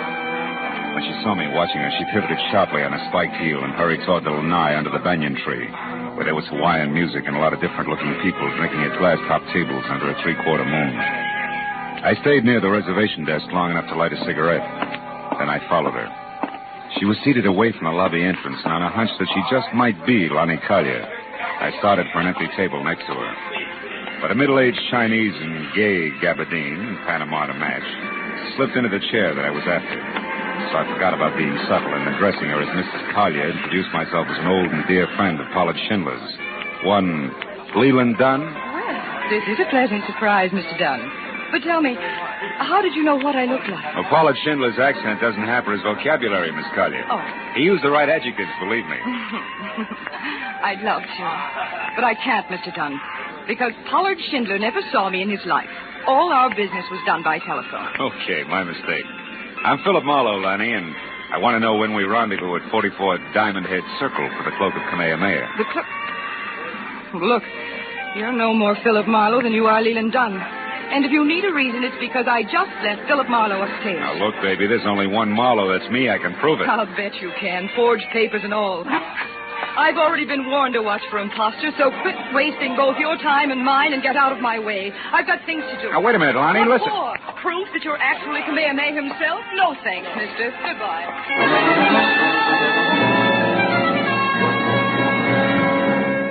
Now, I had two clues. One, an obvious party who had assumed the name of Philip Marlowe, and the other, Lani Collier. Less obvious, more intriguing. So figuring the road company Marlowe would keep, I followed Lani. By this time was getting into a long yellow convertible.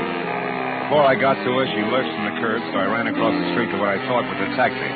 But I was wrong, because it turned out to be a chauffeured limousine and being helped in by a small, swarthy item of dubious lineage in a wrinkled cotton uniform was the Chinese in gay gabardine and Panama to match, who had been sitting near us on the lanai. What counted more was that he obviously sensed my problem. You wish to follow the girl, sir? Yeah, you know, it's a lover's patch. You know what I mean. I think so. Jolo, quickly. Yes, sir. You know where she's going, sir? I'm not sure. Maybe Diamond Head Circle. Maybe it's leading, sir. Oh, well, then let's make it Diamond Head Circle. Is there a faster way there, a shortcut? Oh, yes, there is. Jolo, begin. Yo.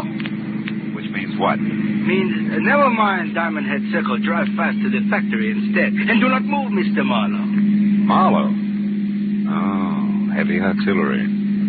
Okay, Fu Manchu, what's with the factory?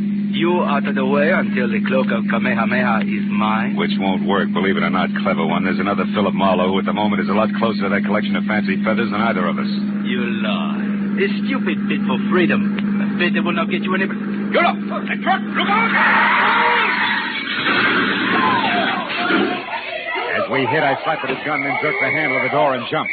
When I got to my feet, I was on the sidewalk and bruised, but better off than the China boy who was draped over the back of the front seat. A crowd that included a towering Hawaiian policeman who promptly told mine host to shut up gathered in a hurry, so I ran for a cab, gave the driver $10, the address I wanted, and took off.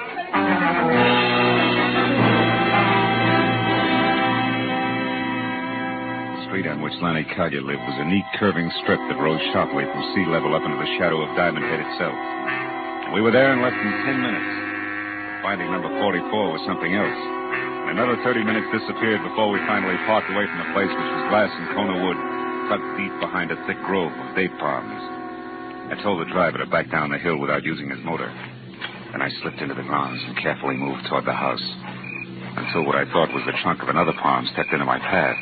Fast. Stop where you are. At the top, which was over 6.5 feet, there was a shock of flaming red hair. The whole frame was half covered in dirty yellow shirt, once upon a time white ducks and battered brown sandals. Who are you? Someone with an appointment to see Miss Collier. Why? You belong to this place? Yes, and this place belongs to me as well. All of it, Miss Collier included. She's mine to protect, you understand that? Malahini. Malawitch? Malahini, greenhorn tourist, a kind that I hate. A kind that's ravaging all that's beautiful, stealing the islands from those they belong to. Take it easy, Red. I'm not here to stick your pretty island in my pocket when you're not looking. All I want is words with Lonnie Collier. You're like the rest of them, trying with cunning and deceit to turn her head away from these shores and toward the mainland where you come from. I won't stand for it. Why don't we break this round table up and get to the house? I'm in a hurry. All right. But I'm sure that Lonnie will be on my side. So sure, in fact, that we really shouldn't disturb the flower. Should we? Should we, Malahini?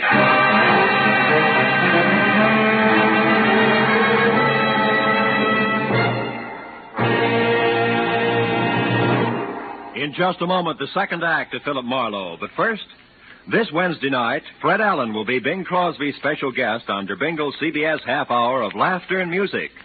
Earlier this Wednesday, the winner of the $1,000 prize in the Dr. Christian Prize contest will also be announced by Gene Herschel, star of CBS's Dr. Christian Show. And don't forget that Groucho Marx and Burns and Allen will also be here on most of these same CBS stations this Wednesday. Now with our star, Gerald Moore, the second act of Philip Marlowe, and tonight's story, The Cloak of Kamehameha.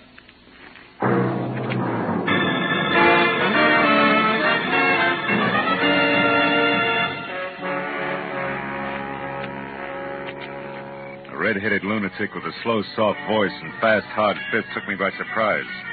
I wound up flat on my back before I realized he so much as moved. By the time I got to my feet and took after him, he was sprinting for a bamboo thicket and had a 30-yard lead. It was all he needed to lose me completely. When I finally untangled myself from the jungle, I came out on the road. But then I heard a motor behind me, so I dove for the underbrush again just as a heavy car roared by.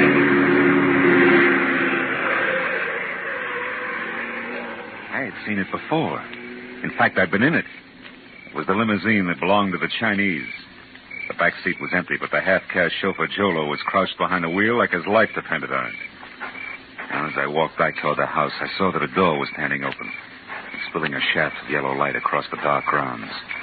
I started up the walk when it came. A second later, Lonnie Collier burst into the path of light and ran for the open door. I went after her, caught her by one arm, and spun her around.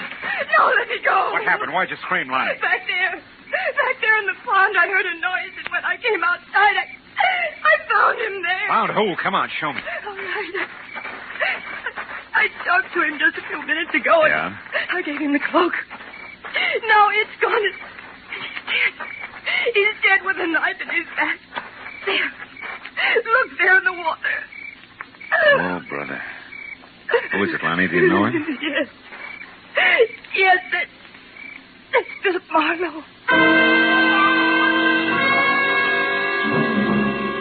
Skin on my neck crawled as Lonnie tagged the thing in the lily pond with my name. He was face down in the shallow water, and 3 inches of crooked steel and the ugly curved handle of a kris stuck straight up between his shoulder blades. Somebody had made a very grim mistake. But it took 5 minutes of argument and a thorough checking of all the credentials I carried to convince the badly frightened Lonnie. I dragged the body out of the water and up onto the grass. And I went through his pockets. What did you find? A card from the Hawaiian Island Art Products Company Limited, number 12, Harbor Street. Mean anything? No, I've never heard it. What's that on the back? Flight number and departure time of the plane I was supposed to take out of Los Angeles. Whoever he is, he's been one jump ahead of me all the way, right up to your lily pond here. Tell me, was anyone with him when you gave him the cloak, a half-caste and a chauffeur's uniform? No, he was a little... He looked at me, too. Now, listen, Lanny, there was a down-at-the-heel redhead here just before you came out. He claimed to be a friend of yours. Yes, that must have been Lawrence Cochran, the poet. They're making him rugged these days, huh? Lawrence wrote one great poem years ago about 2 lovers who leaped to death over the valley to keep from being separated, and their souls turned into birds. It's still very popular here in the island. Yeah? What happened? Lawrence got the habit of drowning himself in gin. And now the natives call him Papuli. Papuli? The crazy one. Yeah, well, that's closer. He's always hanging around. My mother wanted me to marry him at one time, and now that she's dead, he thinks he should look after me. Okay, Lonnie, let him keep thinking so. What do you mean? I mean, you can use a good watchdog right now. Oh. So when Cochran comes back, make him park on your doorstep. You stay inside and be careful. Those guys named Philip Marlowe getting knives in their backs. I've got a few things to do myself, but fast. All right. I'd like to borrow that souped-up convertible of yours. Where are you going? Number 12 Harbor Street in the Hawaiian Island Art Products Company Limited.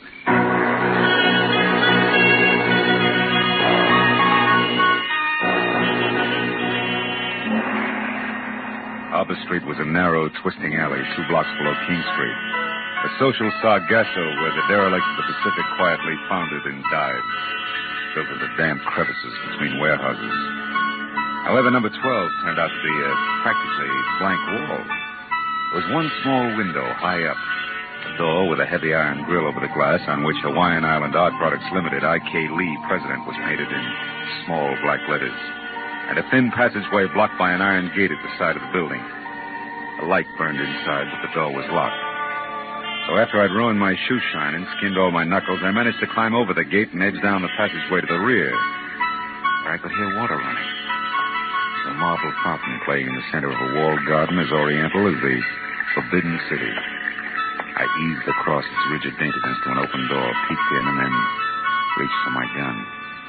Because sitting inside at a sleek white mahogany desk was the Chinese in the Panama. Well, this is a somewhat unexpected turn of events. Please, be careful with that gun, won't you? You be careful, Lee, and you won't have to worry about the gun. Tell me something. Why'd you break your neck to get Kamehameha's cloak? You know what'll happen if you try to sell it? My good man, I can sell that cloak every day for the rest of my life.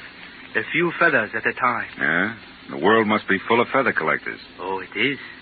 I manufacture the beautiful feather lace that islanders wear on their heads. And while the bird is extinct, desire for its gleaming feathers is not. 1 or 2 golden mamo feathers at each lay. And instead of a mere $100 apiece, I can get double that or triple. Now, do you understand, Mr. Marlowe?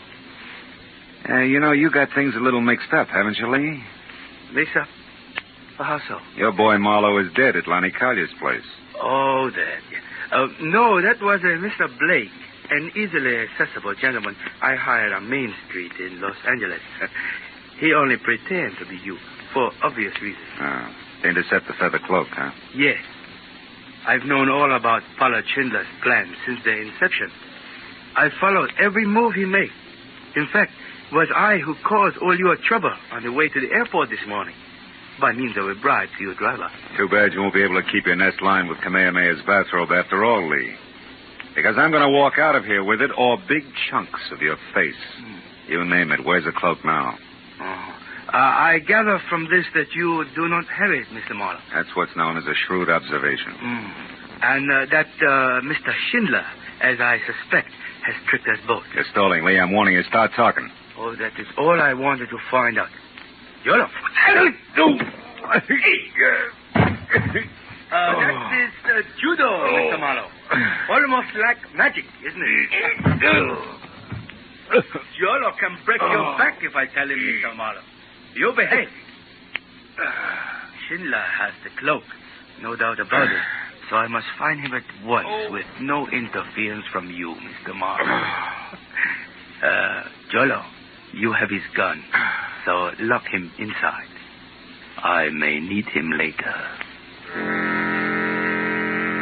From something that half-casted under my spine. At the edge of his hand, my legs were paralyzed. I felt like the practice dummy in a school for chiropractic. Every joint in my body ached when I moved. So I didn't move until the feeling oozed back into my legs. And I wobbled to my feet and looked around. There was a small, high window I'd seen from the street. A heavy chair, a desk with a lamp, and something like a picture framed in bamboo on the wall. I glanced at it and then looked back. Kept looking hard for a long, long time until I finally realized what it meant. The answer to the whole thing was contained in that bamboo frame. I had to get out and get out fast. I unplugged the lamp, plastered my back against the wall next to the door, and tapped on the lampshade to intrigue Jolo into coming in. It worked. When the knob turned slowly, I threw the lamp up at the window. The crash brought the door open with a jerk, and the jerk stepped in with my gun in his hand. What's going on here, Mr. Marlowe? Where are you? Answer. Right here, Jolo. Now get up. I got some magic to show you. A trick I learned in Kansas called the haymaker. I ran down the hall to the street door and out to the car. There was no traffic problem at that hour, so I jammed the gas pedal to the floor and held it there, right through the heart of Honolulu and up the twisting road that led to the mountains back of the city. The echoing roar of the motor as it tunneled through the forest lining the road was finally replaced by another roar. Wind. The unending gale that shrieks through a precipitous pass 3,000 feet above the city. The Polly. I swung the car to the side of the road and ran the rest of the way. Out to where the rocks rose to a knife edge. That dropped a sheer 1,000 feet to the valley floor. Then I spotted them. Lonnie lying at the cliff's edge and standing over her. His red hair ripped by the wind was the Mad Island poet. Drunk as a lord and flapping around his shoulders like a pair of huge gold wings was the cloak of Kamehameha. My love, I offer you the freedom of the bird. Come, Lonnie. No, let me go, Lawrence. You're mad. No, Lonnie, you're the mad one. To think you could sell your treasures and leave the island. No. Your destiny is here. No, stop it. Stop it, you murderous lunatic. I tried to warn Schindler, but the fool kept on. So I killed his collier. The man you gave the cloak to. And I'd kill 1,000 times again to keep you here with me. No. You belong to the islands, Lonnie, like this cloak and I. We must never leave. Come, it'll all be over soon, and our souls will turn to birds and live forever in this paradise. Catherine, stop! Marlowe, help me! Stay back! Don't interfere! Stop, Lonnie!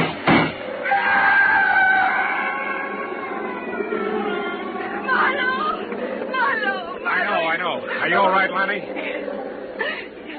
I'm all right. Marlowe, look. The cloak. Yes. Cochran must have lost it as he fell. And the wind brought it back to me. Oh, it's strange all over the... I don't want to touch it ever again. I know what you mean. I'll carry it. Come on, Lonnie, let's get out of here.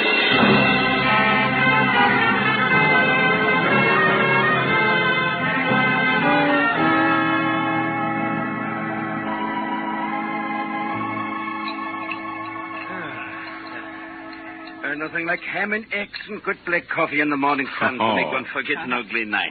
Right, my friend? Oh, you're absolutely That's right. all right. Schindler. Yeah. More coffee, Phil? Oh, thanks, Lonnie. So, Lee was picked up by the Honolulu police, huh? Sure. I had it all set up. He'll spend some time in prison. And Jolo, too. By the way, he was still unconscious when we got to him. What in the world did you hit Jolo with, Marlowe? Enthusiasm, mainly. And that's when you got away and came up to the party, wasn't it? Phil, how did you know it was Lawrence and where he'd be? Well, it's all tied with that one popular poem that Cochran had written, Lonnie. Oh? That anonymous letter you got in Los Angeles, Mr. Schindler, was a line from that poem. Kamehameha's cloak of golden feathers will bring no less than... How did you find that out, Marlowe? Well, you see, when I was locked up in Lee's factory, I saw a full copy of the poem on the wall in a little bamboo frame. Oh. When I came to that line you just quoted, it stuck out like it was printed in neon. See, for me, that pegged Cochran as the killer. Going on that hunch, I tried to look at things from his angle. He was a murderer, sure to be caught, desperately in love, insanely possessive of everything he thought belonged here in the islands. And he was an unbalanced lush as well. Rest of it figured, that's all. Oh, I see. And when he was cornered, he went back to the one important thing that he'd ever done. Exactly, Lonnie. He was lost. So he identified himself with the hero of his poem and took that as the only way out. It's amazing. Yeah, truly an amazing thing. Yeah, it's a terrible thing, too, Mr. Schindler. Well, we all got what we went after, didn't we? Each of us. Even Lawrence Cochran.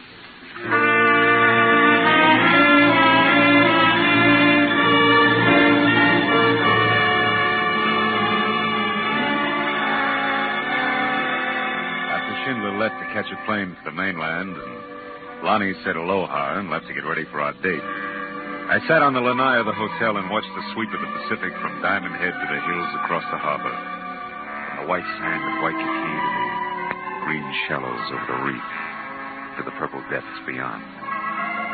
As a warm wind whispered through the palms, from somewhere I heard the soft strum of the ukulele. It suddenly occurred to me, what does aloha really mean?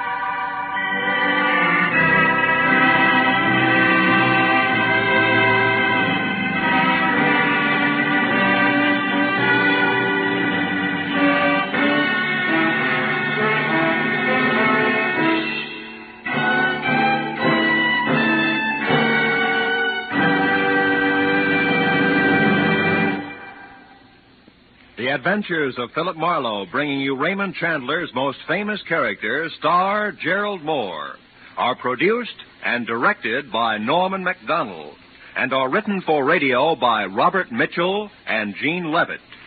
Featured in tonight's transcribed cast were Wilms Herbert, Lynn Allen, Jack Crucian, Dan O'Herlihy, Byron Kane, and Peter Leeds.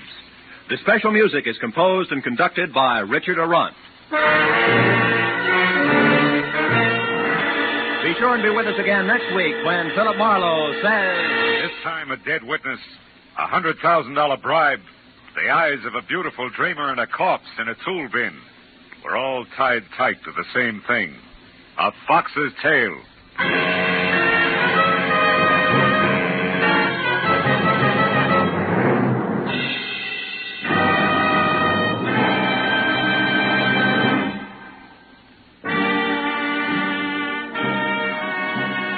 This is Roy Rowan speaking for CBS, the Columbia Broadcasting System.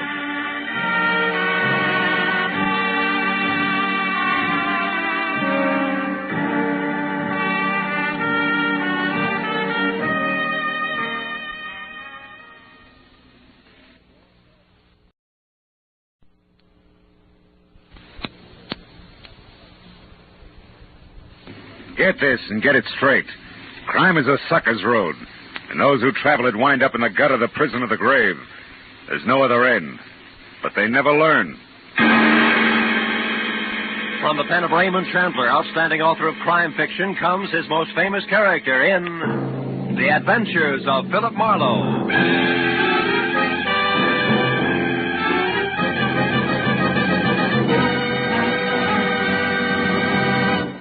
Now, with Gerald Moore, starred as Philip Marlowe, we bring you tonight's exciting story, The Bedside Manners.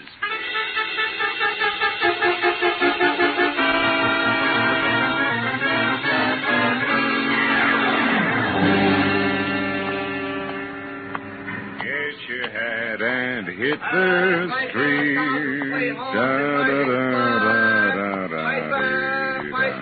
Get your paper. Hi, Mr. Marlowe. Hi, Tommy. Paper tonight? Okay, kid. Here you are. Thanks. Take it easy now. Sure. Hey, Mr. Marlowe, you change.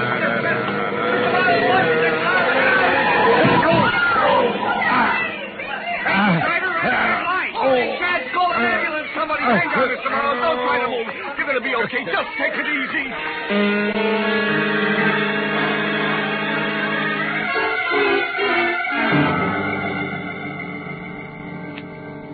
That's the way it happened. 2 weeks ago. When they scraped me up off the pavement, I felt like everything must have been broken. But finally, the doctor boiled it all down to a fractured tibia and assorted bruises. Headed me 10 days in the hospital, tangled up with enough pulleys, weights, and trapeze bars to rig a circus tent. After which, I managed to get sprung to the peace and quiet of my own apartment. There, on a special bed in my living room, I spent 4 days scratching my broken leg through an inch of plastic cast while I worried about the business I was missing. Until finally, Ordine Patterson, a girl with a multi-million-dollar estate I'd worked for once, insisted on seeing me immediately about a job, one she was sure I could handle, even flat on my back. Phil, it's about my brother, Maynard. Oh, another jam, huh? Yes. Wait a minute, I gotta get comfortable. I guess your father knew his son pretty well when he left. Yeah, he left all that dough in your hands, Ordine. Yes, only this time, I sincerely believe Maynard's learned his lesson, Phil. He's worried sick. And frankly, so am I. So am I, if I can straighten this leg out. Well, if you think I can help in this condition, it can't be too serious. Right. Hey, before you sit down, reach me a cigarette, will you? Yeah, sure. Sure, Phil. Here it is. Oh, thanks. Phil, last Saturday night, Maynard went out on a binge. He got home at 4 o'clock in the morning, awfully intoxicated. No, it's not unusual for Maynard, is it? No, except this time he was frightened, Phil. Scared stiff. Oh, what about? Well, that's just the point. We don't know. He was so drunk he couldn't remember anything. Didn't know where he'd been or with whom. Oh, Phil, it was terrible. Well, but this was last Saturday. Why are you so worried? Anything had happened? Surely by now you'd have heard. Yes, but something did happen, Phil. Oh? This morning I got a phone call from a man who meant business, believe me. I made notes on a memo pad while he talked so I wouldn't forget any of it. Here, that bag here. Here, read it. No. This is fish. Fish? Yes, fish. Tell Maynard 50 G's. Important. Money by tomorrow or trouble. Then he hung up on me, Phil. Fish. Did you and Maynard ever hear of him before? Well, I certainly didn't, and when I asked Maynard, he didn't know him either. He had a cold, heavy voice and spoke with a thick lisp. You want me to peg this fish for you? Yes, so I'll know why Maynard owes that much money. Now, look, baby, I'm bedridden. I'm stuck. I can't even move this. I know that, Phil, but you have the phone here, a lot of contacts, and plenty of diplomacy.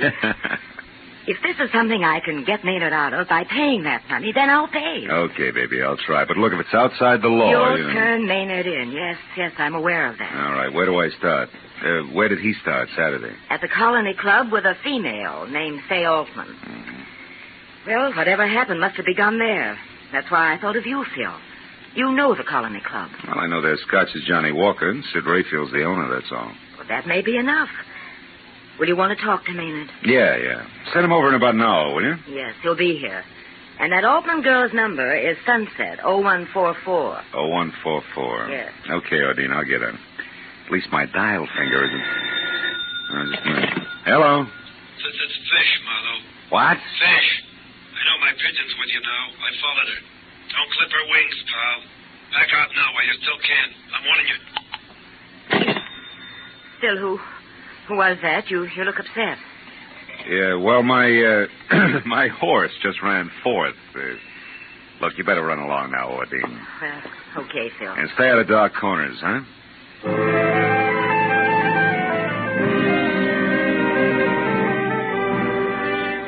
In spite of my sitting duck position, I told myself that a private detective who listens to warnings today is out of business tomorrow. So I put in a call for Sid Rayfield at the Colony Club. Sid was out, so I left a message for him to get in touch with me. Next, I tried Fay Altman, but the Sunset number went unanswered. After that, I started checking for the next best thing to legs I could think of. A guy named Hunger Marlowe. By profession, a roving bookie. By appearance, a slouch in threadbare hound's tooth propped against any convenient lamppost. Hunger, by some peculiar instinct, either knew or could find out about anything, especially slightly illegal. And because I'd once pried him out of a tight spot, he loved me like a brother.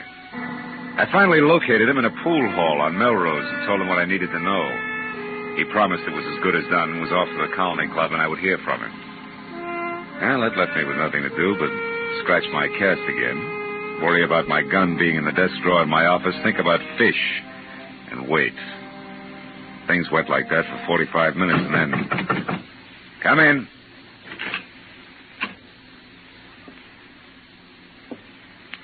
Who is it? Who's there? Why, it's me. Hunger. Oh. What's the matter, Philip? You're jumpy. Yeah, I'm real glad to see you, fella. Likewise. How you feeling under the weather, huh? Yeah. How's the pen? No, it's bothering me a little. Look, I brought you some flowers. Oh, Hunger, you shouldn't have. I know. I tried to get long stems, but them plants in the park ain't doing so good this year. Hey, listen, are you sure you gave me the right dope on the phone, Philip? Sure, I'm sure. Why? What'd you find out? That's just it. Nothing. I went to the Colony Club and got talking around, but not one thing worth noticing went on there Saturday night. Well, maybe it started there and moved out, huh? I tried that. Some of the customers went out to the valley after to shoot little dice. Another bunch moved down to that big joint on Adams for some poker. That's all. Gambling, huh? Could be a gambling setup. Were they big games? No, just the usual. Nothing extra at all. Oh. And especially, I couldn't pin down a thing on any 50 G's changing hands. Are you positive, Hunger? Well, you don't ask too many questions in that league, Philip, but I'm pretty sure nobody got rich or I'd have heard, you know? Oh. I got a hint, at least. Hey, well, look, what about this guy named Fish? Blank. Some new faces in town, but no high rollers answering to Fish. And the background on Fay Altman? Yeah, some. Pick and shovel clean, in a nice way. Uh-huh. Been digging nuggets here and there for a year or so. The latest is the gill-edged punk you want to know about, Maynard Patterson. Uh-huh. Say, can I have one of these? Yeah, go ahead. Feed your face. Incidentally, they was among those present at the colony Saturday night, if that means something to you. And that's about it, Philip. Okay, Hunger. Thanks a million. I'm sorry I couldn't be more help, but I think you're getting a bum pitch. Oh, well, Visitors. Hey, I got a back way out of here. It won't look so good. Sure. Bedroom, Hunger. You can go out the window and down the fire escape. Hey, wait a minute. Is that a new shirt? No, I come into a bit of clink, so I had it washed. I hope you're feeling better, Philip. I'll see you. Yeah, thanks. Oh, come in. Ordine, my sister said you wanted to see me, Mr. Marlowe. Sorry about your leg. I'm sorry about it, too. I can't get comfortable. Hey, I hear you really tied one on the other night, huh, kid? Yeah, but I'm through, Mr. Marlowe. I swear it. Yeah, sure. Sit down. Oh, thanks. What about the gambling? Lose your head over that, too? Yeah, I guess I do. As far as my allowance goes, anyway. Now, look, I want you to tell me all you remember about Saturday night. Well, I went to the Colony Club with Fay. That's my girl, Fay Altman. By the way, how do you rate stuff like Fay on your allowance? Huh? Just a minute. Skip it. Go ahead. Well, I was drinking quite a bit, and by 1 o'clock, I guess I was pretty fuzzy. I lost Fay someplace.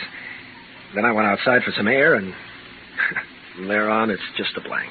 Well, now, look, if you didn't pass out cold, you're bound to have some flashes you can remember. I want it all. Well, I do remember a couple of things, Mr. Marlowe. Oh? They're more like a dream than anything else. I seem to remember a big, old-fashioned house. It was dark and gloomy with high ceilings and old, ornate brass chandeliers. I don't know how I got there or what I was doing. Were you alone? Well, I don't think so. I've got a man's face in my mind, a flabby guy in a silk shirt. He had big hands, freckles on the backs of him, with kind of a reddish hair on him. I remember him against something green. Did he lisp? I can't seem to remember.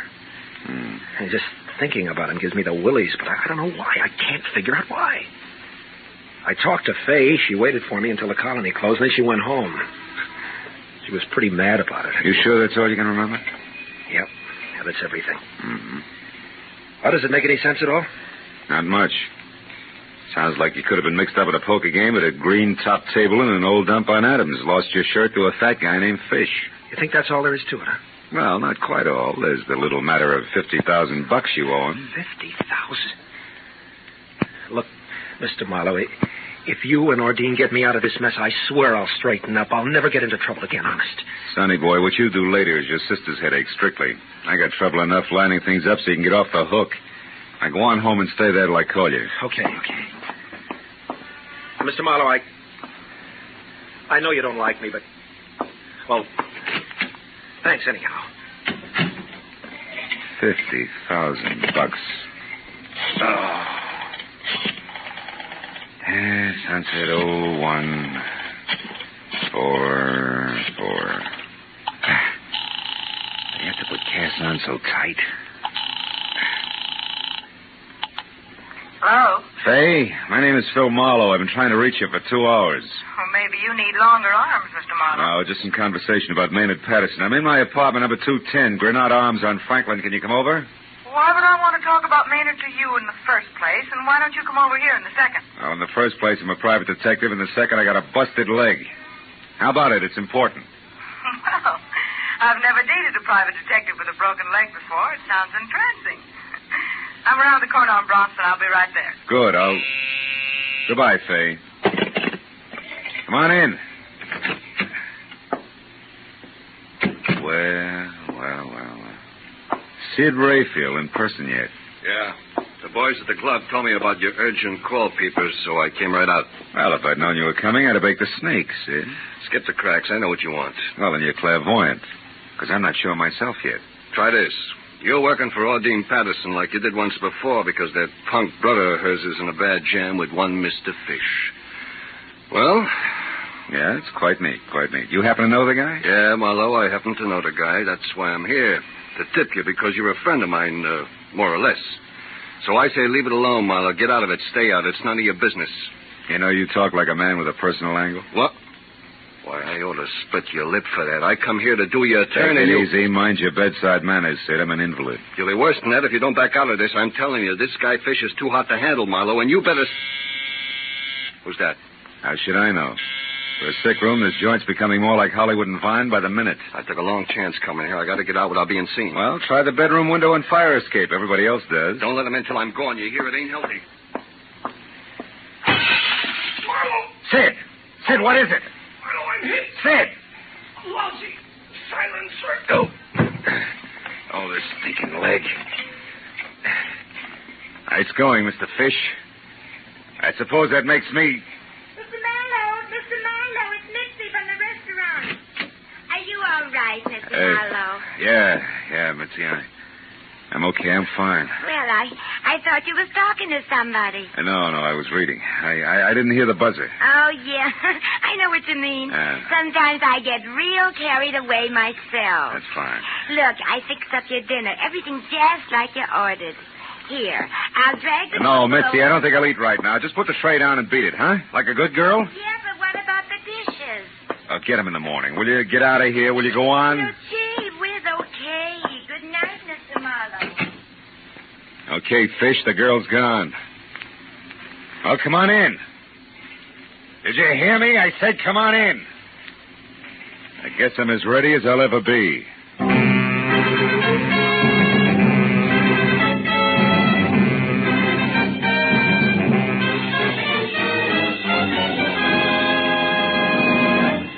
In just a moment, the second act of Philip Marlowe. But first, this Wednesday night, CBS brings you the premiere of a bright new musical show, The ABCs of Music, starring Robert Q. Lewis and Ralph Flanagan's orchestra.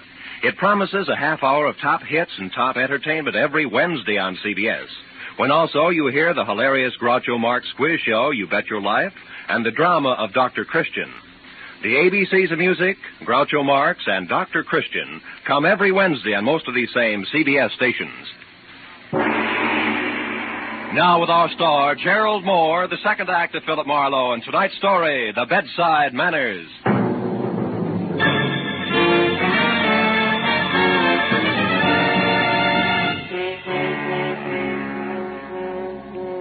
A man is never ready to die, really. Sometimes saying you are helps. Sometimes, like when you're flat on your back waiting for a killer with a silencer, might step into view through your bedroom door. I kept on waiting for 60 seconds, each as long as a fall down an empty well. Once I thought I heard the window close. At least another 5 minutes went by. Then I actually began to believe that for some reason Fish had gone away. And that made the scoreboard real easy to read. Sid Rayfield, a guy who knew his way around, had been killed. And I hadn't been able to do a thing about it. It was time for a call to homicide. But even as I reached for the phone, it went off. Hello. I said hello. This is your last warning, Marlowe. Oh, you got to a phone fast, Buster. What's on your slippery mind, Fish? Something you'd be smart to pay attention to. You see, Marlowe, you're only still alive because it's convenient to me. Too bad you didn't feel that way about Sid Rayfield. Rayfield got what he deserved. And so will you. Like I said, you're only still alive because it's convenient to me. You happen to be working for the lady who holds the purse strings. Go on. Therefore, there's very little more, Marlowe, except this. Maynard Patterson's a lousy poker player. On Saturday night, he dropped $50,000 to me. $50,000 in 2 markers, Marlowe. One for $2,000, the other for $48,000. I want both paid promptly. You understand? Not quite. Maynard Patterson doesn't remember what happened Saturday night. So? Oh, maybe you know all about it and you're making this up as you go along. No, Marlowe, that's not the case. And if you drag yourself to the windowsill in your bedroom, you'll find all the proof you need. What do you mean? That I left one of the markers there, in a white envelope. The one for $2,000. And it's in the poor little rich boy's own handwriting. I left it there so you'd know I'm not kidding about the $48,000. I'll be in touch. So long, Marlowe. Why, you're a lousy double crook. Come in. Sure. Why not? How could a girl ever resist the welcome in your voice? I'm Fay Altman, private detective. That figures. Ah, what happened to you? Fall out of a transom or trip over a clue? Which? Neither. It was a wisecrack, honey. I laughed so hard I fell down and broke my leg. Let's get down to business, huh? Yeah. For a starter, Fay, what's your connection with Maynard Patterson? How tight is the knot? Huh? What was that again? I said you and Maynard. Just how chummy are you two? I thought I heard you right. You know, private detective, I don't like being pushed around. Fay, there's a dead man in the bedroom. A dead man? Did you say a dead man? Sid Rayfield. He was murdered, Fay. Oh, no. Oh, not Sid. Gee, he was a nice guy, Marlowe. Sharp, but nice. Fay, I want you to go in there and look for an envelope on the windowsill. An envelope? No, I don't think I want It's to... important, Fay. I can't get out of this bed. Now, go on. It may help us tag Sid's killer. But... Well, all right. I'll get it. You say it's near the window... Oh! Keep going, Kay. At the windowsill. Do you see it? Yeah, I've got it. Here. Oh. Hey, the window's broken in there. Do you know it? Yeah. Now, Fay, my question about you and Maynard, somehow or other it may count. Are you in love with him? No. I mean, I like him all right. He's a good time, nice places, nice people, nice little presents. But no yachts. No, that's right. No yachts. And I like yachts, private detective. They beat rowing around in MacArthur Park, I know. I've tried them both. Anything else? Yeah, turn it around. How does he feel about you? Overboard, I guess. Look, you said that this might help catch Sid's killer. I like Sid, so I'd like to see that happen. But make this question a good one, because it's your last. Fair enough. Maynard loves you. You love money. Maynard didn't have any. Now the question. Did he have any plan to change all that? Just one. He was saving up every cent he could squeeze out of that stingy sister of his for a stake in a big card game. He was going to run it into big dough. Any help, private detective? Yeah, if you call checking other people's stories out a help.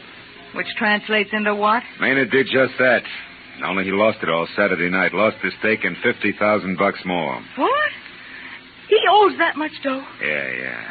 Now tell me, have you heard from Maynard since? You had your last question, private detective, remember? Good night, Marlowe. It's been a big, fat pleasure. I'll bet. Anyhow, Fay, my best to the fish. Your very best to the fish? Yeah. I don't get it. What fish? Never mind. Goodbye, baby, and don't slam the door.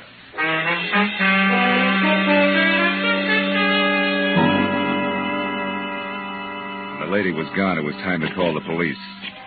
But I was dying hard, and even as I dialed the number, I turned the envelope that had been left on the windowsill over in one hand. The envelope was the cheap kind you find in any dime store with nothing written on it.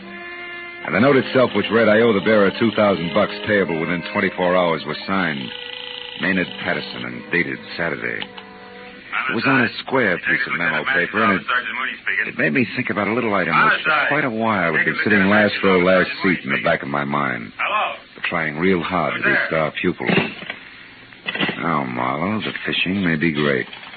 Oh, this leg. Come on, baby, be home. Hello? This is Marlowe, Ordine. Oh, Phil, what have you found out? I'm not sure, but among other things, they may have caught a killer. Now, listen. Do you still have that note? You know the one you brought over here, the memo you made after Fish called? Have you got it? Why, yes, it's in my handbag.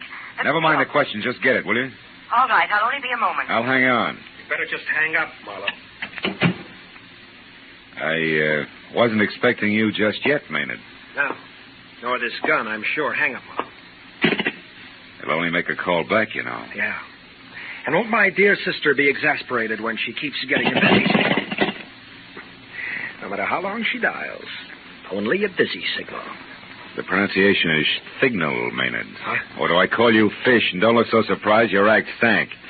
People who can't pronounce the letter S avoid it instead of going out of their way to use it as in purse strings.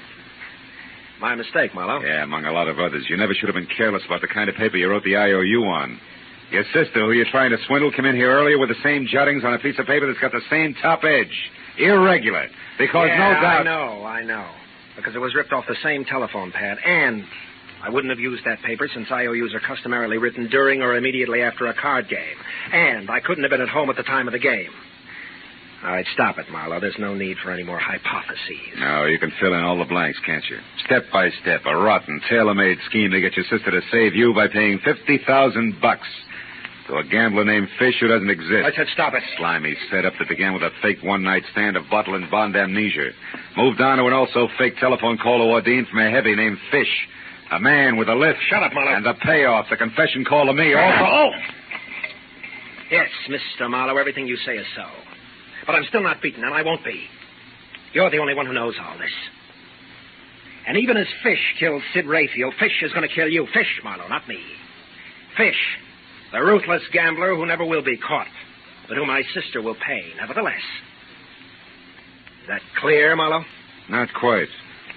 Why did you kill Rayfield? He had me convinced that Fish actually existed. Which is the reason he died. He was playing my game, Marlowe, but not for me. Somehow or other, he found out what I was doing. Maybe because he always checked carefully when anybody got too interested in Fay Altman. And he decided to help things along, then cut himself in. Well, you know the answer to that. Now, if you don't mind, turn on the radio, Marlowe. Why? Silencer doesn't make Turn it on. Louder. I wouldn't want anything to go wrong now, Marlowe. I've been so lucky. Lucky that I got away from my sister and was free to watch this building, this apartment. Lucky so that I could see who came and who went and act accordingly. Yeah, I've been lucky, all right. You do grant me that, don't you, Marlowe? Yeah, sure. You've been lucky. Yeah, you've been real lucky, Patterson. Up to now. But you know how it is with luck, kid? 1 minute you have it, the next minute it runs out. Look, do you mind if I turn this off? It's putting me to sleep. You are brave, aren't you, Marlowe? No. Just lucky.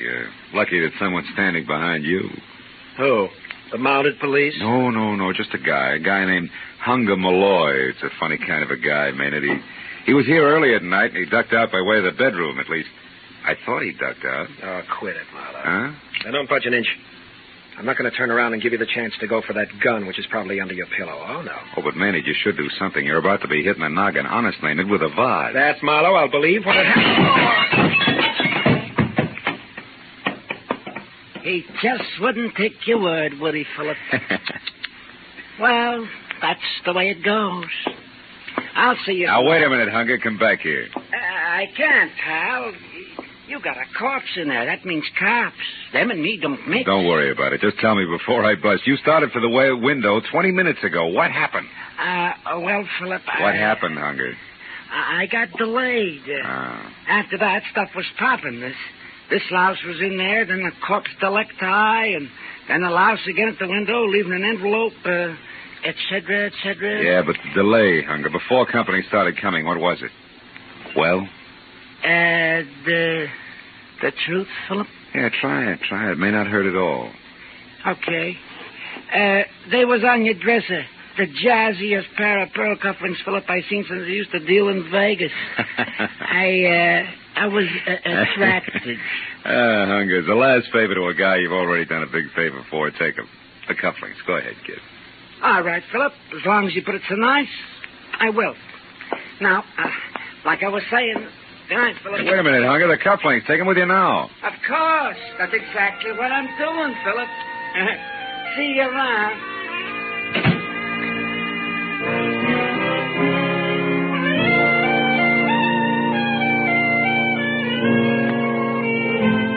Funny little guy. Funny name. Hunger Malloy. You know, it's a strange thing, but a broken leg makes the old wheels go round. Now, that figures. Makes you think about brakes. And that brings me back to Hunger Malloy again. The only break he ever got was in his skull. Somebody once said we make our own brakes. I don't know about that. I didn't break my leg. Or maybe I did. Did I really look where I was going? And Maynard Patterson. Look at all the breaks he had. Loads of dough. Still, he didn't know where he was going either. And Sid Rayfield. I wonder if when the slug hit him he thought, what a lousy break.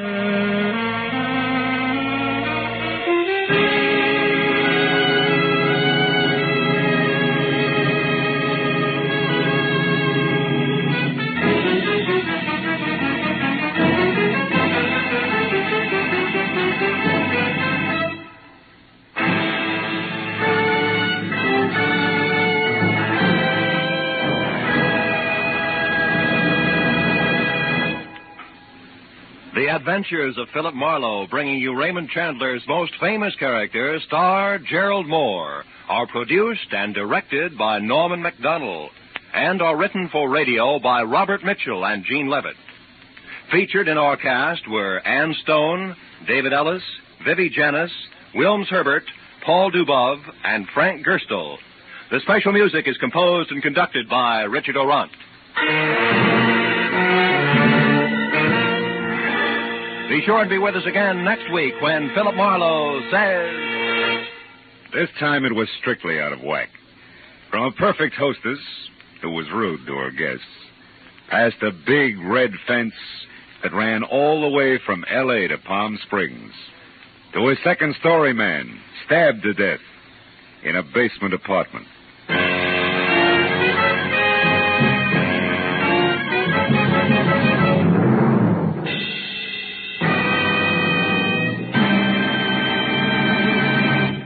Don't let a rainy day find you unprepared. Start saving for that rainy day right now by buying United States savings bonds. There's nothing quite like these savings bonds. They're like a cash reserve, always available when you need them, and yet they're always earning interest. If you hold on to your savings bonds until they mature, you'll get back $4 for every $3 you invest.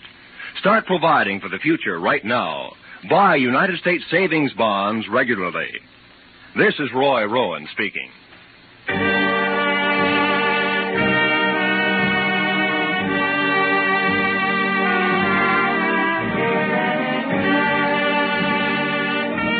This is CBS, the Columbia Broadcasting System.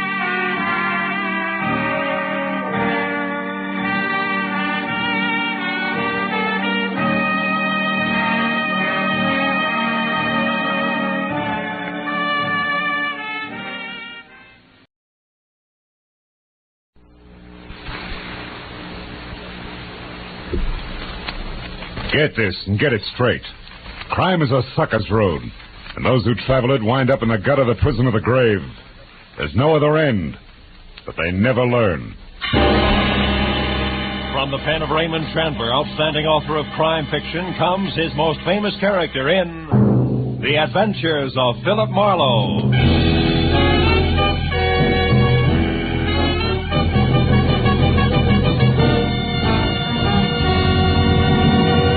Now, with Gerald Moore, starred as Philip Marlowe, we bring you tonight's exciting story, The Uneasy Head.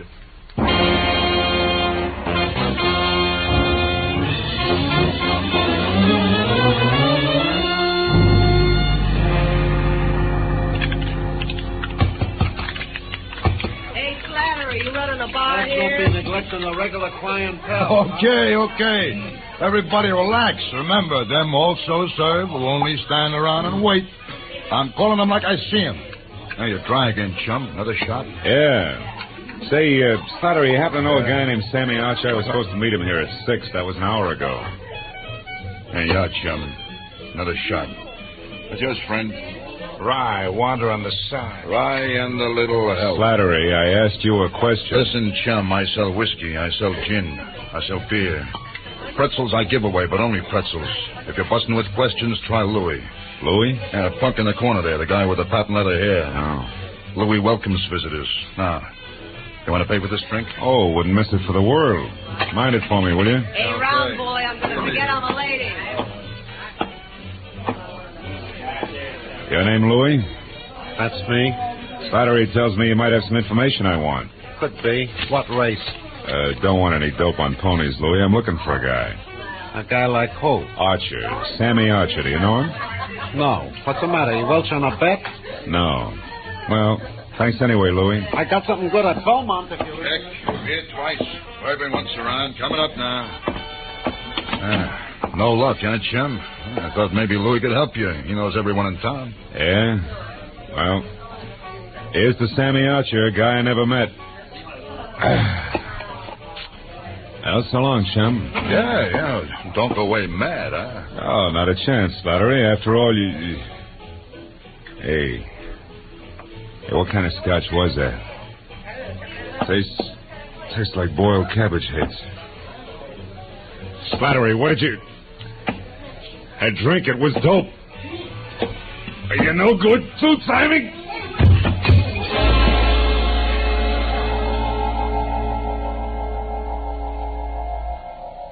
For a long time, 100 years maybe, I felt good. The temple was beautiful. Chinese beautiful. Everywhere lacquered woodwork that had the deep, bottomless luster of a pigeon blood ruby, and 1,000 shelves filled with 10,000 smiling ivory Buddhas, and the lovely, streamlined dancing girl, beaming in a white silk mandarin robe, waiting my pleasure. But then suddenly the 100 years ran out. The lacquered woodwork was a bar, the Buddha's lines of whiskey bottles, a white silk mandarin gown and apron, the lovely dancing girl, Slattery.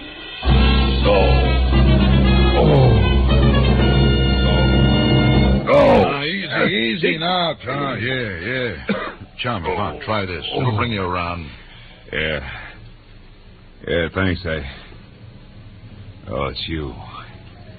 How dumb do you think I am, Slattery? Hey, easy. No, wait. You got it wrong, chum. I didn't slip you that Mickey. Come on now. Lay back. You're going to be okay. How long have I been out? Oh, about an hour. Oh. You're in the storeroom behind the bar. Now, just take it slow, Mr. Marlowe. How do you know my name?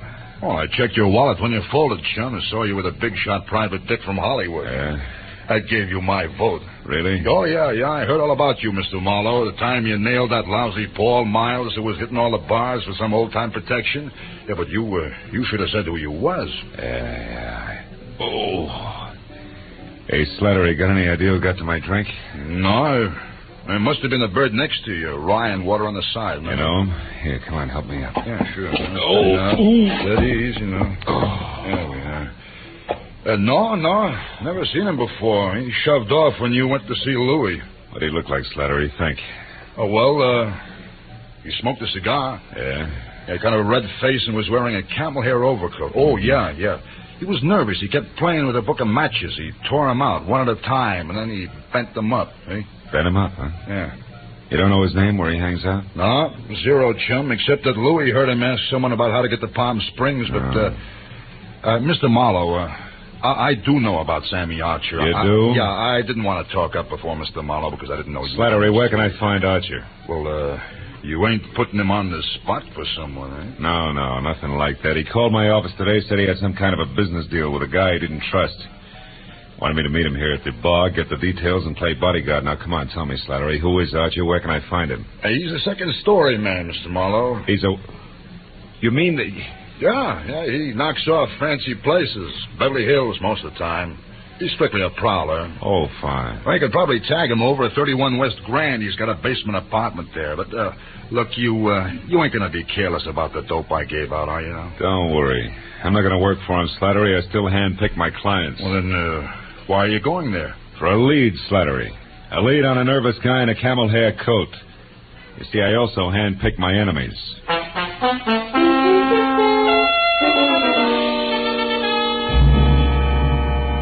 31 West Grand Avenue was a dirty stone tenement propped up by a dirty stone stoop.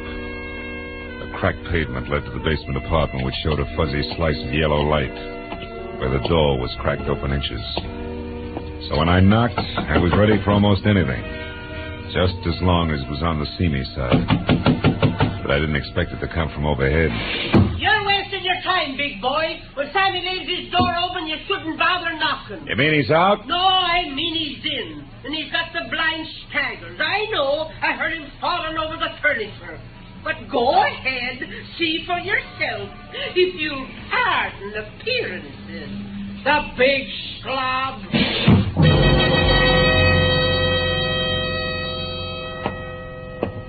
The lady was right.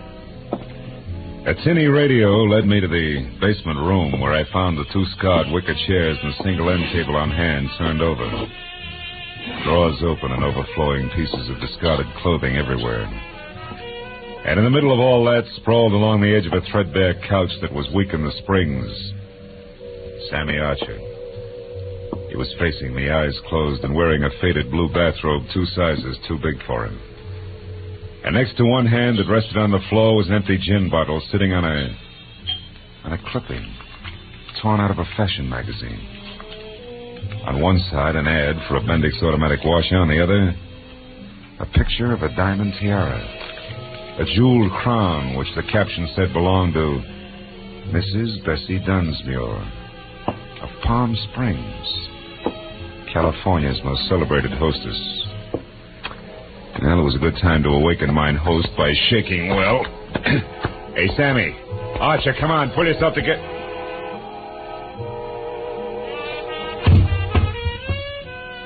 I should have known better. You can't wake a dead man by shaking him. Especially when he's got a knife buried in the middle of his back.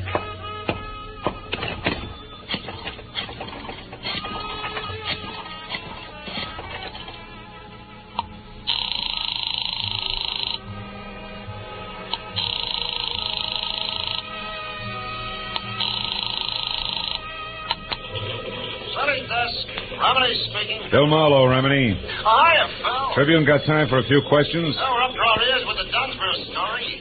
What do you got, Phil? Beauty, beast, or traffic accidents? Skinny guy with a golf ball complexion and the name Sammy Archer. Ever hear of him? Sure, a 2-time loser out of Joliet. Jewelry, team with a French named Christy Roach. Roach, huh?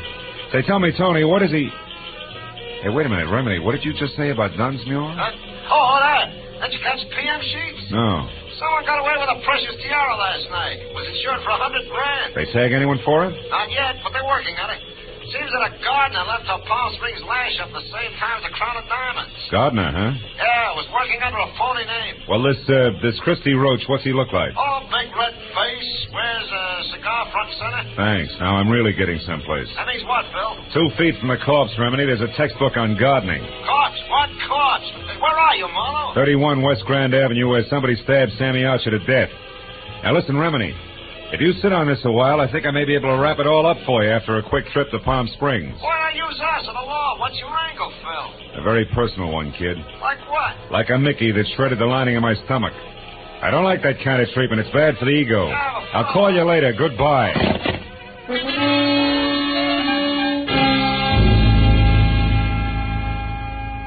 The trip to Palm Springs was 2.5 hours of hard driving through sterile wasteland. And there was plenty of time for me to add what always came out to the same thing.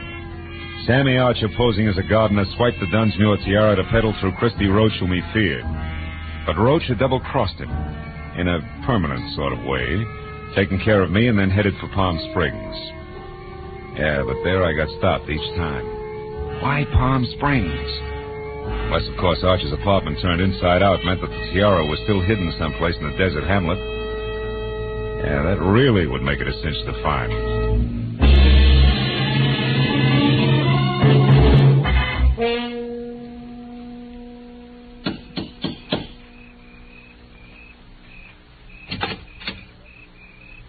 Yes, sir? I'd like to see Mrs. Bessie Dunsmuir, please. My name is Philip Marlowe. These odd gentlemen of the press are no longer welcome. Good evening, sir. Steady, Jeeves. I have information about the tiara. Now tell that to your mistress, or you'll only be able to look down that long nose through one eye. This way, sir, if you please.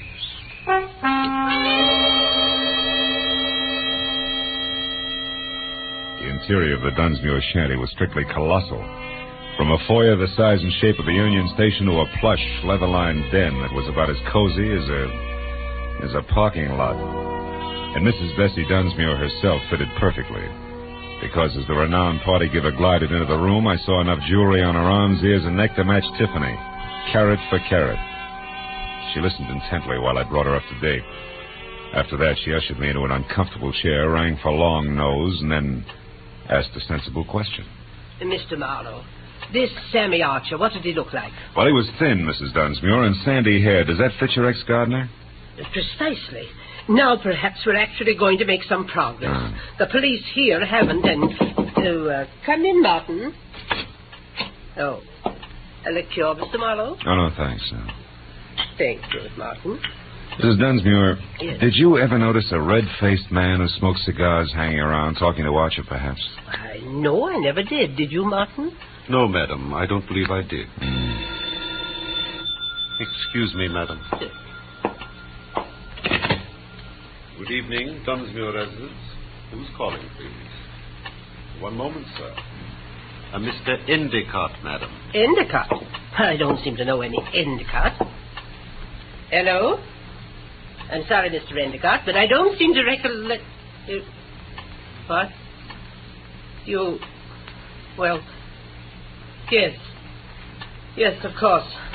I'll see you tonight here. Goodbye.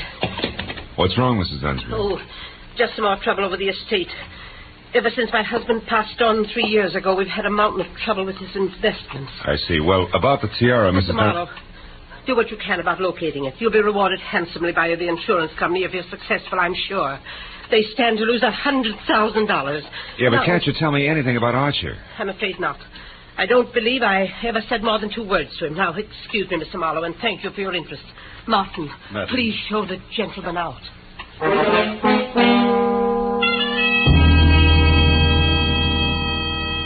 Outside, I chalked the Dunsmuir interview off at face value. Proof positive that Sammy Archer and the sticky-fingered ex-gardener were one and the same. Then I headed for town on the first public phone, which was at a mobile gas station. There I swapped a $10 bill for a pocket full of quarters and started calling people back in L.A. who might know more about Christy Roach and the kind of connections he could have in Palm Springs. But after 4 near misses, I quit and stepped aside to let a big man with a beefy face that belonged on an English bulldog take his turn. However, he had other ideas, and he pointed them out bluntly with a shiny automatic. I wonder if you could help me, Sonny. I'm looking for a diamond tiara. You gotta be kidding. I wear a fedora besides Hold that... it right there. I have news for you, Sonny. While you were gabbing into the tube there, the station attendant left, closed shop, went into the bar next door. Out of earshot. So? So we're alone. And that means I'm going to do very little. Stay right there, Marlowe. Well. Christy Roach. Red-faced, cigar and all. Glad to see you. Shut up. Come on, we're getting out of here. Without our buddy there? Don't worry about him, Marlowe. He'll keep that way. Maybe a lot longer than you will.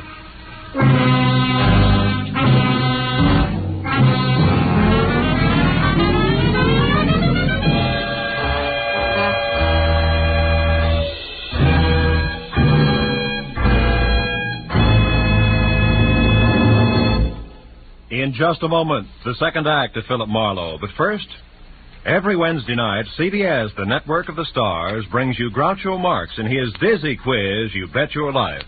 Be sure to hear You Bet Your Life starring Groucho Marx this Wednesday night on most of these same CBS stations, as well as Dr. Christian and that bright new musical show, The ABCs of Music. Now with our star, Gerald Moore, the second act of Philip Marlowe, and tonight's story, The Uneasy Head.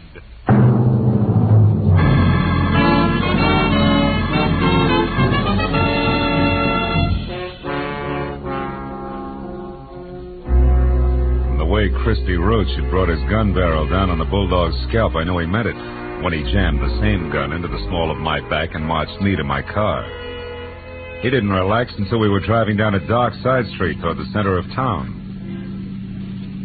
Well, kid, you jumped right out of the frying pan into the fire. You should have taken that first hint I tossed you. The Mickey? Yeah, that was real cute. But it was too subtle, Christy. I didn't really peg you till I found Sammy Archer. Oh? It's too bad about Sammy. That was more or less of a mistake. Oh, sure. You only intended to carve your initials. The knife slipped. No slips, kid. At the time, I thought Sammy had tried to pull a fast one on me, but I found out later he was just stupid. He had a great thing, and he was just too dumb to see it. As for you, turn east the first chance you get, and don't run any stop signs, you understand? Where are we going? Oh, no place in particular, just so it's nice and quiet. You know, you don't know when to quit, Marlowe, so now you're just one of the loose ends I've got to tuck in before I clean up my business here. Take it easy on the corners. You told me to turn east the first chance I also told you to mind your manners. Busting my wrist isn't going to help my driving much. It'll be worse the next time. I've got a lot of ground to cover yet tonight, and I want it smooth. That's too bad. Because there's a bump coming up fast. Right now, we pick up a tail. Huh? Take a look. Cops. Yeah, cops. Call it, laughing boy. You're the skipper. Do we race them out of town, or do I pull over? Pull over. I don't know what the beef is, but play it straight, kid, because if it comes to shooting, you'll be the first to drop.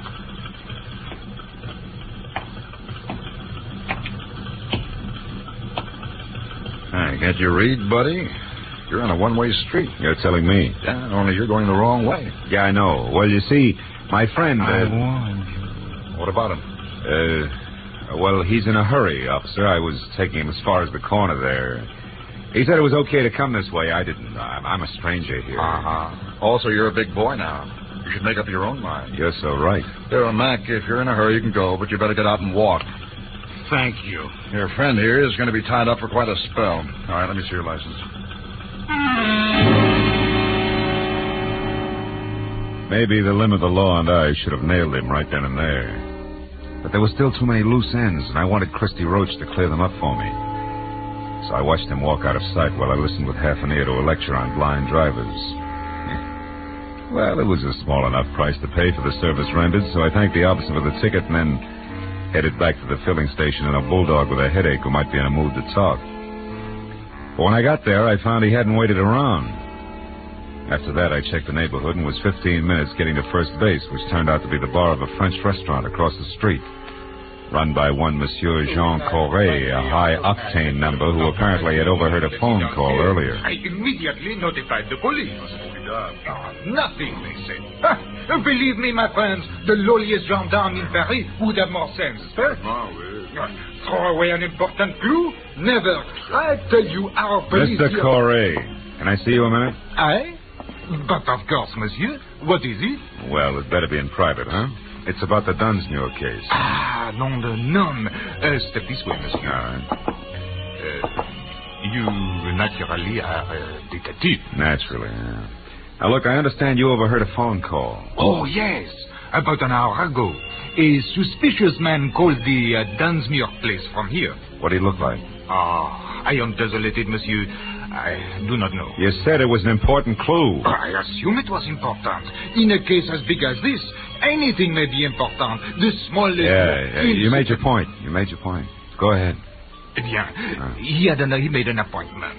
I only overheard, monsieur. The telephone is back this way in the alcove out of sight.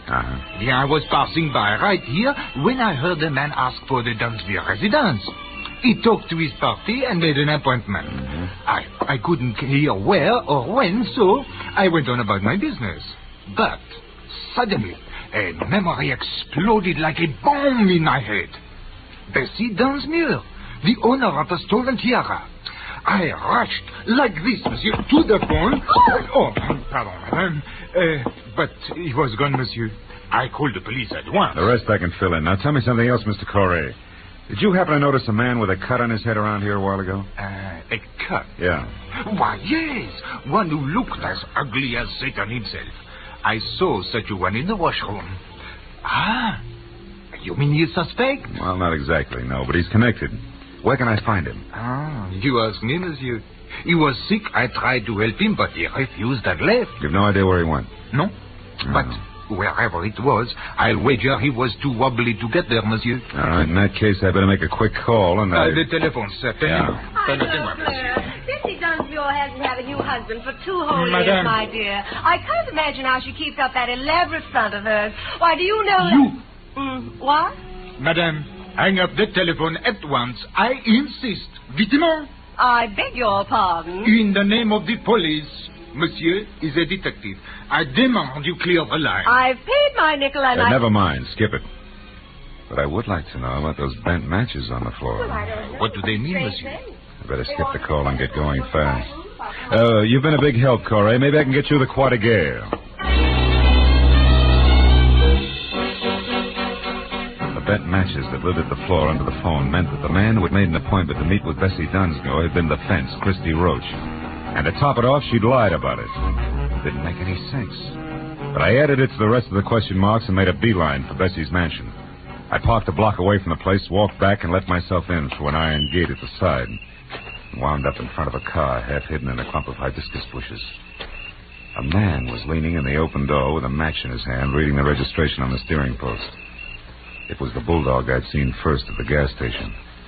When he saw me, his hand dived under his jacket for a gun, but I was on him before he could get it out.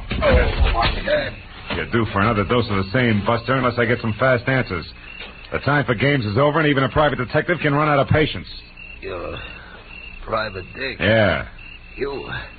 I don't get it. This car here belongs to the guy who helped you. Fence.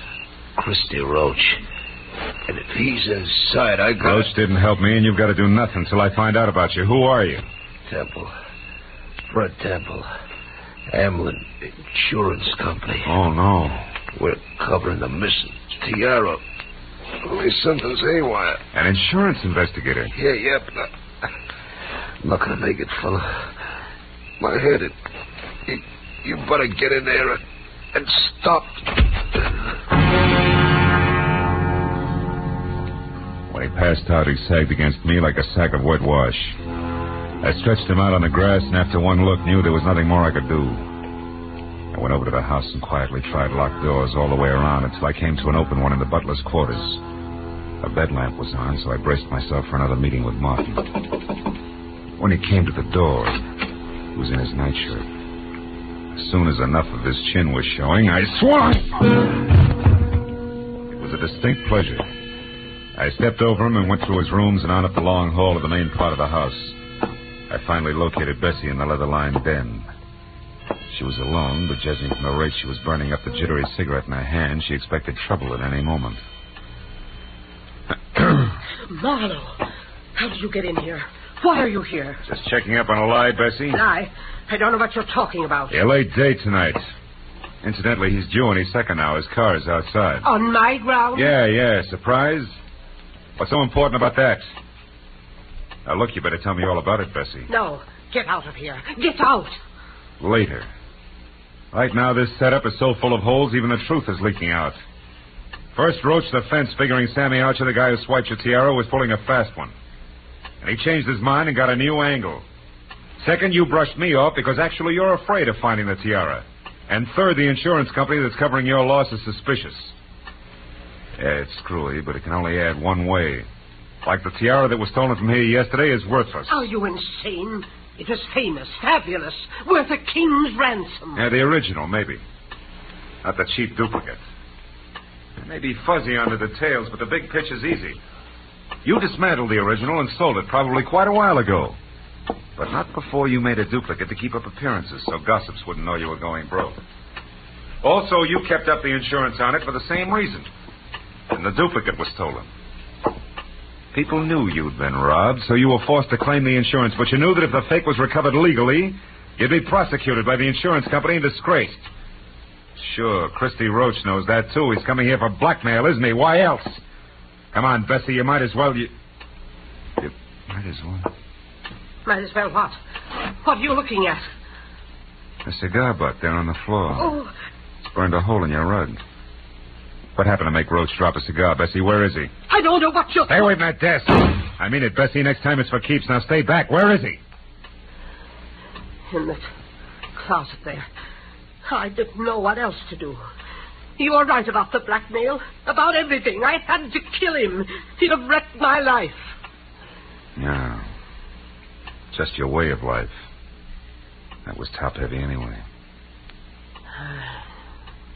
I guess so. But I thought I had to have it that way. Well, at least I'll give them all a big laugh on the way out. Bessie Dunsmuir's a great entertainer.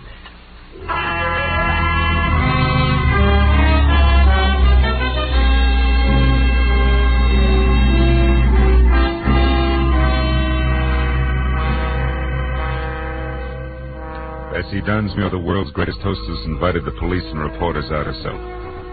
The fake tiara was found in the back of Roach's car. And she wore it cocked over one eye for the benefit of the press, the photographers, and her friends. By the time that party was over, it was almost dawn. Bessie was right. The papers came out and the giggles began. But Fred Temple drinking coffee under a head full of bandages didn't see much to laugh at. It's pathetic. Something awful sad there someplace, Marlowe. I agreed. Uneasy lies the head that wears a crown, even a phony one.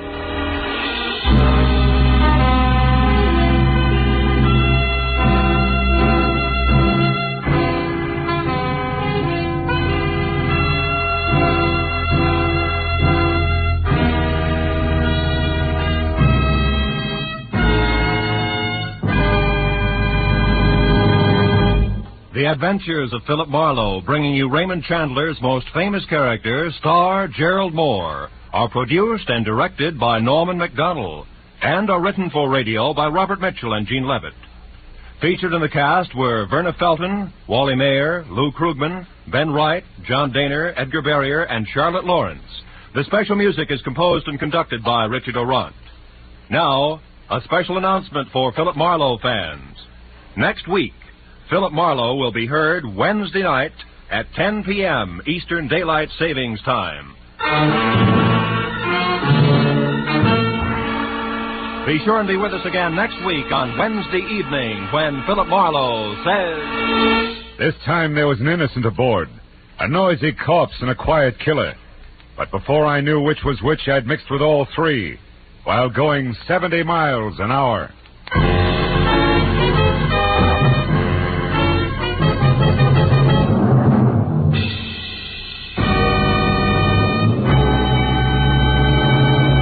Now that warm weather's here, many of us will be doing more driving and more walking. It's the duty of every motorist and every pedestrian to take every precaution so that we may cut down on the terrible injury and death toll exacted by traffic accidents. These accidents don't just happen. They're man-made. Somebody causes them. Make sure that you're not responsible for a traffic accident. Walk and drive carefully. The life you save may be your own.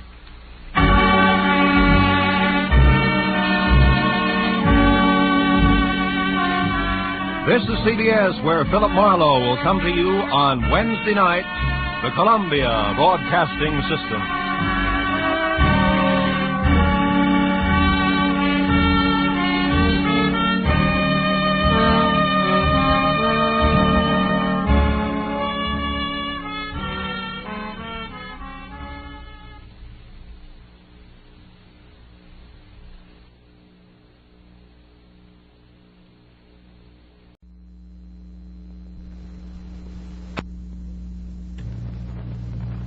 Get this and get it straight.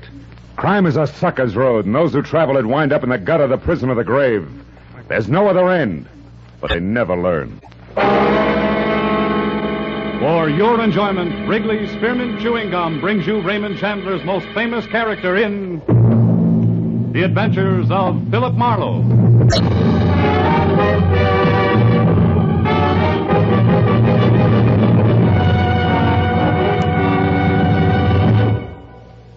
To To make every day more enjoyable, treat yourself often to refreshing, delicious Wrigley's Spearmint Chewing Gum. Here's a taste treat you can enjoy indoors, outdoors, at work, or at play. The cool, long-lasting mint flavor refreshes you. The smooth, steady chewing helps keep you fresh and alert. Adds enjoyment to whatever you're doing. Wrigley's Spearmint Chewing Gum. Healthful, refreshing, delicious. Now, with Gerald Moore, starred as Philip Marlowe, we bring you tonight's exciting story, The Face to Forget.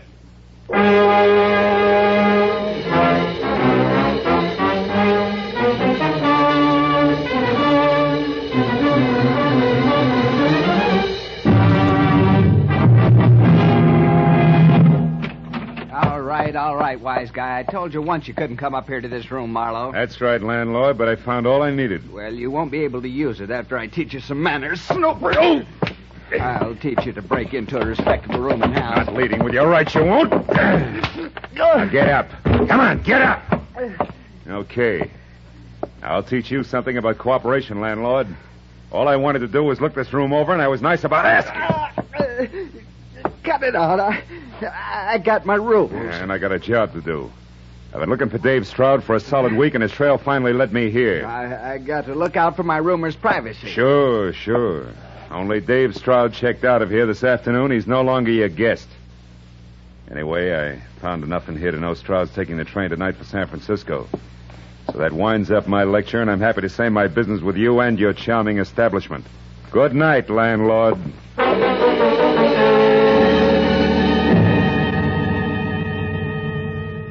When I stepped out of the cheap, musty rooming house into the warm night, I felt for the first time in a week that I wasn't wasting my time.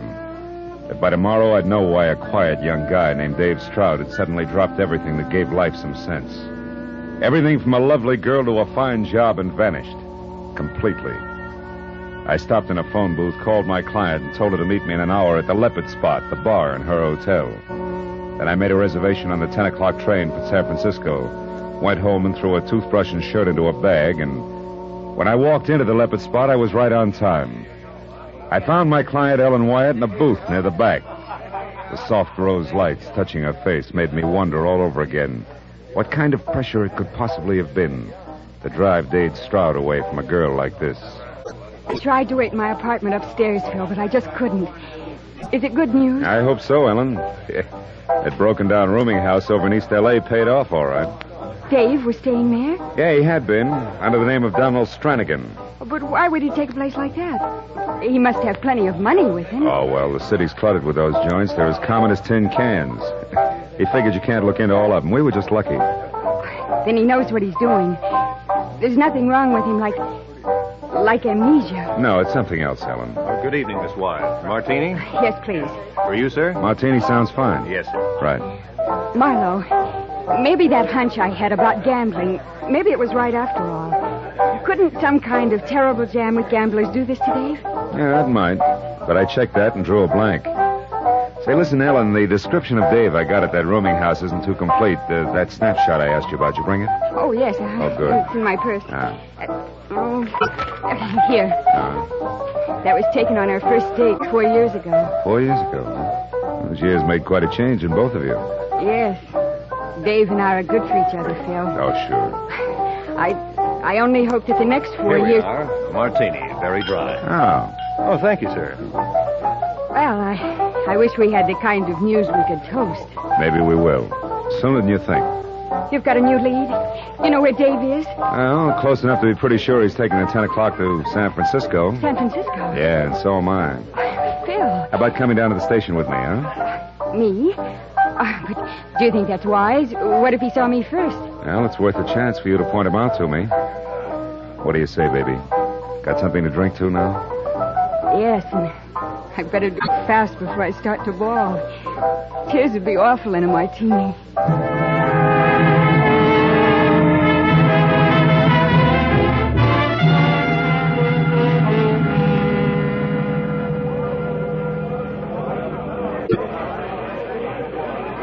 No luck, Phil. I still haven't seen him. Wait a minute. How about that one, Ellen? Over there at the cigar counter. Quick. Oh, the fellow in the T-shirt? Yeah. Dave couldn't look that sloppy, and besides, he's taller. Oh. Well, that's it, Phil. Yeah. Well, I guess we missed him. I better get aboard, huh? This kind of scares me. You don't think Dave just pretended to be leaving, that he tricked you? No, those leads weren't planted. They weren't that good. Don't worry, baby. Dave will be on this train when it pulls out. I'll bet my last buck on it. Find him for me, Phil. Sure. You just keep that chin up. I will. Okay. And call me the very first chance you get. Right. For train 61. Pardon me, lady. I'm sorry. Hey, you with that brown bag. Me? Yeah, just a short minute, my friend. Unless you happen to favor dirty shirt size 17. You're in for a big disappointment. What are you talking about? Well, I think you made a small mistake there. Isn't that my bag? I'm afraid not, mister. CP is in Philip, M is in Marlowe. Well, how do you like that? I saw you pick it up back there at the information booth. That's where I left mine. I could have sworn it belonged to me. I'm sure sorry. It's all right. Happens to everybody sooner or later. Yeah, well, now that's mighty big of you, friend. Say, you're going to be on old 61 for Frisco, too, aren't you? Afraid so, yeah. Well, let's call this an introduction. Arback's my handle. Manny Arback, on the road for Pfeiffer Plumbing Fixtures. Yes, sir. I'll see you on board, friend. Not much doubt about that. No, we might get up a little game. Fun, huh? Oh, fine. Yeah, well, I better shake a leg and get my bag. I'll find you all right. I never forget a face. Maybe I ought to cut my head off.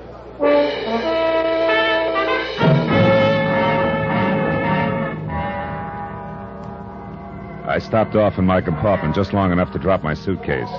And as we pulled out, I moved through the train to the dining car and picked a seat where I could keep an eye on the rest of the tables for Dave Stroud, who, even if I didn't recognize his face, I knew from his fiancée would handle the knife and fork European style. Be likely to order liver and bacon and drink tea without sugar, and would probably be dressed in wilted tweeds with the shirt collar open. Well, as soon as I sat down, the car began to fill. My table companion, a quiet tab collar type, had his own business and knew how to mind it. Almost 100%. Which he did for the 15 minutes it took him to eat. Well, I don't know why food always tastes better on a train, but it does. Thanks for letting me share the table with you. Oh, not at all. Perhaps I'll see you later in the club car. We might have a nightcap. Yeah, it's a deal. Fine. So long. So long.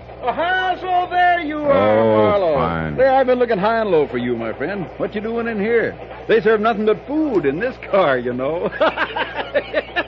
Say, who's your pal? I don't know. He was here 15 minutes and we didn't get that far. I know exactly what you mean. You do? Yeah, those quiet birds give me the willies, too. You know, friend, I've seen him someplace before, and I never forget a face. You didn't catch his name, huh? He didn't throw it. He didn't throw. Oh. You like that, huh? Yes, sir, you're right on, my friend.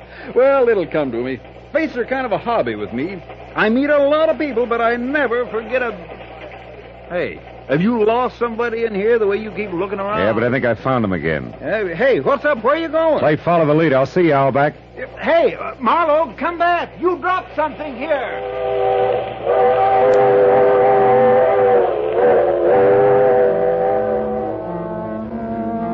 In spite of the fog kicked up by the traveling typhoon who never forgot a face, I'd managed to catch a glimpse at the door of a bunch of tweeds and an open collar on a bill that exactly fit the 4-year-old snapshot in my wallet.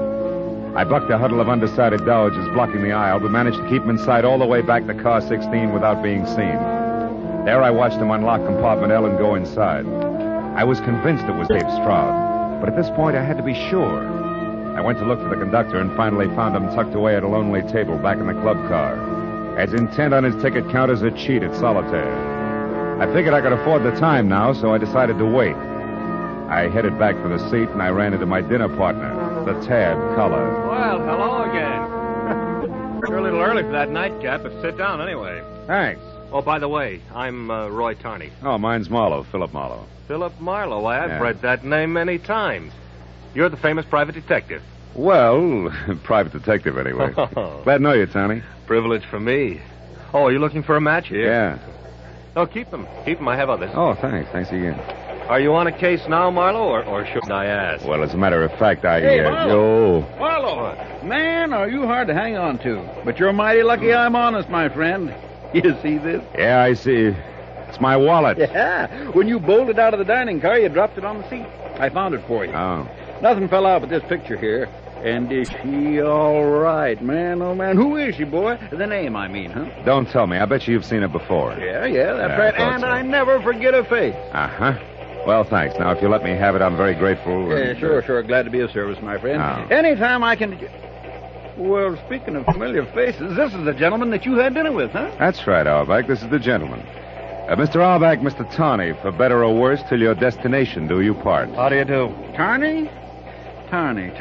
Now, that's funny. You know, I was just telling Marlowe here that I recognized you from someplace. It's very unlikely. I have a fair memory myself.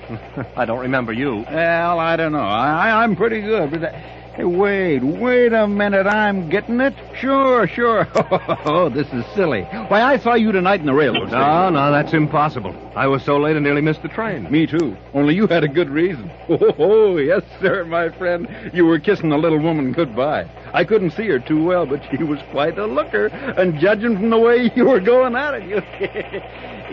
Yeah. Well, now, wait a minute, friend. I didn't mean any offense. I was just kidding you along. Yeah, well, I guess I'll go by my way into a little poker. Excuse me. I suppose there has to be one on every train. Yeah.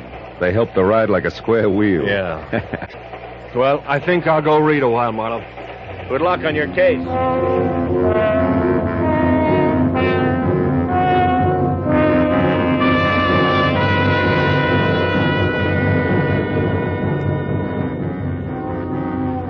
Conductor climbed out of his pile of tickets to stretch. I went over, introduced myself, and asked the $64 question. Car 16, compartment L, huh? Well, let's see. Oh, here it is, Mr. Marlowe. That room's occupied by one Daniel Stacy. Daniel Stacy? Sure. Same initials as Dave Stroud. But we're not carrying any Dave Stroud tonight.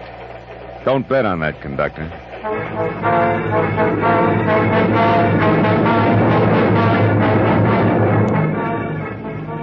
It was that simple. I walked up through the train to car 16, and when I got to the door of compartment L, I'd already decided on how to handle Dave. To convince him that he had to go back to Ellen Wyatt regardless of what had happened to him. Yeah, I had it all figured until I heard it. It had come from inside. The door was unlocked, but the lights were out. When I got them on again, I realized that nothing was simple. Ever. Stretched out on the floor of Dave's room was Manny Auerbach, staring straight up as he rocked with the pitch of the train, the side of his head against the sharp steel corner, his eyes already beginning to glaze. He said he knew I'd remember sometime. Remember what? Why did you come here, Manny? He said I'd remember... Manny! Well, Marlowe, it's your move again. Let's see you tell this to Ellen Wyatt. Who's that? What? Ooh!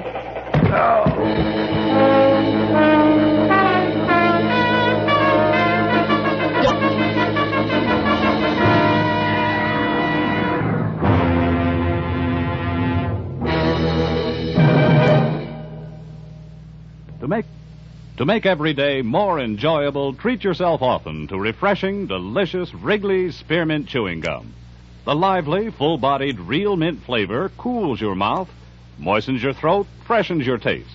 And the chewing itself gives you a little lift, helps you keep going at your best.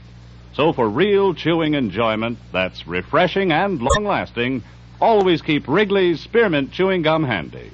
Healthful, delicious Wrigley's Spearmint Gum will make every day more enjoyable. Now with our star, Gerald Moore, the second act of Philip Marlowe and tonight's exciting story, The Face to Forget.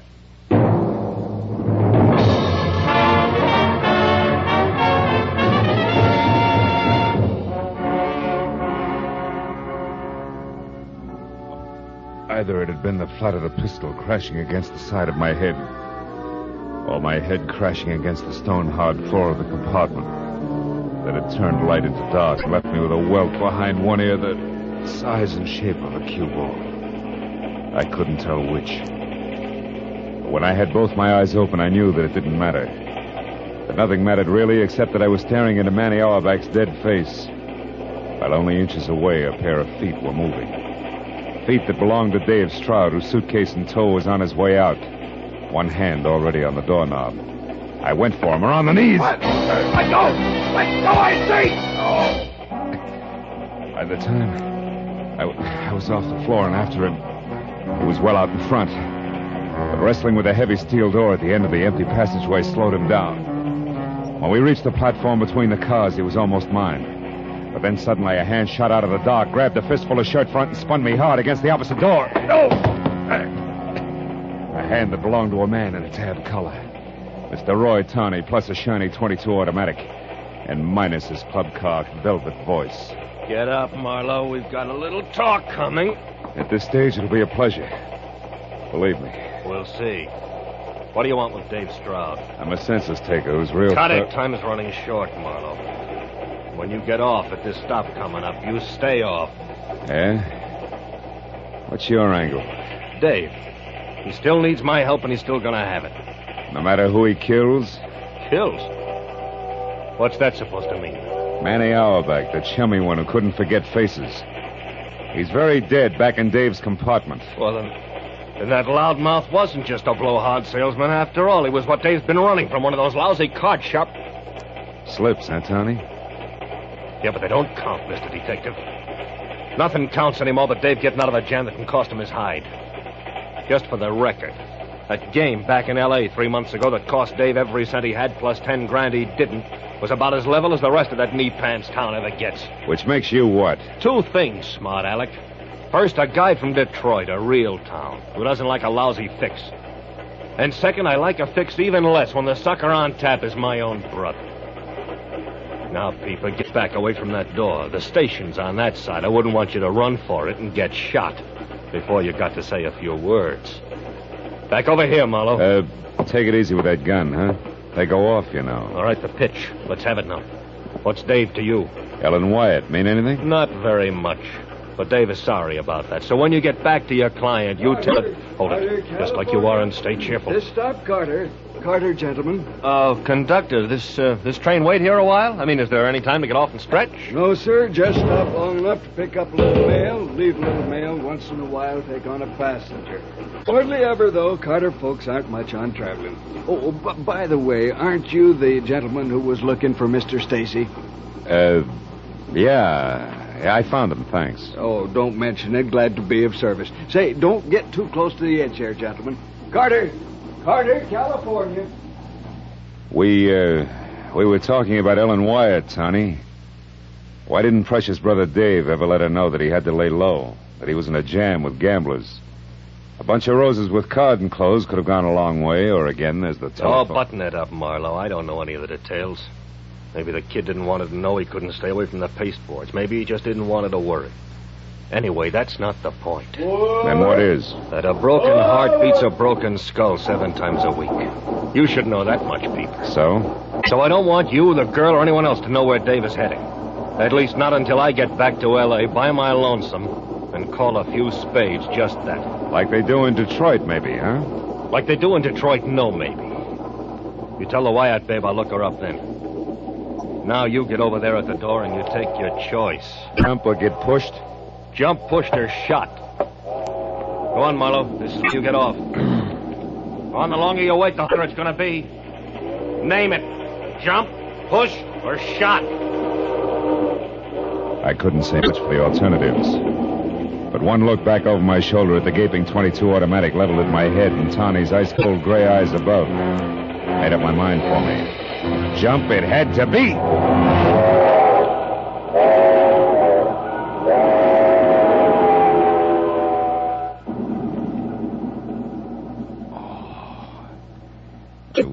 I would always remember one thing about Carter, California. The right-of-way was more sand than stone. I was grateful.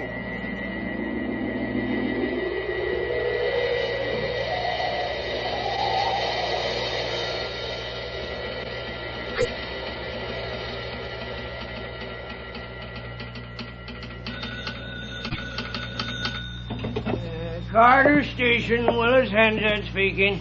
The Limited left 10 minutes ago. No package for you, Miss Lillis fan. I'm sure I'm sure. Huh? Me snapping at you. Now listen, Miss Lily. Brass of some people.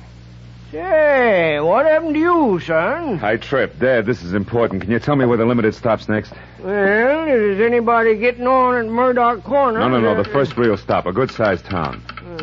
Let's see. Smoke cigars, son? No. Look, Dad, this counts. Now, come on, tell me, will you? Yeah, sure. Well, now, there's Fulton. That's a half-hour wait. Oh. You got a match, please, son? Oh, yeah, here.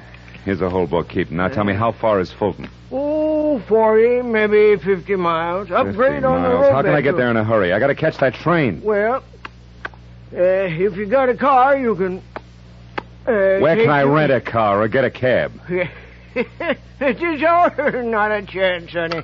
Oh, excuse me, Jake's calling from Bakersfield. He's expecting a grandchild. Hooray for Jake. Now listen to me, Dad. There's a dead man on the Limited and his killer as well, and I was tossed off the train. Now let's take the business. What? Well, in that case, let's call ahead and get the police. No, I don't want that. Well, why not, son? Because for one thing, the killer may have been justified. Self-defense and the sight of the law will toss him into a lot of panic. He'll only end up in more gunplay.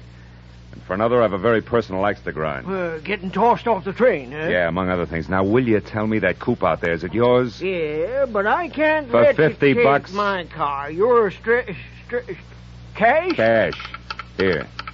Also, here's my credentials. I'm a private detective out of L.A. I'll get your car back to you as soon as possible. I'll pay you another $50 when I do. Now, give me the keys, will you? Quick. Yeah, sure. Okay. Here. It's the one in the middle. Thanks, Dad, and don't worry. I'll drive real What's the matter, son? Well, you're staring like you don't feel so good. What is it? Your head, maybe? Yeah, my head, maybe. I ought to have it examined. Sometimes it's real slow coming up with the truth. The truth? What do you mean, son? I mean, I got a big fat hunch, a hunch that may be able to stop a second murder. If I make it to Fulton in time. So long, Dad. Thanks a lot. You've been a great help. My apologies and congratulations to Jake.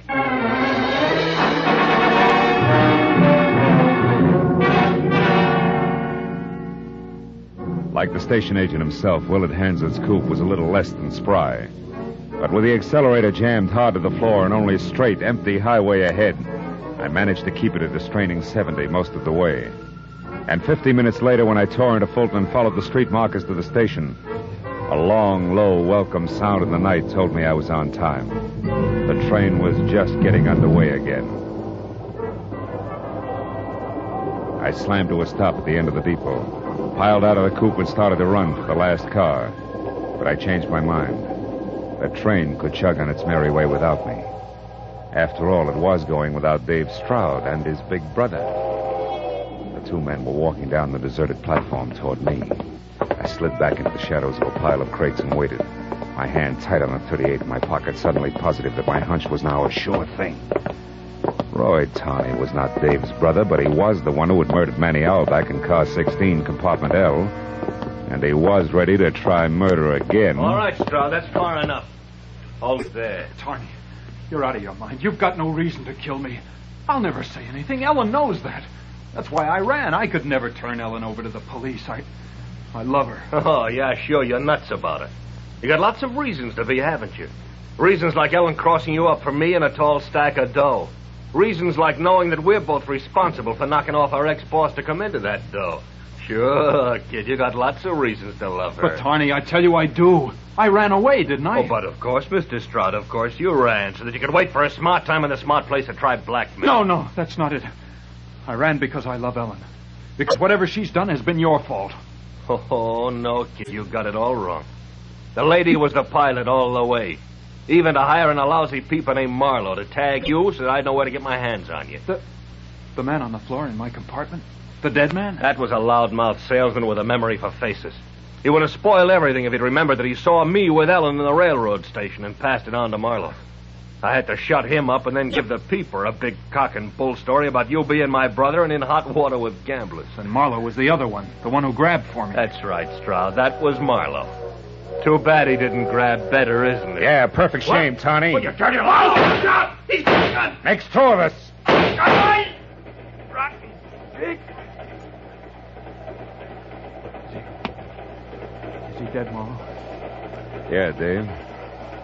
Even in Detroit, he'd be called dead.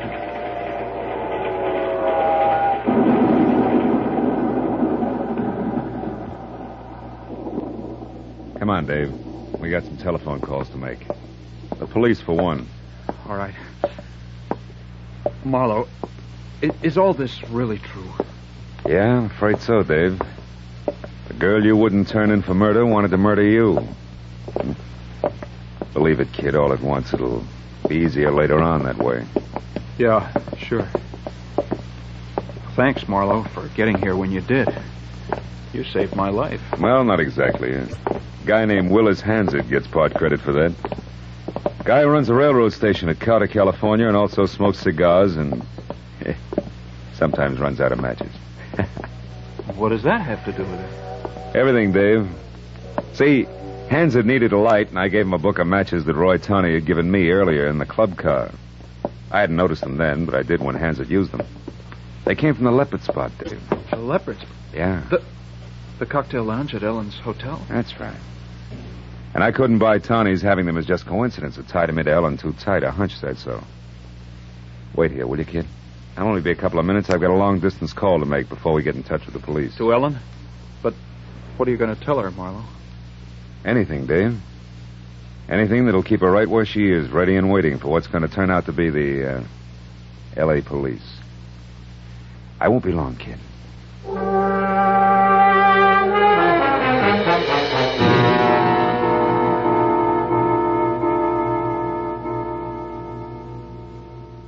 After the telephone call, Dave and I spent a long hour with the Fulton police, explaining why a man named Roy Tawney was lying in their quiet railroad station, face down in a pool of his own blood. And it was a long hour again with the railroad officials who arrived with their own set of questions. Well, it was 4 o'clock in the morning before we were finally aboard a train, heading back for L.A. Dave Stroud and I sat opposite each other in silence through that bleak, empty hour when you can almost feel the day that's coming up nudge the one that's just gone by.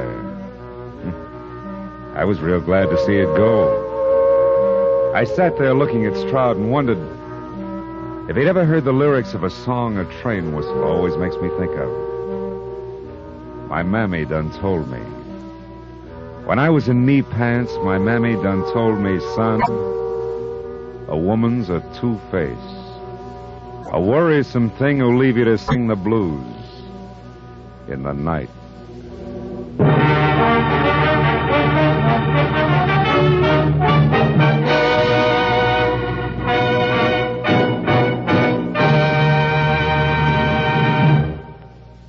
Remember, friends, to make every day more enjoyable, treat yourself often to refreshing, delicious Wrigley's Spearmint Chewing Gum. There's lots of cooling, real mint flavor in every stick. And chewing Wrigley's Spearmint helps keep you feeling fresh and alert. You feel better, work better, get more fun out of doing things. So indoors, outdoors, wherever you go, keep some healthful, refreshing Wrigley's Spearmint Chewing Gum handy. To make every day more enjoyable, treat yourself often to delicious Wrigley's Spearmint Chewing Gum.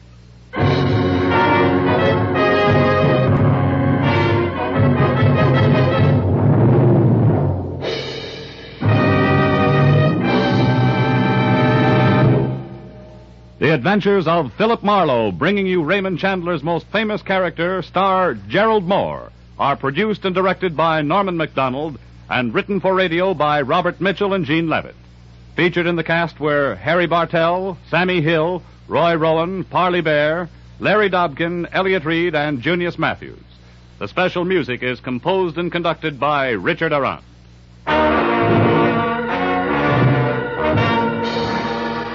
The makers of Wrigley's Spearmint Chewing Gum invite you to be with us next week when Philip Marlowe says, This time I tangled with 3 snakes. The first was made of gold, the second wore a mustache, and the third was in the bag. And each in its own way, poison.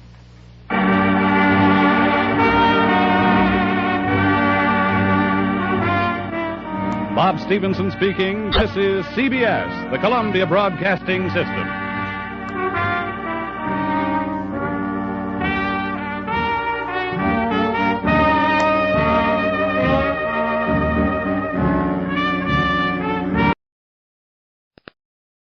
Get this and get it straight. Crime is a sucker's road. And those who travel it wind up in the gut of the prison of the grave. There's no other end. But they never learn. Wrigley's Spearmint Chewing Gum, the refreshing, delicious treat that gives you chewing enjoyment, presents for your listening enjoyment Raymond Chandler's most famous character in The Adventures of Philip Marlowe.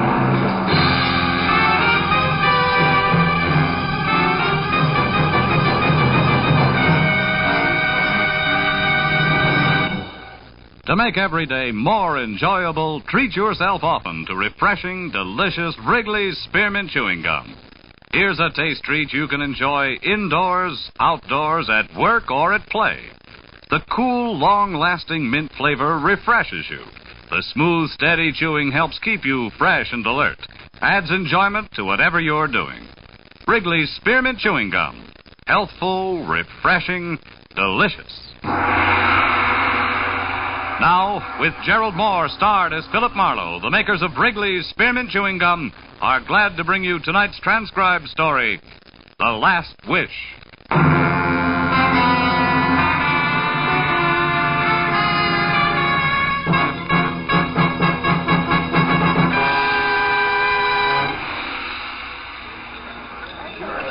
Flight 7 from Dallas, Texas, now arriving, gate 4. Flight 7 from Dallas. Here we are, sir. Just coffee.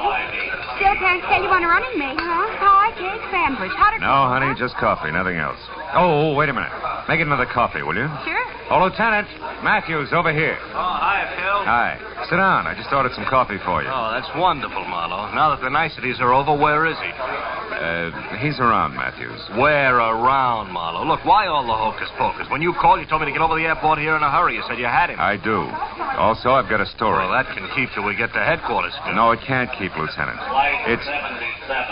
Listen. New York, now loading at gate 9. It can't keep any longer than that, Lieutenant. I don't follow you, Marlowe. A guy the law wants in a cozy cell on a plane going to New York. Where's the connection? That's the story, Lieutenant. We got 20 minutes before that plane takes off. Here, have your coffee. Anything else, sir? No. All right, Marlowe, let's have it. But make it snappy. I can't make it snappy, Matthews. It's not that kind of a story. Not parts of it, anyway. All right, Phil, do it your way. Well, it began early this evening, Lieutenant, about 5:30, when I got a call from a doctor in my neighborhood. A nice elderly guy named Sam Talman who once took a bullet out of my shoulder. Oh, I remember, yeah. Yeah, well, he wanted me to come over to his office right away, Matthews. He was excited. But not for himself. Excited for a patient, an old man who was dying.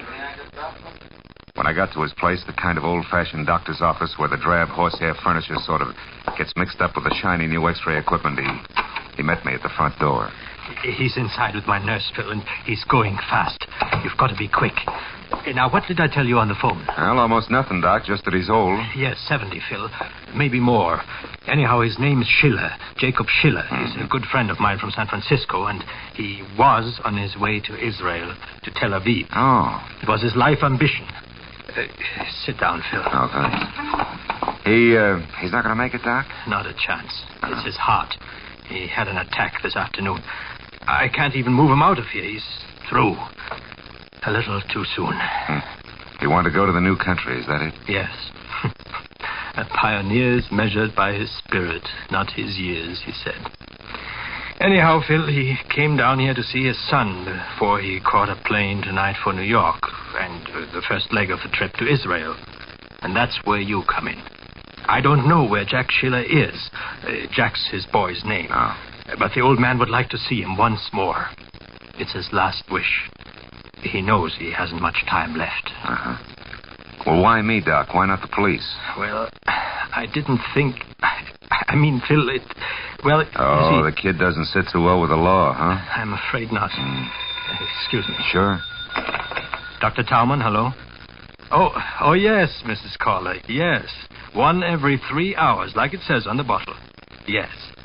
Goodbye, Mrs. Caller. Where was I, Phil? Jack Schiller and the law, the reason they don't get along. Oh, well, you see, Phil, Jack came down here to L.A. about 3 months ago, and as his father's old friend, he looked me up. So we had him over for dinner a couple of times. But pretty soon he started coming less and less. And when he did, it was a different Jack Schiller. Smart, flashy clothes, a new way of talking. You know, big shot kind of talking. Yeah, I know. The police are dumb and there's easy money to be made. That kind of talking. And he never would say what his business was, if he had any. But believe me, Marlowe, whatever it wasn't too much on the up and up. And there was some kind of a girl mixed in. There always is.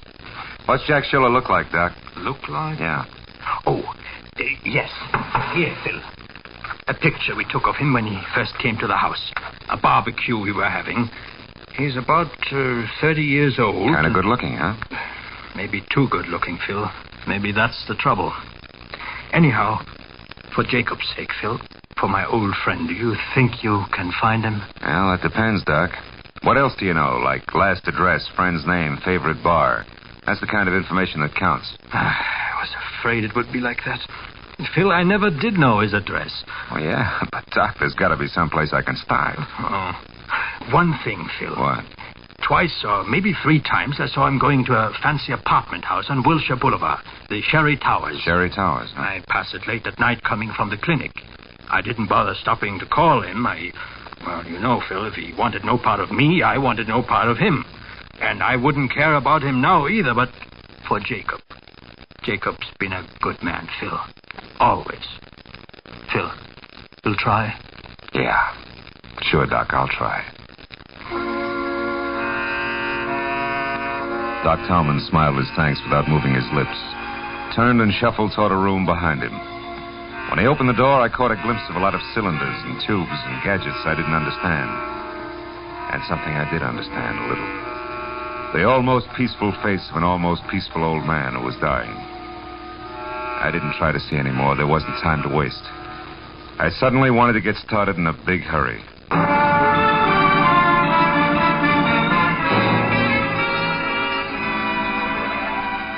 The Sherry Towers on Wilshire was made out of plaster, glass, brick, and acute angles. And it was anybody's guess what held it all together. The only person in the plush lobby was a tall man with a red turkey neck who had a toothpick and a cigarette jammed in one corner of his mouth. I walked over to the receptionist. Yes, that's right. Mr. Lederman's car at 9, Mr. Kelly's at 9:30, Washington Gas. That's it, Steve. Goodbye. Oh, yes, sir. Can I help you? I hope so. I'm looking for Jack Schiller. I'm an old friend of his from out of town. I tried his place, and the neighbor said I might find him here. The neighbor was right. Mm-hmm. But you're early. Miss Grant isn't through at the club until 10 at least. Miss Grant? Mm-hmm. Peggy Grant. She sings at the Crown Club. She's the one who lives here. Didn't the neighbor tell you that, too?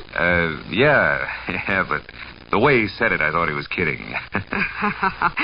You are from out of town, aren't you? Yeah, Pitchfork Corners.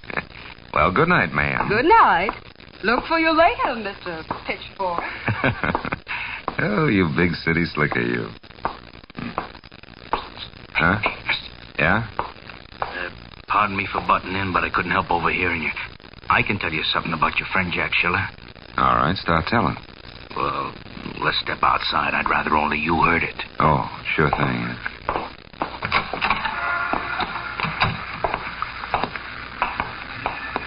So you know Jack, do you? Yeah, buddy of mine. That's why I think I ought to tell you. It's a bad night. For what? For old friends to bother him, Rube. He's busy. Oh!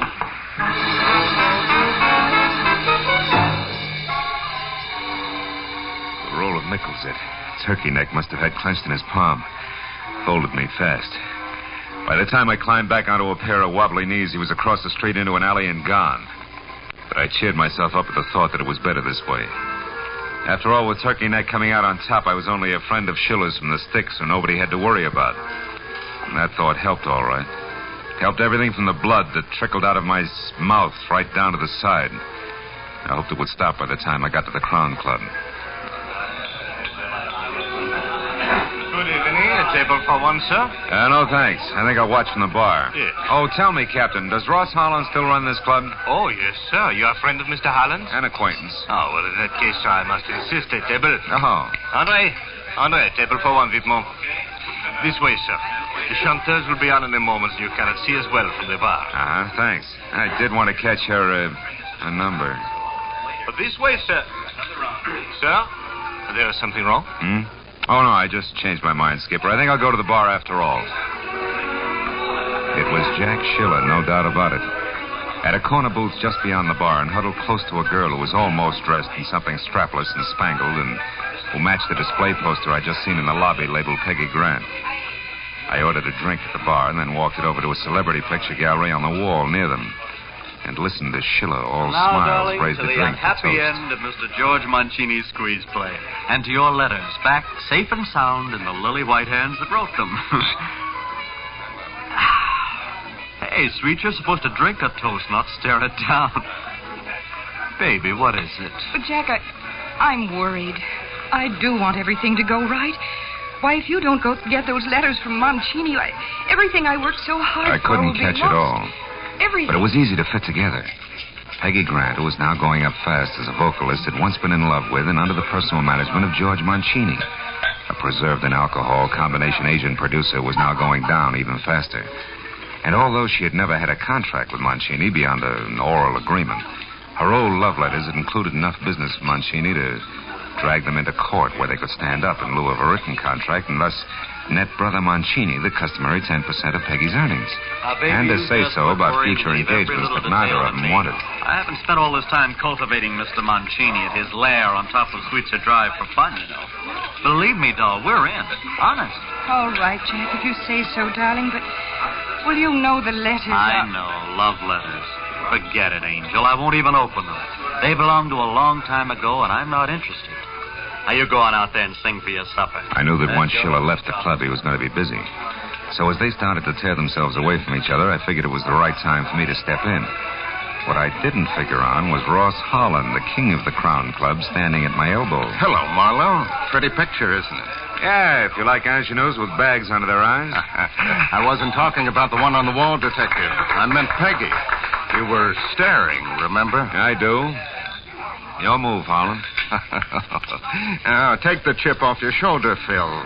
I don't mind if you stare. She gets paid for it. But you pay her. Sure. But also I pay the waiters, the doorman, and so on. That was all you were doing, wasn't it? I mean, staring, window shopping.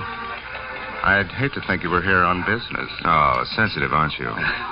You know, Marlowe, I've piled up a lot of enemies raking in the blue chips. That figures. What are you getting at, Holland? A job I think you might fit. Oh? Let's try the office, if you can spare the time. Can you? Phil? Sure. I've got nothing but time. Ross. Let's go. As I trailed Holland out of the bar as far as an unmarked heavy oak door, I caught a glimpse of Jack Schiller picking up his hat and coat at the entrance. Operation Mancini was underway. I never get these keys straight, Marlowe. Round key on top, square one on the bottom.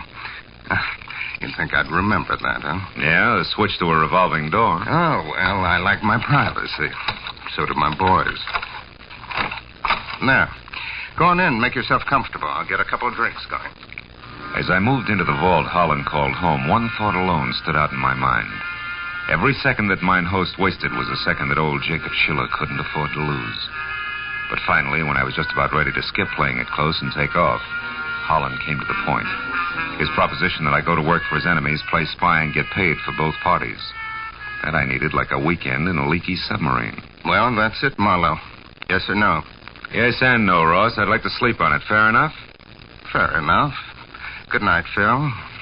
Get to bed early, huh? It was all the cue I needed. I bum-joked my way out of his office, hurried through the club to the street, then ran for my car and pointed it for the top of Sweetser Drive in the Hollywood Hills. And the Schiller-George Mancini rendezvous I couldn't afford to miss.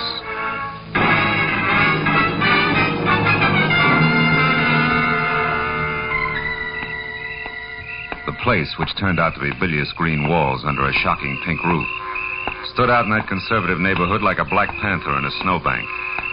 There was a car parked nearby, and the name on the owner's certificate wrapped around the steering wheel was Jack Schiller, which was no surprise. So when I knocked, I used the barrel of my .38. That was smart of me, but it would have been smarter if I'd pointed it the other way, behind me. Don't move an inch, mister. Oh, fine. And drop your gun right where you stand. Go on. Now turn around and answer up real fast. What do you want with George Mancini? Nothing. It's you, Hey, that blood all over you. What happened in there, Schiller? You didn't kill him for those lousy letters in that envelope under your arm, did you? Well, is that it? No, not quite, mister. He isn't dead. But what do you know about me? How come you know my name? Cops. Never mind. Just back off, mister. Fast. Open that door. Go on. Mancini's screaming must have disturbed the neighbors. Listen, Sheila, I'm working for Doc Tom, and Stay shut or you'll wish you had. Now go on. Get in there with him, or I'll kill you.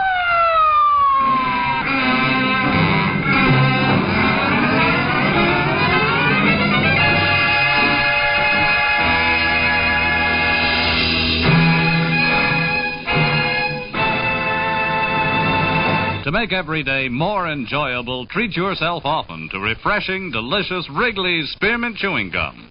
The lively, full-bodied, real mint flavor cools your mouth, moistens your throat, freshens your taste. And the chewing itself gives you a little lift, helps you keep going at your best.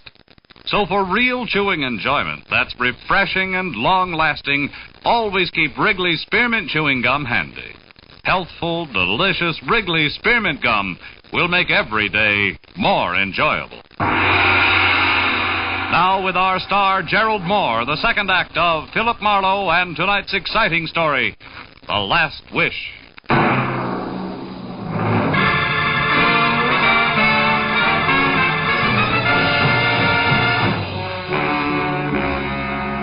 It only took one look at the unconscious pulp on the floor inside to tell me that George Mancini had tried hard to hang on to the letters. Almost too hard. I rolled him over. He was as limp as a slice of raw bacon, but still alive. I just got his shirt collar loosened up when the door behind me opened again. Easy, bud, nothing. Marlowe. Hello, Matthews. A little early for a lieutenant from homicide. How come they sent you? They didn't. Becker and I were driving by when the call came out over the radio. Oh. One of the neighbors out here heard something and phoned in. Who is he, Marlowe? A guy named George Mancini. Uh-huh. Becker, see what you can do for him. Okay, Lieutenant. Oh, looks like he soaked up a lot of punishment. He did, but not from me, Matthews. Oh, no? What were you, Marlowe? Referee? Who did it? It was over when I got here. And the guy who did it didn't give me much time to talk. He had a gun. All of which still doesn't answer my question. I don't know his name. His occupation is loving a blonde. Is that why you're here, the blonde? Yeah, more or less.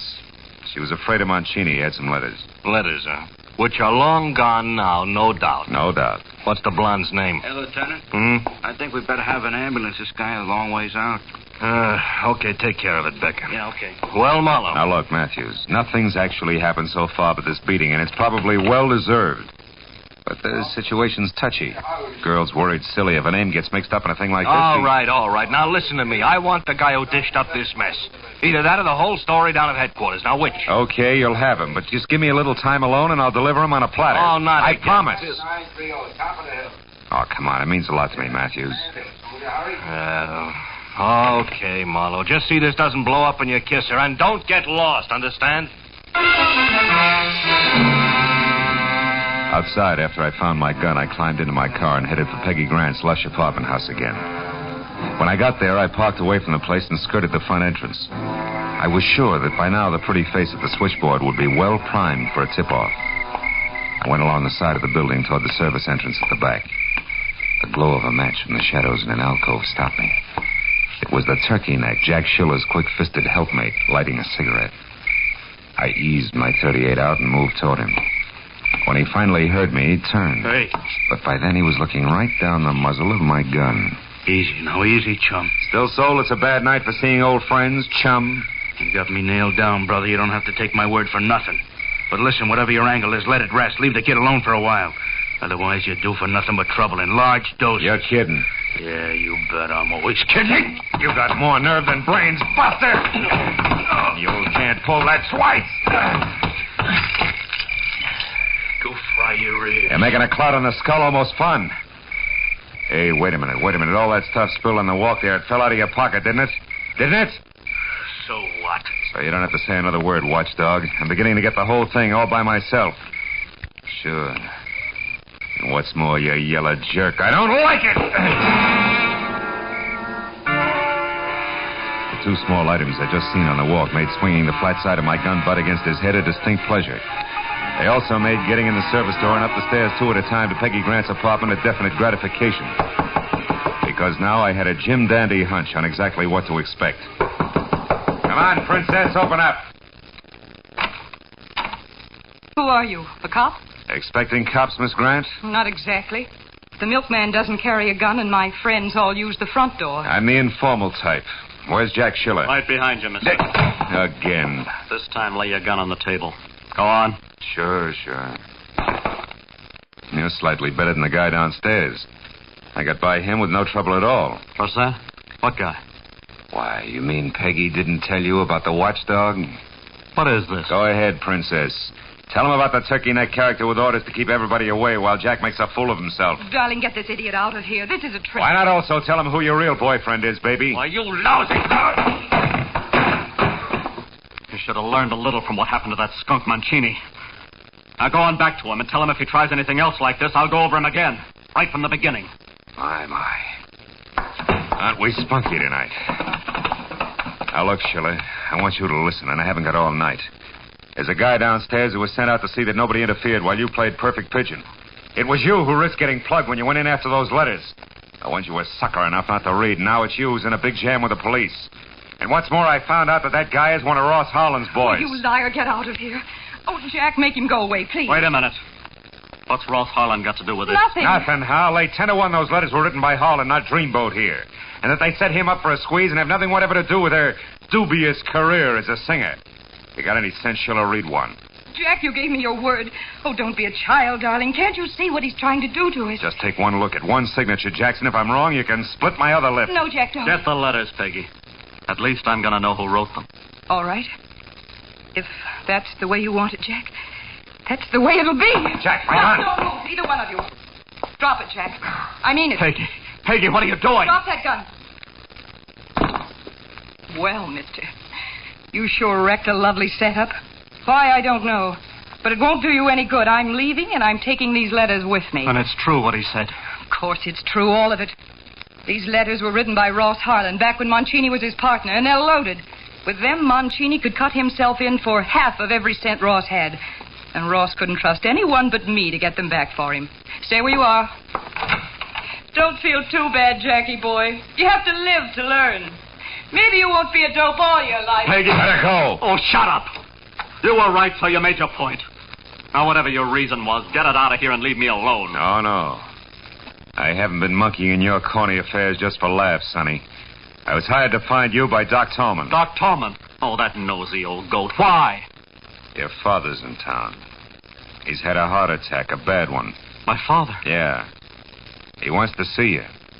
I told Doc Tallman I'd bring you back, and that's what I'm going to do regardless. Now get going.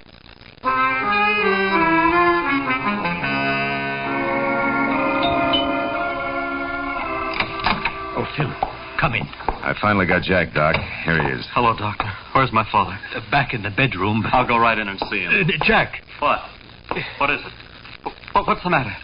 Jack, your father's dead. He passed away 20 minutes ago.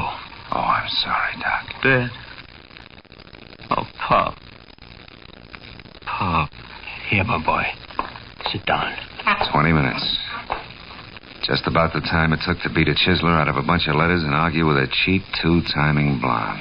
Try to get hold of yourself, my boy. We knew you'd have come if you could have. Your father's last thoughts were of you, son. He was very proud of you. Don't, Doc, please. I'll run along, Doc. I got a phone call to make. Oh, wait a minute, Marlowe. Huh? You can't leave thinking like you do. Not now, with Pop dead. I don't know what happened to me these last few weeks. I can't understand how I got in so deep. She had me, I guess. I'd have done anything she asked. You're not the first guy that's happened to. I doubt that you'll be the last. Yeah, but I've got to square myself now. I've got to. And I want to start with the police. You really mean that? I never met anything more in my life. I'm not really a wise guy, honest. So what's this about the police? I'm in a jam, Dr. Tallman, a pretty bad one. Because you got too much nerve and too much energy. All you need is the right place to spend them. That gives me an idea. Is Jack your real name? No, it's really Jakob, like my old man's. Oh. Doc, where's that plane reservation for Jacob Schiller? Here. I have it right here. Wait a minute. You mean... Yeah, you're catching that plane. With luck, you may make it all the way. Oh, but you're letting me go, Marlowe. You'll be in a jam yourself. Well, I think I know a pair of strong shoulders I can dump the responsibility onto. Let's go, kid.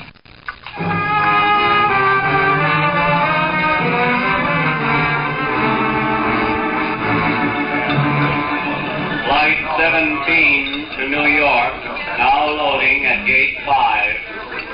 Flight 17. Well, that's the story to hear, Matthews. Loading at gate 5. Just whose shoulders did you have in mind of that responsibility business? You're wearing him, you lug. Yeah. Oh, give me that napkin, will you? Yeah, here. Hey, just tell me something else to make it all nice and tight. That turkey neck character, how did you know he worked for Ross Harlan? Oh, well, when I slugged him in back of Peggy Grant's apartment house, a lot of junk fell out of his pocket, including a pair of keys on a chain. One had a round head, the other one was square. Oh, duplicates of that set that opened Harlan's double-locked office, huh? Uh-huh. Tight enough, Lieutenant? Yeah, tight enough. Last call for Flight 17 to New York, now loading at gate 5. They just called a New York flight, Phil. Yeah. Last call. Yeah. You know, I hear they're doing great things over there in Israel. Yeah? Building farms right out of the desert land, that kind of stuff. That's right. They can use all the help they can get, I understand. I was raised on a farm, did you know? Keeps you so busy you don't have time to get in trouble. Hey, Marlowe. Sit down. I'll buy you another cup of coffee. Thanks, Lieutenant. Thanks a lot.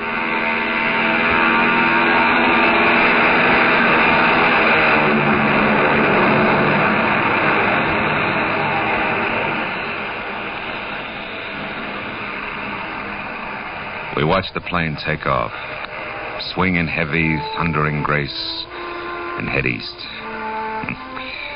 I guess we were both thinking the same thing.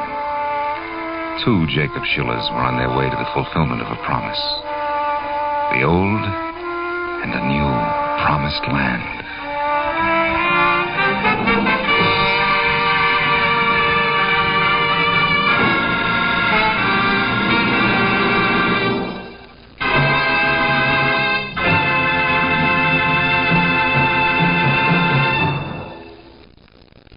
Remember, friends, to make every day more enjoyable, treat yourself often to refreshing, delicious Wrigley Spearmint Chewing Gum.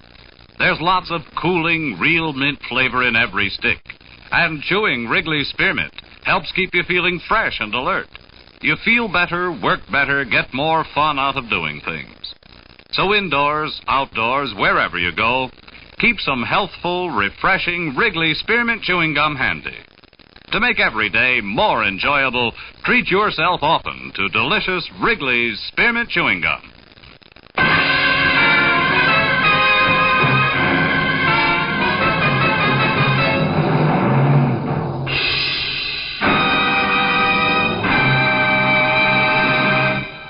The Adventures of Philip Marlowe, presented by Wrigley's Spearmint Gum, bring you Raymond Chandler's most famous character and star, Gerald Moore. Philip Marlowe is produced and directed by Norman MacDonald and written for radio by Robert Mitchell and Gene Levitt. Featured in the transcribed cast were Jack Edwards, June Foray, Larry Dobkin, Harold Deerenforth, Jack Crucian, Lynn Allen, and Stan Waxman. The special music is composed and conducted by Richard Arant. The makers of Wrigley's Spearmint Chewing Gum hope you've enjoyed tonight's adventure of Philip Marlowe and that you're enjoying Wrigley's Spearmint Gum every day.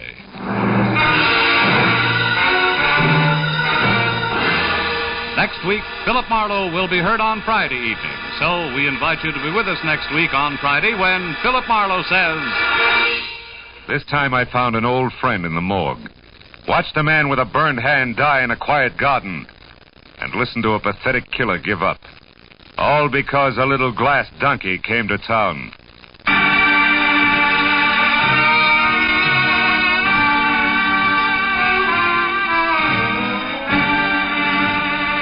This is Bob Stevenson speaking, and this is CBS, the Columbia Broadcasting System.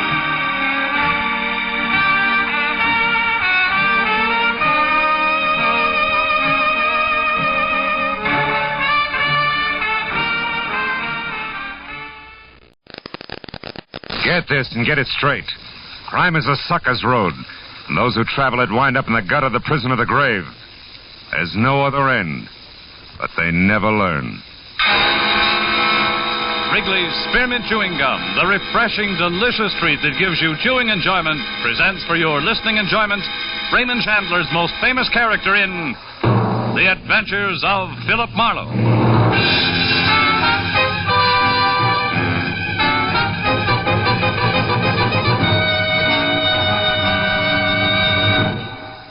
To make every day more enjoyable, treat yourself often to refreshing, delicious Wrigley's Spearmint Chewing Gum. Here's a taste treat you can enjoy indoors, outdoors, at work, or at play. The cool, long-lasting mint flavor refreshes you. The smooth, steady chewing helps keep you fresh and alert. Adds enjoyment to whatever you're doing. Wrigley's Spearmint Chewing Gum. Healthful, refreshing, delicious. Now, with Gerald Moore starred as Philip Marlowe, the makers of Wrigley's Spearmint Chewing Gum are glad to bring you tonight's transcribed story, The Glass Donkey.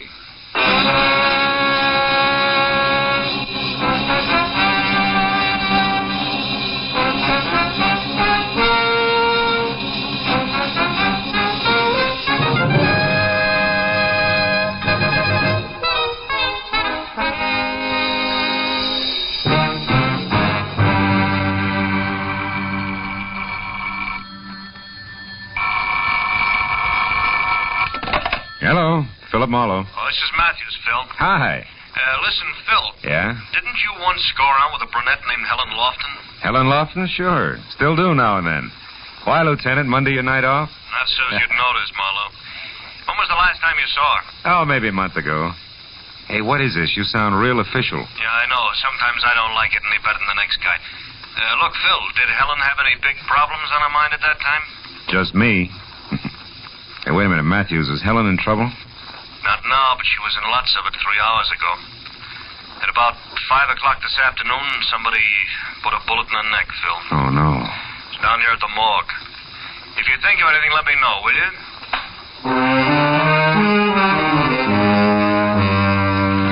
You might as well have hit me in the stomach with a hammer.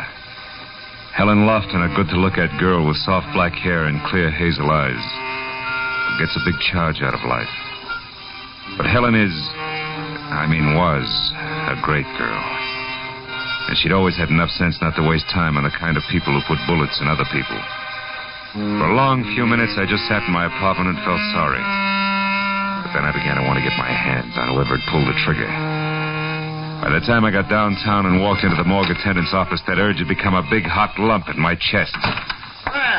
Mr. Marlowe. Hello, Chester. Yeah, stranger around here lately. You got a Helen Lofton? I'd like to pay my respects. Yeah, can't stop you, boy. Lofton, huh? Oh, yeah, she's still on the table. You'll have a little company back there, Lieutenant Matthews. Oh, he's still here? Oh, he's been in and out all evening. Can you find your way all right? Yeah, thanks, Chester. I didn't expect you in person, Marlowe. You could have called. Got something to offer on the Lofton girl here? Yeah. My services, Matthews. How much did she mean to you, Phil? Enough to make this real personal. What have you got on it, Matthews? Nothing. A neighbor reported the shot. Found Helen's body spilled down some stairs at the side of her house. Mm-hmm. It was a .32 at close range. No reason, no motive, no leads. Unless you can call this a clue, which I don't. Let's see that. Yeah, it could be the hind leg of one of Helen's glass donkeys. You know, she collected them. Oh. I was on the stairs near the body. Uh-huh. Hey, look, Matthews, you don't mind me sticking my 2 cents in this, do you? It'll do me a lot of good. No, I don't mind. Just keep me posted, huh?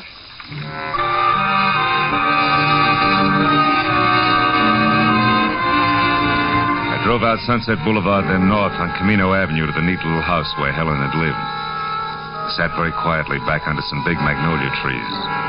Someone had drawn the blinds on the 2 front windows, and it made them look like a pair of closed eyes. I walked around to the side door on the stairs where they found her body, and that's when I noticed the light on inside the house. The door was unlocked, so I went in. Light was coming from the bedroom, and when I got to that door, I saw a girl, blonde with harlequin horn rims, moving stiffly, like a lost somnambulist. I watched her drag one slow finger the full length of the dresser. When that was over, I said, "Hello." Who are you? I was a friend of Helen's. Philip Marlowe. You? Lila Hughes.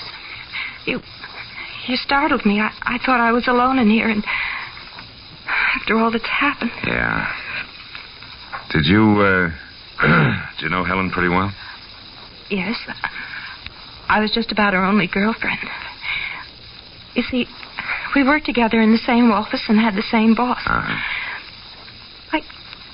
I guess they're going to want me to do something about all of her things now. Yeah, it's real tough. Everything in the house is just another reminder. Even this little sherry decanter.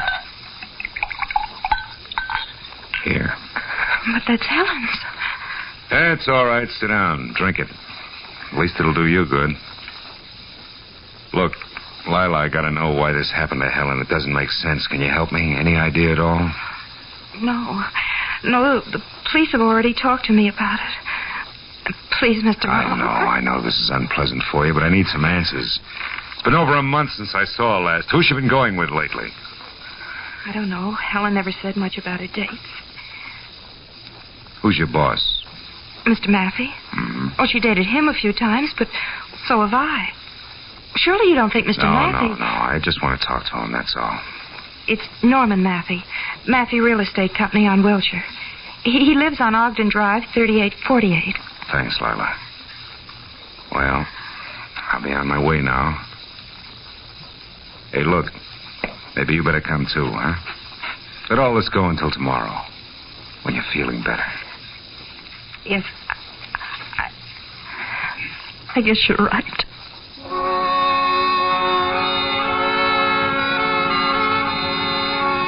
I turned out the light and snapped the lock as we left. Then walked the sad little blonde as far as her coop. Got her address on Beechwood Drive and saw her off. After that, I went to my own car, but before I got in, I looked back at Helen's house once more and tried to shake the empty, loose ends feeling it had given me. I was snapped out of that mood in a hurry. The man with a half an acre of forage had just twisted out of sight behind a tree trunk in the backyard. I started for him, and he broke and ran toward the wall in the alley. It was a 6-footer. He rolled across the top and fell over. When I got there, he was up and gone. He hadn't had time to get out of the alley, but it was empty, which could only mean he was laying for me. Come here, you! You don't, mister. This time, anyway. Oh! Trash in good neighborhoods is no softer than trash anyplace else. When I finally got clear of it, the forehead was gone. I figured all I had to show was one of his patch pockets, which I still had clenched in my hand. But there was something else. Glittering on the ground was what had been in that pocket. A little glass donkey with a hind leg missing. On the way back, I stopped once and tried to call Matthews, but he was out. So I drove on down to Ogden Drive as far as number 3848. A gray at the temples type in blue flannel opened up. Yes? Mr. Maffey? Are you a reporter? No, I'm a friend of Helen Lofton's. Also, I'm a private detective named Marlowe. I'd like to talk to you. Private detective? Mm-hmm. Who hired you, Mr. Marlowe? Who are you working for? Myself. Like I said, Helen was a friend of mine. Well, I'm quite busy, Marlowe, but come in. Come back this way, to the den. I've already been interviewed by the police. You may be again. It's not quite like being vaccinated, Mr. Maffey. Now, just why have you come here to see me? Because I intend to find out who shot Helen. What makes you think I'd have the remotest idea? Nothing special. She worked for you, didn't she? So do several other people. You dated her? Yes, I did. She was a very attractive girl, but that was no reason for me to kill her. There was no reason for anybody to kill her. Mr. Maffey, suppose I was to tell you that I'm acquainted with your wife. Oh, so that's it. You cheap blackmailer. Get out. Then you do have a wife, huh? Now, look here, Marlowe. You don't have to be sly with me. I'm not hiding anything. Ask me what you want to know and get out of here. How come Mrs. Maffey doesn't object when you dine and dance the office help? Because we've been separated for several years. Separated, but not divorced, huh? That's right. She lives in San Diego, and we have as little as possible to do with each other. My bank takes care of our only mutual interest. She refuses to give me a divorce. Did you tell the police all this? They didn't ask. Did they happen to ask where you were this afternoon, about 5? As a matter of fact, they didn't. I wasn't being treated as a suspect then. And I don't intend to be now. Okay, Mr. Maffey, where were you? Now, look, I'm a private detective. Remember, I'm not even taking notes. All right, Marlowe, all right. Been having business troubles lately. A lot on my mind. I was out driving in my car, trying to relax. Can't prove it, can you? No, probably not. Mm-hmm. I don't expect to have to try. All right, tell me something else. Do you happen to know anything about a man with a very high forehead, a young guy, maybe 30, about 6 feet tall? Yes, I do. Helen went out with a fellow like that recently. What's his name? Victor Semra, I think. Why? Well, I ran across him tonight, and I didn't like his attitude. Sure, that's it. I'll bet on it. What? What are you staring at?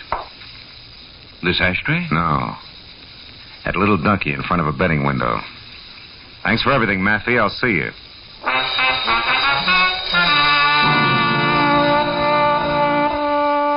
The ashtray on the table behind Maffey's desk had been made of baked clay in the shape of a sombrero.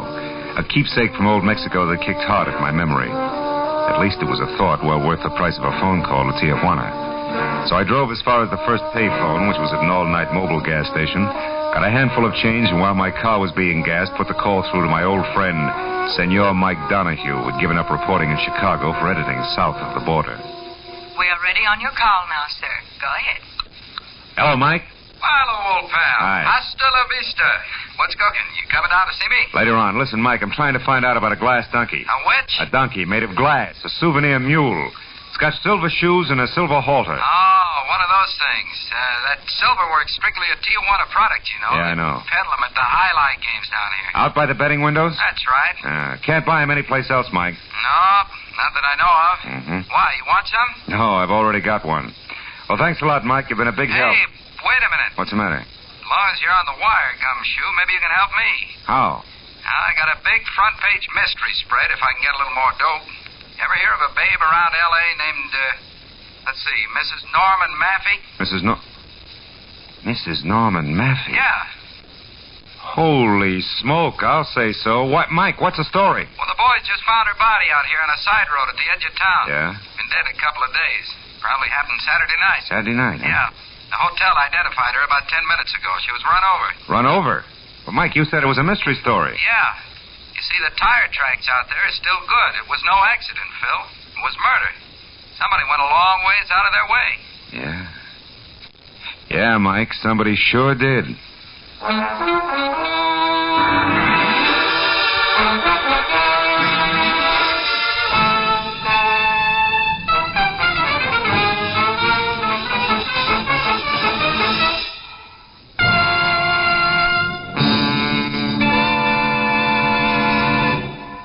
To make every day more enjoyable, treat yourself often to refreshing, delicious Wrigley's Spearmint Chewing Gum. The lively, full-bodied, real mint flavor cools your mouth, moistens your throat, freshens your taste. And the chewing itself gives you a little lift, helps you keep going at your best. So for real chewing enjoyment that's refreshing and long-lasting, always keep Wrigley's Spearmint Chewing Gum handy. Healthful, delicious Wrigley's Spearmint Gum will make every day more enjoyable. Now with our star, Gerald Moore, the second act of Philip Marlowe and tonight's exciting story, The Glass Donkey.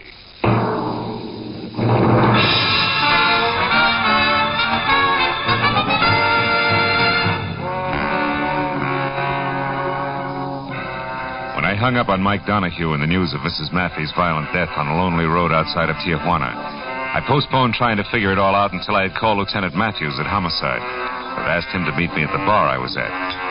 10 minutes later, Matthews was sitting opposite me and chewing on a cold pipe while I filled him in. Oh, now, easy, Phil. I'm a slow and steady boy. Now, question, who killed Helen Lofton? Answer, whoever killed Mrs. Norman Maffey. Why? Where's the tie? The glass donkey I just told you about. It came from Tijuana. So? So I figured that whoever sent it to Helen was, one, a friend who knew she'd get a kick out of a trinket like that. Yeah? And two, sent it before he or she decided to kill Mrs. Maffey. Oh, and therefore said friend had to get the glass donkey back because if traced, it would place the killer in Tijuana where sooner or later Mrs. Maffey's body had to be found. Is that right? That's so very right. And all that brings us back to only one thing. Mrs. Maffey's killer also got Helen Lofton. Was forced to. Yeah, it could be. But look now, Phil, the tough What'll one. it be, chum? You look lonely. Forlorn, maybe. 2 beers.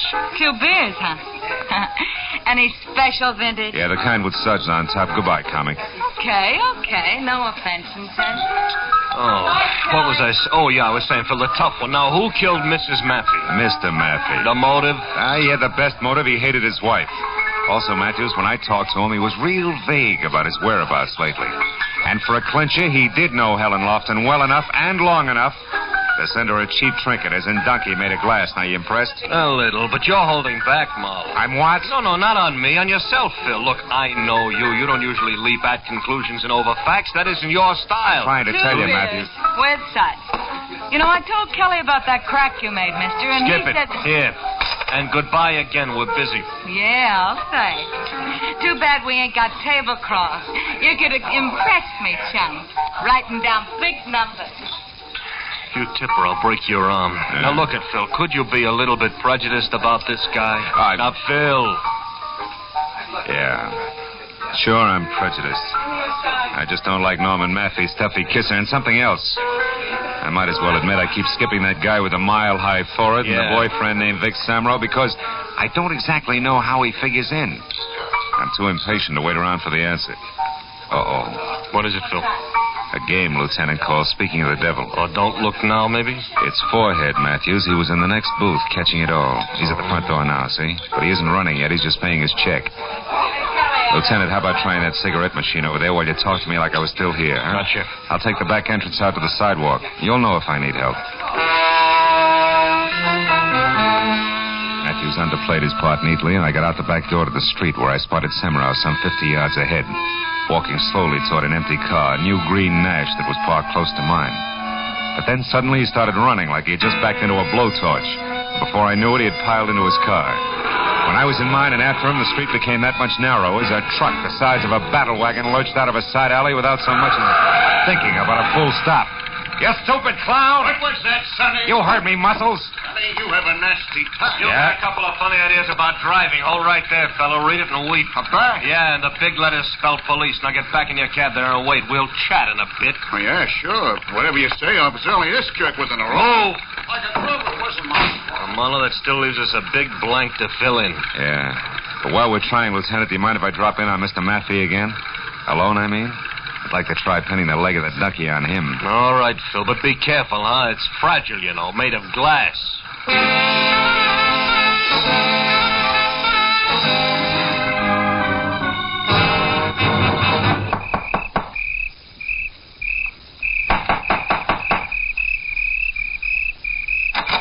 Yes, what...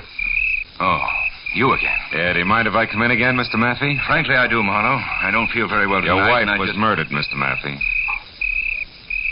My wife? Murdered? Still mind if I come in? Where did it happen, Marlowe? In San Diego? Marlowe, I asked you where it happened. In Tijuana. Ever been there? Yes, of course. Marlowe, what are you looking for? Just looking. When were you last there, Maffey? Oh, I don't know. Maybe a month, 6 weeks ago. Not Saturday night, huh? No, not Saturday night. Marlowe, what are you Maffey, getting? did you ever send Helen Lofton a present? See here. Who do you think you are? And exactly what are you looking for? A wastebasket that isn't empty. You keep a very tidy place, Mr. Maffey. Which has what to do with my wife being dead, Marlowe? Are you out of your mind? Maybe. But also maybe not. Maybe I'm real smart. Maybe I've come to the right place to look for an empty package and a piece of wrapping paper that would be addressed to Miss Helen Lofton in your handwriting and postmarked Tijuana, Mexico. Tijuana? A large piece of wrapping paper and a large package stuffed with Excelsior. It was once home to a glass donkey in which you had to get back from Helen Lofton before she got it. Or if you were too late for that, kill her and then get it back before anyone else knew about it. Does that still leave me out of my mind, Maffey? Absolutely. We'll see. After we try the backyard and your incinerator. Now, wait a minute. You know, the law says you can't light it after 10 in the a.m., Maffey. If you're the one stand guilty, you wouldn't want to arouse suspicion. Stop, Marlowe. This has gone far enough. You're not the police. Which means I don't need any more of a search warrant than this.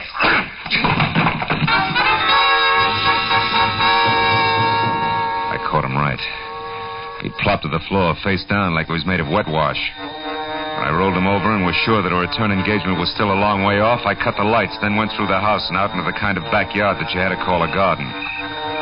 Beyond all the moon-bathed beauty and half hidden by a fountain that was backed up by an ivy trestle was what I wanted. A short, squat, scarred, ugly incinerator. The door was metal cold, and inside I found more encouragement.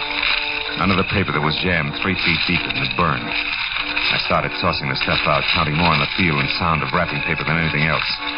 Once I stopped short, but it was only a grocery sack. The second time I stopped short, I had a better reason. Marlowe, you're wasting your time there. Well, Mr. Victor Semrau. Yeah, or as you put it, the guy with the mile-high forehead. I wouldn't get touchy, Semrau. You were swinging the dark ahead, remember? I'm sorry about that, Marlowe. I didn't know we were both on the same side there. Both on the... Take it easy, Victor. You wouldn't try to set me up again, would you? Why the sudden change of heart? Because now I know that you're in the up and up, Marlowe. I overheard you talking to that police lieutenant and also the Mexican newspaper man. Well, bully for you, eavesdropper. But also you ran. Why? I was afraid you'd turn me over to that lieutenant. Marlowe, listen. From the start, I've been trying to find Helen's killer. That's why I've been following you. I found that glass donkey in her porch, and, well, to get right to the point, Marlowe, I can tell you that the one who killed Helen and Mrs. Mappy...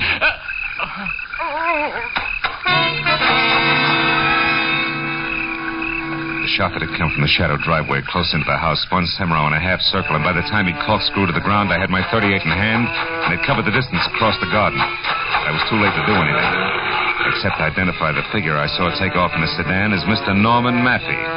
This was some help, but not to Victor Semrau back in the garden. He had managed to crawl as far as the small pond that surrounded the fountain.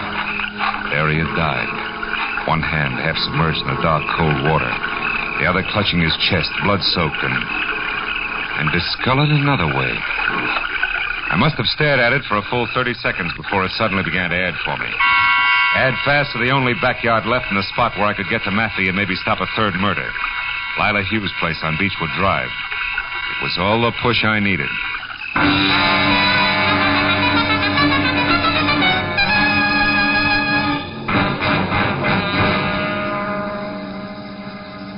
I pulled up away from the place and got out of my car and ran for the back. Only 10 minutes had gone by, and I was glad of it. Because standing next to an open, still-smoking incinerator, a piece of charred paper in his hand that I knew was the remains of the rapper I'd been after, was Norman Maffey. And opposite him, a gun in her hand, was Lila Hughes, the shy blonde. Lila, you're crazy, insane. Well, I saw you shoot Victor Semrau. And you must have killed... Of course it was me, honey. I killed him. I killed Helen. I killed your wife. Well, about her, I'm not sorry. I'd do it again. How could you plan an ugly, I ruthless... didn't plan anything, darling. I ran into her by accident. Tijuana's a small place. We started sociably. We had a few drinks, a drive to the outskirts in my car, and then talk. Talk of you, darling. I knew I could have you with her out of the way. Helen was no threat. You gave her up, so there was no one else to stand between us. And, honey, you hated your wife. But, Lila... But nothing. It was all very simple, darling. Helen was different. You see, I had to kill her. That piece of wrapping paper there that you just snatched from me, the paper I sent Helen a little gift in. That's the reason, Norman. I did have to kill her. And now you do have to kill me, too. Don't you, Lila? Oh, no. No, darling. Now the killing's done. I did it all for you, darling. Don't you understand? You devil. You she-devil. Oh, Norman, dearest, you don't know what you're saying. Honey, I tell you, I did all this for you. Remember that, darling. How can he ever forget it? Don't move, Lila. Don't breathe. Drop your gun there at your feet. No. No, I think I'll use it again. Even if you shoot, I'll use it. We belong together, Norman and I, and we're going to be together.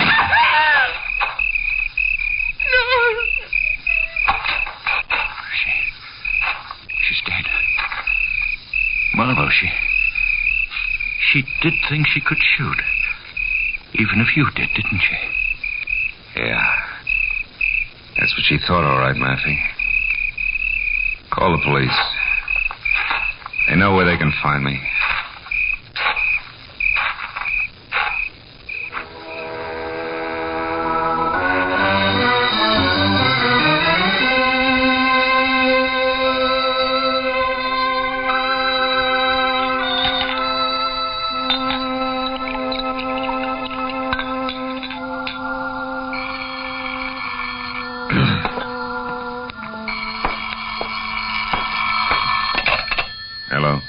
Matthews, Phil. Now, where have you been? You know better than to just walk off this phone. Yeah, Matthews. I'm sorry. I've been out walking. What do you want to know? The one blank, Phil. What sent you over to Lila Hughes' place? Oh, Victor Semero, his hand was burned, blistered red. Like you'd been fishing around in a hot incinerator, huh? Yeah. That and what he had to say to me about us being on the same track. Lila Hughes was the only other one who was both close enough to Helen to send her that glass donkey and at the same time even remotely connected with Maffey. Uh-huh. Any idea what sent Semero to her backyard? I guess his tack all night was to follow me. When he tried to pick my trail up again after running from the bar, he thought Lila Hughes' place might be the answer. Turned out he was right. Real right. Yeah, he must have seen her around her incinerator lighting it, and then decided to get to you when he couldn't reach in after the wrapping paper. Yeah, something like that. With, of course, her taking off after him. Look, anything else, Matthews? Phil. Hmm? Phil, you weren't in love with Helen Lofton once upon a time, were you? No, Matthews. I wasn't in love with her. Yeah.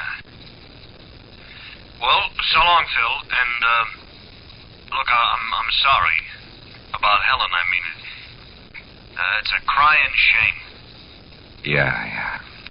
Good night, Matthews. I'll come down to headquarters in the morning.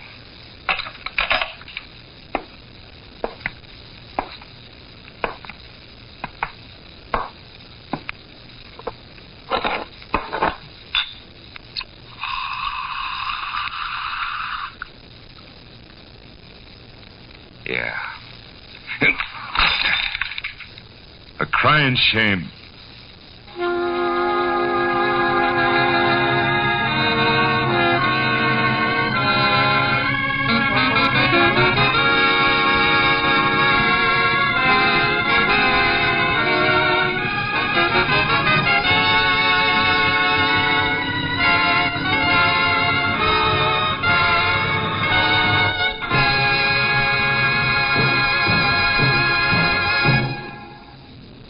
Remember, friends, to make every day more enjoyable, treat yourself often to refreshing, delicious Wrigley's Spearmint Chewing Gum.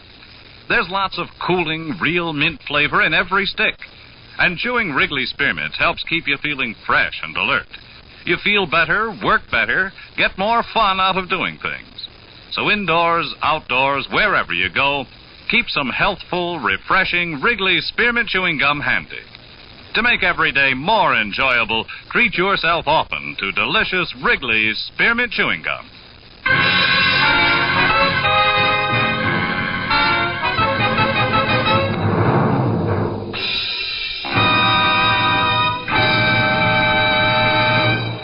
The Adventures of Philip Marlowe, presented by Wrigley's Spearmint Gum, bring you Raymond Chandler's most famous character and star, Gerald Moore.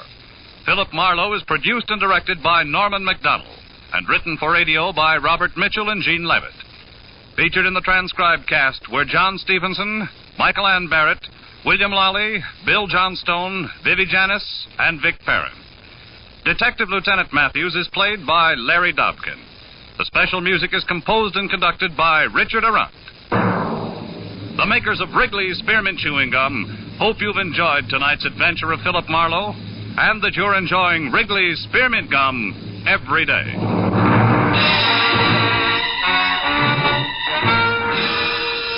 We invite you to be with us next week when Philip Marlowe says... This time it got off to a swashbuckling start at a pirate's cove. A map to a fortune in black pearls ran past a beautiful island girl, a conniving Malayan merchant, and stopped at a wild man from Borneo dead in a rusty hulk. All in the quiet outskirts of Los Angeles. Bob Stevenson speaking. This is CBS, the Columbia Broadcasting System.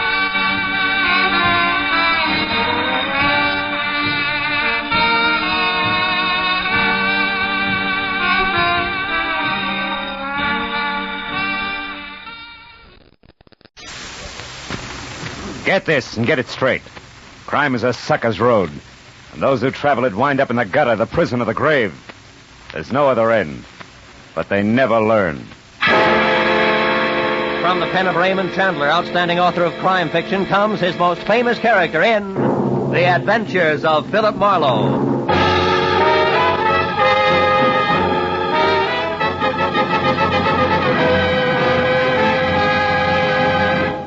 Now, with Gerald Moore, starred as Philip Marlowe, we bring you tonight's exciting story, The White Carnation.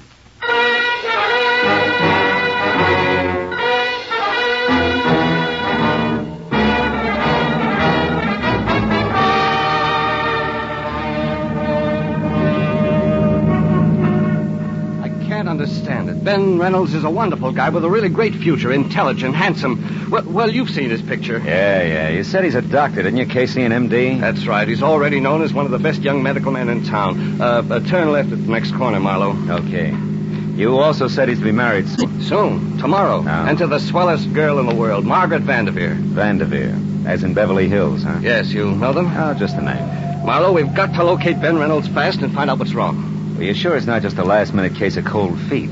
Cold feet? Yeah. Oh, Marlowe, he's in love with the girl. I'm his best man, I know. Besides, this marriage means a lot to the guy's career. He wouldn't run out. It happens, Casey. Oh, not to Ben. Why, he was fine, happy, full of laughs, right up to the minute we went into that flower shop. Flower shop? Yeah, some small place called Steiner's Flowers on Temple Street. Ben and I were driving along there this afternoon when I remember the one thing I'd overlooked was a white carnation for the groom. We stopped and went in. And came the switch. I'll say so. While I talked to the florist, Ben browsed around the shop. Then all at once, he grabbed me by the arm and said, "Let's get out of here." He was white as a sheet. We left in a hurry, and all the way up here to his place, he kept looking back like he was afraid of being followed. What'd he say about it? Oh, he wouldn't tell me a thing. When we got to his apartment, he gave me a real brush-off. I went on home. Then at 7 tonight, I got a call from him. Give me that call word for word if you can, Casey. Well, he said, "Tom, listen to me. There's a man named Gregory Toledo. I thought he was dead, but he's come back to life.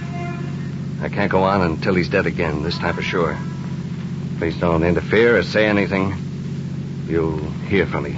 Then he hung up. Gregory Toledo, huh? Was Ben at home then? No. I tried to call him back, got no answer.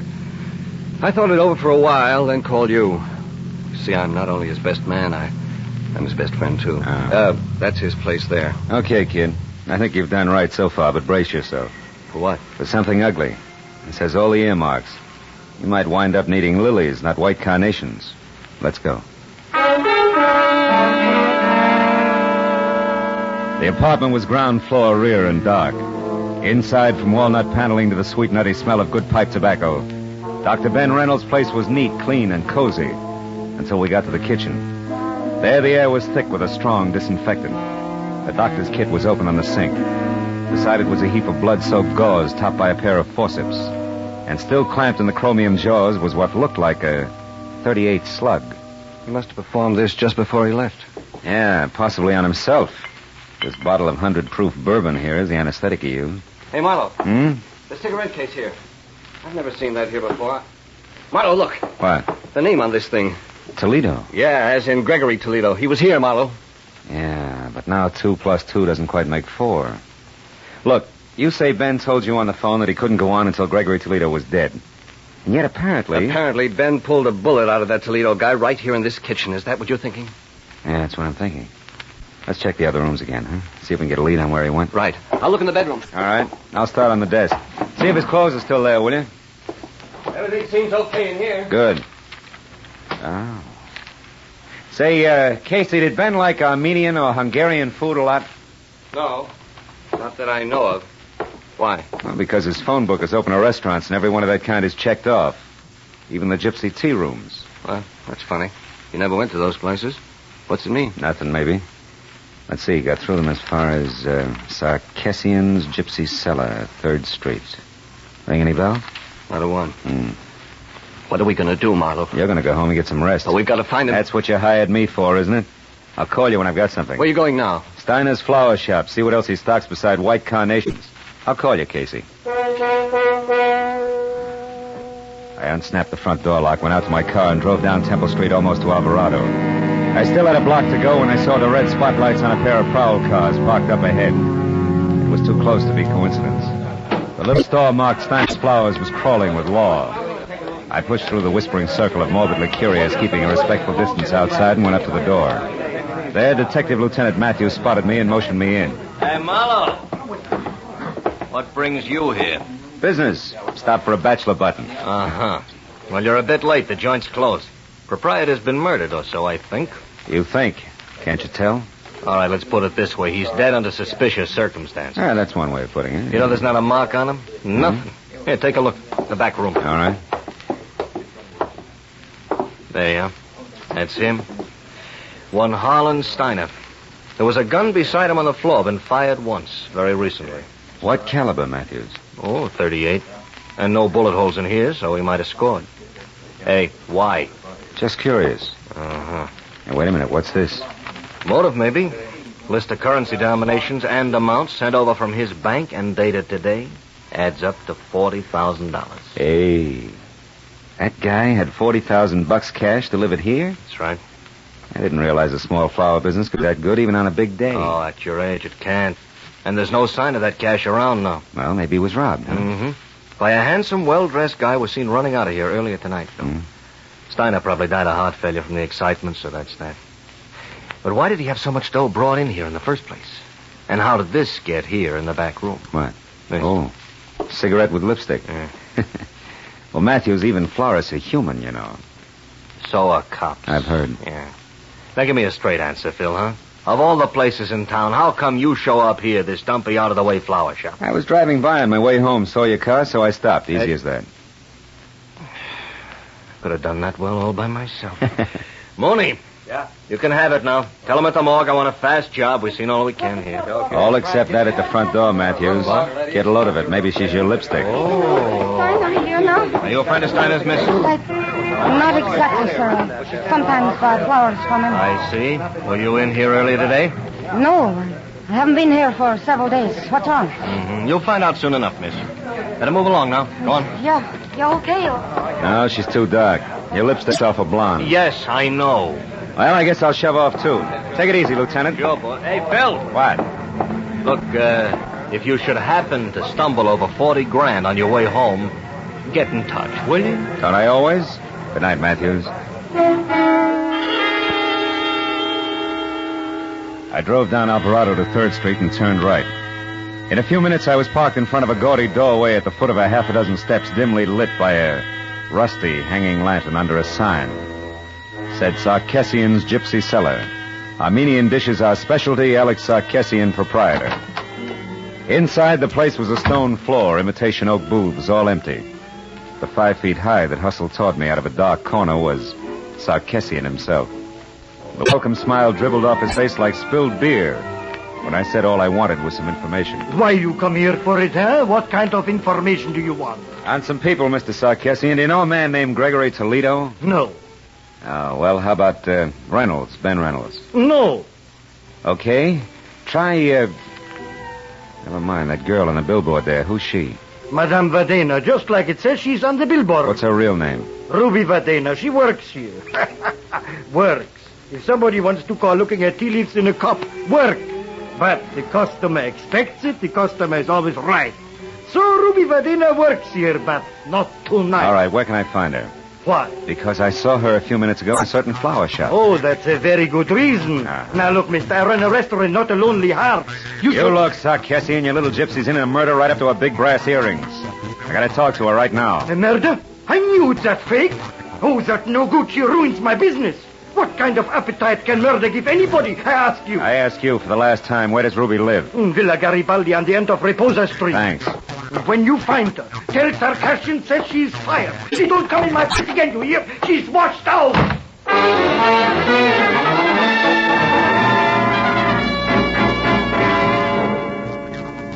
Reposa Street turned out to be a narrow, block-long tunnel under dark, matted cypress trees, at the end of which Villa Garibaldi squatted like an ancient yellow toad, 2 stories high.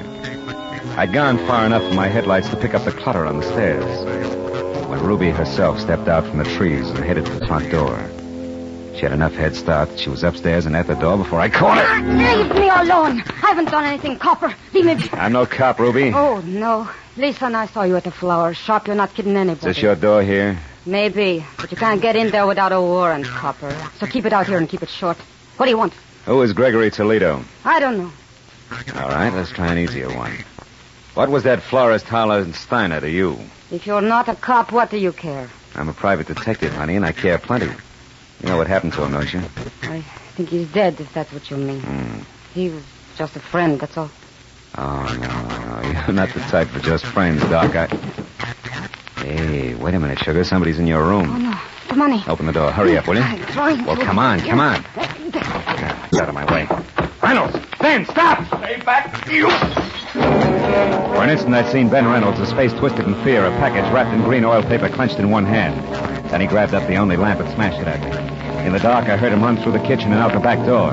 By the time I got outside, he was gone. I started for my car to follow him, but stopped again. At the sudden sight of a gun barrel shoved out from the shadows between two trees and pointed straight at me. Don't move, fella. Not 1 inch or I'll kill you. You sound like you mean it. I do. You're not going any farther, fella. Don't try. And whoever you are, forget about the green package. You'll live longer. Yeah, I'll take your word for it. Just tell me one thing, baby. Are you and the doctor a team? That all depends. Now go on. Back the way you came. I've got an appointment with the doc, and I wouldn't want to keep him waiting. Start walking.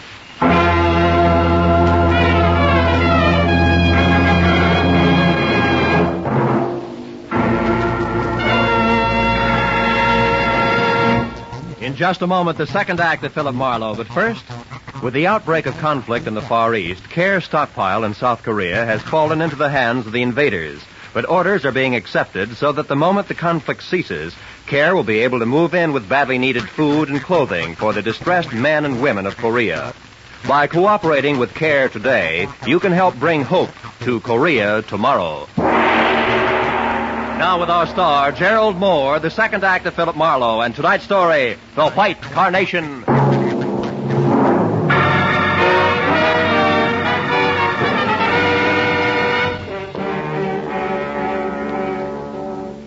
When the lady in the dark left for her appointment with the doctor, I knew that my next move should be a tight huddle with the good gray heads of homicide. But I also knew that first there was the matter of Ruby Vadena. I could tell by the way she was coming for me. The kind of enthusiasm you see only at feeding time at the zoo. Where is it? The money. Where did it go? How do I know? You're the fortune teller. Now, what'll it be? Cards, teacup, crystal ball? Or should we just try some plain old-fashioned conversation, Ruby, huh? Now about what? Well, for one thing, $40,000 that won't sit still. For another, your connection with Steiner's murder. The law is just itching to hear about that one. Not the police. I don't want to tangle with them again. I mean... Oh. Could be embarrassing talking over the good old days, Ruby. Is that it? What's doing that? You and Steiner and the 40,000. What's the story? Steiner and I were supposed to go away together to be married. He loved me. You loved the 40 grand. Go on. The money came from the sale of his flower shop. He brought it over here tonight, said he'd be back. When he didn't show up, I went to find him. That's all I know. Not enough, Ruby. That shop wouldn't bring $40,000 like you could pass for a school mom. Where'd he get the money? I haven't the slightest idea. But I do have a suggestion. Oh? If you can get your hands on the money, which is really mine now, I'll split it with you. And we could even take a long, long trip, huh? Mm-hmm. No dice, baby. I wouldn't sleep nights worrying about my traveler's checks. So long, clairvoyant.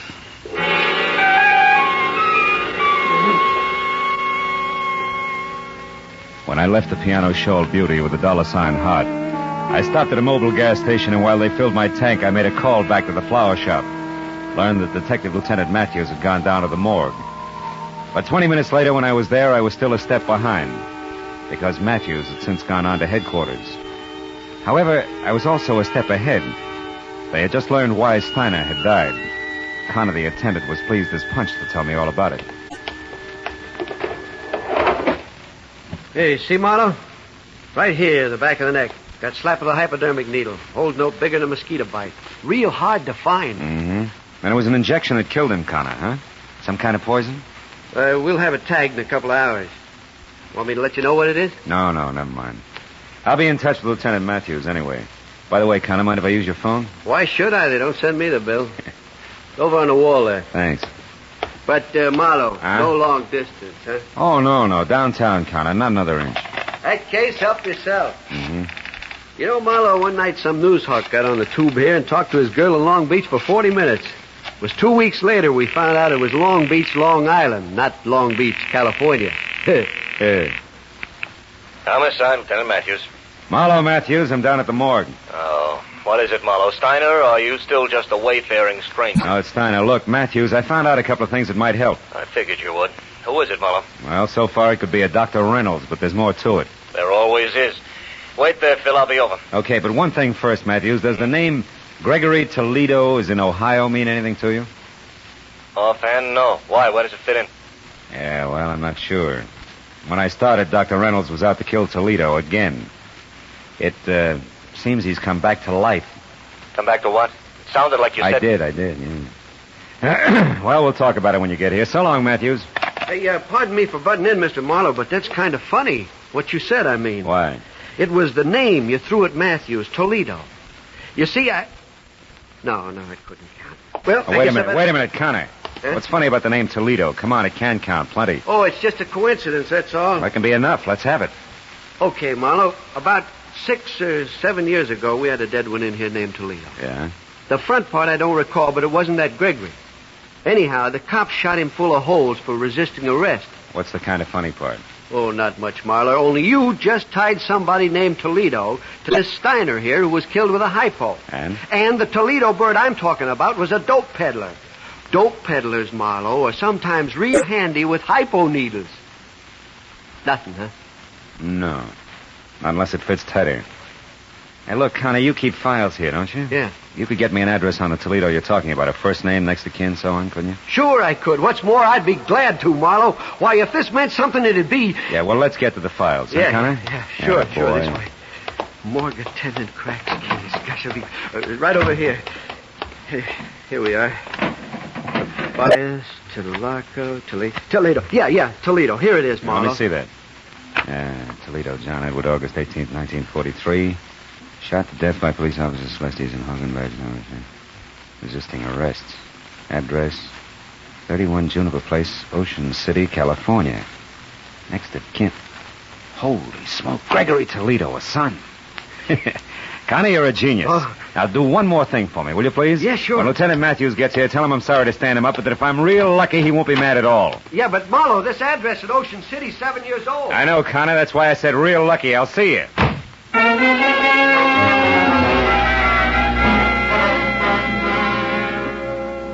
The gentleman who answered the door at 31 Juniper Place was about 60.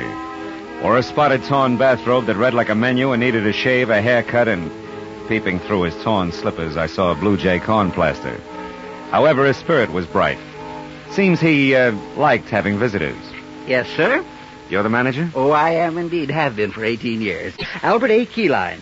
You looking for a room, sir? No, just some information, Mr. Keyline. My name's Marlowe. I'm a private detective, and A private detective? Well, come right in, sir. My goodness, don't often get to chat with a man in your profession. No, I welcome the opportunity. Uh. I usually keep the living room closed except on Sunday, but tonight I think we can forget that regulation. Yeah, well, look, The Morris chair there is the best one. Make yourself comfortable. Thank you. Mr. Keyline, did you know John Toledo? Toledo? I most certainly did. He stayed here for 5 years, I'm unhappy to inform you. He was killed on my front lawn there in 1943. It was good riddance to... Oh, I see why you're here, Mr. Marlowe, but frankly, I expected the police, not a private detective. Well, why should you expect the police? Because not 2 hours ago, Emma Mallory, my neighbor, saw Greta Toledo over at the amusement pier. Greta Toledo? You mean Gregory Toledo, don't you? I don't think so. I would have said Gregory if I meant Gregory. Oh, I don't doubt that for a minute. Besides, that boy'd know better than to come back to Ocean City. It's done him enough harm. I said Greta Toledo, John Toledo's daughter, Gregory's twin. Twin? Wait a minute, Mr. Keyline, this is important. Greta and Gregory Toledo are twins and the children of John Toledo? That's right, sir. All three lived here for 5 years, like I said, and a more different brother and sister you never heard of. Well, different like what? Like heaven above Careful. and... That other place below, that's what. The boy was 5. The girl a terror. At 13, she was tormenting alley cats, and at 18, when she left here, she was a brazen hussy. Both went their separate ways from here a week after John was buried. You haven't seen him since? No, except one night about a month later when the boy, Gregory, came here to visit me and asked for all the pictures I had of him and his father and sister. I used to be an amateur photographer, you know. I got a medal one time at a... Pictures, Mr. Keyline, why did he want them? Sentiment, I guess. He was kind of soft-hearted. I gave him the whole batch except one of Greta. And I only saved it because the lighting was so good. I've got it right here. I took it a couple of weeks before they got John. Look, Look, see how the sunlight behind her head gives a soft feeling to the whole picture? Yeah, it's practically a halo. Yes, sir. Very professional. I'll just take that now, Mr. Marlowe. I might try and improve it someday. Yeah, the best of luck. Keyline, don't move your finger. My finger? Well, why not? Mr. Marlowe, are you sure you feel all right? Frankly, no. But I hope to get better as I go along. Listen, Keyline, that neighbor of yours, that Emma, who said she saw Greta Toledo at the amusement pier, was it the big one off the foot of Surf Street? Oh, sure was. Emma saw her go behind one of the concessions and take a flight of stairs down to the beach. Which flight of stairs? There's a half a dozen of them, Keyline. Think, will you? You don't have to. I know, because Emma said it was the flight by the cotton candy concession. You know, that fuzzy stuff. And he's near the merry-go-round. I'm sure of that because Emma mentioned the merry-go-round. She never leaves out any details, you know. Emma's a thorough...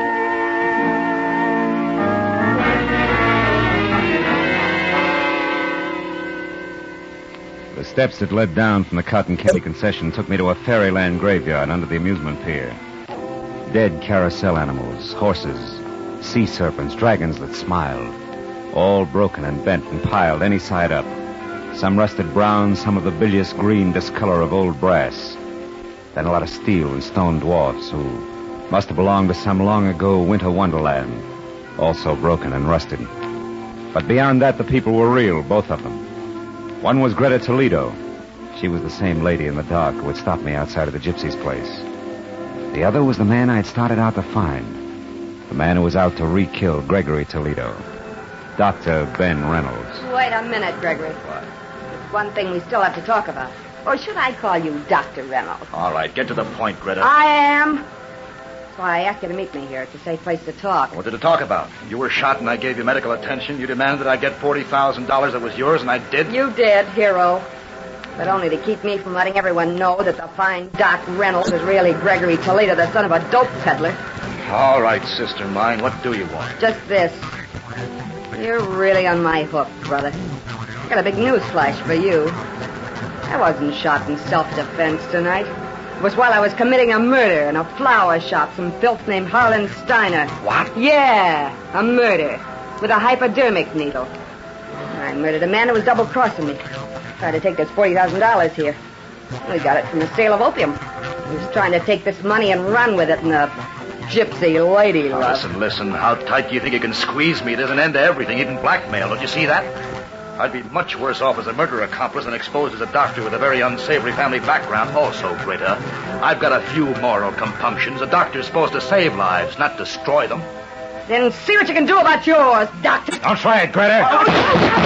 Oh. Lousy aim, sister.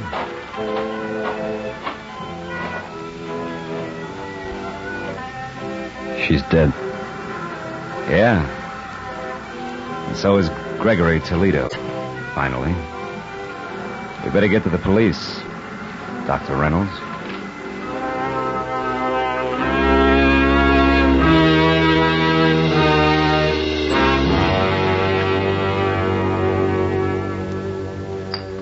Well, Marlowe, you stepped out of turn all right, but you happened to step in the right direction. How? I still don't know. Yes, that picture Keyline showed you out in Ocean City, Mr. Marlowe. It was Greta, wasn't it? Yeah, it was. Oh, this coffee's hot.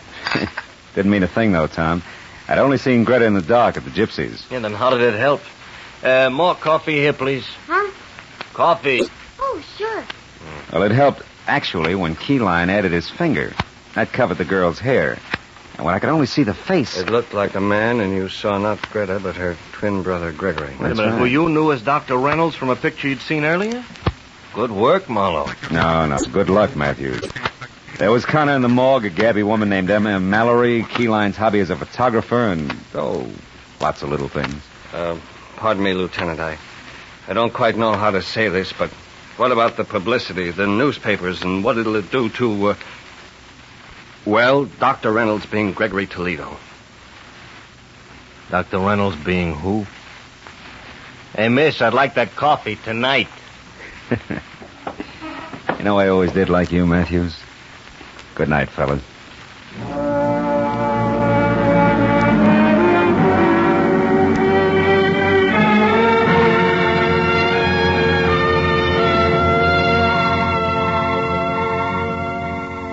When I got outside, it was pushing 4 o'clock in the morning. And I was tired of a long night that had been crowded with a lot of death and a lot of people. But I was also looking forward to a lot of life. Good life. For Dr. Ben Reynolds and his bride. So, thinking about them, I drove slowly through the quiet city streets until the black melting into gray in the corners of the sky said it was almost tomorrow. And then I went home, found a telegram. It was from the groom. Tom Casey and the bride-to-be join me in saying that there's no doubt as to who the best man really is.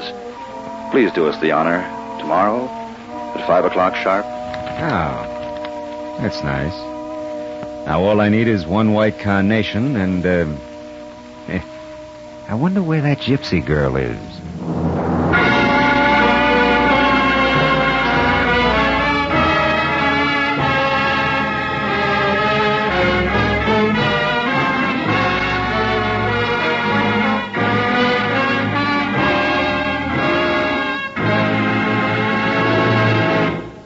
The Adventures of Philip Marlowe, bringing you Raymond Chandler's most famous character, star Gerald Moore, are produced and directed by Norman MacDonald and written for radio by Robert Mitchell and Gene Levitt. Featured in the cast were Paul Dubov, Virginia Gregg, Fritz Feld, Georgia Ellis, Tom Tully, Parley Bear, and John Daner. Detective Lieutenant Matthews is played by Larry Dobkin. The special music is composed and conducted by Richard Arant.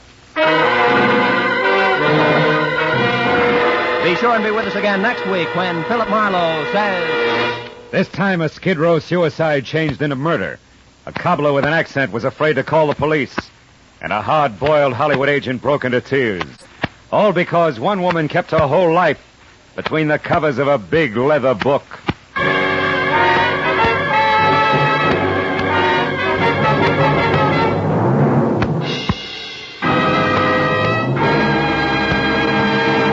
There's a very charming, very amusing young couple to be found at CBS, the Star's address every Saturday evening. They're Liz and George Cooper, and Liz is played by the glamorous Hollywood comedian Lucille Ball. It's wonderfly hilarious. It's comedy at its best. My Favorite Husband, starring Lucille Ball, every Saturday night on most of these same CBS stations.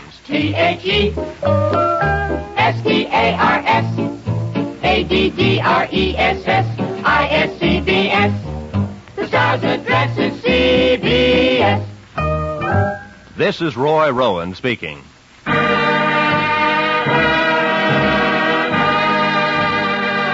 This is CBS, where you dance to the music of Vaughn Monroe, Saturday night, the Columbia Broadcasting System.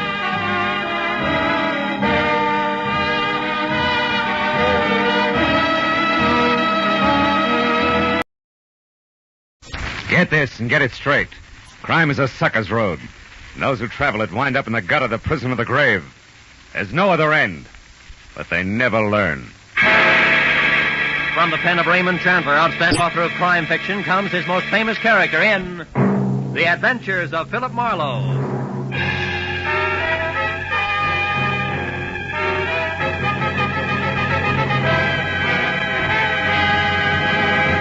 Now, with Gerald Moore, starred as Philip Marlowe, we bring you tonight's story, The Big Book.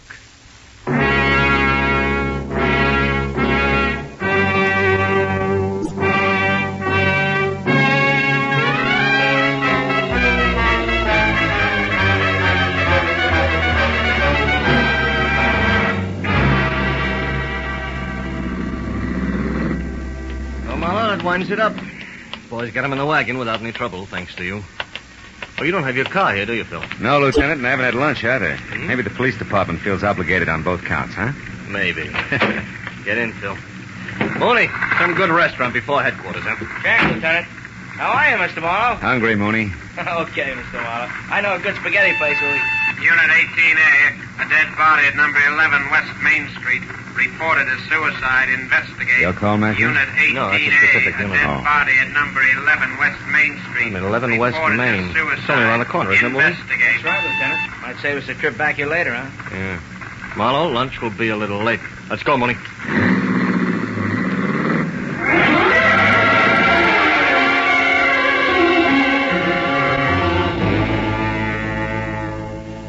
At number 11 West Main Street, a Skid Row rooming house, a middle-aged woman who had been the ground floor rear apartment was now dead of a bullet that had passed directly through her heart.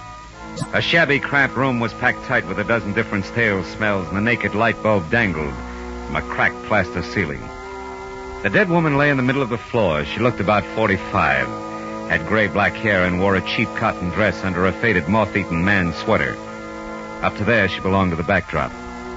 But beyond that, someplace in the deeply etched beauty of her face, the studied neatness of her hairdo, there was something vague and disturbing that made the whole picture slightly lopsided, like a cheerful tie on an undertaker. 10 minutes later, when I was out in the hall listening to Mooney run down the routine facts for Lieutenant Matthews, that something was still with me, bothering me, the way a half-remembered dream does when you're shaving the next morning. Yeah, lived here 5 years now. Came from the east, and according to the landlord, has no close friends or relatives in the city. Also, the bullet was fired at point-blank range. Uh-huh. Anything on the gun that was next door? Not yet, Lieutenant. There was her fingerprints only. Looks like it's strictly pawn shop stuff. Serial numbers filed off, cheap make, etc. Yeah.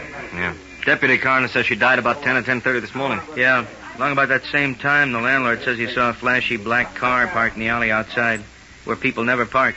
Spiffy convertible. It was gone after he heard the shot, he thinks. Did you get the license number, Mooney? I know, Mr. Marlowe. He got nothing. Oh. All we have on it so far is a fresh tire tread in the mud. It's a 750-15. Pretty good shape. Uh-huh. And that is it, huh? Just about. The landlord thinks that the deceased was an actress way back from little remarks she made. That's about all. I still got one neighbor to check, though. Okay, Mooney. Let me know. Right, Lieutenant. Now, Marlowe looks like it to stand you up on that lunch date. Sorry. I'm not so hungry anymore. I'll see you around, Matthews. On the way out, I told myself 3 things. One, aside from the fact that we belonged to the same fraternity laughingly called mankind, Jane Temple was nothing to me. 2, a lot of beautiful girls turn out to be beautiful women. And 3, if the black convertible meant anything at all, the police would figure it out by themselves. They came well equipped for the job. Well, by the time I was out on the street and the sharp autumn air had chopped away the stale smells of the dead woman's apartment, I was beginning to forget the name Jane Temple entirely. I might have kept going that way if he hadn't appeared just then. Hey, Huh? mister, over here, quick. Mister, you're not a policeman. You're a reporter for the newspaper, no? What makes you say that? Well, I see you go in there with the police, the plainclothes detective man. Nobody salute to you. The ones in uniform, I mean. So maybe you're a reporter, huh? Maybe. Why? Well, I can tell you here. Come to my shop in 15 minutes. I don't want people to see us together. Now, come to the shoemaker place across the street and down the stairs. Andrew Nodell. Yeah, but why, Mr. Nodella? What do you want a reporter for? What's it about? The fine lady who used to die, Mrs. Jane Temple. Goodbye, mister.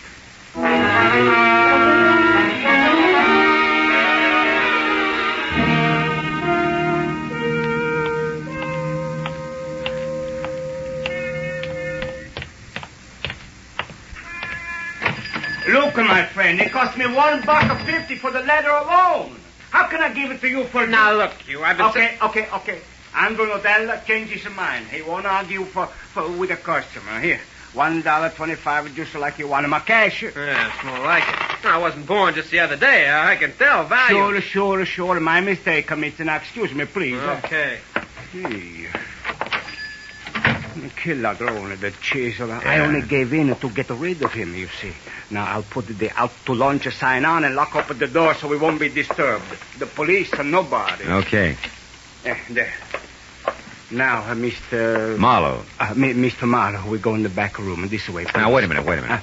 Before we go any place, Nodella, one question. Why are you so worried about the police? Well, because down in this neighborhood, Mr. Marlowe, every time I do a good thing and I call the police when it's right, I get in some kind of trouble. These people are my customers. They don't like you should be a... Stool pigeon? A stool pigeon. Mm-hmm. All right, Mr. Nodella. Now about Jane Temple. Wonderful woman, Mr. Marlowe. Come in the back room, huh?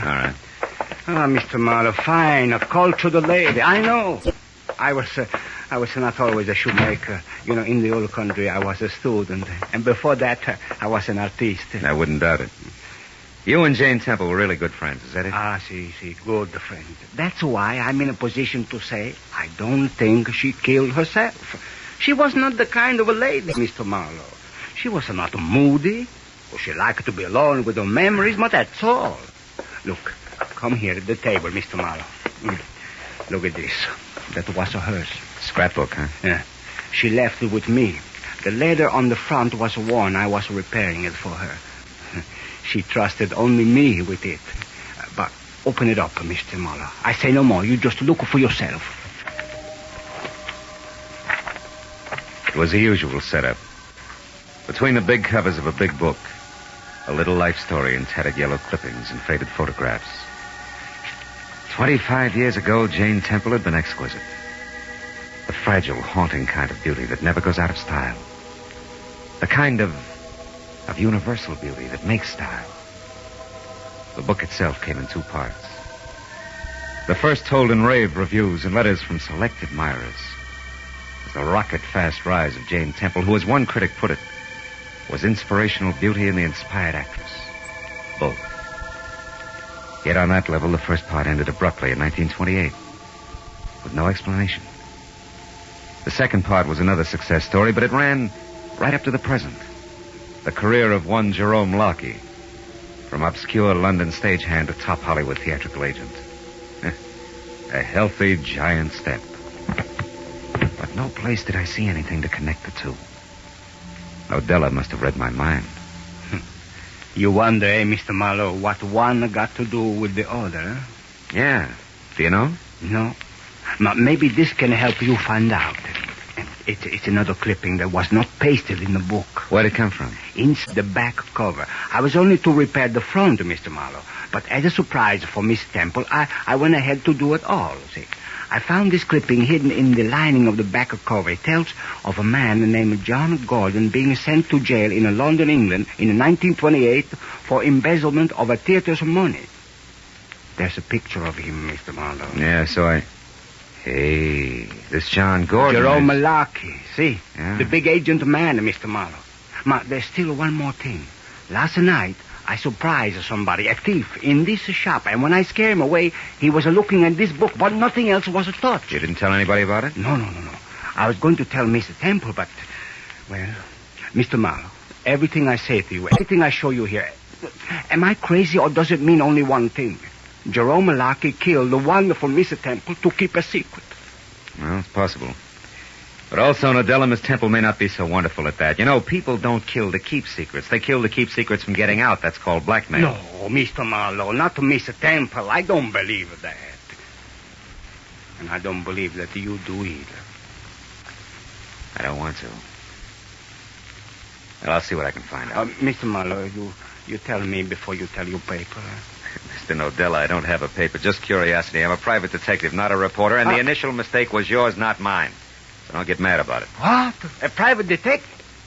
Mr. Marlowe, who you working for? Right now, Mr. Odella? I'd say the late Jane Temple. Goodbye.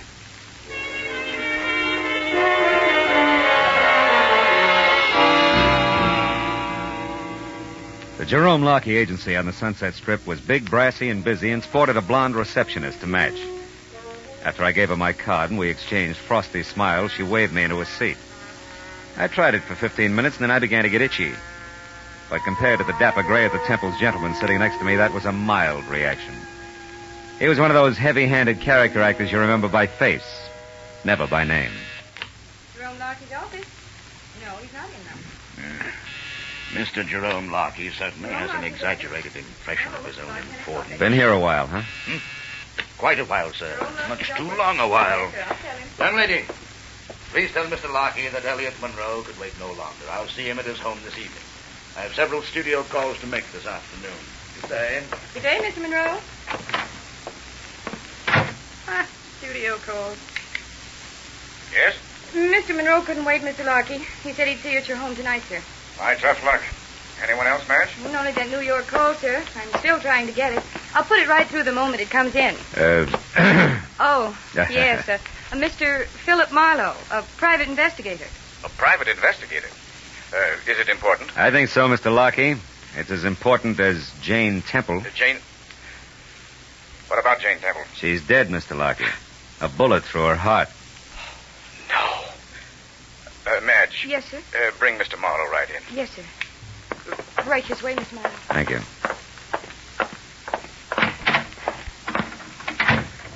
Well, Marlowe, why are you here? I mean, how did you know I had anything to do with Jane Temple? I didn't. But since she was an actress once and you're about the biggest agent in Hollywood, I thought I'd start with you. Start what, Mr. Marlowe? Start finding out why she committed suicide, Mr. Lockie. Tell me, do you own a black convertible? Yes. One of those step-down Hudsons. Tire size. Do you happen to know it? Yes, 750-15. Why? What's all that got to do with Jane Temple's suicide? Quite a bit. Might even change it to murder. Jane Temple murdered? By whom? Someone who'd profit, Mr. Lockie. Any idea who that could be? Not the slightest. Okay. Thanks for your trouble. And, good afternoon. Wait. Hold it, Mr. Marlowe. Huh? I'd like to talk with you some more. But not here. You name the spot, Mr. Lockie. All right. My house tonight, 9 o'clock. 9 o'clock. I'll be there.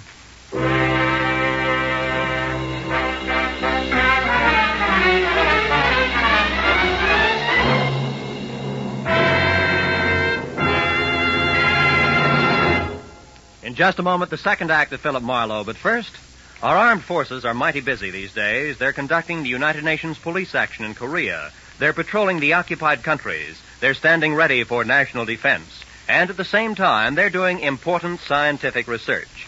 With so many varied duties, the armed forces need more men. Men with brains and ability who can be trained as highly efficient specialists. Men who want to be the leaders of tomorrow. Inquire at your nearest recruiting office about the opportunities open to you in America's armed forces, the world's greatest power for peace. Now with our star, Gerald Moore, the second act of Philip Marlowe, and tonight's story, The Big Book.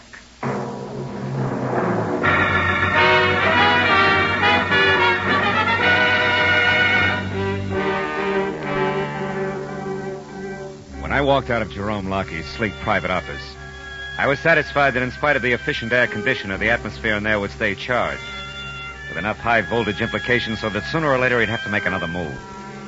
Outside, it was dark. I drove back downtown and finally located Lieutenant Matthews at a lunch counter, wrapping up the short end of a quick blue plate special. My story didn't affect his appetite a bit.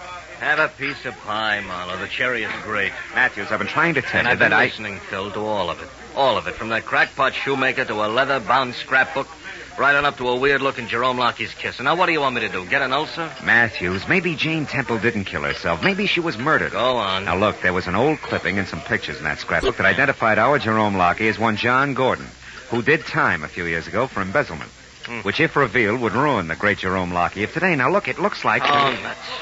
What's the matter? What's the matter? Look, Marlowe, I haven't been to bed for 24 hours. I'm dog-tired. I thought I finally got a break. A clean-cut case of obvious suicide. A nice old doll, disillusioned, broke, did herself in. Too bad, yeah, but just that simple. So what happens? You run into some jerk of a shoemaker with an imagination, and now it's all mixed up with ex-cons, blackmails, and murder. It's not my fault. I didn't do it, you know. I'm sorry, Phil. All right. A little fed up, I guess. Oh, nothing that a week or so of hearing wind in pine trees wouldn't cure. But... So you went out to see Lockie, huh? Uh-huh. Where'd you leave it? Hanging in midair. Made a date with him for later tonight at his house. You think he did it? Who knows? I saved my Sunday punch, his real name being Gordon, that is. Maybe when I spring that, it'll jar something loose, huh? Maybe. Oh, by the way, did you meet Mrs. Lockie? Not yet. Why? Nothing in particular. Good-looking blonde I saw once in the Beverly Hills station. Some beef about collision. She impressed me as being a pretty tough fighter in the clinches, that's all. Just a thought. Yeah, finish your pie, Matthews. Yeah. You want to follow this through on your own, Phil? Yeah, if you don't mind. You see, I've gone this far, and, well, there was something about Jane Temple that, I don't know, it showed, even down there in that dump. Yeah. That's what I mean, Phil. I got to get out under the pine trees for a spell, so. Keep me posted, huh?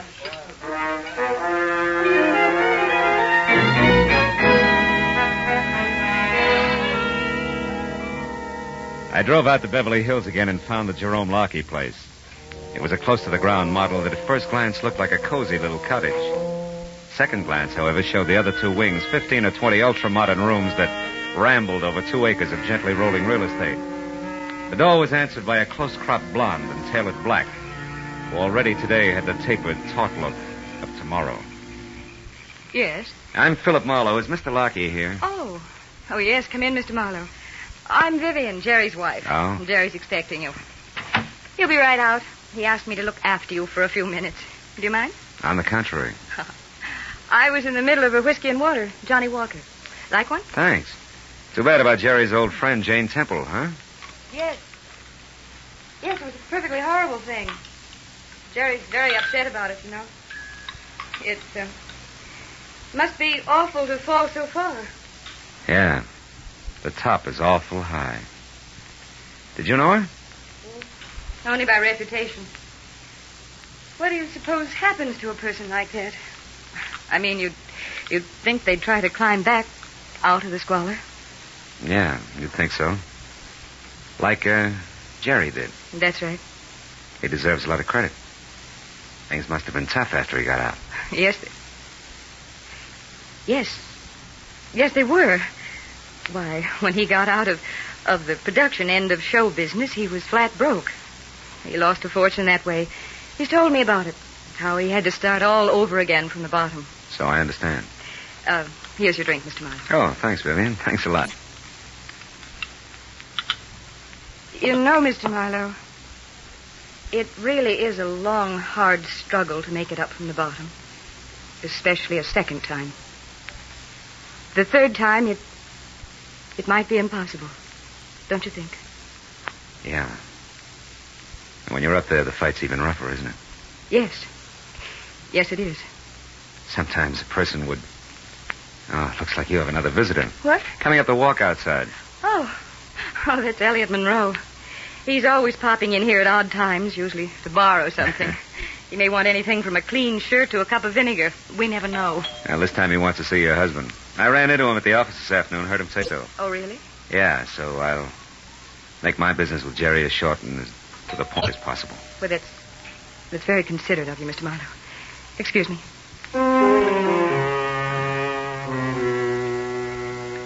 I heard Mrs. Vivian Lockey receive the load of ham at the front door, and a second later I heard my name called from the hall behind me. It was Jerome, all smiles, doing his suave and determined best to bury the end of the world look he'd acquired in his office. But it peeked out around his eyes and at the twitching corner of his mouth. As he led me into the library and pointed me into a deep leather chair, I decided to let him lead off. I also decided to bait a trap and set it out. Now, how about a drink, Marlowe? I have one, thanks. Mrs. Lockey anticipated you. Anticipated? Oh, yes, of course. Well, let's see. Where did we leave off this afternoon?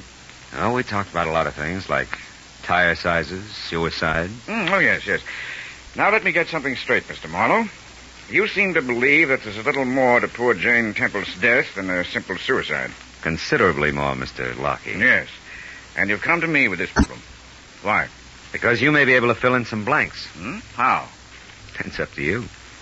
Let's say first that I think a prominent and wealthy man is connected. A man who's saddled with a messy past that he can't afford either to keep secret or have revealed. Now, just a minute, Marlowe. I don't know what you're driving at with this double talk, but it sounds to me as if you're accusing Jane Temple of blackmail, and I don't believe it. She'd have starved to death first. I'd like to agree, believe me. But unfortunately, I can still add. What do you mean? For instance, to what I said before, I had the name John Gordon. Who is John Gordon? I'm not quite sure. But I do know this. Somehow the key to who he is ties into a basement shoe shop in the 100 block on West Main Street. Does that mean anything to you? No, why should it? Marlowe, why exactly did you come here? Please tell me. I just did. Well, that's that. Chances are I'll see you again sometime. Good night, Mr. Lockey. Marlowe, wait. Now, listen. In my business, bad publicity counts. And I've worked awfully hard to... I know. I went all through that with Mrs. Lockey. Don't worry about me. This time, I'm more than willing to let somebody else do the talking.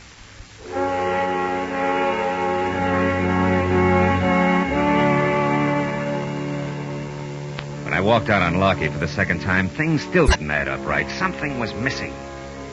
In the hall, I passed Elliot Monroe, hanging onto a glass of scotch like it was a streetcar strap.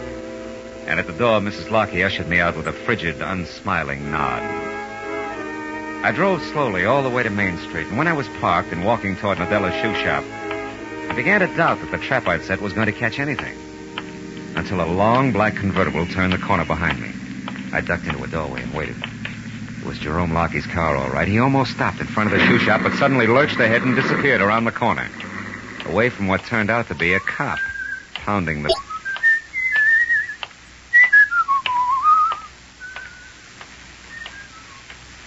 I was convinced he'd be back, so when the cop passed me, I ran around to the rear of the shoe shop and down the stairs to a window where I could keep out of sight and still see anything that went on inside.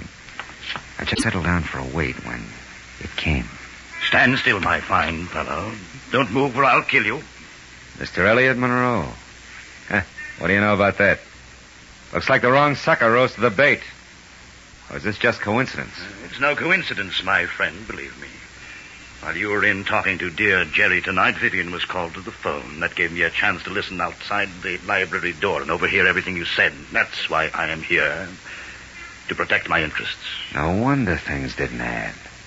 You're the missing link, typecast at that. Keep those hands up. Sure, I couldn't see Jane Temple as a blackmailer, now Jerome Lockey as a killer, but you're playing both parts. For you, that's a cinch. Aye, but our detective is clever now, isn't he? But just a little late, wouldn't you say?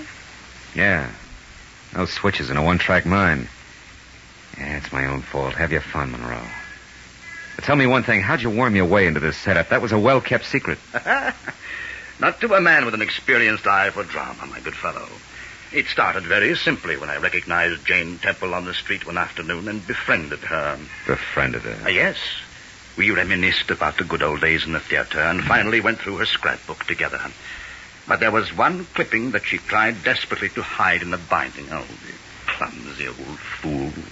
So when she sent the book here to be repaired, it was you who broke in and found that clipping, huh? Yes, and read it and put it back before the stupid cobbler discovered me. But I had found the skeleton in the closet and knew that I could make it rattle long, loud, and lucratively. Sure. Jane Temple would do the dirty work, put the bite on Lockey. It would have been perfect, an ideal escape for both of us from the constant humiliation of poverty. There was nothing of woman left in her. All that remained of the great Jane Temple was dusty yesterday in a book bound in leather. Mr. Marlowe, are you afraid to die? No more than most people? Oh, well, I'm glad you said that. I had to kill you anyway, but at least you understand. He who kills cuts off so many days of fearing death. Then is death a benefit. It's the last benefit you'll ever play.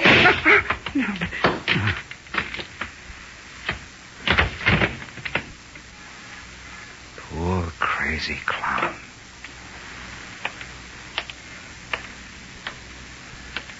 You know all the answers now, don't you, Marlowe? The whole story. Yes, Vivian. All except how you showed up here when you did.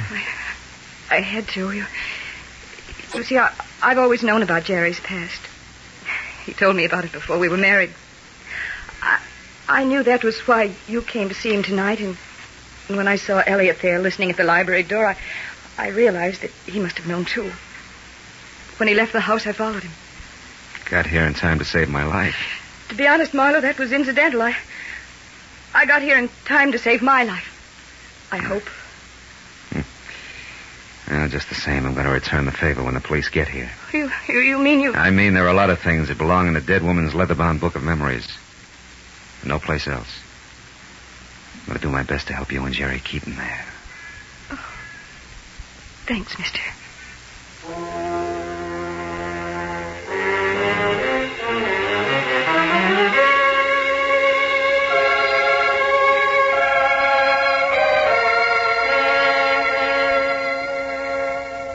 Well, that's the way it worked out.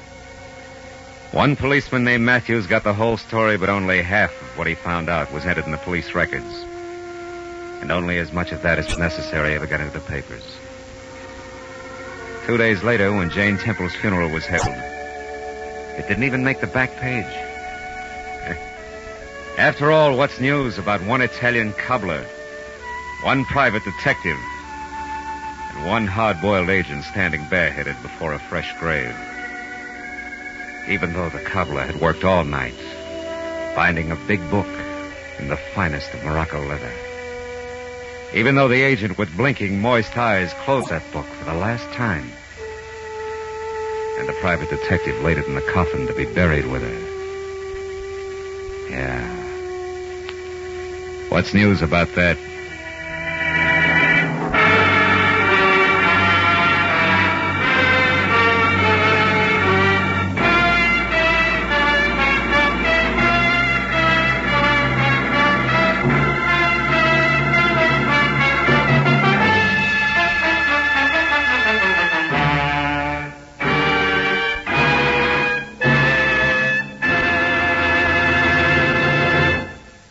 The Adventures of Philip Marlowe, bringing you Raymond Chandler's most famous character, star Gerald Moore, are produced and directed by Norman MacDonald and written for radio by Robert Mitchell and Gene Levitt. Featured in the cast were Jack Crucian, Bud Whittam, Jay Novello, Lynn Allen, John Daner, and Ted Von Eltz. Detective Lieutenant Matthews is played by Larry Dobkin. The special music is composed and conducted by Richard Arant. This is Roy Rowan speaking. This is CBS, the Columbia Broadcasting System.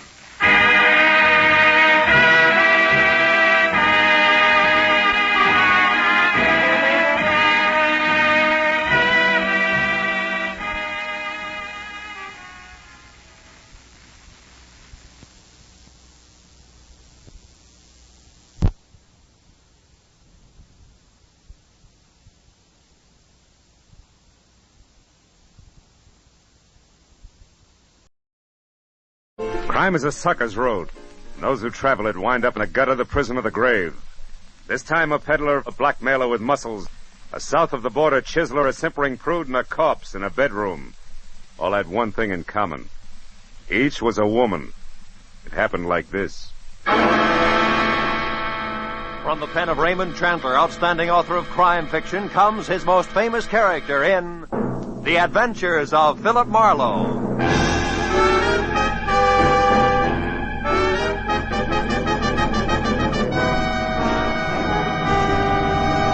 Now, with Gerald Moore starred as Philip Marlowe, we bring you tonight's exciting story, The Ladies' Night.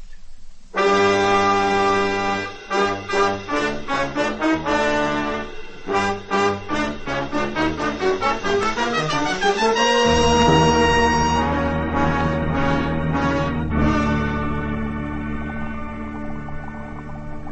the moment the sauce is boiling furiously, which is right now, add 1 full cup of tomato paste gradually and stir vigorously. Okay? 1 full cup of tomato paste gradually. Oh, no, not now. I'll be a minute. Yeah, I said I'll be... Oh no. Ooh, ow. All right. So I add tomato paste, cup and all. Okay, I'm coming. Who is it? Western Union, telegram for Philip Marlowe. Oh, I'm sorry. I didn't mean to... Kay Vanneman. Yes, darling, staunch friend Kay. Am I welcome? Me and my small Western Union Joe? Oh, sure. Come on in. Come on in, honey. We'll go in the kitchen. Oh, it's not Marlowe playing chef again. What is it this time? Well, sauce a la Marino.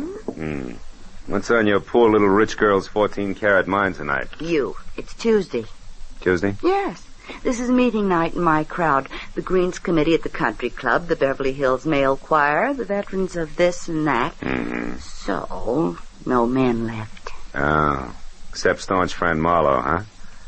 Look, Kay, baby, just because I... I know it by heart, Phil. Just because brave private detective once saved rich Uncle Enoch's niece, Kay, baby, from lots of trouble. For which he was well paid. There's no reason why they've got to go on seeing each other. Well, mister, you're wrong. There is a reason, a big fat one. I like you. Lots. You do? Especially on Tuesdays. I can't tell you how happy that makes me. Now, I'm look... not being too bold, am I? I did call, 3 times. You weren't home all day. That didn't discourage you. If I can't have you, I'll take the doorstep. Tuesdays. On Tuesdays. Now, about this sauce a la whatchamacallit. What do we do first? Fish out the cup or wait for it to melt? Well, that all depends. If we want to, Hey, that thing sticking out of your pocket, real telegram or prop for gag? Oh, no prop, real thing. Oh? I met the boy in front of your door. Here. Open it up, will you? My hands are greasy. So I noticed. Over there, self-reliant. It's called soap and water. Oh. Well, read it, dear. Straight like, huh? Okay, straight like.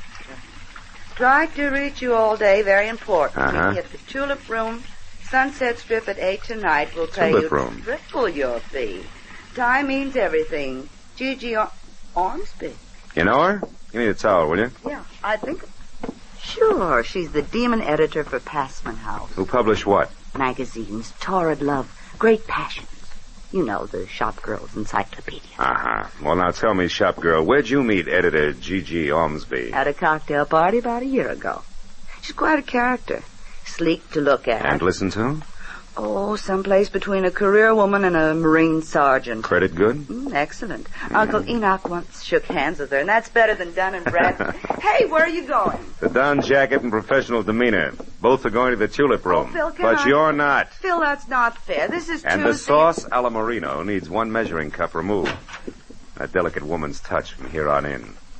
Bye-bye, Kay. You're a staunch friend indeed.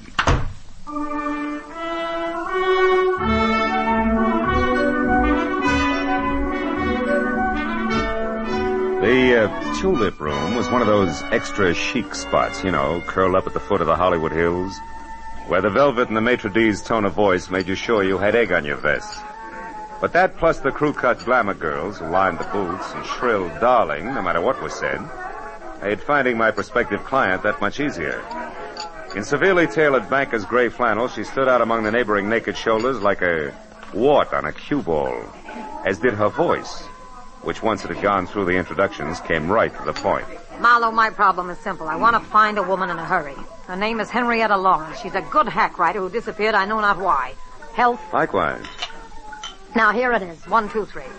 A couple of weeks ago, Henrietta Lawrence showed up in my office from someplace like Seattle or Portland, I forget which, and handed me an outline for a 3-installment serial story that was excellent, according to our standards. 3 days ago, she brought in the first 2 installments, also excellent. But the day before yesterday, when the 3rd installment was due, I was sitting in my office window when this happened. She only got as far as the front door. What happened? I don't know. She saw somebody going by slowly in a car. Scared the daylights out of her, and she hobbled for a cab. Wait a minute. Did you say hobbled? Yes, she limps. Uses Oh. a cane. Anyway, she piled into this cab and took off. Haven't had a word from her since. I'm worried, Marlowe. She's a nervous thing, the kind who'd go to pieces, little ones fast. So I want you... Gigi Ormsby, oh, as I live and breathe this stale nightclub here, darling, how are you? Busy, Jeanette, busy.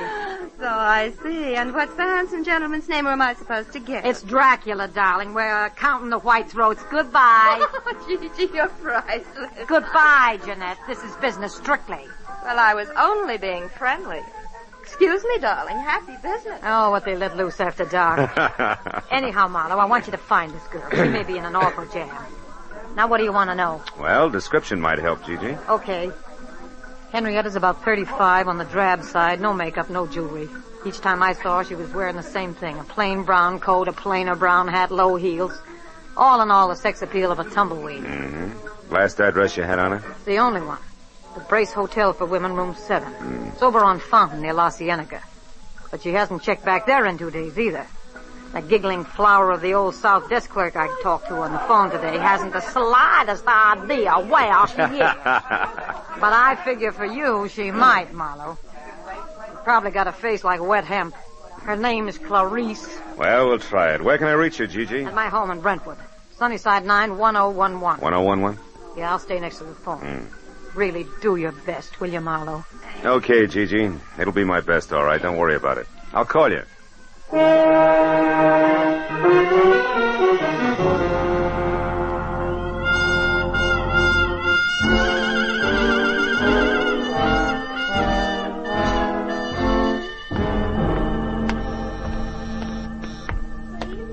Brace Hotel. Miss Violet Moore? Oh, one moment, please. Go ahead. Oh, hello. Can I help you? Are we alone? Is the switchboard closed? What? Oh, yeah. Good. You see, I'm a private detective named Marlowe, Clarice. A private detective? And you know my name. Oh, we find things out. Oh, how can poor little old me help you? Well, it's about Henrietta Lawrence, the girl with the cane. Mhm. She's in trouble, and I think it's a man. So do I. Who? Well, I don't know. You sure? Positive. She was always so quiet, so mysterious. It was enough to make a body curious. Oh. So one night I followed her. She went to Annie Stringer's Hollywood Health Club. That's a ladies' Turkish bath over on Santa Monica Boulevard in Doheny. Well, maybe she ducked in there because she knew you were following her. Oh, no, I was very careful. Besides, she had something to say to a woman there. I know I saw him talking in the doorway when I went by. Couldn't see who it was, though. No man, huh? No. But I keep my eyes open when she comes back. Oh, you do just that. Keep them wide open, Clarice. They're lovely eyes. Oh. Good night, honey.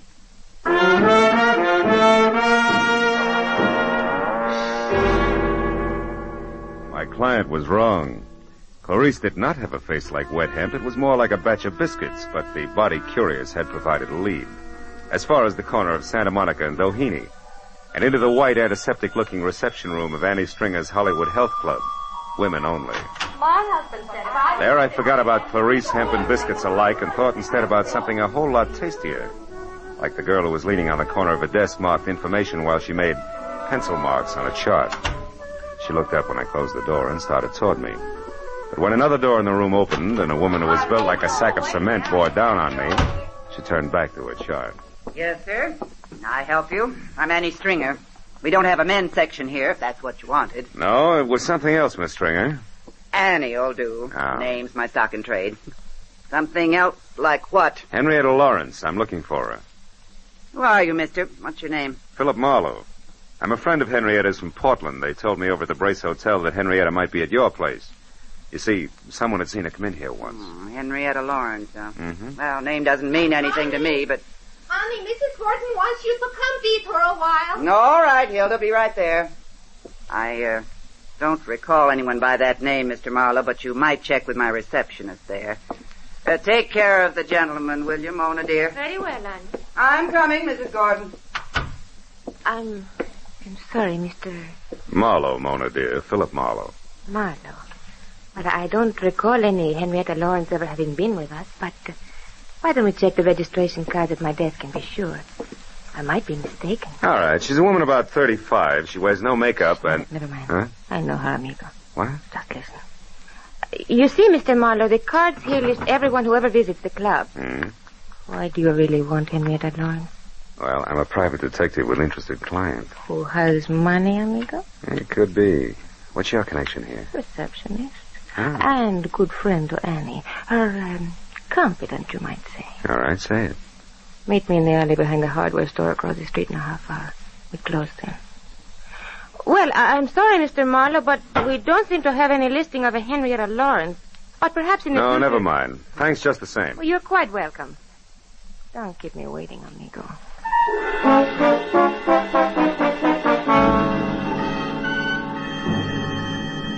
I killed most of the 30-minute wait at an all-night beanery a block away where I drank bad coffee and listened to a special monologue from a waitress, which was worse.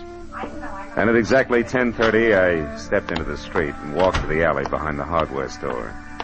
Moved cautiously toward the dark shadow of the building until a hand that gripped like a bear trap snapped shut on my upper arm, while another locked my wrist high into my back. 1 inch, Mr. Marlowe, and I'll break it off and hand it to you. I was a lady wrestler, understand? Oh, do I still call you Annie? Never mind the wisecracks. It's been a long day, and I haven't got patience. Now, what's your angle, Flatfoot? Slip, baby, in more ways than one. Start talking. All right. Henrietta came from Seattle, not Portland. So now some advice. Forget Henrietta Lawrence, Shamus. You can't do her any good. You're a liar, Annie, and you know it. Wasting your breath, Shamus. That's bluff, Annie. Hot air. Yeah? I suppose that goes for the letter, too, I suppose. Letter? You slipped again, kid. What about it? You don't know what letter I'm talking about. But Mr. Marlowe, Henrietta Lawrence does. So tell her to call off the bloodhound, or that letter will go right to the cops. They'll know exactly what to do with it. Get going, sweetie. Oh, Hey. What is... Blow the top of your head off. Go on, feed it while you can still walk. Go. All right. But I'll be around, Marlowe. So don't forget the message I gave you for Miss Lawrence. Kay watched Annie Stringer lumber out of sight down the alley. And she turned, tossed me an I told you so smile, and lit a cigarette for me. Here. Well, I guess it's a good thing I chucked that scullery maid routine and followed you after all, wasn't it? Look, I've already said thanks, so go ahead. Get real corny. Rub it in. Marlowe pinned by a woman. That was no woman, Phil. It was the late Gargantua's cousin. Yeah, I was also outnumbered and surrounded. By the way, where's your gun, Kay? I don't have any gun, just What? a lot of bluff.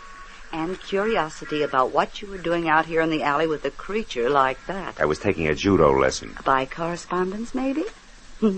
What was all that about a letter? Well, for my money, the way things stack up, Gigi Ormsby, its top writer, one Henrietta Lawrence, is being blackmailed by Annie Stringer, and that letter is Annie's protection. Goes to the cops if anything.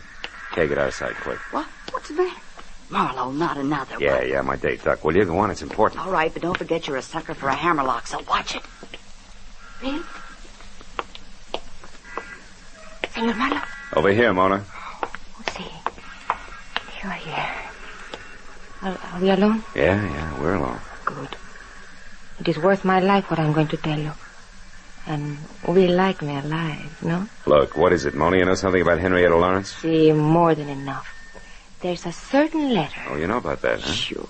I know where it is and what it says. Bless you, baby. Where is it? I want that letter bad. Nice. Nice? See. And I would love to give it to you for nothing, but...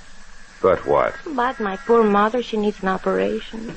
My father, the mortgage on the rancho. Your little sister wants music lessons? Come on, kid. How much? How much is the life of Henrietta Lawrence worth, Phil, dear?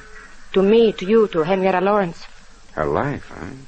I'll see what I can do. You better do real good, amigo. It's a very serious thing. I take a great risk.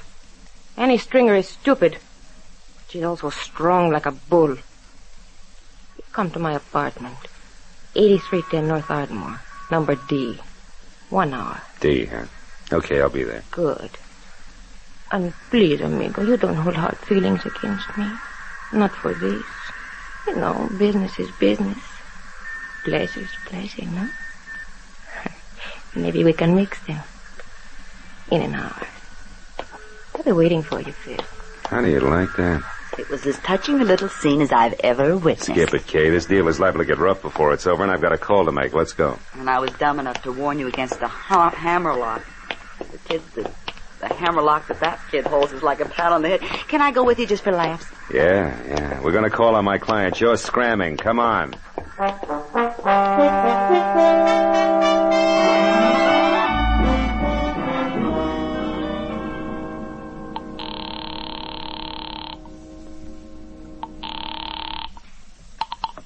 Hello. Marlowe, Gigi, got a line on Henrietta, but you're not going to like it much. What do you mean? How does it go, Marlowe? Trouble is, she's got blackmail. I don't know what the hook is, but I have word of one of the bargainers is plenty serious. Who's doing it, Phil? A female mastodon named Annie Stringer's the big wheel. I got onto it through a letter. A letter? Yeah. Annie wrote her protection letter. It's got all the dirt in it and goes to the cops if anything happens to Annie. It's a standard routine. Where is this letter? Who has it? There's a double-crossing little Spanish number named Mona. We're supposed to meet her again in an hour at her place. Phil, we must get that letter. Yeah, it's no cinch, Gigi. Mona's not bright, but she's sly. It's liable to be expensive. That doesn't matter. Okay. Anything I can do to help Henrietta, I want to do now more than ever. What does that mean? I've heard from her, Marlowe. She called me just a few minutes ago. Where was she? That's the tough part. She was crying. Said it was the end of everything. She tried to tell me about the last installments of the story, then she was interrupted. She gasped out something that sounded like American Airlines ticket office. Then the line went dead. There are 3 of those offices in town. Yeah. Well, we better check them. Look, can you take the one out in Beverly Hills? I'll get the others. All right. And Marlowe, where does this Spanish dame live? North Ardmore, 8310, apartment D. I'll meet you there in an hour.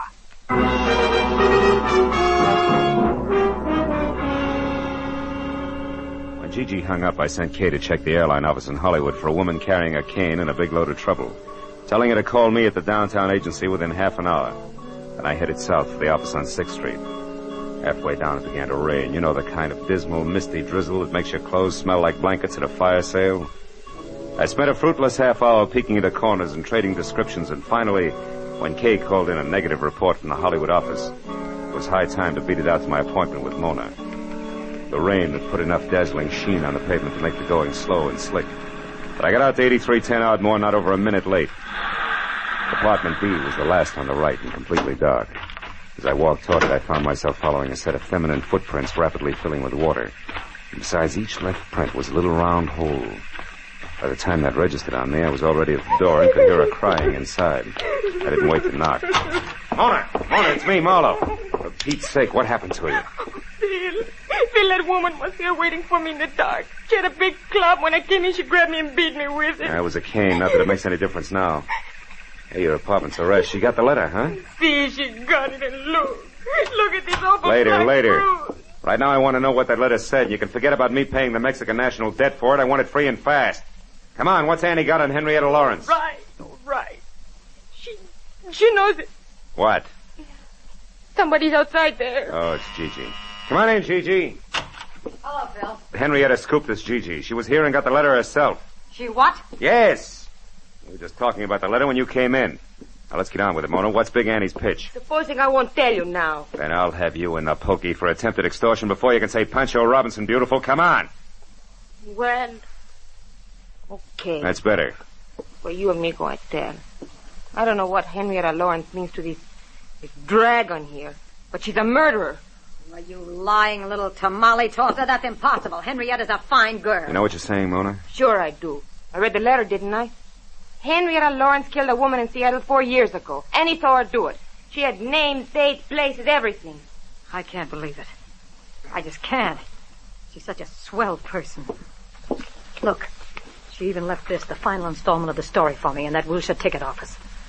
What'll we do, Phil? We gotta help her. Okay. Since neither she nor Annie counted on Mona here reading the letter, the best way to help her is to try to keep her from committing another murder. What, are you crazy? What are you talking about? Come on, Gigi, get with it.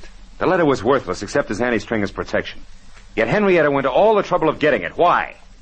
So she could shut Annie up, and there's only one way to do that. Kill her. Holy mackerel, I didn't even think. Better stay clear of it from here on, Gigi. Go home and wait for me. Okay, Phil, whatever you say. Call me as soon as you can. Sure. All right, come on, Mona, let's go. Me? Yes. Oh, no, amigo. The letter's gone, and so is Mona's interest. I'm very tired. Now, listen, you cut yourself in on this right up to your sombrero. You know Annie, so you may be able to help me. It's that or spend the night in a cooler. Add it up, sweetheart. Andale. All right.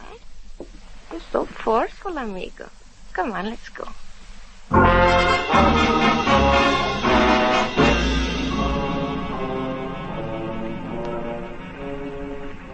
Well, Annie's not in her apartment, and she's not around the health club. What's next, Mona? Where else would she be? Search me, amigo. Thank, will you? Has she had any appointments lately that didn't fit with her regular routine? Well, she went out on Fountain Avenue in a big hurry a couple of Fountain days. Avenue. That's where Henrietta's been staying, in a hotel out there. The Brace Hotel? That's it, on the nose. Is Annie dumb enough to go there now tonight? Sure. She's stupid. And her strength makes her reckless. That's it, let's go.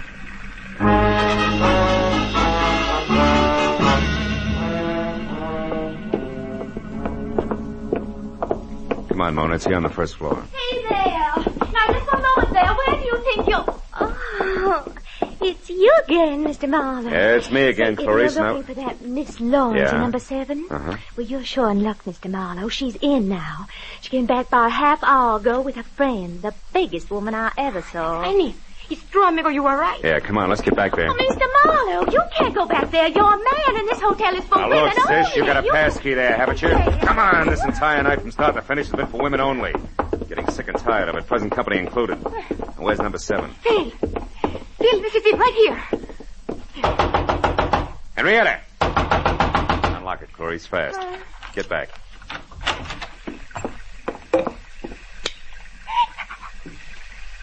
Henry. Dead. With a knife. Yeah. Go ahead and scream, Clarice. Get it over with. Well, where's Miss Lawrence? She no doubt left by the window here. Yeah, it's still open. Only 5 feet to the ground and a clear set of footprints in the wet dirt, cane marks and all, just like... Just like what, Mr. Marlowe? I started to say like the ones I saw earlier. Sure, the last installment of the story, the letter at Mona's, the airline ticket. Now she's out of it, slick as a whistle. Clarice, call the cops. Here, give them my card. I'll get in touch. Well, where are you going, Mr. Marlowe? To break the unpleasant news as gently as possible to my client. Phil, what about me? What will I do now? Just keep looking at Annie, you beautiful, chiseling, double-crossing jerk. Maybe you'll learn something, but I'm not going to count on it. Phil.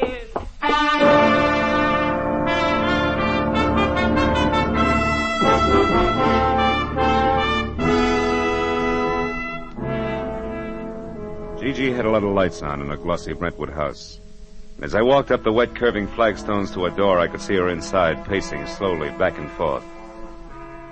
Whatever Gigi Ormsby really thought or felt about Henrietta Lawrence then, I couldn't tell. But I was sure that before I left, she was going to despise her. Phil, I've been waiting for you to phone me. Something bad, isn't it? I can see it in your face. We found Annie Stringer's body, Gigi, in Henrietta's hotel room. Ah, what a dirty, dirty shame. And Henrietta? Gone. But she won't get far, not this time. The circle gets smaller every time. She can't keep on killing. It's got to stop someplace. Yeah, I suppose so. But I'm sorry for her, Phil. I hope she got a plane ticket tonight and is miles away by morning. I hope she gets a break this time. She didn't buy a ticket. She's not even running. And she won't get that break. You talk as if you know where she is, do you? Mm-hmm. You've been to Seattle, haven't you, Gigi? Well, of course, but not for years. You lived there. You were a writer before you became a publisher. Why? What is this? You knew Annie Stringer long before tonight, too, Gigi, huh? What are you driving at, Marlowe? That your real name is Henrietta Lawrence, that you killed a woman in Seattle once, changed your name, and got away, but there was a witness. And a couple of weeks ago, purely by chance, that witness, Annie Stringer, ran into you, recognized you as Henrietta, and grabbed at the chance for blackmail. Stop it, Marlowe. So you had to bring Henrietta Lawrence back to life, just long enough to get rid of the witness. But first you had to get a letter she'd written, and also have someone who tell a straight story to the cops. So you hired me, planted the right leads along the way. Get away from that desk! Don't try it, Gigi. You can't win, so at least lose gracefully, will you? This was in one of my books. No one would believe it. You're right, I can't win. It's all true, Phil. Where was the loophole? It started only as a hunch. But everything fit. I got it from the cane you used, Gigi, at Mona's place. The cane marks were on the left side of your tracks. But outside the hotel window, they were on the right. Anybody who really has to use a cane couldn't do that. Such a little thing. As a matter of fact, it was. Look, Marlowe, you're the only person between me and that break. I got more money than I know what to do with. I can bid high, really high. You wouldn't be for sale, would you? No, baby. Just for hire. Get your coat, Gigi. We're going down to headquarters.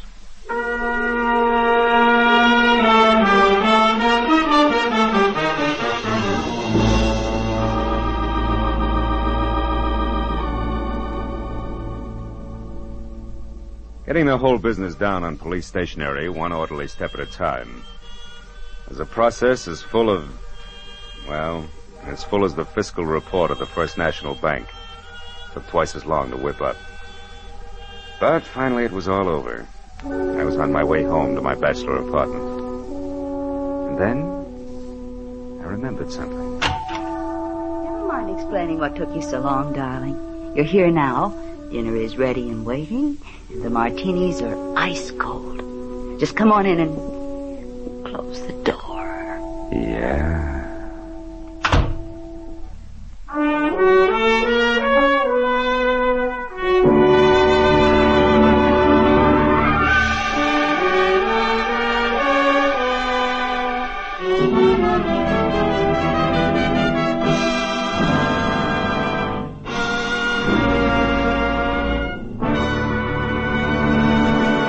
The Adventures of Philip Marlowe, bringing you Raymond Chandler's most famous character, star Gerald Moore, are produced and directed by Norman MacDonald and are written for radio by Robert Mitchell and Gene Levitt. Featured in the cast were Jeanette Nolan, G.B. Hunter, Constance Crowder, Lillian Bayef, Gene Bates, and Michael Ann Barrett. The special music is composed and conducted by Richard O'Runt.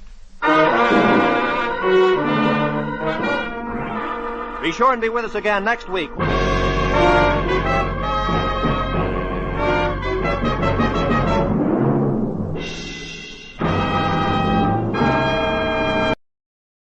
Most Saturdays at this time, we spend an exciting half hour of adventure and action with America's public hero #1, Hopalong Cassidy.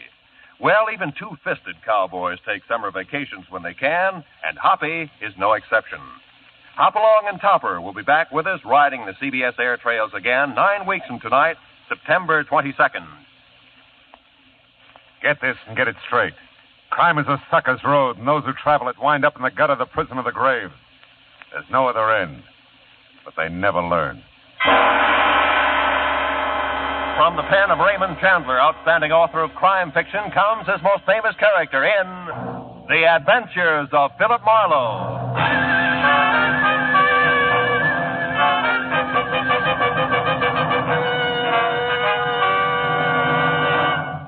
Now, with Gerald Moore, starred as Philip Marlowe, we bring you tonight's exciting story, The Dear Dead Days.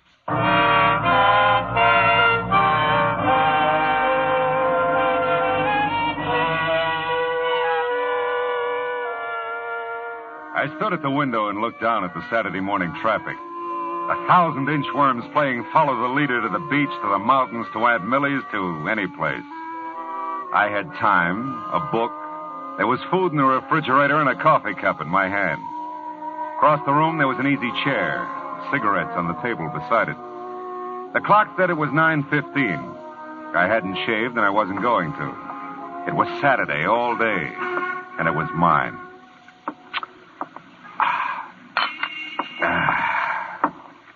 Now, let's see. Where was I? Oh, yeah, here it is. She was the most breathtaking thing he'd ever seen. She lay back on the divan, stretched, smiled languorously up at it. Oh, no. Okay.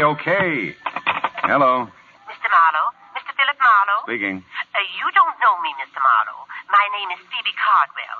Mrs. Phoebe Cardwell. Yeah? Well, I thought perhaps the name would mean something to you. Cardwell? No, I'm afraid not. Oh, well, no matter.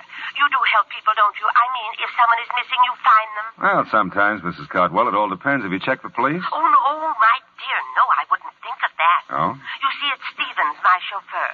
Oh, well, now, I mustn't mislead you. Strictly speaking, he is not my chauffeur. But strictly speaking, he is missing. Yes, at least he seems to be, and I don't trust phones entirely, Mr. Marlowe. I couldn't even have called you except Matilda went to her friends, and I do need your help. Yeah, I see. If Well, you could come out right away. It's most important to me.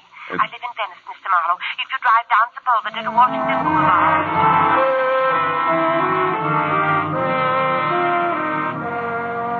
Well, what do you do? Maybe I thought about my grandmother. Maybe I thought of $25 a day. I don't know. Whatever it was, I joined the inchworm anonymity that was the traffic line of the beach cities. Now, Venice is not a spot to which I normally gravitate, but there was something in Mrs. Phoebe Cardwell's distinguished old voice that told me this was not a Saturday for normalcy. The house was what used to be called a bungalow, and the ramrod little figure waiting for me in the doorway was what used to be called beautiful. Phoebe Cardwell, for all her 75 years, had worn well and knew it. It's just possible that I didn't make myself entirely clear on the phone, Mr. Marlowe, about Stevens. Well, he's your chauffeur and he's missing, huh? He was my chauffeur. It seems like a very long time ago since I've seen him. You see, after Horace died in 1948, Horace was my husband. Oh. You see, after Horace died, Stephen stayed on to drive for the family who took our Pasadena house. Oh, he did this with my blessing, of course. Horace, rest him, left me very little, really. I say this with no malice, Mr. Marlowe. Merely to point out that for me to retain Stevens was quite out of the question. Yeah, I suppose so. So I moved in with my younger sister, Matilda. She's visiting a friend at the moment. I wouldn't want Matilda to share my concern over Stevens, and I'm sure you'll respect that. Oh, of course, Mrs. Cardwell. Yes, thank you. Now, look, so far as you know, is Stevens still driving for the family who took your house? Oh, I'm sure he is. He must be. It's just that, well, on Thursdays, his day off, he always brought the limousine over to take me for rides and run my little errands. Oh, understand now. The Brants are fully aware of it. That's the family he works for. Who have my home in Pasadena. And Stevens hasn't been to see you in some time. In weeks, and not a word, you understand. I find it difficult to tell you precisely how I feel about this, Mr. Marlowe. Stevens is like a son to me. Perhaps he's ill or troubled. Oh, I'd want to know that. I might be able to help. You phoned, I suppose? Oh, I'm embarrassed to say how many times. But no answer, none at all. I've a writing desk in my room, Mr. Marlowe. I'll write the Pasadena address and phone number for you. My number, too. Oh, I shan't be a moment now. I'd seen the ring when I first sat down opposite her. First because it was big, almost massive, on a tiny right hand. Then because it didn't fit the rest of the lavender and old lace picture that she presented. A mass of jade and gold carved with oriental figures. A foreboding thing that reeked quality of its kind and value. After she left, the vases jumped out at me from the mantel. Small, gold, and jade again. And as incongruously out of place as Phoebe Cardwell in Sister Matilda's bungalow. There. Now, that didn't take long, did it? No, not long at all. Oh, I like you, Mr. Marlowe. You'll find Stevens for me, I know. Well, I hope so, Mrs. Cardwell. And if I do, what'll I tell him? That I want to see him or hear from him. Stevens will understand. Yeah, well, Oh, dear. Huh? That's Matilda. Steve, I'm home, dearie. So I see, my dear. Mr. Marlowe, may I present my sister, Miss Reed? Miss Reed? With an eye like Wallace Reed. I'm sure, Mr. Oh, but maybe you don't remember Wally? Well, I tell you, Matilda dabbled in theatricals at one time, Mr. Marlowe. Dabbled in theatricals. I was in pictures in the golden era, Mr. Marlowe, when silence was golden. Oh, that Wallace Reed, yeah. Mr. Marlowe's in insurance, my dear, and some younger than we are. Did you see the covered wagon? Ernst Torrance, I had a big scene with him on the prairie, right by one of the wagon wheels. No, not first run. I'm waiting for it to come to my neighborhood theater.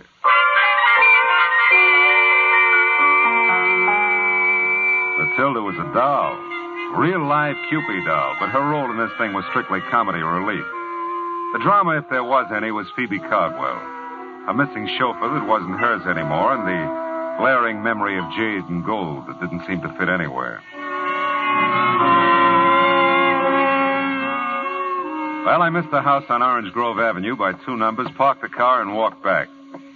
The old Cardwell place was set well back from the street, and its solid red brick looked big, important, and empty. Nobody home. Nobody home. At first, I thought there were 3 honey-colored Afghans on the lawn next door.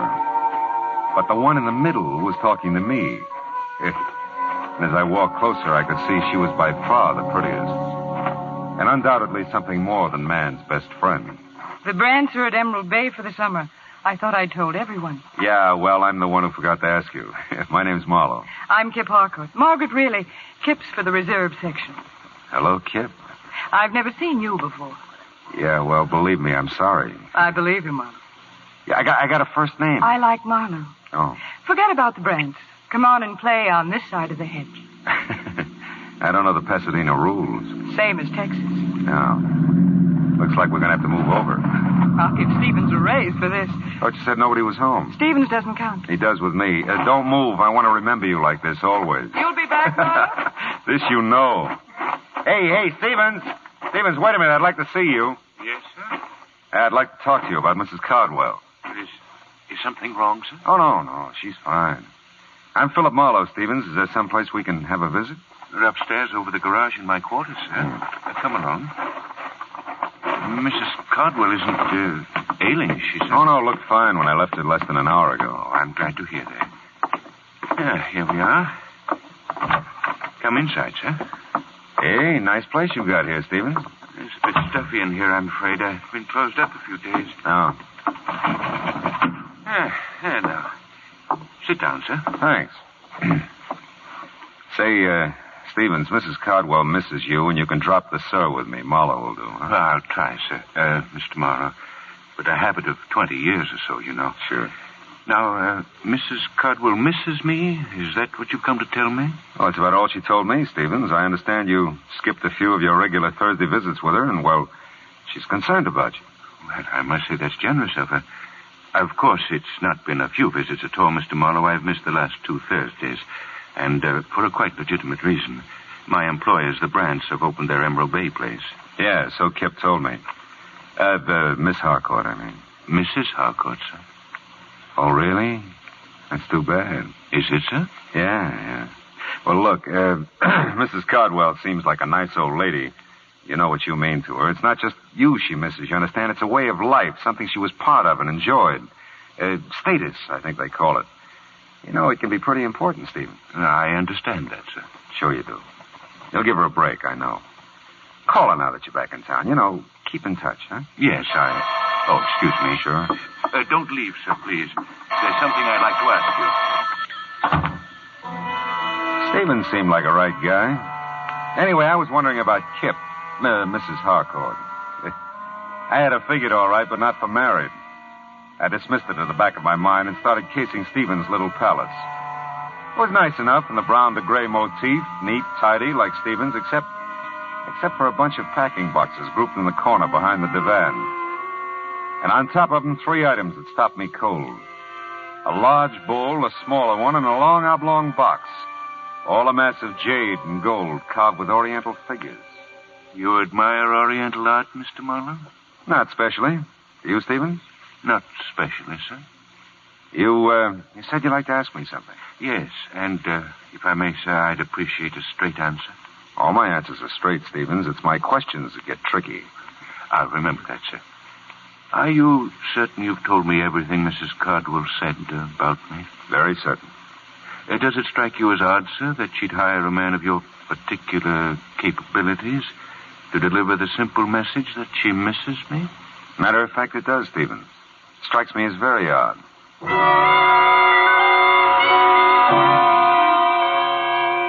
I couldn't tell Stevens anymore because I didn't know anymore. It was my turn to ask questions, but I didn't have any yet. I was closing in on a pretty good one as I started down the drive again, but it got lost in the shuffle. I knew you'd be back, Marlowe. You always arrive unannounced, don't you, Mrs. Harcourt? Henry's in Balboa. You're here. Henry's out of his mind. Don't you want a drink or something? Yes, Kip. There is something I want. Well, come on. At the moment, a telephone. Come on anyway.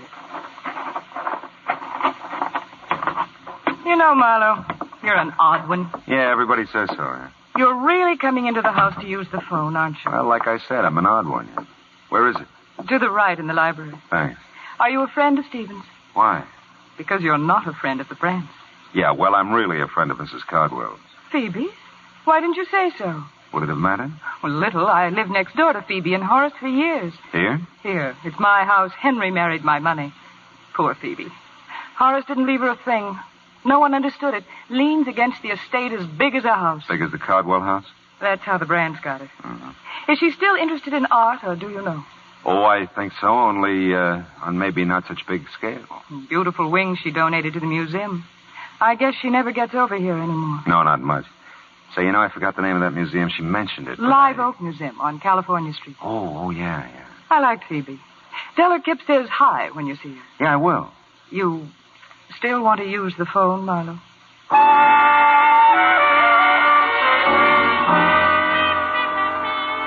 I used the phone. I called Phoebe Cardwell, explained Stephen's absence, and gave her Kip's bet. And the case was closed. All I had to do was wait for a check. But all of a sudden, I didn't feel very good about any of it. It was like a hangover. I felt something should make sense, but nothing did. The jade and gold at Phoebe's, the stuff in Stephen's quarters that looked just like it. Was it hers? Did she give it to him? Did he take it? Questions I had, but no answers. I stood there at the window in Kip's library and watched the car pull to a stop in front of the old Cardwell place. Watched the thick little man get out and start to walk up the gravel driveway. I wasn't sure until he walked right past the library window. Then I knew I had the beginnings of all the answers. The thick little man was Fritzy Ott, one of the better fencers around town. And he was on his way to see Stevens. A minute later, Kip told me of empty servants' quarters over her garage. Another minute later, and I was there. The two garages weren't 6 feet apart. And there was lots to hear if you listened. I listened. But look, Stevie boy, you don't have it all. That's not quite the point now. Can you dispose of it? I don't know. 2 things, Stevie boy. 1, collection's a tough defense. Real tough.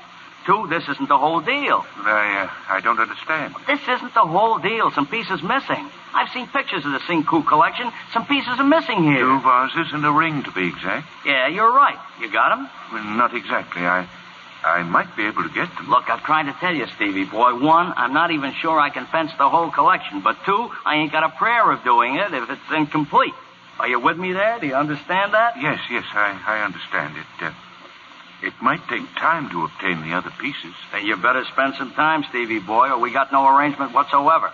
I tell you, I'll nose around, see what's the best deal I can get, providing you deliver the full treatment. You see what you can do about getting it, and we'll meet here tomorrow at noon. But I really don't think it. Oh, never mind. I've got to have the money. All right. Tomorrow at noon. You didn't have to hang any signs on it. It was all there, or most of it was. The Sing Coup collection meant very little to me, but it meant money to Stevens and Fritzy Ott. I had an idea it meant something else again to Phoebe Cardwell. And I had another idea. The Live Oak Museum on California Street and the wing that Phoebe had donated to it. I couldn't risk the delay of a Texas rules bout with Kip, so I skirted the house and ran through the dust to my car. 5 minutes later, I stood in front of the words Live Oak Museum, Percival Wallace, director, open to visitors 9 to 5 weekdays, 9 to 12 Saturdays, 12 to 5 Sunday afternoon. Oh, nuts.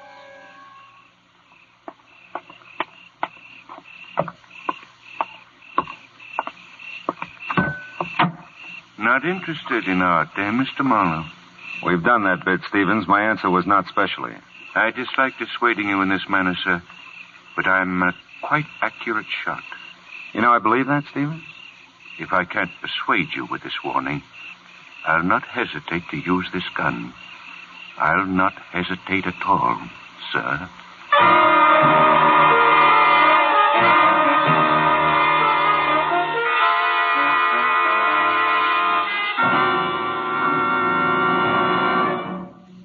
In just a moment, we will return to the second act of Philip Marlowe. But first, now that vacation time is here, our streets and highways are more crowded than ever. Don't take chances. Obey the traffic rules and drive carefully. The life you save may be your own. And now with our star, Gerald Moore, the second act of Philip Marlowe, and tonight's story, The Dear Dead Days.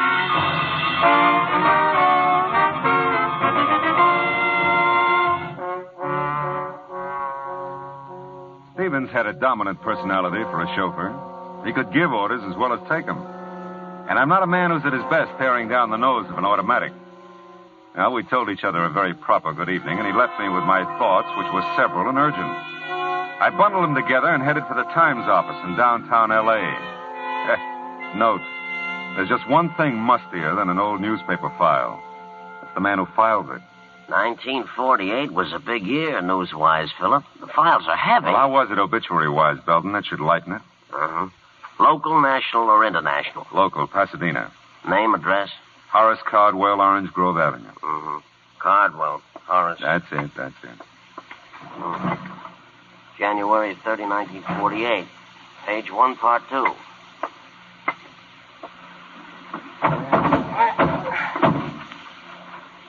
That's a good spot, page 1, part 2. Best local obit spot in the paper. Oh, I'll bet Horace was proud like anything. Oh. Let's see here. Candy. Oh, here it is. Mm-hmm. Mr. Cardwell is survived by his wife, Phoebe Reed Cardwell, at home. Period. Nothing. Hey, Belton, you got one for her? Her? Phoebe Cardwell. When'd she go? She hasn't. She's somebody? She's somebody. Cardwell, Mrs. Horace, parenthesis, Phoebe Reed, close parenthesis, Triad Belton. She could be more. She'll never make part 2, page 1 at this rate. Yeah, that's too bad, but read it anyway, huh? Born Waterloo, Iowa, June 7th, 1876. She's Gemini, Philip. That's wonderful. Will you just read? Oh, yeah. Okay. Married Horace Caldwell. So. Moved California. She was so. Oh, chairman of Art and Culture Committee, Live Oak Museum, Pasadena. That's it. Go ahead. Traveled extensively all over the world. Brought back many valuable paintings and objects d'art. Yeah, it's reasonable. Mm-hmm. To the museum. Most famous of which is Sing Woo collection of jade. And, well, that's about it, Philip. I love you, Belton. Thanks.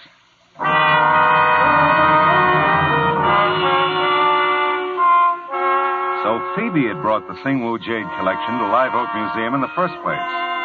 Now she had some of it, Stevens had more. And Fritzy Ott was even now nosing around for a taker.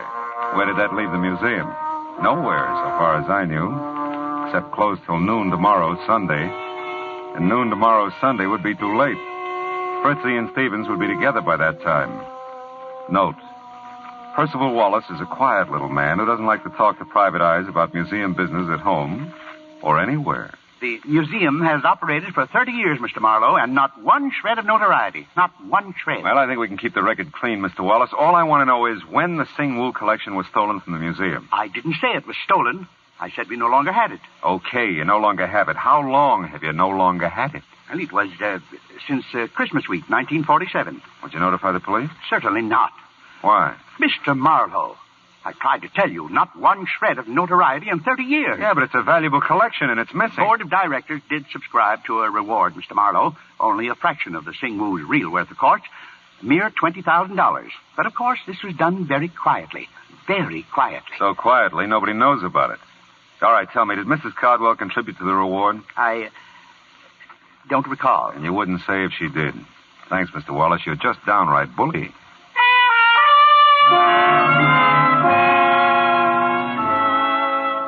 I got to Phoebe Cardwell's small bungalow in Venice in time to see a liveried limousine pull away from the curb. A few minutes after I got lost with the rest of the inchworms, the light-up-at-night variety, Mrs. Cardwell ushered me into the living room. When she turned on the lights, everything in the room jumped out at me again. The pink dogs, the blue cats, the souvenir pillows. But the most notable things in the room were the jade and gold vases that were gone from the mantel, and the jade and gold ring that was missing from Phoebe Cardwell's old hand. This is delightful, Mr. Marlowe. Genuinely delightful. Yeah, well, I was afraid it might be a little too late to call. Oh, ordinarily, yes. Oh, but not tonight. Why, you just missed him, Stevens. He came back and took me for a drive. I just this minute got home. Oh, that's fine. Oh, thanks to you, Mr. Marlowe. I'm so grateful. He hadn't forgotten about me, you know. No, he'd been busy. Oh, sure, yeah. I bet he has. I'm embarrassed not to have mentioned it sooner, but I have your money for you. Your fees. Oh, there's no hurry, honey. In fact, I've done so little that I... No, I won't hear that. I'll pay you in full, of course. All right. Say, this morning I was admiring your ring and the vases on the mantel. Were you indeed? Yeah. Well, I'm glad. They're quite nice, you know. Yes, they were. Did you give them to Stevens, Mrs. Cardwell? I beg your pardon? Did you give them to Stevens? Why, really, Mr. Marlowe, you surprise me. That is none of your affair, you know. I'm a curious fellow. I secured your services to perform a specific task. You've done that. I certainly do not intend to discuss Stevens or anything pertaining to him with you, Mr. Marlowe. All right. We'll leave it that way, huh? Not a word of any of this to Matilda now. All right. Stevie, dear. Oh, and Mr. Marlowe, dear. Yeah, I was just leaving. I told the girls at the club all about you, and I am right, aren't I? You are Julia Marlowe's son. Julia Marlowe, The actress. She played Barbara Fritchie for years. She did. Well, I'm sorry, but there are no Fritchies in our families for years either side. Really, Matilda, Mr. Marlowe's busy. He was just leaving. Yes, wasn't I? Philip Fritchie Marlowe. Oh, it would have been a beautiful name.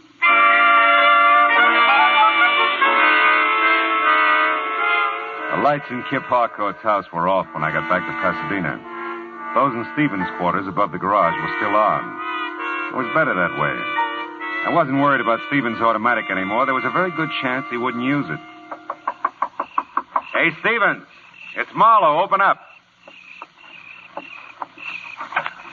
Apparently, I didn't make myself clear, Mr. Marlowe, sir. If you still want to try your aim when I finish talking, I'll be a willing target.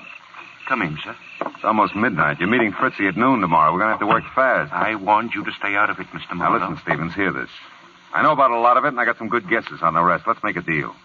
I'll tell you what I know and what I guess. If I'm right, you can get in touch with Fritzie tonight. And if you're wrong? Well, if I'm wrong, one of us deserves to be killed. Go ahead, sir. Okay. Horace Cardwell was a wealthy man, a very wealthy man. He was a good businessman, and he loved his wife very much. That's right, sir. When he died, there was almost no money. A small amount maybe for Phoebe, but the house, everything in it, the cars, everything went to pay off debts, liens against the estate. What else do you know? That Phoebe Cardwell contributed a wing to the Live Oak Museum. That she brought art treasures from all over the world to put in it, including the Sing Wu jade collection. That the collection's been missing from the Cardwell wing since Christmas 1947. Horace died of a cerebral hemorrhage in January 1948. And nobody wants to talk about who took the collection. Least of all, the people at the Live Oak Museum. And, what do you guess from all this, sir? That a man, even a very wealthy man, can run out of money. Especially if he has a wife who's a wonderful woman, but with an eye and a hand for expensive art treasures. Phoebe's sick, Stevens. Kleptomania is an illness. I know, sir. It's been such a well-guarded secret. It took all Mr. Horace had to pay for the things she took. People to watch her, keep track of her. You know her, sir. He couldn't bear to get help for her, psychiatric help. Now, she needs money just to live on. She has so little, and... You love her very much, don't you? Yes. Yes, I do. Well, she can't have too many more years, Stevens, and $20,000 is a lot of money. $20,000, Mr. Marlowe? Now, look, Stevens. You call it a well-guarded secret. Believe me, it was, and it is. Even those of you who have been protecting Phoebe all these years haven't leveled with each other.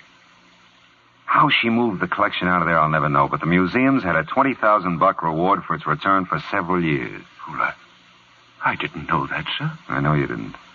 And it suddenly dawns on me that Phoebe's been handing you the Singwoo collection bit by bit ever since she, came by it. Maybe an appreciation for your years of faithful service, huh? Well, she said it might come in handy, sir, if I ever needed money. If I needed money, Mr. Marlowe. Yeah, I know, Stevens. Hey, you got a conflict tomorrow. You can't be here meeting Fritzy and be at the Live Oak Museum when it opens at noon, too. Well, I'll call Fritzy. Tell him our arrangement is off. And Stevens, can't you just see Percival Wallace's face tomorrow when he eyes the Singwoo collection again?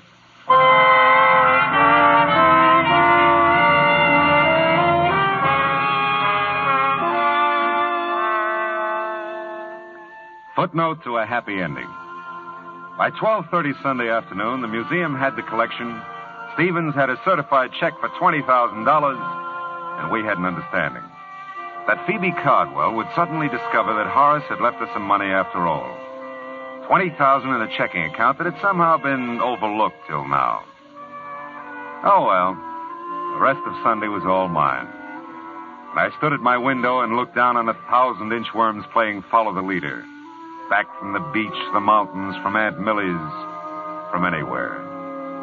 All kinds of people. Nice people. Not so nice people. Dames like Kip, whose husbands took trips. Sweet, harmless old ladies. Who took collections.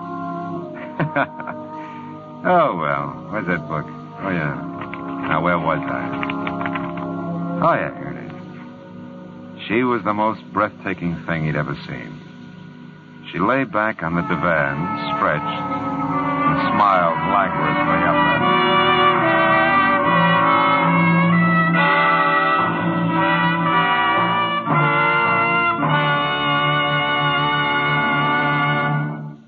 The Adventures of Philip Marlowe, bringing you Raymond Chandler's most famous character, star Gerald Moore, are produced and directed by Norman MacDonald, and was written for radio tonight by Kathleen Height and Adrian Jondeau.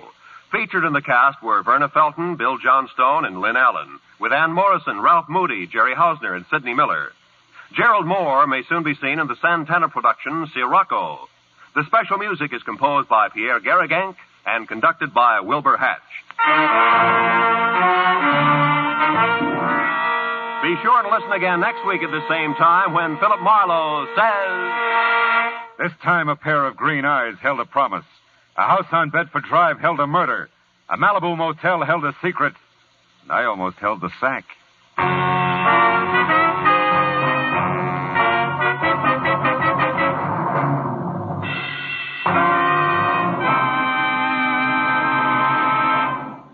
Songbird Evelyn Knight, a favorite CBS singing star, helps out vocally on the Mario Lanza Show tomorrow evening on most of these same CBS stations.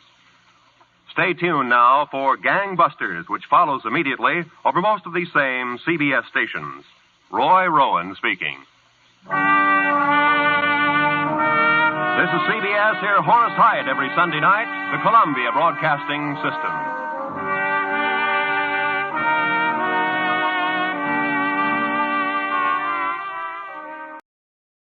Most Saturdays at this time, we spend an exciting half hour of adventure and action with America's public hero #1, Hopalong Cassidy. Well, even two-fisted cowboys take summer vacations when they can, and Hoppy is no exception. Hopalong and Topper will be back with us riding the CBS air trails again 9 weeks from tonight, September 22nd. Get this and get it straight. Crime is a sucker's road, and those who travel it wind up in the gut of the prison of the grave. There's no other end. But they never learn. From the pen of Raymond Chandler, outstanding author of crime fiction, comes his most famous character in The Adventures of Philip Marlowe.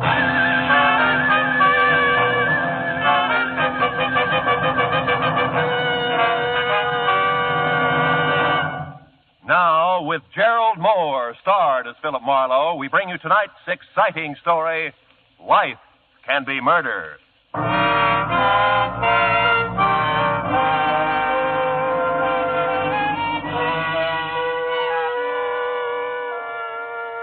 sign in the half-light above the entrance reads, Bells Trifle Inn. If you say it fast enough, you may be right.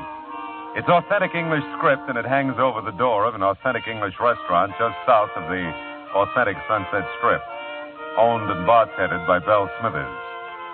Inside, from the paneling to the prime rib, from the Welsh rabbit to the dartboard at one end of the bar, it's the Union Jack all the way. And it figures.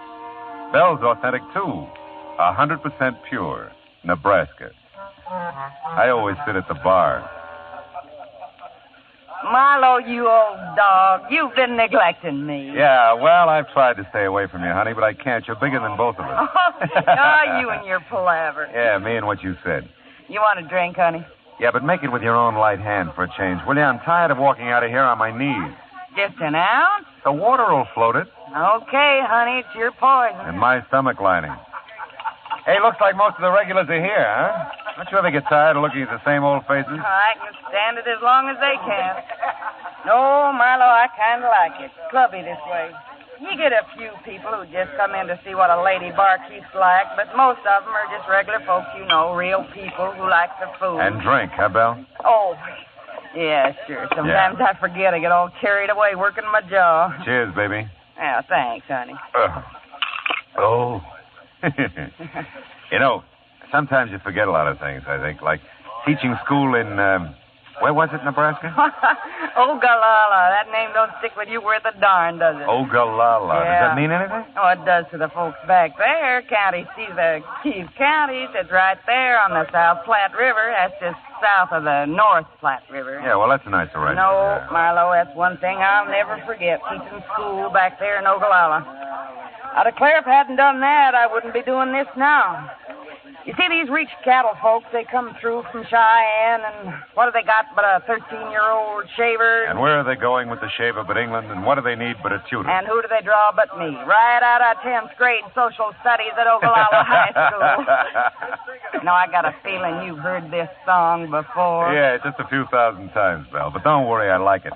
Matter of fact... Excuse me, Mrs. Smithers? Oh, call me Belle, honey. What can I do for you? Oh, well, the young lady said you kept the dart at the bar. For the dart board? Yeah, sure, I do. Well, it is all right, throwing darts, isn't it? I'm waiting for someone, and I thought it's perfectly all right, honey. Just make yourself at home. There you are. Thank you. Oh, I hope I didn't bother you. Oh, I'm so glad you did. In fact, if you want to build a house, I'd like that, too. Well, thank you. For the dart. Hey, Belle, that red hair, the green eyes. Did you get that? Marlowe, you and your... Don't say it. Just pour me another palaver in water. If you don't beat all, I declare... Look out, Marlowe! Bullseye! She made it, Marlowe. Why, your head was right in front of the target, and she still made it. Yeah, well, I'm very happy for her. Oh, I hope I didn't frighten you. I had no idea your head was in the way. Neither did my head. As long as it's you. Look, I'm really sorry. Sorry? Why, we haven't had a bullseye all week. That rates a drink and dinner on the house. Belle. For two, of course. Belle girl. Right now. Tonight. Come again. Where's Marlowe here, naturally? That's my girl. The red hair and green eyes smiled. A nice smile. Went along with the gag. We toasted her throwing arm, my head, and Belle's solid sense of judgment in putting the dartboard at head level at one end of the bar. By the time we moved to a table for two, I knew her name was Marnie Carr. Before dinner was over, I had a pretty good idea that everything about her was all right with me. Hey, Marnie, you got that look again. Oh, really? Which one? The dark one. Happens every time you look toward the door. Oh, yes, I expect it does. You see, I'm not exactly a free agent. Oh? Someone brought me here. Said he'd be back. Ah. Think he'll object to our little party, is that it? No, not really. I guess I hope he doesn't come back. I hope so, too. Tell me, can I play 20 questions? I'd rather you didn't. Okay. You know, I really feel pretty silly. It's so easy being with you. Oh. Like I've known you a long time, and I practically picked you up. You know, I've never done a thing like that in my life. Yeah, well, Belle picked us both up. I wouldn't worry about it. I don't think you even heard me. It's very important to me that you know I've never picked anyone up. Sure. I believe you. You know what I mean, then? Mm-hmm. It's like I'm doing something wrong and I should feel guilty about it. But I don't. Oh, dear. I'm not making any sense at all, am I? Look, why don't you just forget about it, huh? You said you felt easy with me. That's enough, isn't it? Yes, that's enough. Well, I guess I really think I should go now. Oh, Belle will never forgive you for not finishing the trifle. There's house specialty, you know. Well, maybe I'll come back sometime. I'll eat a double order. Ah. Will you let me take you home? Oh, I don't know. It'll be all right, Marnie. Very all right. Well... Can I take you home? Yes. Yes, you can. Good girl. We'll stop by the bar and slip Belle the grip, and then we'll be on our way, huh? Yes, I do want to thank you. Who do they draw but me? Right out of 10th grade social studies at Ogallala High School. Yeah, you told me, Belle. Great story. You ought to change it a little, Belle, just for listener interest. Hiya, Matthews. Oh, hello, Phil. What brings you up? Miss Carr, Lieutenant Matthews. How do you do? Miss Carr. Great dinner, Belle. Dinner, Belle. Oh, I lost my head. Honestly, Marlowe, I declare you say the darndest thing. Yeah, I'm a regular yell, yeah. It was a very nice dinner, Belle. Thank you. My pleasure, honey. You come again. She will. Night off, Matthews? Yeah, so far. Hey, you two have a drink with I me? think the young lady's anxious to go home. Oh, I'm afraid I'm taking Phil out of his way, Lieutenant, but Bedford Drive isn't too far. Maybe he could Now, go wait a back minute. I'll make my own arrangements. I know some lovely folks on Bedford. The Dickinson, 600 block. Do you know them? No, I don't. I'm north of there, 2470. Oh. Yeah, well, we'll see you, huh? Night, Belle, Matthews. Good night. It's nice to meet you both. Yeah, good night.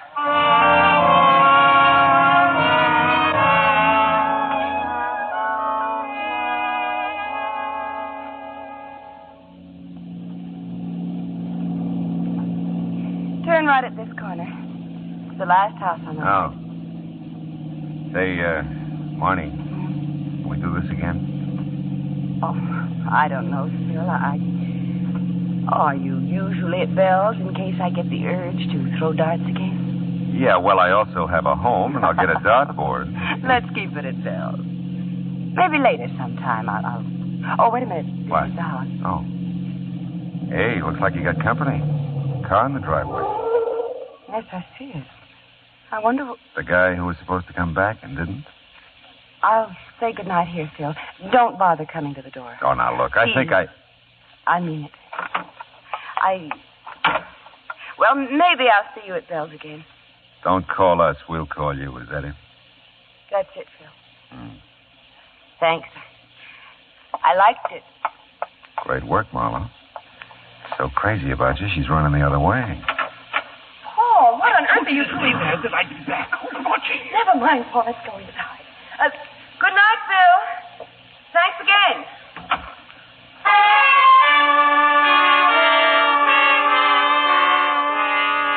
It wasn't ideal the way the evening ended.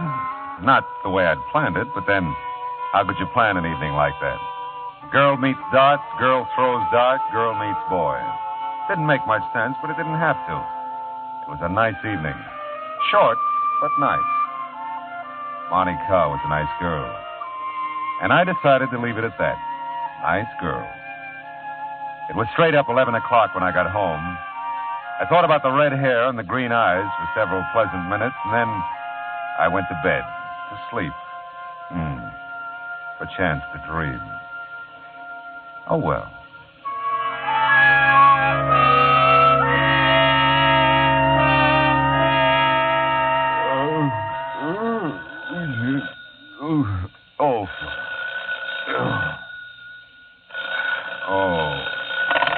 Hello. Matthews, Phil. Yeah. That girl you were with last night, where was it she lived? Where did she live? Yeah. Look, it's not even 8 o'clock in the morning. You're asking. Take it easy, Phil. Was it 2470 Bedford Drive? Yes, it was 2470 Bedford Drive, and if you hurry, maybe you can get there in time for breakfast. I'm already Of all- here, Phil.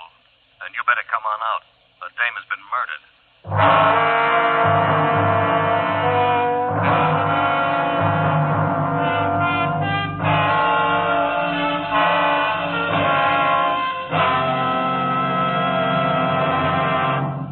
In just a moment, we will return to the second act of Philip Marlowe. But first, so you think this old world of ours is fresh out of miracles?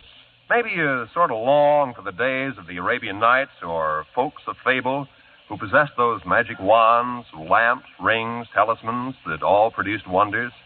Well, if you do, you'll find CBS's Mr. Aladdin a refreshing gent to meet. He gets the name Mr. Aladdin from the fact that his exciting adventures have the atmosphere of miracles about them.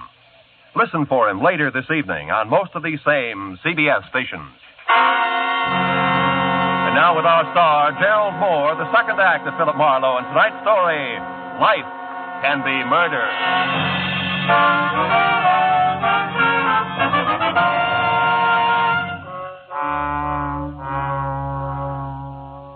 All the way to Beverly Hills, I tried hard to see the face of the guy in the doorway the night before. Paul, Monty had called him. But it was no use. You can't remember a face you never saw. And the car in the driveway when I took her home, a Chevy Coupe, gray, two-door, 49 or 50. There are millions of them. It had been blue and bright with stars the night before. The morning was hazy, overcast. And so was I. Matthews met me at the door. Come on in, Phil. Sure. Hold that light up.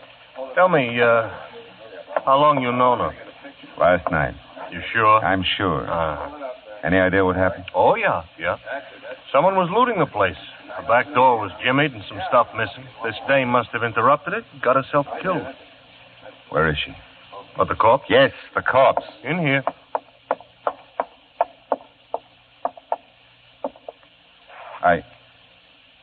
Hey, that's not Marnie.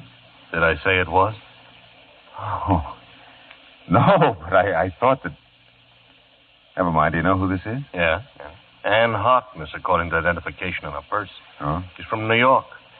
Taxi driver brought her here about 11 last night from the airport, and the coroner says she must have been shot shortly after that. Uh-huh. Did you bring your girlfriend straight here from Bell's? Yeah. Well, that's new for you. All right, huh? That would put her here by 10:30 easy. So? So the taxi driver says a red-headed gal answered the door and let the Harkness woman in. That doesn't prove a thing. No, it doesn't. I'd like to talk to her, though, Phil. You know where she lives? Well, she lives here, doesn't she? No. House belongs to Mr. and Mrs. Orville Edwards. They're out of town. They got called to Chicago yesterday with a death in the family. Oh? And the neighbors don't know anything about this Miss Carr, was it? Yeah, Marnie Carr. Yeah. Well, I got a call into Chicago for the Edwardses. They ought to clear it up. Mm-hmm. Got something here, Lieutenant. Oh, hello, Mr. Marlowe. Hiya, Mooney. Yeah, what do you got, Sergeant? Well, this address book. Phone numbers from the phone desk in the hall. Nobody named Carr listed, though. Okay. This note might be something from the big bedroom upstairs, front of the house. Oh, let's see. It's signed Marnie, Phil. It is? Yeah. Let me have a look. Yeah. Dear Mrs. Edwards, thanks for the lovely remembrance. You're very thoughtful. I'll tell Miss Harkness to make herself at home. Yeah, whatever that means. I'll keep looking around, Lieutenant. Do that, Mooney, huh? Well, as soon as the Chicago call comes through, we'll get our hooks into something. Look, Matthews, you mind if I look around? No, help yourself. You got any ideas? Yeah. I don't think Marnie had anything to do with it, and I don't know where she lives. Okay, Phil. Only leave the note with me, huh? I looked around and tried to figure things that didn't figure. Marnie didn't live here, but she knew the Edwards. That is, she knew Mrs. Edwards, and she addressed her as Mrs. Edwards and signed herself Marnie. Maid, maybe, huh? Paul could have been anybody. And I wanted to find Marnie before I took up the matter of fall with Matthews.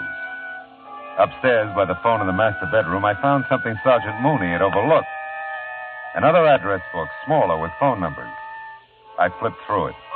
There was nothing under C for car, but under M for Marnie, there was a Crestview number, but no address. I decided to take the book with me. Oh, you still here, Phil? Yeah, just leaving. Oh, look, hey. What? About that car girl. Yeah? She may be the sweetest kid in town, and she may be a killer. You never know. Thanks for the tip.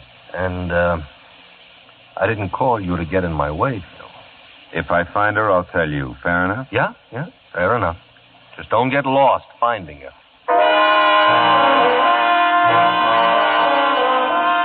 It was kind of a break. Head start, at least. I had a phone number for Marnie that Matthews didn't have, and I wasn't for her against him. He knew that. I just couldn't think murder and Marnie in the same thought. Until I could, I'd string with her if I could find her. The morning haze was lifting somewhat as I stopped at a gas station on the strip and used the payphone.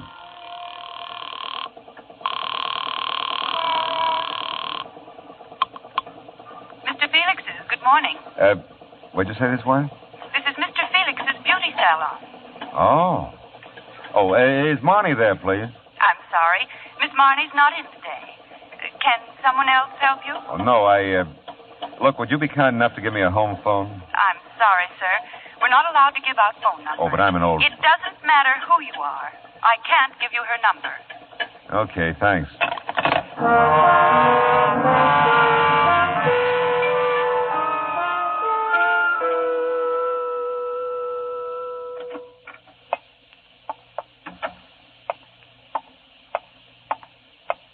May I help you, sir? I just talked to you a few minutes ago on the phone about Marnie. I remember? told you then. I tell you now, we are not permitted to give out numbers. How did you find us? Well, Mr. Felix is in the book and Marnie's not. Look, really, this is important. I'm doing this for her. I've given Mr. Felix my word, and I've never broken it. Yeah, well, I don't doubt it. Oh, Marnie's friend here. You know the special one? She keeps talking about her all the time. Isn't it strange? I can't remember her name. Peg? Yes, Peg. Sure, that's the one. Can I talk to her? Well, Oh, all right. Oh. 36. Desk, please. 36, please. Thank you. I hope this never gets back to Mr. Felix. I can't imagine what he'd think. Oh, I can't either, but don't worry. My lips are sealed. You blasphemy, Liz? Oh, yes, 36. Peg, this gentleman. Over here, Peggy. It's about Marnie. Ah? What about Marnie? Well, I don't have a home phone or her address. She wouldn't give it to you, huh? Well, no. She wouldn't. You look all right to me. What's wrong with you? Nothing. I'm a nice, clean-cut fella. Yeah. Looks like. Yeah? What do you want with Marnie? Well, I just want to see her. Good enough reason? Best in the world. She don't feel too well today. She called me first thing this morning. Your fault? No, I don't think so, no. Tell me, what did she say when she called? But she didn't feel too well. Ah. Well, now, look, Peg, does Marnie go out to Mrs. Edwards often? Just when she's called to do her hair. Mm-hmm. Good enough reason? You're best in the world. Do I get that phone number? Ridgely 0040. 0040. Yeah. And that's 1637 North Vermont, apartment B. Ridgely 0040, 1637 North Vermont, apartment B, yeah. huh? And walk softly by A. That's the landlady. Yeah, well, I'll remember. Thanks, Peggy. And, if you don't find her, come back. I'll give you mine.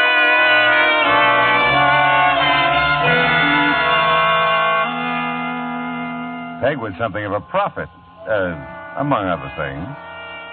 Well, there was no answer to my knock at 1637 North Vermont, apartment B, and no answer to the phone call I placed in the lobby.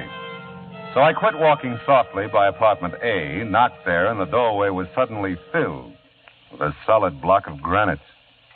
Yes, I'm a landlady, but if she don't answer the door, it makes sense to me. She ain't in. Well, have you seen her this morning? Ain't seen her since she went to work yesterday morning. Ain't seen him either. Her husband? Husband? Young man. Even if I knew, I wouldn't tell you.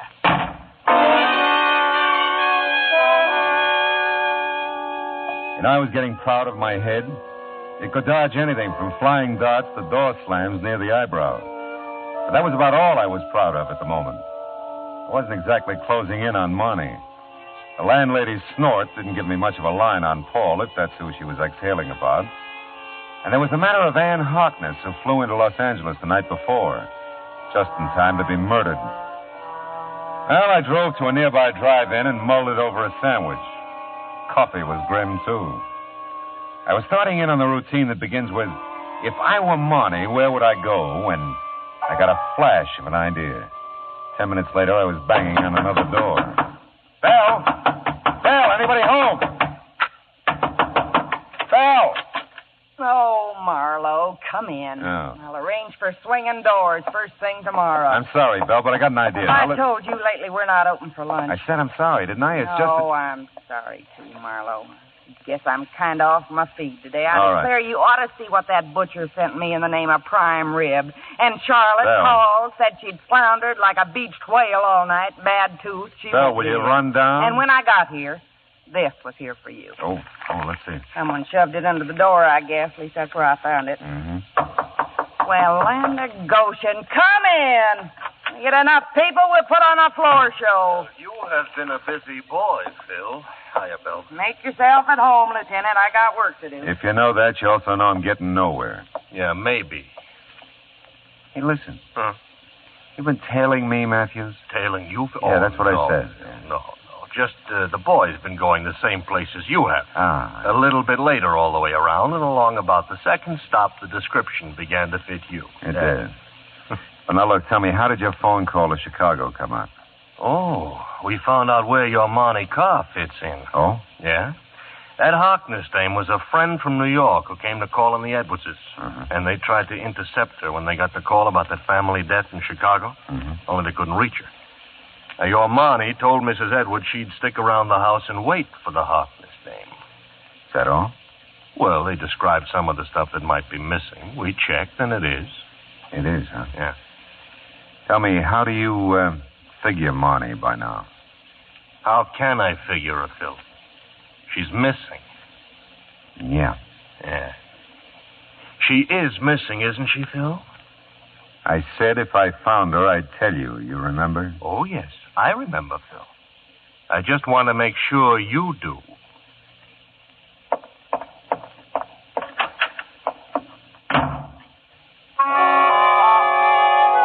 I had a reason for not telling Matthews about the note Bell gave me.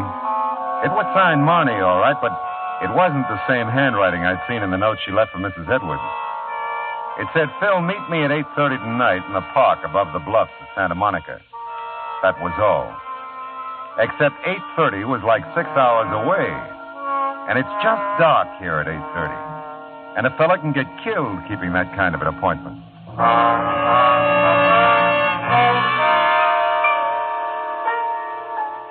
Did you ever wait 6 hours for something to happen?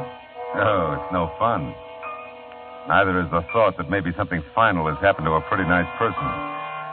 I was almost sure now that Paul was my boy, but almost wasn't close enough. And I had to find Marnie, if she could be found. And I got to the park above the Santa Monica Bluffs about 15 minutes early. Left my car a block or so away. And all the way to the park, I watched for a gray Chevy Coupe, 49 or 50. When you look for them, they're hard to see.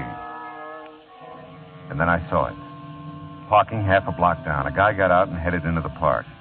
I let him go, got to his car about the time he reached the bluffs.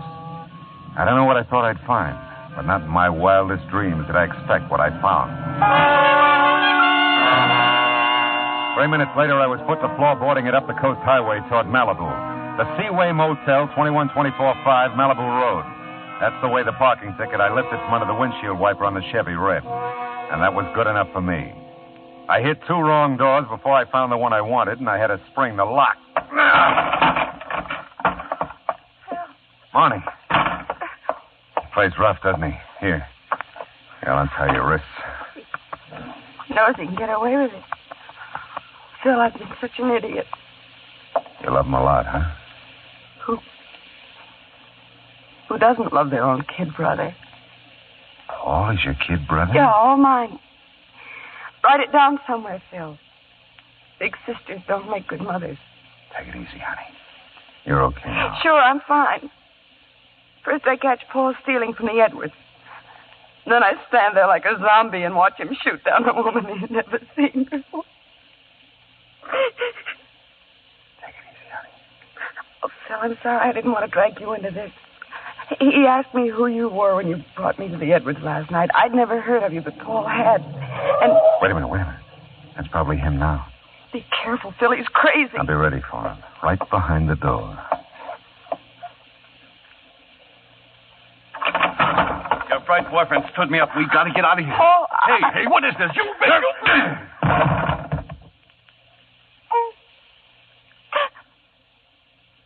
Oh, Phil. He's just a kid. Yeah. Just a kid.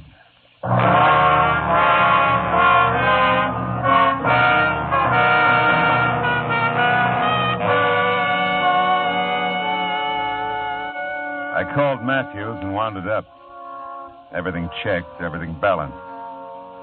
Paul cried like the baby he was and blabbed his head off when he came to. Monty just cried. Funny how many people dispose of anything from mayhem to murder with the phrase, he's just a kid. I bet someone said that about Capone, Dillinger, and Pretty Boy Floyd.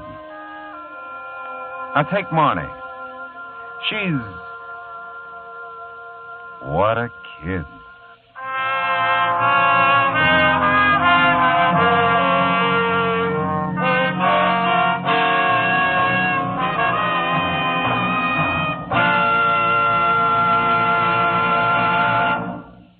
The Adventures of Philip Marlowe, bringing you Raymond Chandler's most famous character, star Gerald Moore, are produced and directed by Norman MacDonald and written for radio by Kathleen Height. Featured in the cast were Virginia Gregg and Joan Banks, with Paul Dubov, Jim Nusser, June Whitley, Shirley Mitchell, and Marjorie Bennett. Detective Lieutenant Matthews was played by Larry Dobkin. Gerald Moore may soon be seen in the Santana production, Sirocco. The special music is composed by Pierre Garrigank and conducted by Wilbur Hatch.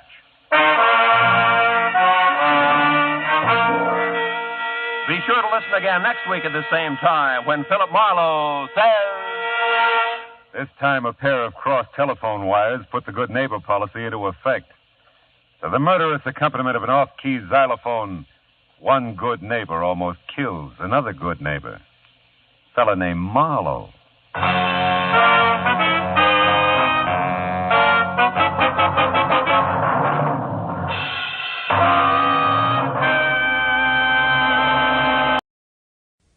Most Saturdays at this time, we spend an exciting half hour of adventure and action with America's public hero number one, Hopalong Cassidy. Well, even two-fisted cowboys take summer vacations when they can, and Hoppy is no exception. But Hopalong and Topper will be back with us riding the CBS air trails again 4 weeks from tonight, September 22nd. Get this and get it straight. Crime is a sucker's road, and those who travel it wind up in the gut of the prison of the grave. There's no other end. They never learn. From the pen of Raymond Chandler, outstanding author of crime fiction, comes his most famous character in The Adventures of Philip Marlowe.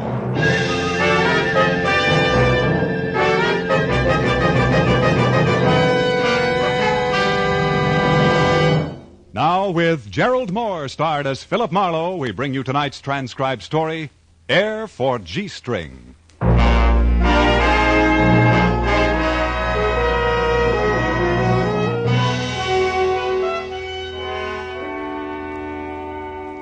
There's nothing really wrong with a hot summer. But if some sadist really wanted to bring out the worst in anybody, particularly me, after a steaming day, all he has to do is expose me to air conditioning. Take, for instance, the Broadview Hotel, which was on Olive Street in downtown L.A. It ground out alternating currents of cold air from what could laughingly be called the lobby. I'd revolved through the usual doors and stood squinting into the icy darkness. When my eyes leveled off again, I made my way to the elevators. sinking into the deep piled carpeting up to my hot and cold ankles. By the time I reached room 972, I was in the first stages of a chill. Yeah, air conditioning is a marvelous invention. It guarantees the summer cold for life.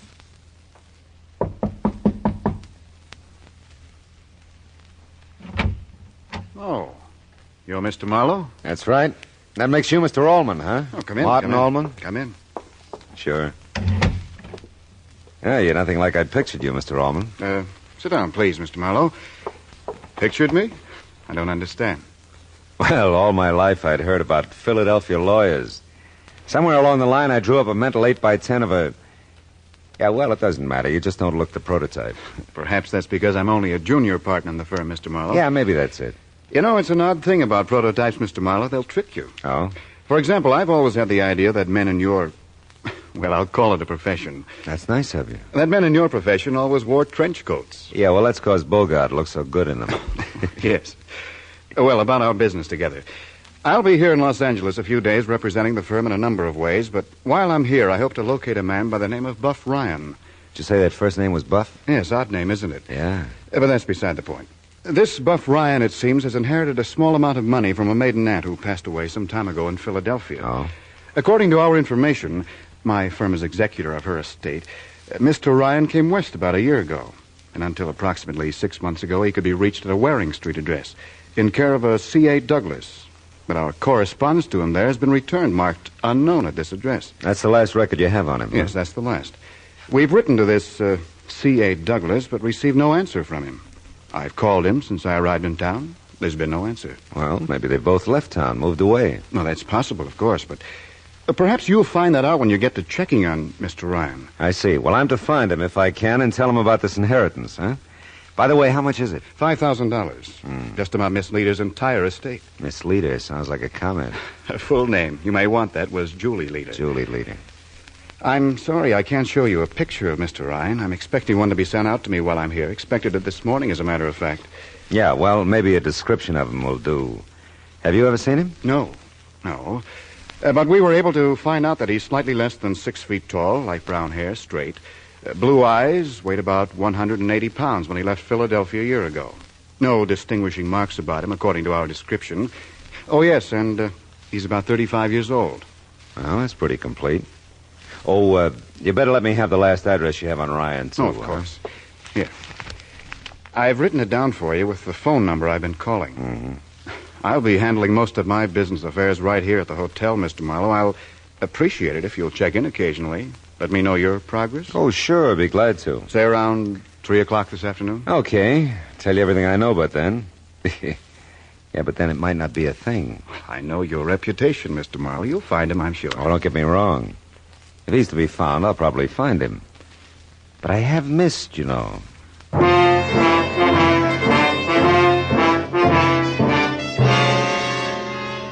Just why I should want to rock the confidence of a Philadelphia lawyer, I don't know. Maybe it was because Martin Allman, for all his conservative Brooks Brothers attire, looked too much or not enough like what he was supposed to be.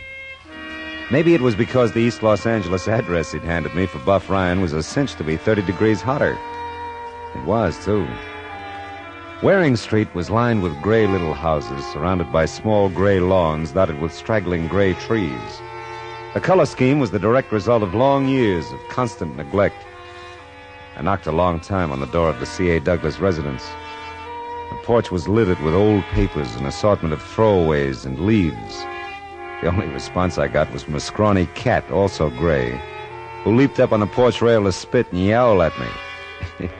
I yowled back and walked off the porch in the general direction of my car. That's when I noticed a smaller, grayer house behind this one, on the same lot. And I thought I saw a curtain at the front window move slightly. The cat dogged my steps back to see.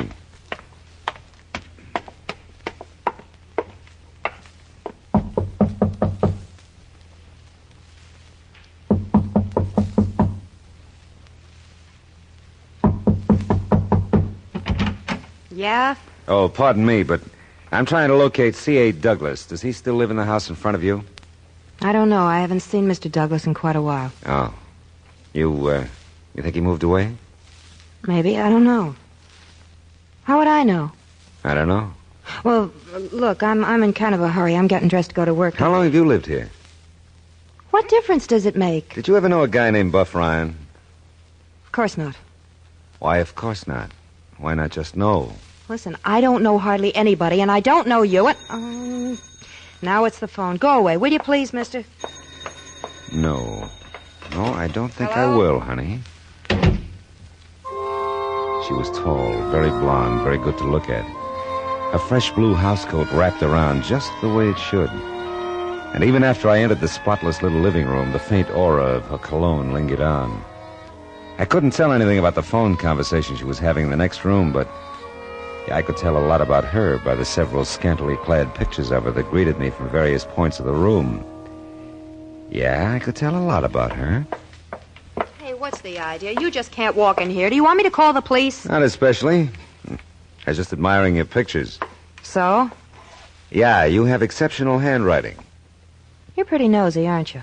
I particularly like this sample where it says, "For Buff, darling, my love, Blossom." Listen, mister, I got things to do, so run along. How long have you known Buff, honey?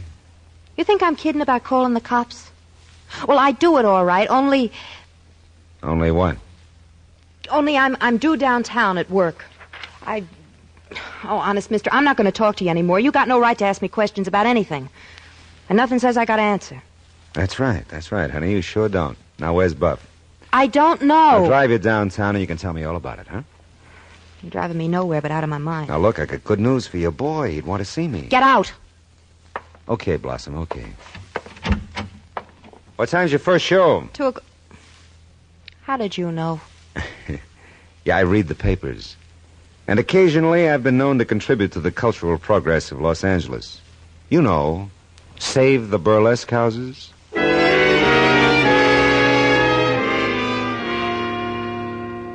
The pictures she'd autographed to Buff had been propped up between my sugar bowl and the salt shaker the Sunday morning before, in the theatrical section of the Sunday paper. Yeah, I didn't recognize her with her house coat on. And all the way back downtown, I reflected on the advantages of being well-read. Well, I parked in a lot on a side street to the north end of Skid Row and stopped for lunch at a newspaperman's hangout nearby. It was almost time for Blossom's first show when I felt fortified enough to walk along the street past the blank stares of the winos and the dank air of the Muscatel missions. Blossom's flag flew above the marquee. Blossom, the flower of burlesque. How many, please? One, huh? There you are, sir. Thanks. Say, do you think I can get in to see Blossom? I don't see how you can miss with buying the ticket and all. No. I mean, I'd like to see her personally in a dressing room. I'd like to talk to her. Well, I'm sure you have my permission. Whether or not you get Blossoms is strictly between her and her moral fiber. You know something? You're not much help. You know something? I don't try to be. I'll miss you. And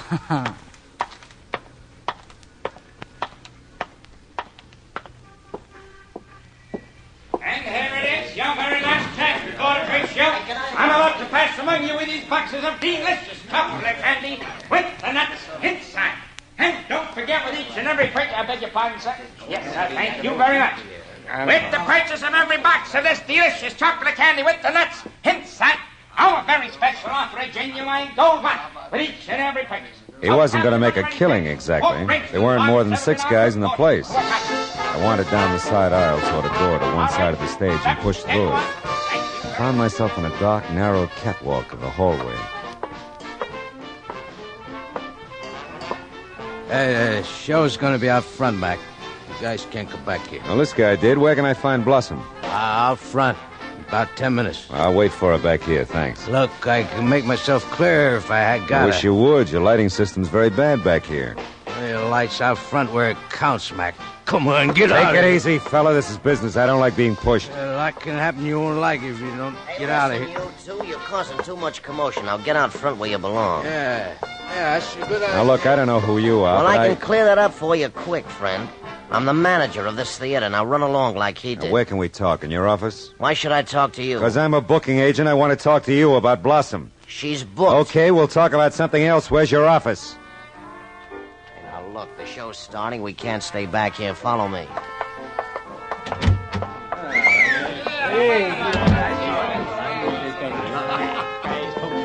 Hey, Jerry, You sure have a bunch of art lovers in the audience. Sure. It's a class show. Come on, through this door. All right. Now then, you're no booking agent, so what's on your mind? Blossom, and what's your name? Ballou, George Ballou. Why? Would it mean anything to you if I told you that Buff Ryan's Aunt Julie died in Philadelphia and left him $5,000? Wouldn't mean a thing. Wouldn't, huh? No. Mm-hmm. That's funny. Because you're the first one who'd fit the picture. What picture? Slightly under 6 feet tall, light brown hair, straight, blue eyes, about 35 years old, weigh about 180. Hey, what are you trying to prove, that you can see me? Maybe. So my Philadelphia message doesn't interest you, huh? Nothing about you interests me except how you got in here in the first place. Bought a ticket. Then go on out and see the show. I think I will. I also think I'll stick around and see Blossom after her performance. I wouldn't do that. If I were you, I'd see the show and get out. I don't want any trouble around here. I don't either. And if you see Buff before the show's over, tell him I'm out front, will you? I said I don't want any trouble. You're in a rut. I walked down the aisle that led backstage, the course I'd already charted. Blossom's costume was less demure than her blue housecoat. There was a school of thought surrounding me that this was more effective. Near the door, I stopped a moment in silent appreciation. Don't look at her like that. I didn't know I was. Don't get any more ideas about going back to her dressing room. I ain't gonna like that. Now, look. Go back to your seat. Live it up. Ballou said it was okay. He wouldn't say that. He knows better. All right, go tell him he knows better. Yeah, I will. You stay here. It was the same voice I met backstage the first time. The same pungent odor of muscatel. Before he'd lurched back up the aisle, I'd had a good look at a twisted face and a pair of watery blue eyes. Backstage, I waited for Blossom's act to conclude. It did. Oh!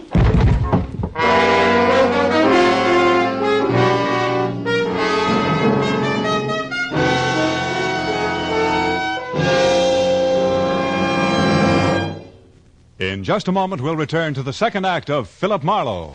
But first, love that Monday through Friday night session of Smiles. Beulah is back with Hattie McDaniel again, starring as an overgenerous, over-anxious to be wed, overweight damsel holding forth over CBS radio. Starting this Monday night, listen for Beulah and the Henderson family in a new season of delightful day-to-day doings. Beulah joins the fall parade of stars back to CBS radio on most of these stations beginning Monday night. Now with our star, Gerald Moore, the second act of Philip Marlowe, and tonight's story, Air for G-String.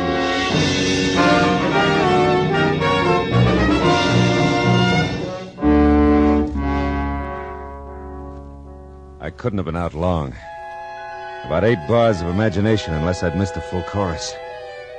At some point, I was fuzzily aware of being carried sack-style somewhere.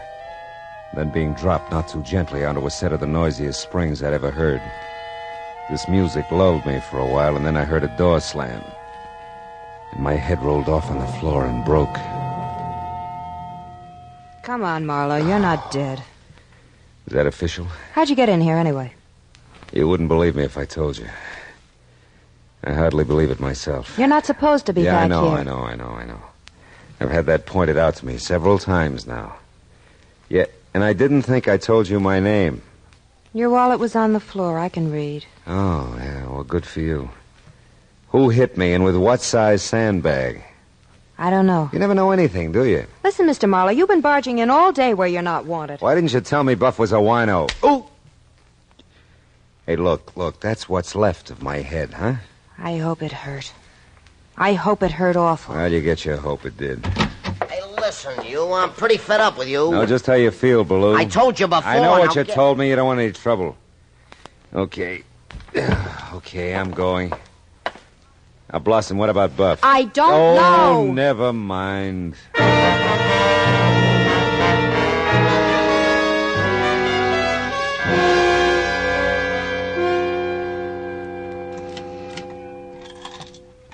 Now, don't tell me you want another ticket. Not me, kid. I've taken the cure. How is your moral fiber? Like Gibraltar.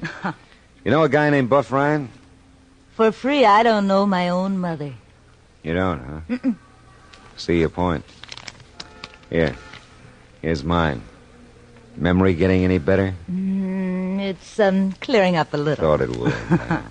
Well, when he ain't here, which he ain't right now, he's usually at Mother Morris's. That's for one. Mother Morris's, huh? Mm-hmm. Flophouse, 3 doors down. Or for 2, try Tilly's, 4 doors down. A saloon. Thank you.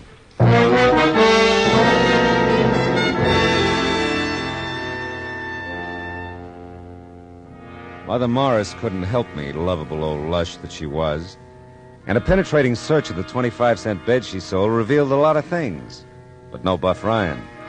Tilly's downstairs next door didn't look very promising at first, but that was before I saw the twisted face with the watery blue eyes at the far end of the bar. Beside him, the unofficial dean and philosopher of Skid Row, J. Fenton Prentice. I started toward them, but a cordon of winos surrounded me before I could reach him. That's him, Prentice. That's the one. Yeah, Prentice, I'm the one. Will you call the brothers here off, make them breathe in another direction, and let me talk to Buff? We're a close association here, Mr. Marlowe. Outsiders are not welcome. Oh, come on, Prentice. You know me well enough. Perhaps, Mr. Marlowe, but we know each other better. My associates and I. My young friend Buff here quite obviously does not wish to talk with you. We're merely respecting his wishes in our own way. Oh, come on. Look, this is cockeyed. Maybe this isn't the place to say it, but you've inherited money, Buff. That's all I came to tell you. Really? Yeah? Who died? Your Aunt Julie. Don't let him say any more, Prentice. Don't let him get to me. I gotta get out of here. If you gentlemen will restrain Mr. Marlowe... Buff, you crazy fool! Listen to me. There's a lawyer here from Philadelphia to see you. He's at the Broadview. Will you, for heaven's sake, get in touch with him? Listen to me. They will, son. They will. The lawyer's name is Martin Ullman, you idiot. Go see him. Let go of me, you stupid dolts. Yeah. Thanks, Prentice. Nothing. Buff was nowhere to be seen when I hit the street.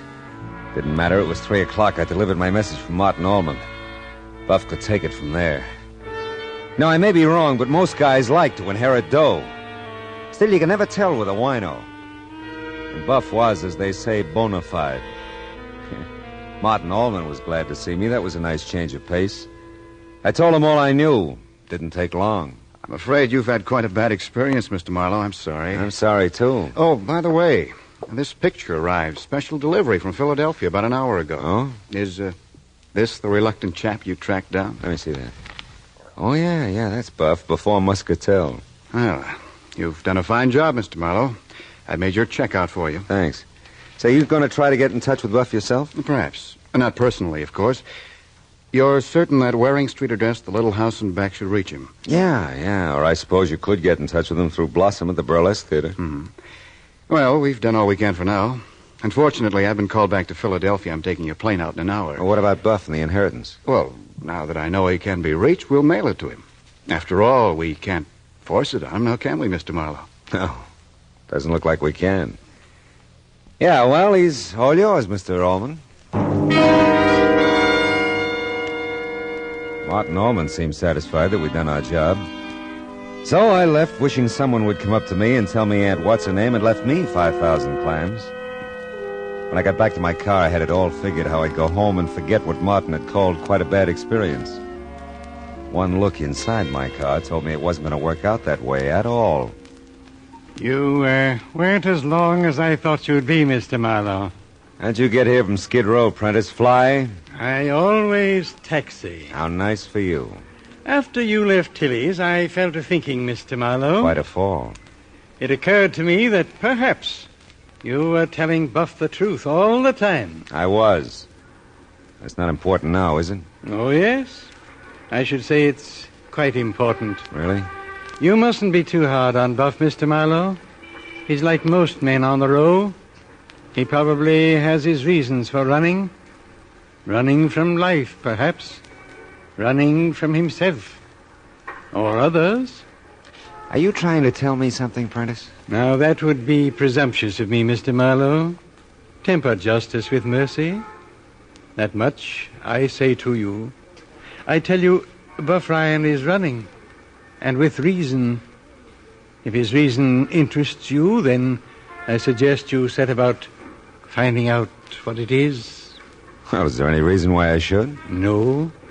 No, there isn't, but this much I do know. He has left the row. And he is running.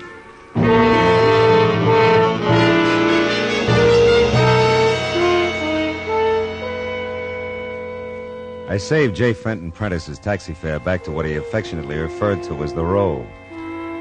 Yeah, he wouldn't have followed me if he hadn't wanted me to know something peculiar about Buff. And yet, his odd code kept him from telling me himself.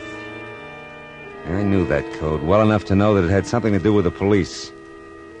Yeah, well, like I say, I'm a curious fella. Oh, now, Phil, is this a big-time or small-time crook, this Ryan? He's pretty small, Sergeant Mooney, if he is one. Aliases? No, not that I know of. Well, we'll try Ryan just for size, huh? Buff's a crazy name. He's a crazy guy.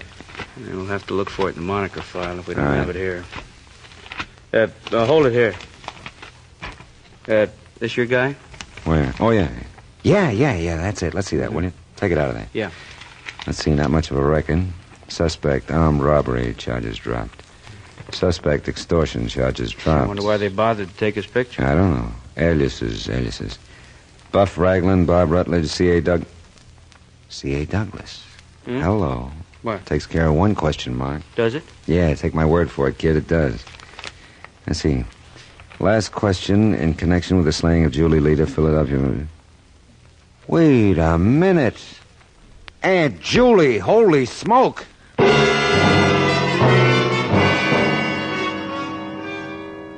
I knew I didn't like this Martin Allman. I didn't bother to check his record. I got the picture. No wonder Buff ran from me like the plague. Martin had suckered me into setting Buff up for the kill. Marlowe, the finger man, that's great. Well, I got back to the theater and practically nothing flat. Yanked Blossom practically off stage, shoved her into my car, and drove like mad to the little gray house behind the little gray house. Prentice said Buff had left Skid Row. If he wasn't on Waring Street, he might be anywhere, including dead. Martin was paying off a cab driver in front of the house. Blossom cued me to the alley entrance and back. Please, God. Please don't let anything happen to him. Don't crack now, honey. We'll make it in time. If you just let us in. He's got to, Mr. Marlowe. He's my husband. Okay. Take it easy, baby. Stand away from him, Blossom, or I'll kill you, too. No, Buff, no. Now, listen, Buff, Martin's coming in the front. You can't waste time with us. I don't believe you, Marlowe. You're part of the deal. Hey, what is this? You should have listened to me, Buff. I'm sorry, Blossom. I had to. He's all right. He's just out. Now, listen, you got to answer that front door. No. Answer it. I'll be right behind the door. He won't do anything to you. Just let him come in. But I'm afraid. So am I. Come on. Oh, how do you do? I was looking for a gentleman by the name of Buff Ryan. I'm an old friend of his. I understood he lived here. Yes, he does. Is he at home now? Yes. Won't you come in? Oh, thank you.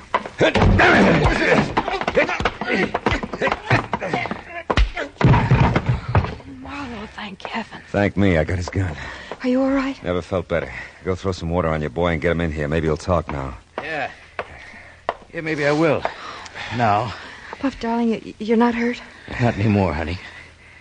I don't figure you, I guess, Marlowe. I thought you were on Martin's team. I was at first, when I thought the business about you inheriting the $5,000 was legitimate. What's he got against you?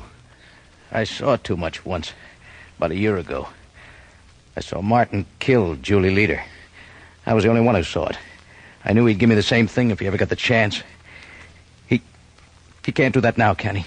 Not if you'll talk. When we get the law here. Buff, why didn't you tell me? Silly question, honey. Sure, Marlowe. Call the law. It'll be almost a pleasure to talk.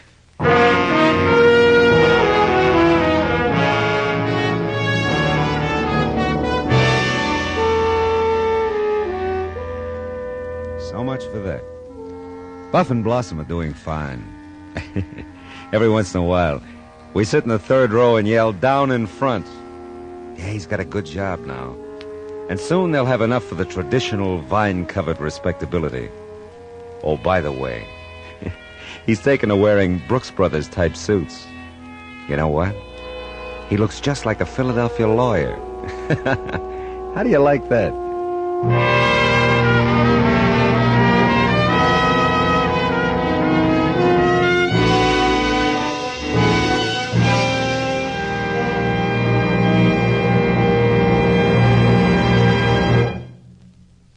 Adventures of Philip Marlowe, bringing you Raymond Chandler's most famous character, starring Gerald Moore, are produced and transcribed by Norman MacDonald and written for radio by Kathleen Height.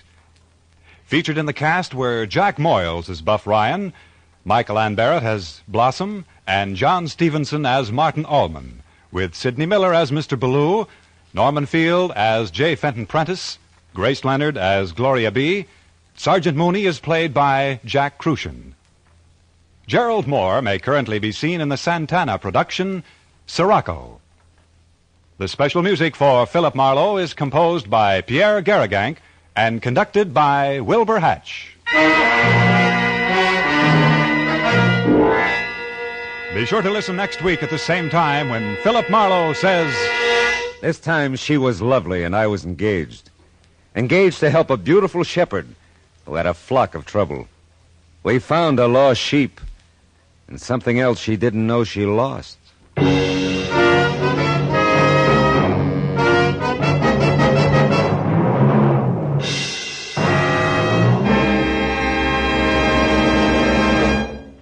This coming Monday night, keep the evening free because the great fall parade of stars and shows back to CBS Radio will begin in earnest.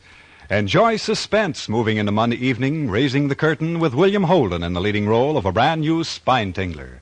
Enjoy Lux Radio Theater's The Mudlark starring Irene Dunn and Sir Cedric Hardwicke. Enjoy The Bob Hawk Show back in business with $3,000 to start the season's Quiz Bang fun. Yes, they're all coming back to CBS Radio this Monday night. Yours on most of these same CBS stations. Today, with the country rising to meet the challenge of aggression, the Red Cross has been asked by the government to undertake tremendous tasks. By giving generously to the Red Cross, you'll help mobilize for the defense of your families, your community, and the nation. Give as much as you can today. Clarence Cassell speaking. This is the CBS Radio Network.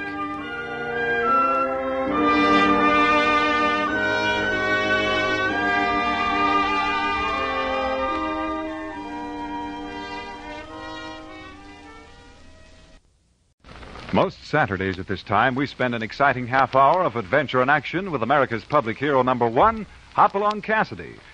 Well, even two-fisted cowboys take summer vacations when they can, and Hoppy is no exception. But Hopalong and Topper will be back with us riding the CBS air trails again 3 weeks from tonight, September 22nd. Get this and get it straight. Crime is a sucker's road, and those who travel it wind up in the gut of the prison of the grave. There's no other end. But they never learn. From the pen of Raymond Chandler, outstanding author of crime fiction, comes his most famous character in The Adventures of Philip Marlowe.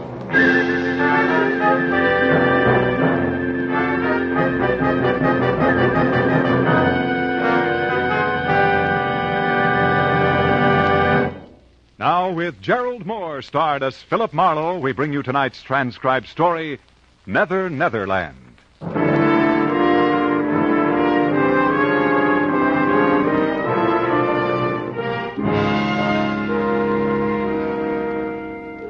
There are times when life makes no sense at all. When confusion is the keynote and all we do is run in ever-tightening circles. The 1 and 1 is 2 school is closed and nothing comes out even. In the 30 hours just past, I'd wrapped up a case and considerable of my youthful zest along with it. I was bone-tired. When I reached my apartment, sank deep into my bed. It wasn't so much to sleep, but to die a little. And I was not long dead.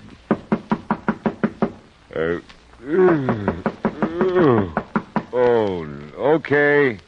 Oh, where are those slippers? Okay. Who needs more than 15 minutes sleep? Yeah. Yeah. Mr. Marlowe, I've got to see you. It's very important. Yeah, it better be. It's awfully late, I know. You're nice to let me in. Did I let you in? Yes. Just now. You're not still asleep, are you? No. No, I don't think so. You see, I always sleep lying down. It's a habit. You must know I wouldn't bother you this way if it weren't that... Well, someone's following me, Mr. Marlowe. Oh? He's been following me for I don't know how long. I'm so frightened. Oh, come on. How about a cup of coffee, huh? Oh, really, Mr. Marlowe, I don't think you're listening to me. I can make it worth your while. I wish you'd wake up. Yeah, well, that's what coffee's for. Come on. You can talk to me while I make it, Now, you were saying someone's following you. A man. Naturally. Who is it? Why, I don't know. Uh-huh. Well, sit down over there at the kitchen table. This won't take long. Thank you. Now, why would anybody be following you? That's the silliest question I've asked in days. But it isn't silly. I've tried to figure it out myself. I haven't done anything. I don't have anything. Yes. Well, we'll let that go. Look, maybe I ought to know your name, huh? Oh, I'm sorry. I'm Carolyn Shepherd. Don't be sorry. I'm glad you're Carolyn Shepherd. Why? Well, because it beats the heck out of being George Shepherd. Dee Dee said she thought you'd help me. That's why I came. Dee Dee? My roommate, Dee Dee Reynolds. Oh. She doesn't know you or anything. She just said if she were troubled, like I am, she'd get in touch with you. Yeah, well, that's nice of Dee Dee. Does she know somebody's been following you? No, I haven't told anyone. Oh. I don't know her very well. We haven't lived together long. I don't know. I didn't want to frighten her, too.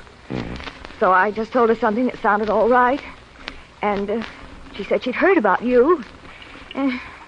Oh, your water's boiling. Oh, thanks. Does he ever call you? No, we don't have a phone. Oh.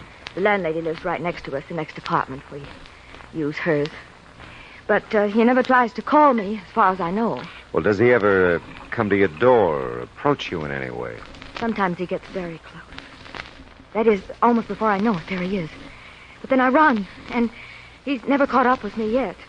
Well, he could just be watching you then, huh? Yes, I guess so. But why? I don't know. Maybe we can find out.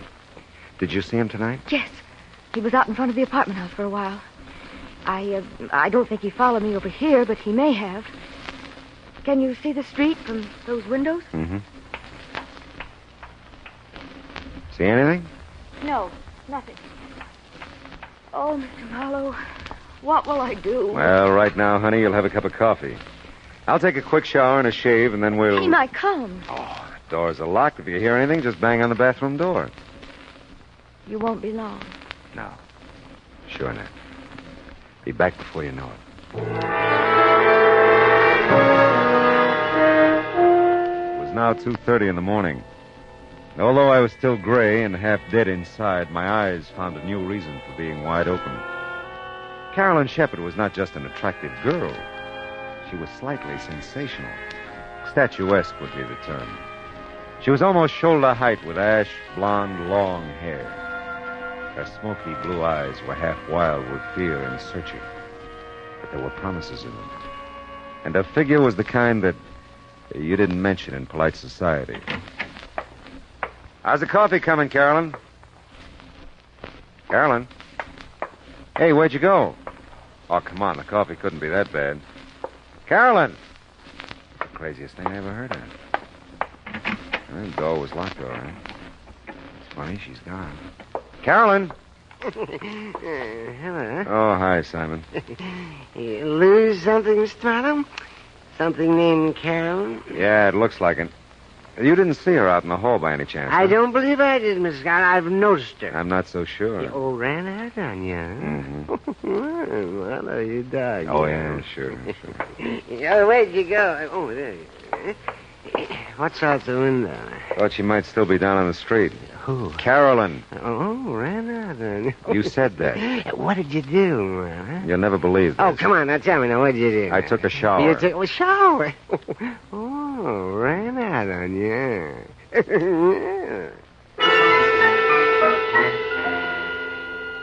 Simon was listening badly, but enjoying a good laugh when I left him. Back inside the apartment, I reached for a cigarette and a few conclusions.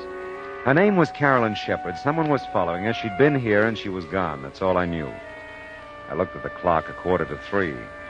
I remember the coffee I'd made, started to the kitchen to get a cup when my foot and eye caught something at the same time. It was a billfold. The driver's license said Carolyn Shepherd, and it gave a Yucca address, apartment 3. Physical description didn't do her justice. But it heightened my memory, and I was there in no time.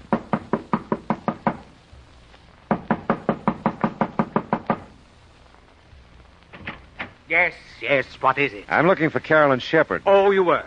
Well, she isn't here. I don't know her, but I'd like to meet that young woman sometime. It's a pleasure, believe me. Now, look, I'm sorry. They're always sorry. Between the freeway by day and the traffic at this door by night, on account of Carolyn Shepard, body can't get any rest or sleep. I'm really sorry. I know it's late, but Late? you see... I can't imagine what kind of a person she is, that men can knock on her door, or any door they think is hers at all hours. I'm not going to stand for it. I'm going to move. And someday I'll meet this young Shepard person, and I'll give her a good thrashing. You do that, but just tell me one thing. I'll tell you nothing. How long have you lived here? 6 weeks. 6 of the most miserable weeks of my life. Thanks. Very much. My goodness, what's going on out here? I guess I have the wrong address. I didn't mean to wake everybody up. Why, you didn't wake me up. Just Mr. Norton, I guess. I guess it's insomnia. I just practically never sleep nights. You ought to get together with Mr. Norton. He tells me he has the same kind of trouble. He isn't a very pleasant old gentleman, is he? No. Oh, my. I guess I should introduce myself. I'm Hester Hutchison. I'm the manager of the building. Oh, well, maybe you can help me then. I'm trying to locate Carolyn Shepard. This is the only address I've got for her. Oh, I'm sorry. You're sorry? Carolyn did live here, but she moved about 6 weeks ago. And for some reason or other, I never understood really, she didn't want to leave any forwarding address. I see.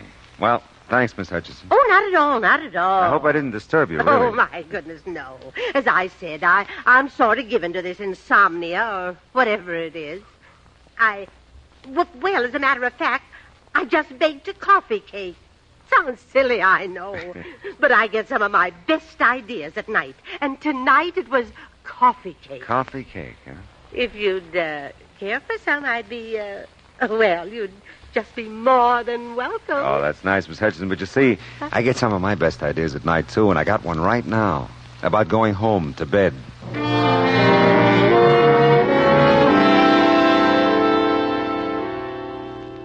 I could sleep. I knew I could. I could have been sleeping at least an hour if Carolyn Shepard hadn't decided to come into my life and go out again. Well, I didn't know where else to look for her, so I decided to give my little trundle bed another whirl. I'd gotten about 10 out of the usual 40 winks.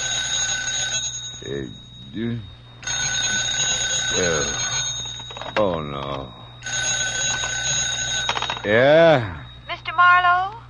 I think so. I'm Dee Dee Reynolds, Mr. Marlowe. Well, that's swell. I guess she isn't, but is Carolyn Shepard still there? No, she is... Who'd you say this was? I'm her roommate, Dee Dee Reynolds.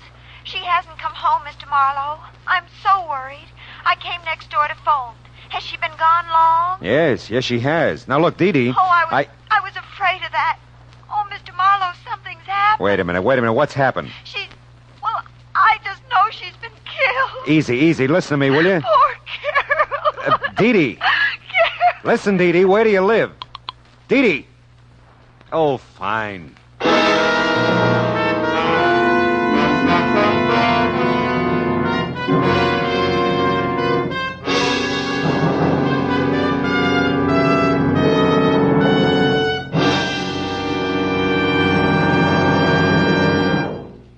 In just a moment, we'll return to the second act of Philip Marlowe. But first, James Fassett brings you the second part of his two-program series of Holland Music Festival selections, along with a few colorful words about the music, customs, and people of Holland as he observed them. That's on your Invitation to Music tomorrow afternoon on most of these same CBS radio stations. Listen to tomorrow for your String Serenade featuring Jerry Windsor with his singing strings in Music All America Loves. Now with our star, Gerald Moore, the second act of Philip Marlowe, and tonight's story, Netherland.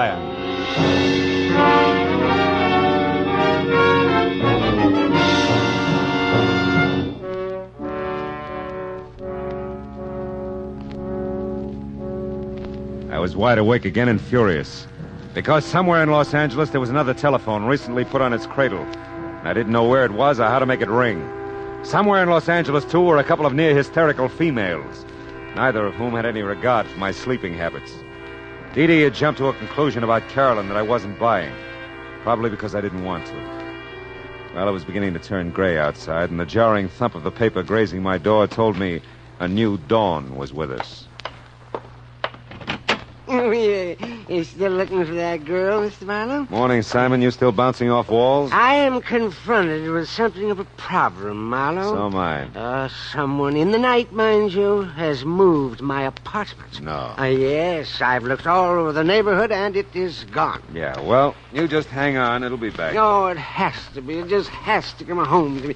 Oh, see, did you ever find her, Marlowe? Her. No, never did. Yeah, you were taking a shower there. Yes. Oh, Marlowe, you dog. Fine. You like coffee cake, Simon? Oh, my dear Marlowe, I not only like it, I respect it. And I'd be proud to join you in some of it. I'd just be proud. No, not me, Simon. About 3 blocks from here, over on Yucca. Ask for Hester. I thank you, Marlowe, from my heart of hearts. I thank you. Hail and farewell, Simon. Go. Well, let's see what's in the paper. International situation. You caught it. Inflation. Holy smoke. Police late last night found an unidentified woman beaten and unconscious in the Beechwood area near the Hollywood Hills. The young woman, tall and blonde, was taken immediately to the police receiving hospital in Hollywood, where her condition is reported as serious.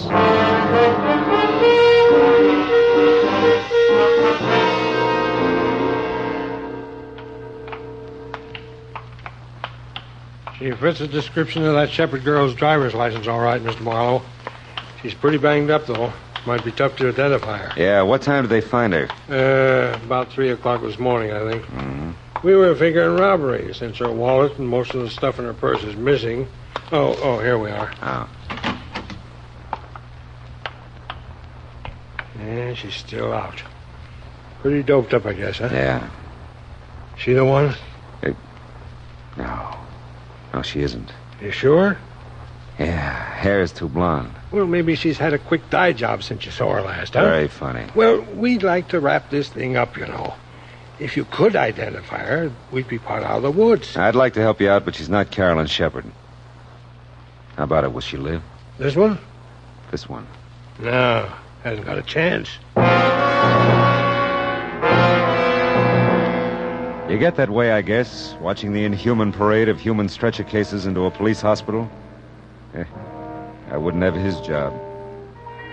The sunlight was fresh and warm outside, and the coffee I got at the Three Stool joint next door was neither. The now you're sleeping, now you're not routine of the night before hadn't exactly made me razor sharp. But by now I was alert enough to study Carolyn's wallet a little more intently. There was $12 in it, and stashed in with the bills a book of check stubs on a Hollywood bank. Don't let anyone tell you that banks don't open till 10 o'clock. If you make like breaking down a glass door, they'll let you in. And if you cause them that much trouble, they'll give you the address you ask for and send you on your way in a hurry. I felt better about this address for Carolyn.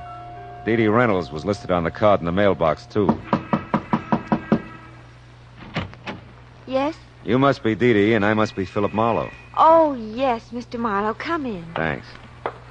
I'm just supposing that Carolyn made it home all right.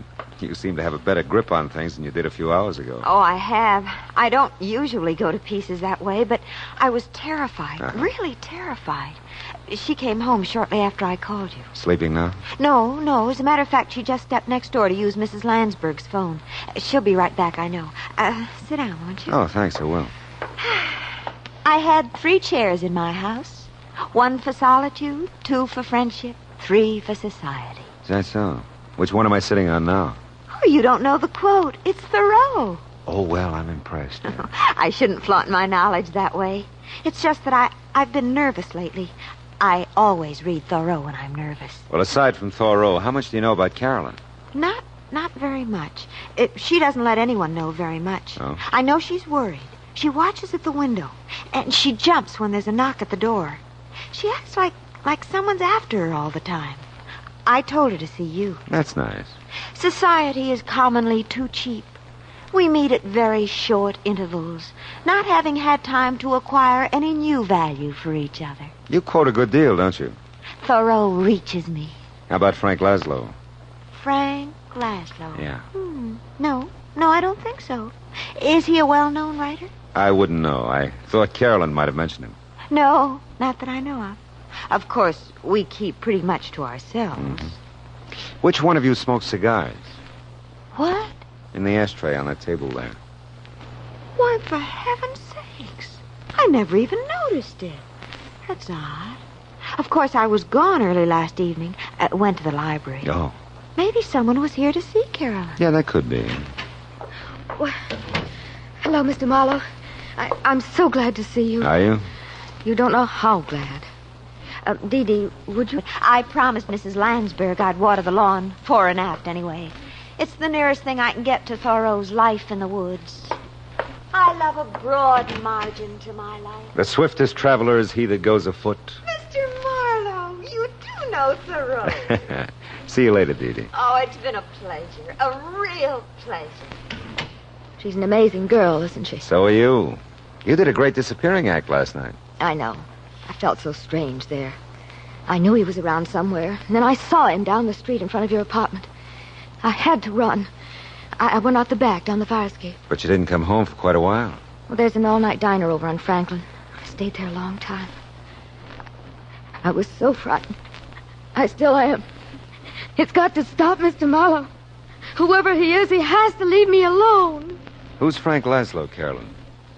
Why do you ask? Well, I looked through the check stubs in your wallet. You made weekly payments of $50 to Frank Laszlo for several months, up until 2 weeks ago. Well, he's just a family friend, Mr. Marlowe. He loaned me some money, and I've been paying him back. Yeah, but $50 a week is pretty much and pretty often. Well, I wanted to clear up the debt as soon as I could. I thought you had no family. I haven't. But we've known Mr. Laszlo for years. You see, I inherited a small amount when my father died, just last year. It was tied up for a while, and Mr. Laszlo just helped me over the breach, that's all. Does he live in town? No, he doesn't. If you're thinking he has anything to do with my trouble, Mr. Marlowe, you're very wrong. I wouldn't want him to know about it at all. You know, Carolyn, you never described this guy who's been following you. You know, I wouldn't even know what kind of a fellow to look for. Well, he's short for a man, not quite as tall as I am. And he's muscular looking. I think he's dark, too, although he usually wears a hat and a gray suit. Does he smoke cigars? I've never noticed that he does, no. You don't work anywhere, do you? How can I hold a job in the state I'm in? Oh, no, I just look and wait. What is it? I knew it. He's out there, Mr. Marlowe. Where? He just got in that car, the big convertible at the curb. Okay, honey, come on, let's go.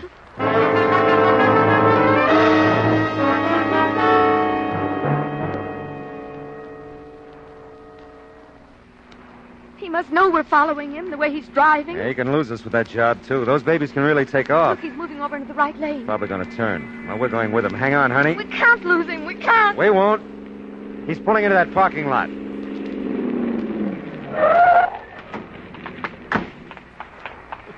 Well, sir, we made quite a chase of it, didn't we? Yeah, we did. Get out of that car. I was just about to... You know, you really shouldn't try to keep up with a car like mine. I was just toying with you that time. Now, if you want to make a real race of it... Now, wait a minute. How tall are you? Oh, I'm quite tall, really. 6'7" in my stocking feet. How tall are you? It doesn't matter. Why, what's the matter, young lady? She'll be all right. She's just a little disappointed. Come on, honey. No. You mustn't take it so seriously, young lady. Your companion here made a good race of it, considering he was up against great odds. Yeah, thanks. Mr. Oldfield. Pius Oldfield. Yeah, well, thanks.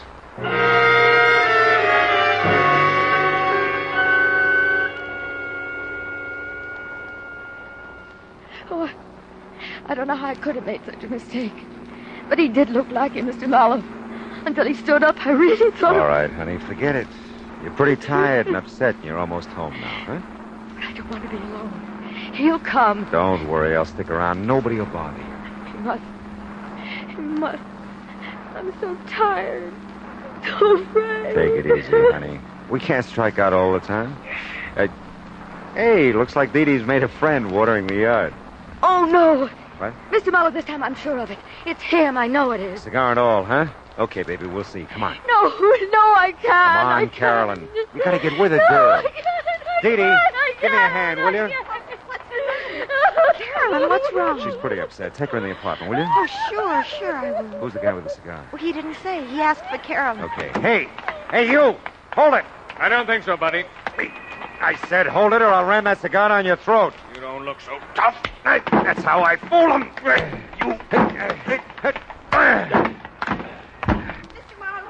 Are you hurt? No, go back to Carolyn. Get her in the apartment. Well, she's in Mrs. Lansbury's. She's not making much sense either. Just Nothing's crying making and any mumbling sense. things. Oh, he's really out cold. Yeah, now look, take a look in there. His auto registration. Read it to me. Oh, let's see.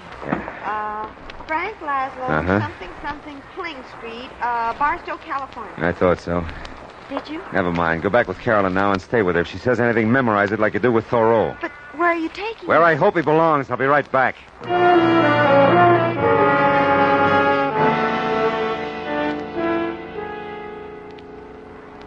Hey, you keep dropping in like this, and we'll be old friends, Mr. Marlowe. Never mind that. What shape's he in? Looks like a minor concussion. He'll be around in a little while. Who hit him? A very dear friend of mine.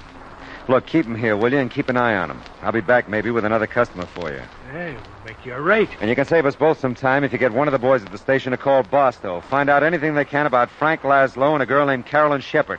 You can reach me at the Landsberg phone number I looked up on Cherokee.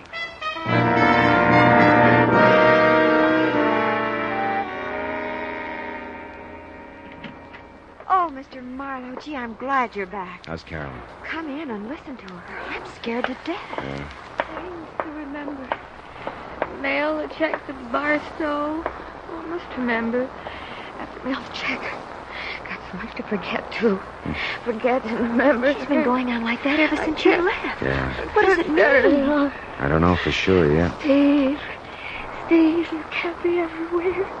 Everywhere I look. You can't be anywhere.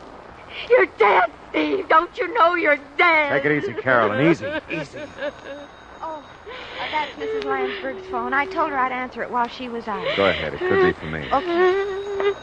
Carolyn, you're okay. Who are you? No. Steve. It can't be you, Steve. You're dead. I'm not Steve, Carolyn. Steve, you're dead. Don't you remember, Steve? I killed you. But you won't go away. You won't go away. It's for you, Mr. Marlowe. It's the police. Yeah, I know. I'll get it. She's... What's wrong with her, Mr. Marlowe? She fainted. She'll be okay. Poor kid. Yeah. She'll leave Mrs. Lansberg's door open? Oh, sure. The phone's right there in her living room. Thanks.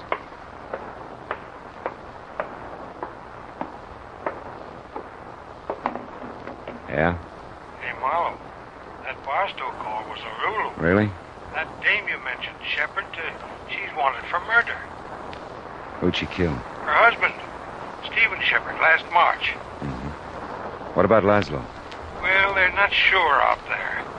He was questioned at the time, but they couldn't get anything on him. The dame apparently just vanished until now. Last time they had Laszlo in for questioning a couple of weeks back, he said he didn't know where she was. Must have a real bad memory, huh? You bringing the dame in? Yeah. I'll bring her in. She all beat up, too? I can send the wagon. No. I'll bring her.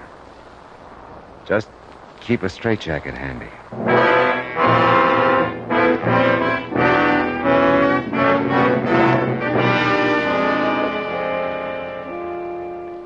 Like I said, there are times when confusion is the keynote.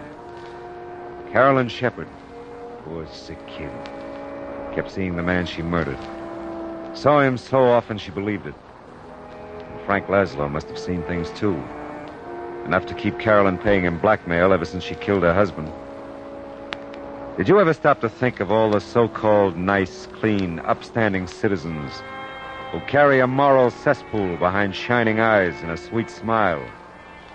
Suddenly they make headlines, like Carolyn. What's the line? For murder, though it hath no tongue, will speak with most miraculous organ.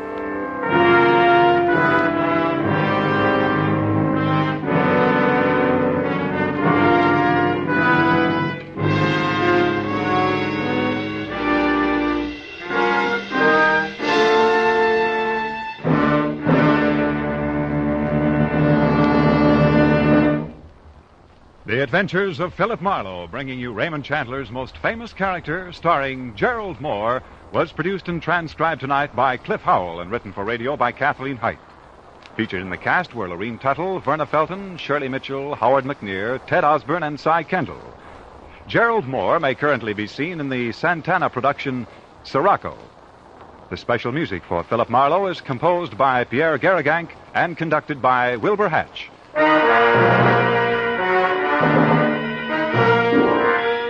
Be sure to listen next week at the same time when Philip Marlowe says... This time my plans for a fishing trip got caught in the line of a beautiful girl who didn't know upstream from downstream. I was in deep water for a while, but I finally caught my limit by using a special kind of bait.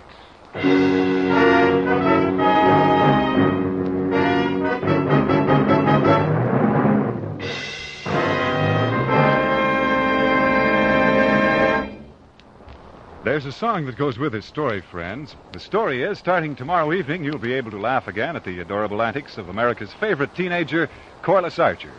Her boyfriend Dexter returns from vacation, too. So does her whole family.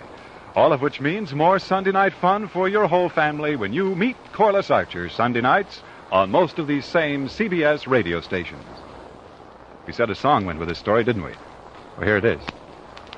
CBS. B. For the best. S. Yes, yes, yes. The stars that dress is CBS.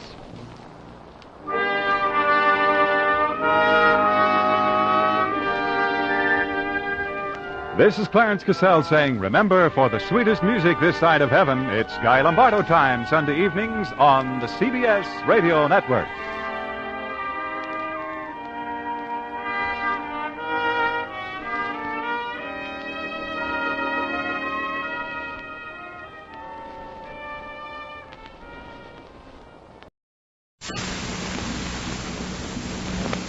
Most Saturdays at this time, we spend an exciting half hour of adventure and action with America's public hero number one, Hopalong Cassidy. Well, even two-fisted cowboys take summer vacations when they can, and Hoppy is no exception. But Hopalong and Topper will be back with us riding the CBS air trails again 1 week from tonight, September 22nd. Get this and get it straight. Crime is a sucker's road, and those who travel it wind up in the gut of the prison of the grave. There's no other end. But they never learn. From the pen of Raymond Chandler, outstanding author of crime fiction, comes his most famous character in The Adventures of Philip Marlowe.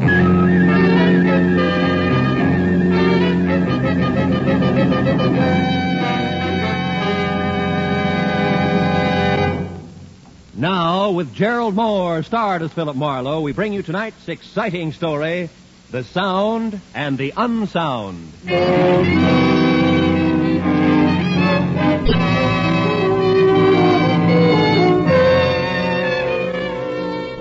You know, in my business, you get to the point where you think you've seen everything. In fact, you get there at least twice a week.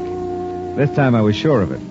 It was 10 o'clock at night, and stretched across my apartment door was the settee that customarily covered the frayed carpet about 10 paces down the hall. And stretched across the settee was a sturdy female in her twilight years. She was sound asleep. Hey, lady.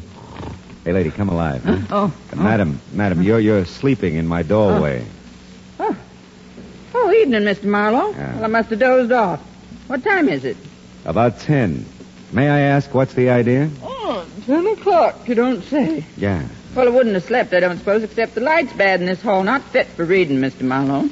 Yeah, well, I'll speak to the landlady. Now, I guess I better put this settee back where it belongs. I hauled it up your door so I wouldn't miss you. I can haul it back just fine. Yeah, I know, but you... Yeah. Now then, you remember me, don't you, Miss Marlowe? Lucille Bellows? Well, Letty Parmley's friend, remember? She introduced me to you one day in the supermarket. We all began to talk. Oh, sure. We had fun, didn't we? Yeah. Oh, we sure did. Yeah. Oh, by the way, before I forget it, Homer's gone now, you know. Is he really? Mm-hmm. 4 months tomorrow. Thought you'd want to know. Oh, I want to know that, sure. Don't really suppose I'd have to bother you if he was still around, but since he isn't, I just came right to you the moment I couldn't stand it any longer. Yeah, well, I'm glad you did. Might as well go into my apartment and talk about it, huh? Well, now, that's mighty nice of you, but we'd save a lot of time if we'd just drive right over to the court now. That way you'd be there when it happens. drive over to be there when it happens. I own that nice little bungalow court just off Fountain and Franklin, you know. Won't take us no time to get there if you've got a car. I've got a car. How did you get here? Walk. Do it every evening. Take a nice, brisk constitutional. Keep an old lady like me in fighting trim. How much do you weigh, Mr. Marlowe? About 190. Why? Bet I can lift you.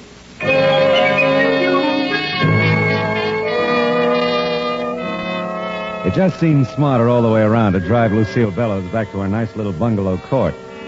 My memory wasn't as vivid as hers. I didn't remember Letty Parmley or our hysterical rendezvous in the supermarket or Homer or even Lucille. But the promise of my usual fee made that unimportant. Of two things I was certain: I'd never forget Lucille again, and she probably could lift me. I was still in the dark about everything else as the two of us entered our bungalow at the far end of the court. It was pure Grand Rapids and spotless. You just take that blue chair, Mr. Marlowe. I think that's the best seat. Leastwise, that's where I'm always sitting when it happens. When what happens? The sounds. Good criminally. Don't tell me I haven't told you about them. Well, you've been so busy telling me about everything else. Yes, but this is important. Ah. You see, for the last few nights, I've been hearing these strange sounds coming from Mr. Rogers' bungalow. That's the one right next door.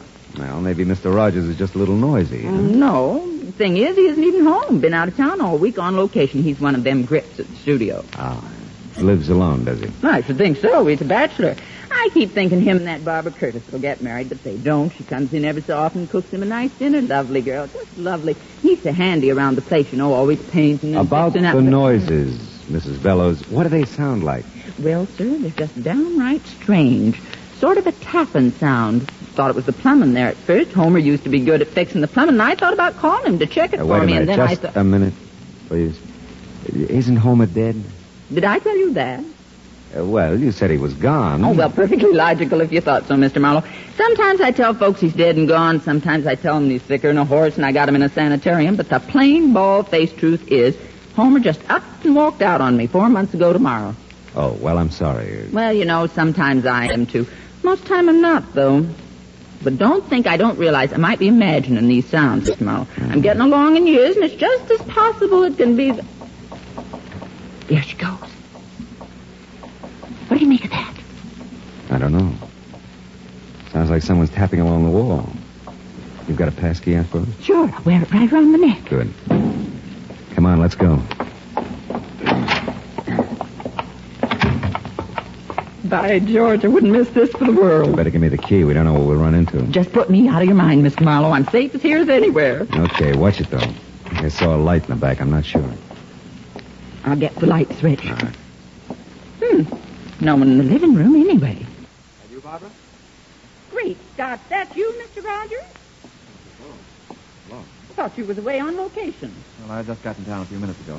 The boss needed something for the company. He sent me in to get it. Well, sakes alive. Well, I'm that embarrassed at barging in on you this way. Oh, this is Mr. Marlowe, Mr. Clinton Rogers. How do you do, Well, Marlowe? I don't blame you for looking confused the way you do, Mr. Rogers. I might just as well face up to it. For the last few nights, I've been hearing some pretty strange tapping sounds coming out of your place here. And I made up my mind I'd call my old friend Mr. Marlowe here to investigate them for me. Oh, I see. Say, you don't look too good, Mr. Rogers. Well, I'm fine. Well, we've been working pretty hard. I'm just tired, that's all. Well, you see, we heard those tapping sounds a while ago, Mr. Rogers, and then a duller, heavier sound just before we came over. And I must say, we didn't hear you come home, Mr. Rogers. Well, I came in the back way. The sounds you heard, Mr. Marlowe, I must have made them. I guess I dropped my suitcases pretty hard. I'm tired, like I said. I hope it didn't bother you. Yeah, but what about the tapping along the wall? I can't imagine what it could have been. I didn't hear it. Mrs. Bellows? Why, Mr. Larry, what on earth? The door was open. I saw you in there. I must speak with you, Mrs. Bellows. Well, I simply must speak with you. Well, all right, Mr. Larry. We sure were just thinking of you, Mr. Rogers, when we blew in here unannounced, you know. Sure, I know, Mrs. Bellows, and thanks. Don't mention it. I'll be in my bungalow if you want me, Mr. Marlowe. That's fine, Mrs. Bellows. Well, you think we ought to take a look around, Rogers? No, I don't think so, Mr. Marlowe. Mrs. Bellows could have imagined all those noises, you know. Yeah, she could, but I couldn't. Anyone else got a key to your place here? Why? Barbara Curtis, for instance? Mrs. Bellows told you? Yeah. No, but Barbara knows where I keep the extra key outside. But as far as I know, she's out of town, too. By the way, what studio are you with? Imperial. Uh-huh. Look, Mr. Marlowe, I'm really pretty tired. There's nothing wrong here, I'm sure, so... So it's okay with you if I leave now, huh? Well, I just... It's all right, Rogers. Oh, by the way, Mrs. Bellows tells me you're a pretty handy guy around the house, painting, keeping things fixed up, all that. Yeah, I guess I am. Why? Well, you just probably haven't had time to fix that crack in the plaster there running up from the hall closet. Why, no, I haven't. I'll have to get to that soon, too. Mm-hmm. That's been nice seeing you, Mr. Rogers. Yeah, same here. You plan to stay in town? Oh, sure. I'll be in town. All night.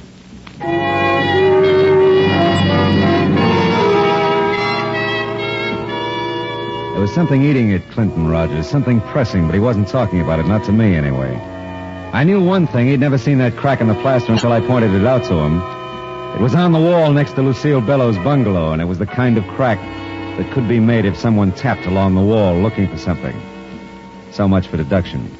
I went back to check in and out with Lucille. I'm just real sorry, Mr. Marlowe. Maybe it's all been over nothing at all. Well, Mr. Rogers will be home all night, so if you hear anything, just pound on his wall. Well, if he's going to be here, I'll feel better. I really will. Say, how's your friend who called you out of Mr. Rogers' bungalow a while back? Mr. Larry? Yeah. Well, now, he's a nice soul. Not the protective sort a woman usually sets her cap for, but Lord Almighty, I'm strong as an ox, you know. Yes, I know. Of course, I don't think he makes a dime. Mr. Larry's in women's hats, you know. No, but I could have guessed. Just why I'd hold out for a man who could support me, I couldn't tell you. Well, you look as though you've done all right by yourself. Well, I have, matter of fact. Got myself quite a little nest egg. Want me to show it to you? No, I'll take your word for it. Hey, wait a minute. You don't keep any amount of money here in the house, do you? Sure, keep it in the cigar box right up in the storage part of that hall closet there. Oh, safest place in the world.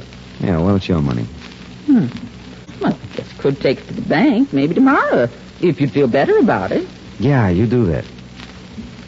Oh, before I go, are all the bungalows alike? Just like. All have that storage space in the hall closet. That's right. A little trap door thing at the top of the closet. It's like a little attic, you know. You can stash a lot of stuff up there if you're of a mind. Yeah, I guess you can. Well, I think I'll go now, Mrs. Bellows. Give me a call tomorrow, will you? Yes, sure will. And I'll have your pay for you then, if that's all right with you. Oh, sure. It's just fine. Good night, Mrs. Bellows. Good night, Mr. Marlowe, and a million thanks. Just a million. My pleasure, Mrs. Bellows.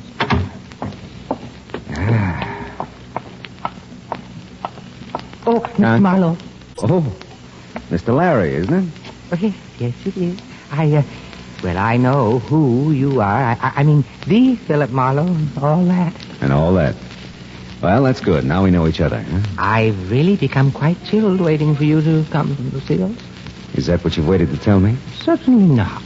Confidentially, Mr. Marlowe, I know something that may interest you. Oh? Well, it's quite obvious to me that something's going on around here. Something odd, I mean. Are you closing in on a point? Because I wouldn't want you to get any more chilled. Very well, Mr. Marlowe. I'll be brief. But it just may interest you to know that I've seen Homer around here. Quite a bit. In the last few days. Now, what do you make of that? I don't know. What do you make of it? Well, I don't know. I must say, I thought it would mean something to you. Yeah, well, it might mean more to Lucille. Why don't you just trot in and tell her all about it? Well, I will. I'll just do that. And I'm sure I'll never trouble you with any of my ideas again, Mr. Marlowe. Goodness. Yeah, well, Lucille's as strong as an ox. Oh, that bed's gonna look real good.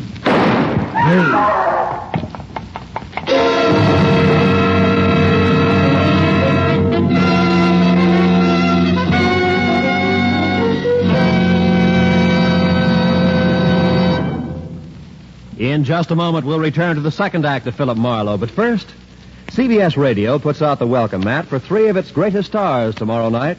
Jack Benny and his gang start the new season. My Friend Irma becomes a regular Sunday feature on CBS Radio, and Tony Martin will rejoin Joe Stafford on the Contented Hour. Be listening for Tony and Irma on most of these same stations, and Jack over them all. More than ever before, CBS Radio is the star's address. And now with our star, Gerald Moore, the second act of Philip Marlowe, and tonight's story, The Sound and the Unsound.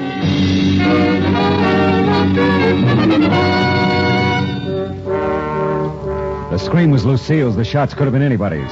The little bungalow court came alive as I raced back up the sidewalk to Lucille's bungalow. The lights came on in every unit except one. Clinton Rogers' bungalow was dark. Lucille bolted out of her front door to meet me. Oh, Mr. Marlowe, thank the good Lord you heard me. Where'd the shot come from? Mr. Rogers' bungalow. Here, take my key. Yeah. I've got to tend to Mr. Larry. What's with him? Fainted dead away when he heard the shot. Oh. I'll come in as soon as Mr. Larry comes to. Okay.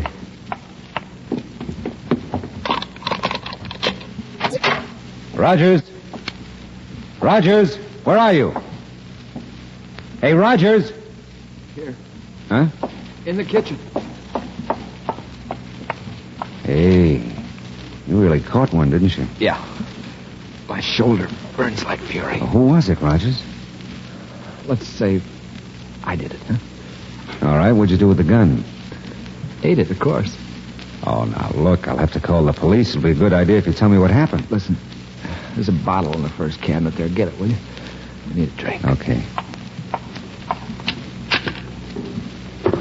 Just uncap it. I don't need any glass. Here you go. It's great. Burns, too. Everything burns. Here, have a drink. Thanks. Well, okay, Rogers, I gotta call him now. Yeah, okay. First, though, listen. Will you call the studio? Yeah, I'll call him after we get you to a hospital. I'll tell him you had an accident. No, tell him I quit. Quit? Yeah. What, look? No, don't argue. Just tell him that. Okay, it's a promise. Now, Tell Barbara to... Tell Barbara to... Yeah, Rogers, tell Barbara what? Tell her to...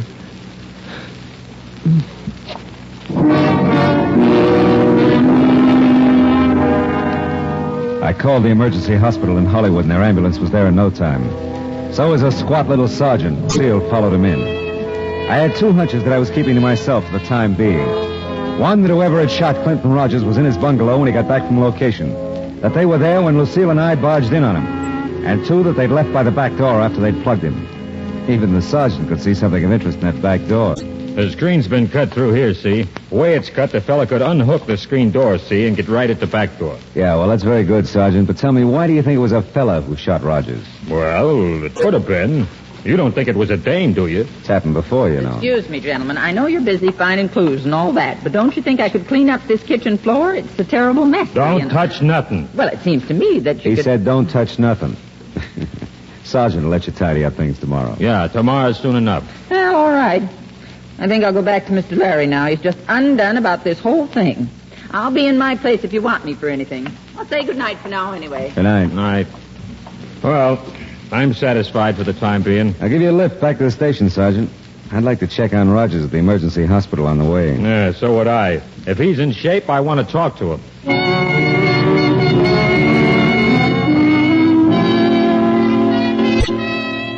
The news from the emergency hospital wasn't too good. They'd taken a slug out of Rogers' shoulder at 38. He'd lost a lot of blood and was still out. I left Rogers' phone number as the place I could be reached if his condition changed. And before I left, I checked the city directory, which made my next stop a very interesting one.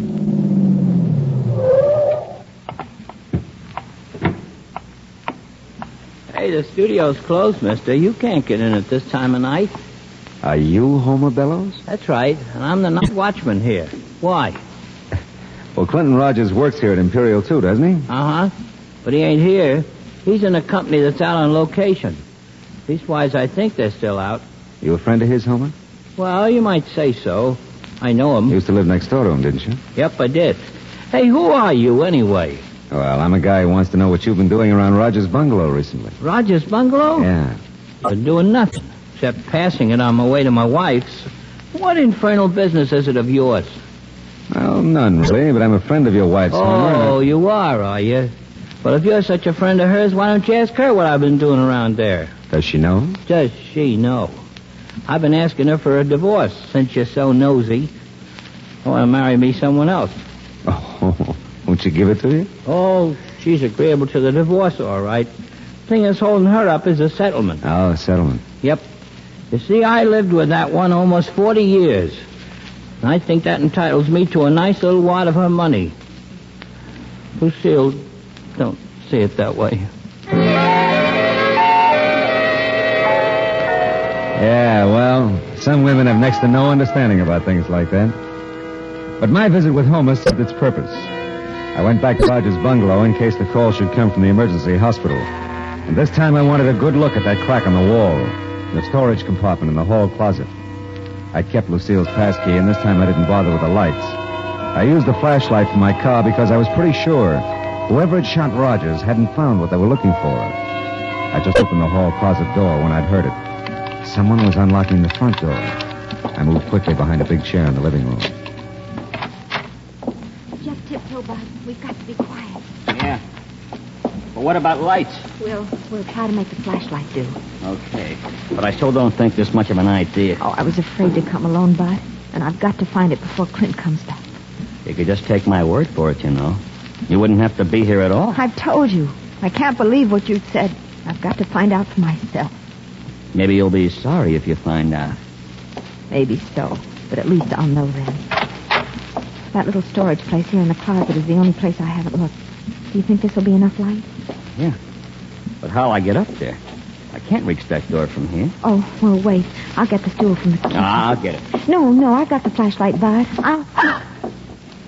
Oh, good heavens, Bud. Here in the kitchen. It's blood. Yeah. Sure is. Who's that? Hey, Don't reach for anything, Bud. You're covered. What's happened to Clint? Somebody shot him. Oh, no. He's not dead yet, Miss Curtis. You know my name? Yeah, he mentioned you. I'm Philip Marlowe. Mrs. Bellows called me on this. Oh, Why don't you put the gun down, mister? I will when I find out a few things. where is Clint? I want to go there. Police took him to the emergency hospital. Police? Yeah, they're going to call me here and tell me how he is. He was still out when I left a while ago. Come on, Bud. You've got to take me there. Why, yeah, Barbara, sure. Yeah, not yet, kids. Not till you two tell me what you came to find here tonight. And the other night you've been here. Other night. You said a while ago you'd looked every place but the hall closet. But I've never been here at night. Not without Clint. Don't talk to him, Barbara. You don't have to. I won't. Mr. Marlowe, you can't keep us here. I have to go to Clint. I have to be with him. I'll get that. And don't forget you're still covered, Buster. Yes? Marlowe? Yes, Sergeant. How's Rogers? He's over the hump okay. They gave him a sedative a while ago. He's out like a light. But he's going to be all right. I see. Did he say anything? Were you able to talk to him? I was able, but he wasn't. Sort of delirious, I guess. Mumbled something about Barbara. And then just after they gave him the shot, he said over and over, "Don't be a fool, Bud. Don't do it, Bud." He did, huh? Well, that's something. Is it? Sure is. Thanks, Sergeant. I'll call you back. What did they say about Clint? Well, it looks like we're looking for a murderer now. Oh, no. Take it easy, honey. We had one break, though. Clint! It'll interest you, Bud. Will it? The police know who shot him. Clint told them. Bud, what are you doing? Just protecting myself, Barbara. You want to use that gun now, Marlowe? I'm keeping it right here in front of me. Yeah, I see. I thought you'd have a .38, Bud. That kind of clinches it, doesn't it? Not yet, it doesn't. Bud, please, don't. Stand still and shut up. Drop your gun, Marlowe. Let it go, kid, and we'll talk about this. You won't get hurt unless you hurt it. Drop your gun. Bud, someone's coming. Mr. Marlowe. Look out, Mr. Marlowe. Oh, my... Thanks for the souvenir, Bud. Oh, my goodness. Good work, Mr. Marlowe. Barbara, honey, are you all right? Yes, I'm all right, Mrs. Bell. How about that, Mr. Larry? Coming in when you did, you're nothing but a bloody hero. Oh, my... I feel so... Good Lord, there he goes again.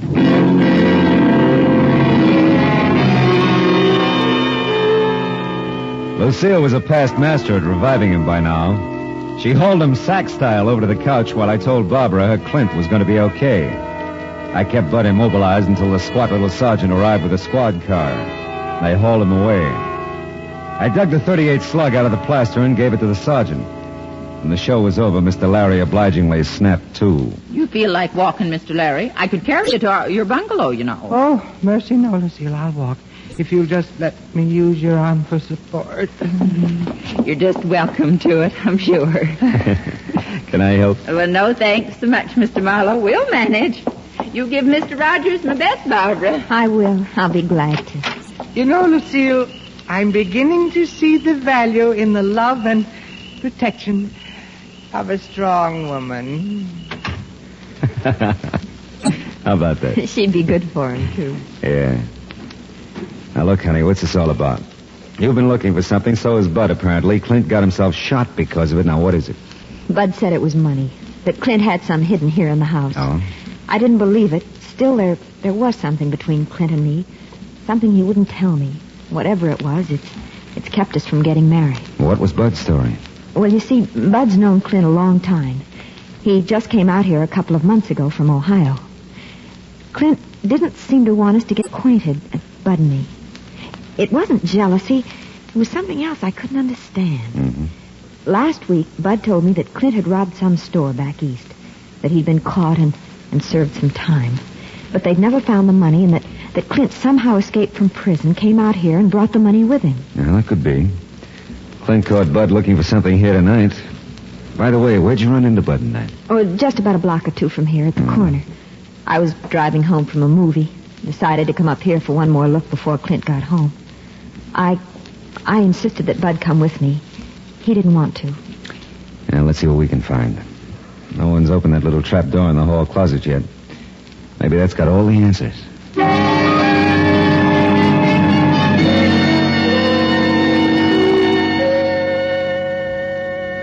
Why, it's a strong box, isn't it? Yeah, it's not very heavy, though. There, I see now. No money at all. A couple of war bonds made out to Clinton Rogers and or Thomas Rogers. Clint said he didn't have any family. Hey, look, here's an envelope with your name on it. Oh, for Barbara Curtis to be opened in case of my death. I don't know what to do. Well, don't look at me, honey. I can't decide for you. You will go with me when I tell him, though, won't you? Sure I will. Let's see.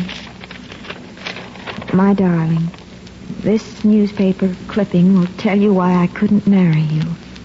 When you read it, you'll see why. I love you, Clint. I'm afraid to read the clipping, Mr. Marlowe. Let me see it. Not pretty, honey, but it isn't about Clint. But then who? It's about Thomas Rogers, who at the age of 16 murdered his father and mother. The story says he escaped from the Ohio asylum for the insane in June of this year. Officials think he may attempt to contact his brother Clinton in California. And Bud is... Yeah, it's his picture with the story. Oh, Clint. Poor Clint. What a horrible, horrible thing for him to live with. Yeah. But, honey, Mr. Larry said it a little while ago. The love and protection of a strong woman. Clint has it, Mr. Marlowe. I've never been so strong or so protective, and I've never loved so much.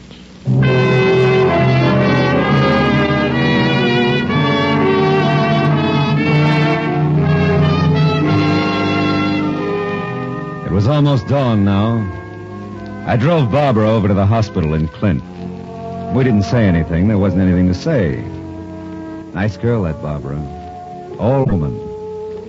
You know, I never could understand the guys who pronounce woman as wool man. What would we be without them, huh? Oh, they have their faults, but what would they be without them? Yeah, truly it's been said. There's nothing like dame. Wonder what Rita's doing tonight.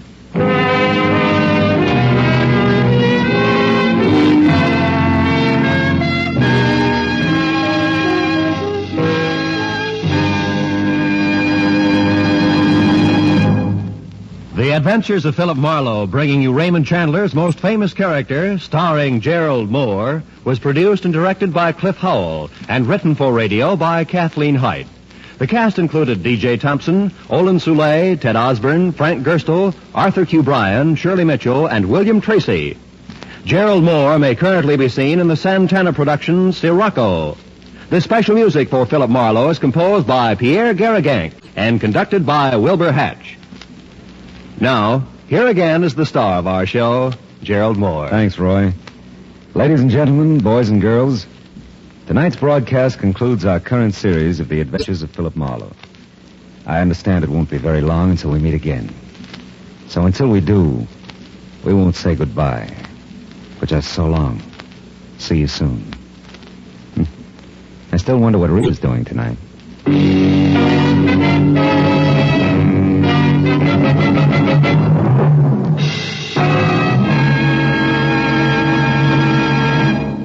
Lovable, Laughable My Friend Irma, starring blonde Marie Wilson, is back on CBS Radio Sunday evenings now.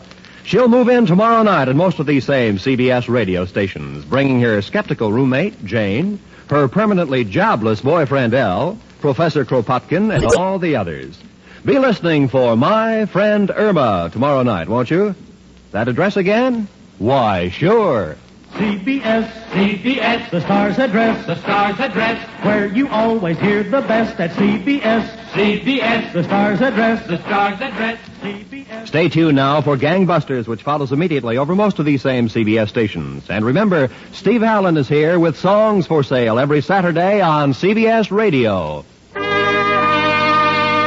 Roy Rowan speaking. This is the CBS Radio Network.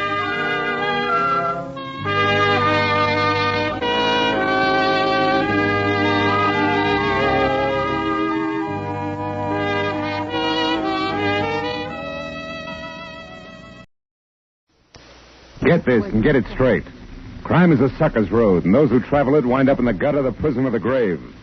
This time I tangled with a mad Scotchman, a phony English lord, and a beautiful blonde corpse in a freight house, all because of a butler who walked on his knuckles. It happened like this. From the pen of Raymond Chandler, outstanding author of crime fiction, comes his most famous character in The Adventures of Philip Marlowe.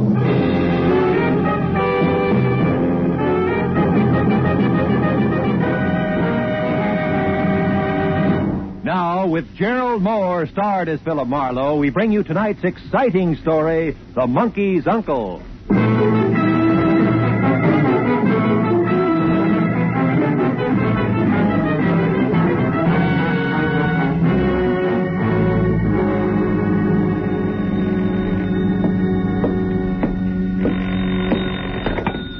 Hello. Mr. Philip Marlowe, please. It's very important. This is Marlowe.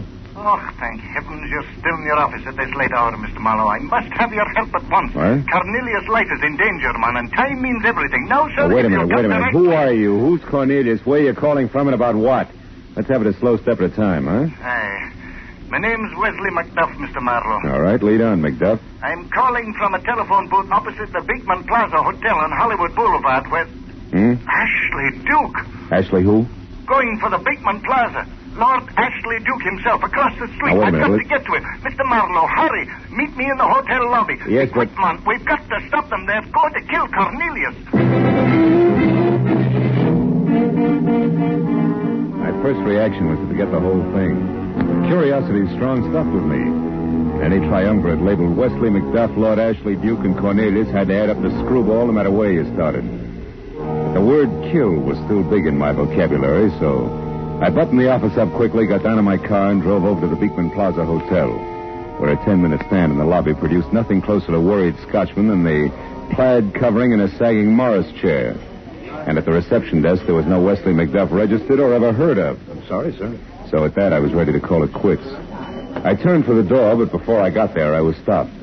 The uniform said bellhop, and the sprinkle of freckles plus brown cowlicks said all-American boy. But the shifty eyes and the narrow mouth that slid over to the side of his face when he talked said something else, like racetrack tout. Say, pardon me, sir, but I happened to overhear you ask after a Scotchman. Wesley Macduff, was it? Yeah, you know where he is? Well, yes, and... Yes, and how much? 10? 5. Okay, sport, 5. But let's get out of the traffic, huh? Over here, this map, like I was pointing out something to you. That's a fresh idea, yeah. Thanks. Divider? Oh, here. Now, where's Macduff? On his way to Burbank, dead drunk. You're crazy. I talked to him less than half an hour ago. He was stone sober and a long way from the party mood. Could be. But 15 minutes ago, I helped Lord Ashley Duke piling into a cab. Wait a minute. Ashley Duke, how does he fit? He found this Macduff in the alley outside. Oh. I was just coming back from dinner when I saw him pick the guy up. He couldn't say a word. Huh? But a Blue Shield medical card we found in his wallet read Wesley Macduff, 13 Vineland Avenue, Burbank. Boy, he was out colder than my old man. Yeah, now listen, Junior, here's another 5. Fill me in fast. Who's Lord Ashley Duke? A nightclub character. Entertainer. Lives here with his wife, Lady Ashley Duke, when they're in L.A. Well, is he legitimate, this Lord business? Nah, but he plays it to the hilt. Why, after we piled that Macduff into the cab, he dusted his white gloves off genteel-like, slipped the monocle he wears into his eye, and grabbed another cab and shoved. He's a phony. His real name is Bert Dukes, and the lady is Gert. And on her, it shows. What do you mean shows? That the second she gets behind the door, they got suite 312, she climbs out of her accent like it was a tight girdle. Especially when she and that niece of hers go at it. Yes, sir, the famous Merrimack Caverns are on Route 66 near St. Louis. Oh, good evening, Mr. Fisher. Good evening, Tompkins. Okay, where were we? The niece. Oh, yeah. Quite a doll. Her name's Merle Brimmer. Acts as a business manager, so she must also have brains. Now tell me, who's Cornelius? Cornelius? Yeah. What's breaking you up? Who is he? Nobody but the star of the act. The Lord and Lady do a farce thing, a takeoff on English drawing room stuff, and Cornelius plays the butler. Plays it in a derby and a boiled shirt, no less. Why the giggles? You've seen a derby and boiled shirt before? Yeah, sure I have. But on Cornelius, it looks different. You see, mister, he's a chimpanzee. If there, Cornelius definitely added screwball. But I also knew the prospective client, Macduff, had been sapped and piled into a cab for good riddance, which could add to less than funny. So I decided I'd look around a little longer, especially in the vicinity of Milady's chamber, number 312. When I stepped out of the elevator on the 3rd floor, an owl-faced waiter was just piloting a dinner cart loaded down with dirty dishes out of the room. And when the cart joggled out of the corridor rug, it nearly upset a coffee pot, which left the waiter's mind on the juxtaposition of cart and pot and not the door. It he'd left open inches. I waited till he passed me. Then I moved up to where I could both see and hear Lady Ashley Duke and her niece Merle exploding at each other through an after-dinner conversation.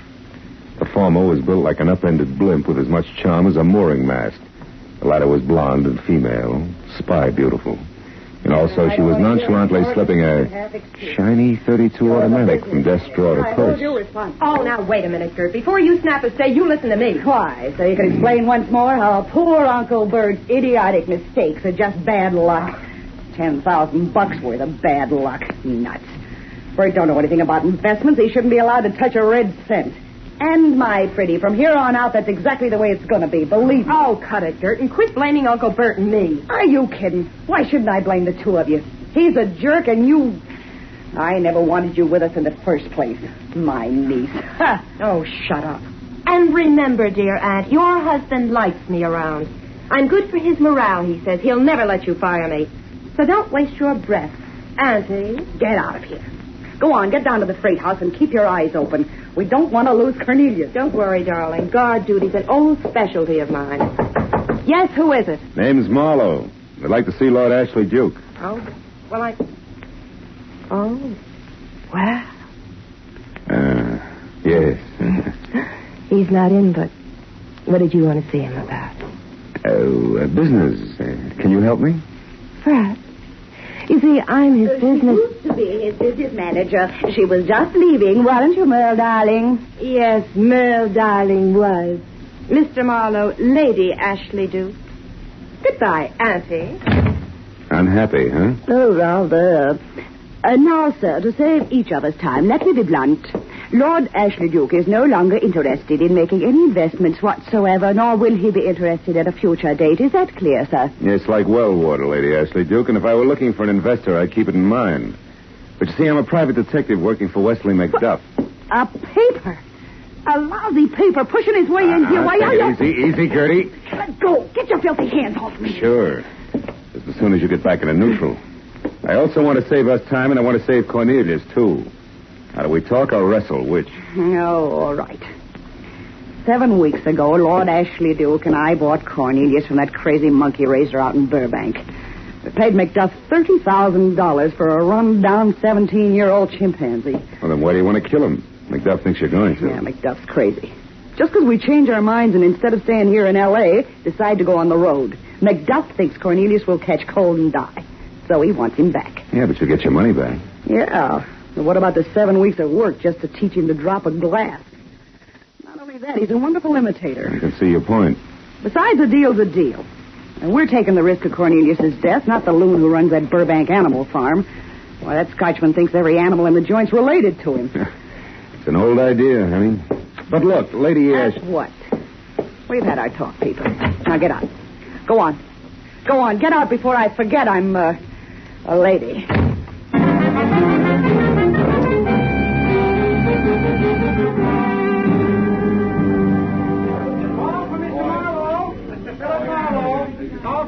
Over here, Tompkins. What is it? A telephone call, sir. Booth 4, this way, please. Make out all right up there? Jim Dandy. Good. Now, if you feel I was underpaid... I feel we came out even, Buster. Besides, I'm running low on farthings. Unless, Yes? You know where the freight house Cornelius calls home is located. Blank. Okay. So long, Tompkins. Hello? Mr. Marlowe? Yeah. You all right, McDuff? It takes more than a foul blow in the dark to stop me, man. And it's just what Lord Ashley Duke is going to discover in many minutes. What do you mean? That I've run out of patience. I'm going to act, not talk. I'm about to take Cornelius back with my own hands, and I want you to help me. Oh, now, wait a minute. Look, man, I'm in a drugstore at Pershing Square, close by the freight house where Cornelius is caged for shipment. I want you to But meet you me. can't steal him, McDuff. I can. Steal him and disguise the animal so they'll never be able to claim him again. So they won't be able to kill him. McDuff, I can't go along with that. Then I chose the wrong man. Oh. There's precious little time left, Mr. Marlowe. Tomorrow they leave Los Angeles. Now, will you help me? No. Besides, McDuff, you'll never get away with it. There's a girl, Ashley Duke's niece, who's got a gun, and I... McDuff!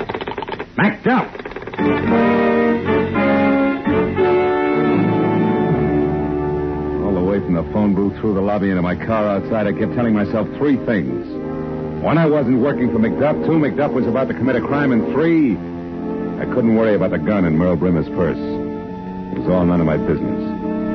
So when I was in behind the wheel of my car, I pointed it toward my apartment on Franklin, lit a cigarette, and forgot about the whole thing. But a block later, I threw the cigarette out, turned, and headed for Pershing Square. Scouts with animal farms in Burbank obviously weren't the only crazy people in Los Angeles.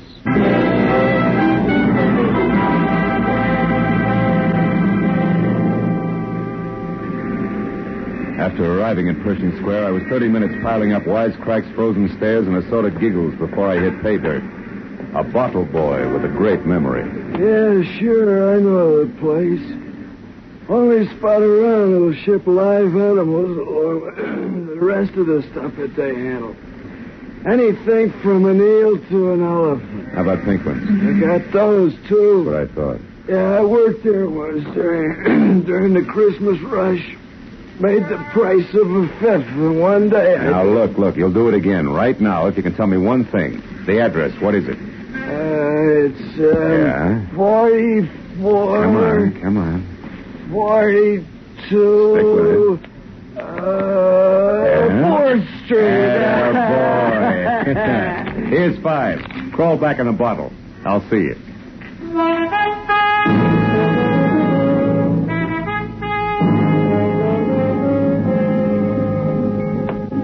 The neighborhood was half residential, half industrial, and all run down, including the freight house, which was 2 windowless stories of dirty red brick, hovering over a loading ramp on a deserted, shadowy street.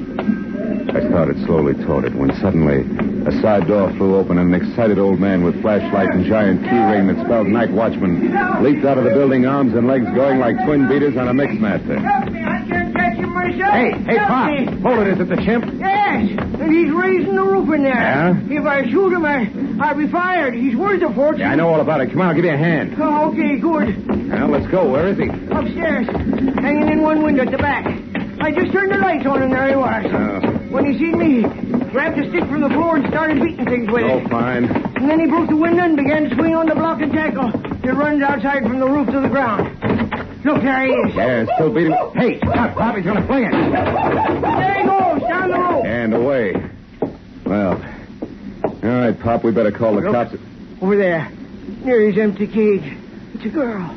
Blood all over her head. Holy smoke. Merle Brimmer. She's dead? Yeah.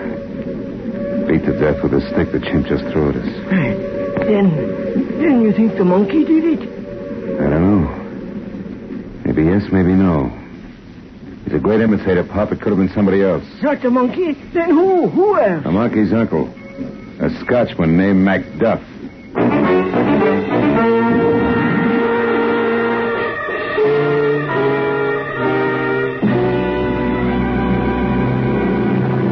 In just a moment, the second act of Philip Marlowe. But first, Groucho Marx will make another of his famed personal appearances on most of the same CBS stations this Wednesday night.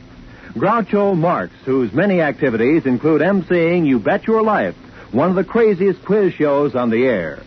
You're cordially invited to hear Groucho Marx every Wednesday on CBS. Now, with our star, Gerald Moore, we return to the second act of Philip Marlowe and tonight's story, The Monkey's Uncle.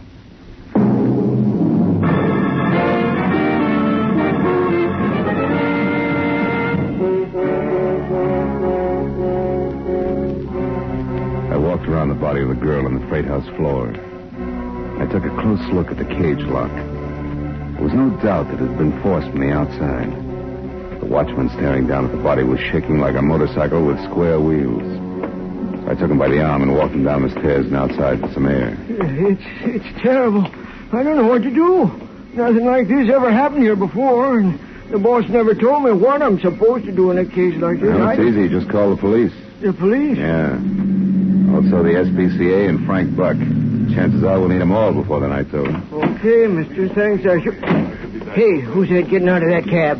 From the top hat, cape, and spats, I'd say it was one Lord Ashley Duke, the legal owner of the chimp. Oh, what are you two blighters staring at him? Out of my way. Just a moment, before you go inside. I want to talk to you, Lord Ashley Duke. You know my name, do you? Well, now, Joe, that's interesting.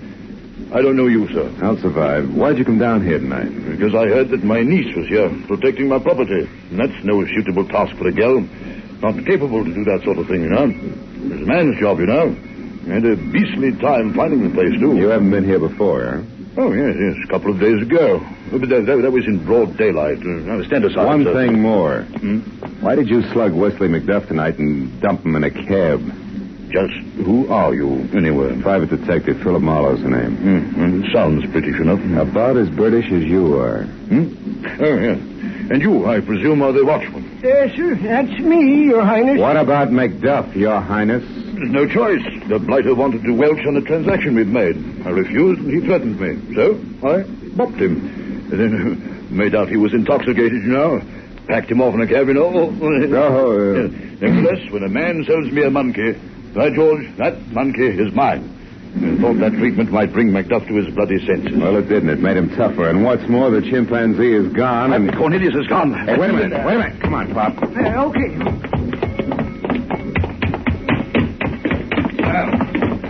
Well, dear, where are you?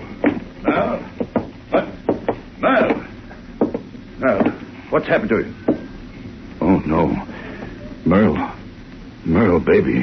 That's the way she was when we found her. And that crazy monkey was in here just jumping up and down like he was throwing a fit. It was McDuff. That's who it was. That madman. Holy mackerel, what was that? I don't know, but I'm going to find out. You stay here.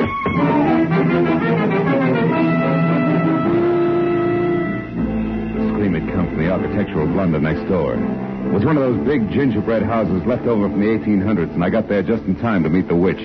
The scaly front portal was jerked open in front of me, and there she stood. Like a pool cue in high panic, topped by a head of brittle orange hair, half done up tight in curlers, the other half streaming over her face.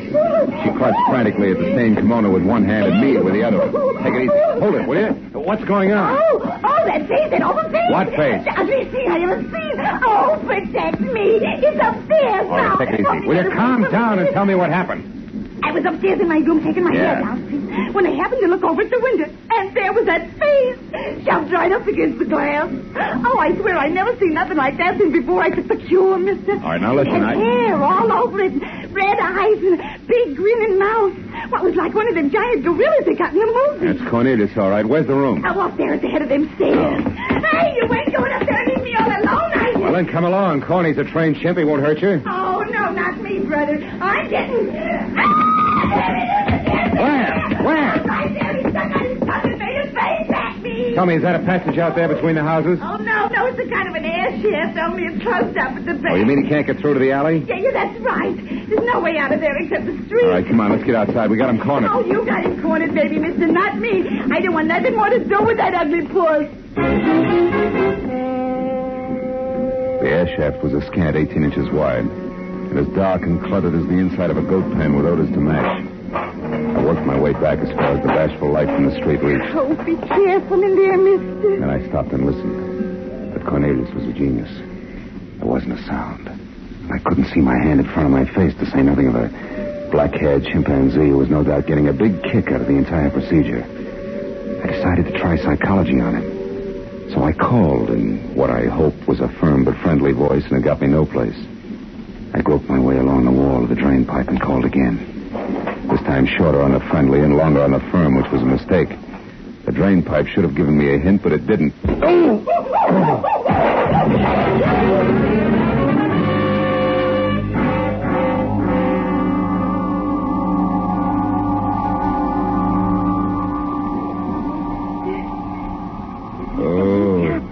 What? Look, snap out of it. What's the matter? He's gone. Oh, who's gone? That gorilla. It was up on the drain pipe. It hit you on the head with something, then ran right past me and got away in a taxi. Oh, come on, let's get out. Oh, wait a minute, baby. I could have sworn you said the monkey took a taxi. Yeah, he did. I watched the whole thing. My. As soon as it got out in the street, a man in a checkered tan with a crooked stick in his hand came out from between them buildings over there and called it. They ran up to a taxi. The driver jumped out and they drove away. I seen him. The driver jumped out and they drove away? Yeah. I don't think you took the cure soon enough. Well, I seen something else, too. Huh? A fat blade in a high hat and spats came charging out of the freight house there. Saw the cab leaving, got in a green coupe that was parked in front and took off. Holy smoke, that's my car. It's gone. How do you like that? Yeah. Now maybe you'll believe me, huh? Every screwy word, sweetheart. Now, look, you didn't happen to see... Well, look, that's the cab driver there. Did anybody see what happened? I gotta have a witness. My taxi was hijacked off of me by two crazy guys. One of them looked like an ape, exactly like an ape. Move over, bud. We're on the same raft. My car's gone, too. Tell me what happened, will you? Start at the top. Okay. Tonight I bring this big shot in a high hat down here to the freight house. He hops out, tells me to wait, see? Yeah? So I drive down the block and turn around. I'm parked right over there, trying to grab a quick 40 winks, when up comes this loon. A Scotchman? Yeah, that's him. Yeah. He throws me a fast address and starts getting in, see? I politely tell him the flag is down, but he keeps coming. You see, it's just Yeah, I know. It's just like it. Now, look, did you ever see this Scotchman before? No, never. I figure maybe he's got a snoot full of happy days, nothing more. So I'm reaching over to block him when a pair of hands that feels like a doormat with muscles grabs me around the neck. I twist around and look, and what do I see? Cornelius. Him I don't know, but an ape man is crawling in my wind. So help me, I'm rubbing noses with a missing link. Yeah, I know. Then what happened? Mac, I jump out of the taxi, and before I know it, the old geezer gives me a clout with his stick, piles in. The next thing, my taxi's gone just like that. You gotta believe me, somebody's gotta back me up. If I try this on the cops, they'll have me in a padded cell in no time. Well, don't worry about it, fella. Just reach hard for that address the Scotchman gave you. Can you remember it? Oh, sure. Let me see. It was the Rushmore. Rushmore? Yeah, that's down at the Hills Motel out on Vernon. Somewhere around Beverly Boulevard. Ed Nathan... Oh, stepped on something here on the sidewalk. Oh, you sure did, Cutie. Smashed it, too. It looks like somebody's watch crystal. Sure, ladies' watch crystal. Oh, a nice one. See, it had this hunk of black ribbon with it. Ladies' watch? Hey, wait a minute. Let me see that. Sure, here. Velvet. See? Yeah, it sure is. It doesn't fit. Not here. No one's been here but the three of us and the chimp. So long, kids. Hey, wait. Where are you I'm going to talk to a liar about a murder. I'll see you later at headquarters, I hope. But what about my taxi? Talk to the night watchman in the freight house. You'll be good for each other.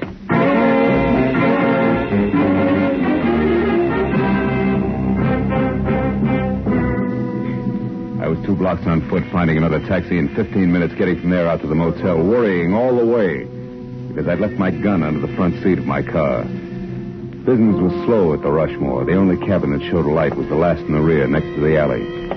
I was sure of what I'd find inside. In spite of the fact that neither the stolen cab nor my coupe was any place in sight.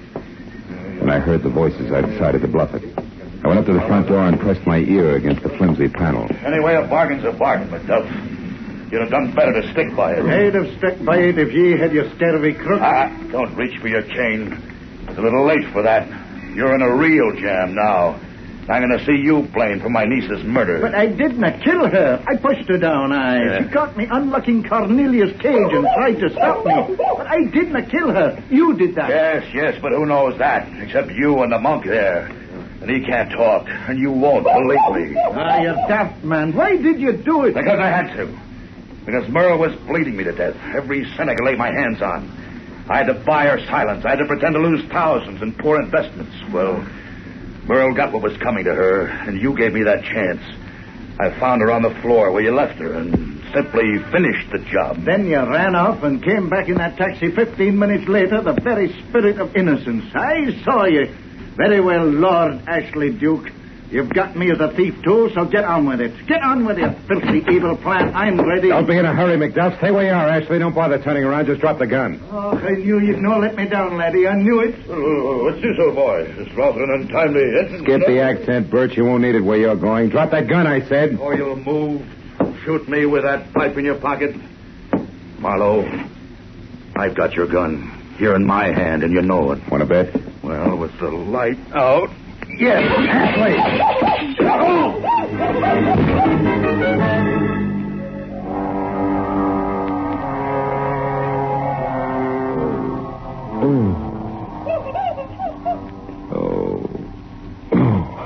It's a very strange thing, lad. He hit you but once, but there are 2 lumps on your skull. Do you ken this condition? Never mind. Skip it. I don't want to talk about it. Oh. Where's Ashley? Trussed up there in the corner. He should be coming around soon. You see, Cornelius, as you've no doubt learned, is a great imitator. When he saw Ashley bat you on the head with a gun, he grabbed McCain, leaped up on the dresser there, and batted Ashley on the head. Oh, no. Not with this headache. Hey. Don't tell me I'm indebted to that. Just when I was learning to hate him. Aye, we both are, for our lives. But tell me, what does a black velvet ribbon and a watch crystal mean? He mumbled that over and over while you were out. Oh. Well, that's how I knew Ashley was a liar and a killer. See, the cab driver stepped on a round piece of glass that looked like a watch crystal with a ribbon attached. Happened on the sidewalk in front of an air shaft. Actually, the glass was a monocle. Dropped by Lord Ashley Duke, eh? No. Ashley'd never been at that spot. No? But if Cornelius had, and if Cornelius dropped the monocle, it indicated that Lord Ashley Duke had been someplace with Cornelius early in the night, you see? That could only be the freight house. Yet Ashley claimed he hadn't been there for 2 days. Oh, I see. Oh, you do. Oh, my head. How about you, Cornelius? Yeah, well, that's one of the best answers I've had tonight.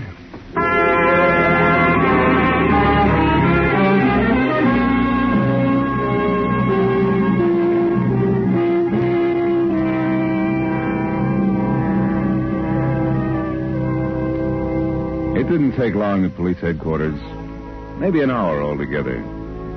A killer was locked up for trial, and the key witness ate 3 erasers, spilled a quart of ink, and broke a window before the homicide boys finally gave up. I watched the phony Lord Ashley Duke walk down the corridor to his cell. Any connection he had with man was just the category. Then I watched McDuff and company leave, too. A couple of regular guys. A monkey and the monkey's uncle. A genuine old Scot who loved life. And his shuffling friend whose only limitation was his inability to speak. But he communicated all right. In the only language that means anything. Love of one creature for another.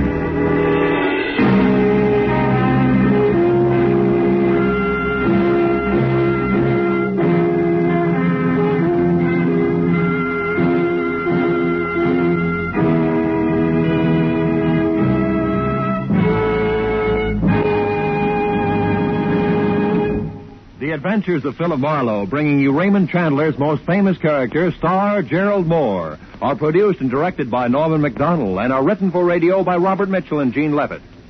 As a special note of interest, Philip Marlowe fans, you'll be glad to know that Radio and Television Life magazine has this week named Gerald Moore as the best male actor in radio. Featured in our cast were Mary Lansing, John Daner, Tudor Owen, Sam Edwards, Michael Ann Barrett, Harry Bartell, and Junius Matthews. The special music is composed and conducted by Richard O'Runt. Be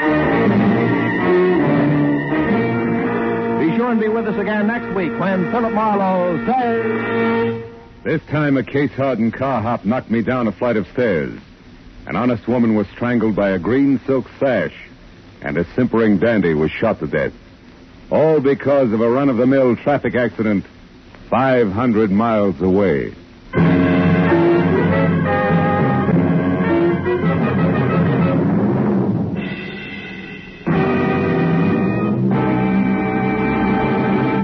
You hear them all on CBS, and one of the funniest parts of that all comes from the bird brain of a woman, Miss Gracie Allen of Burns and Allen. Top troopers on the American stage for years, top radio stars after that, George and Gracie are now playing a big part in CBS's great Wednesday night lineup. Bing Crosby, Groucho Marx, George and Gracie, Dr. Christian. Join George Burns and Gracie Allen this Wednesday night on most of these same CBS stations. This is Roy Rowan speaking. Now, stay tuned for Pursuit, which follows immediately over most of these same CBS stations. This is CBS, where Burns and Allen are heard every Wednesday night, the Columbia Broadcasting System.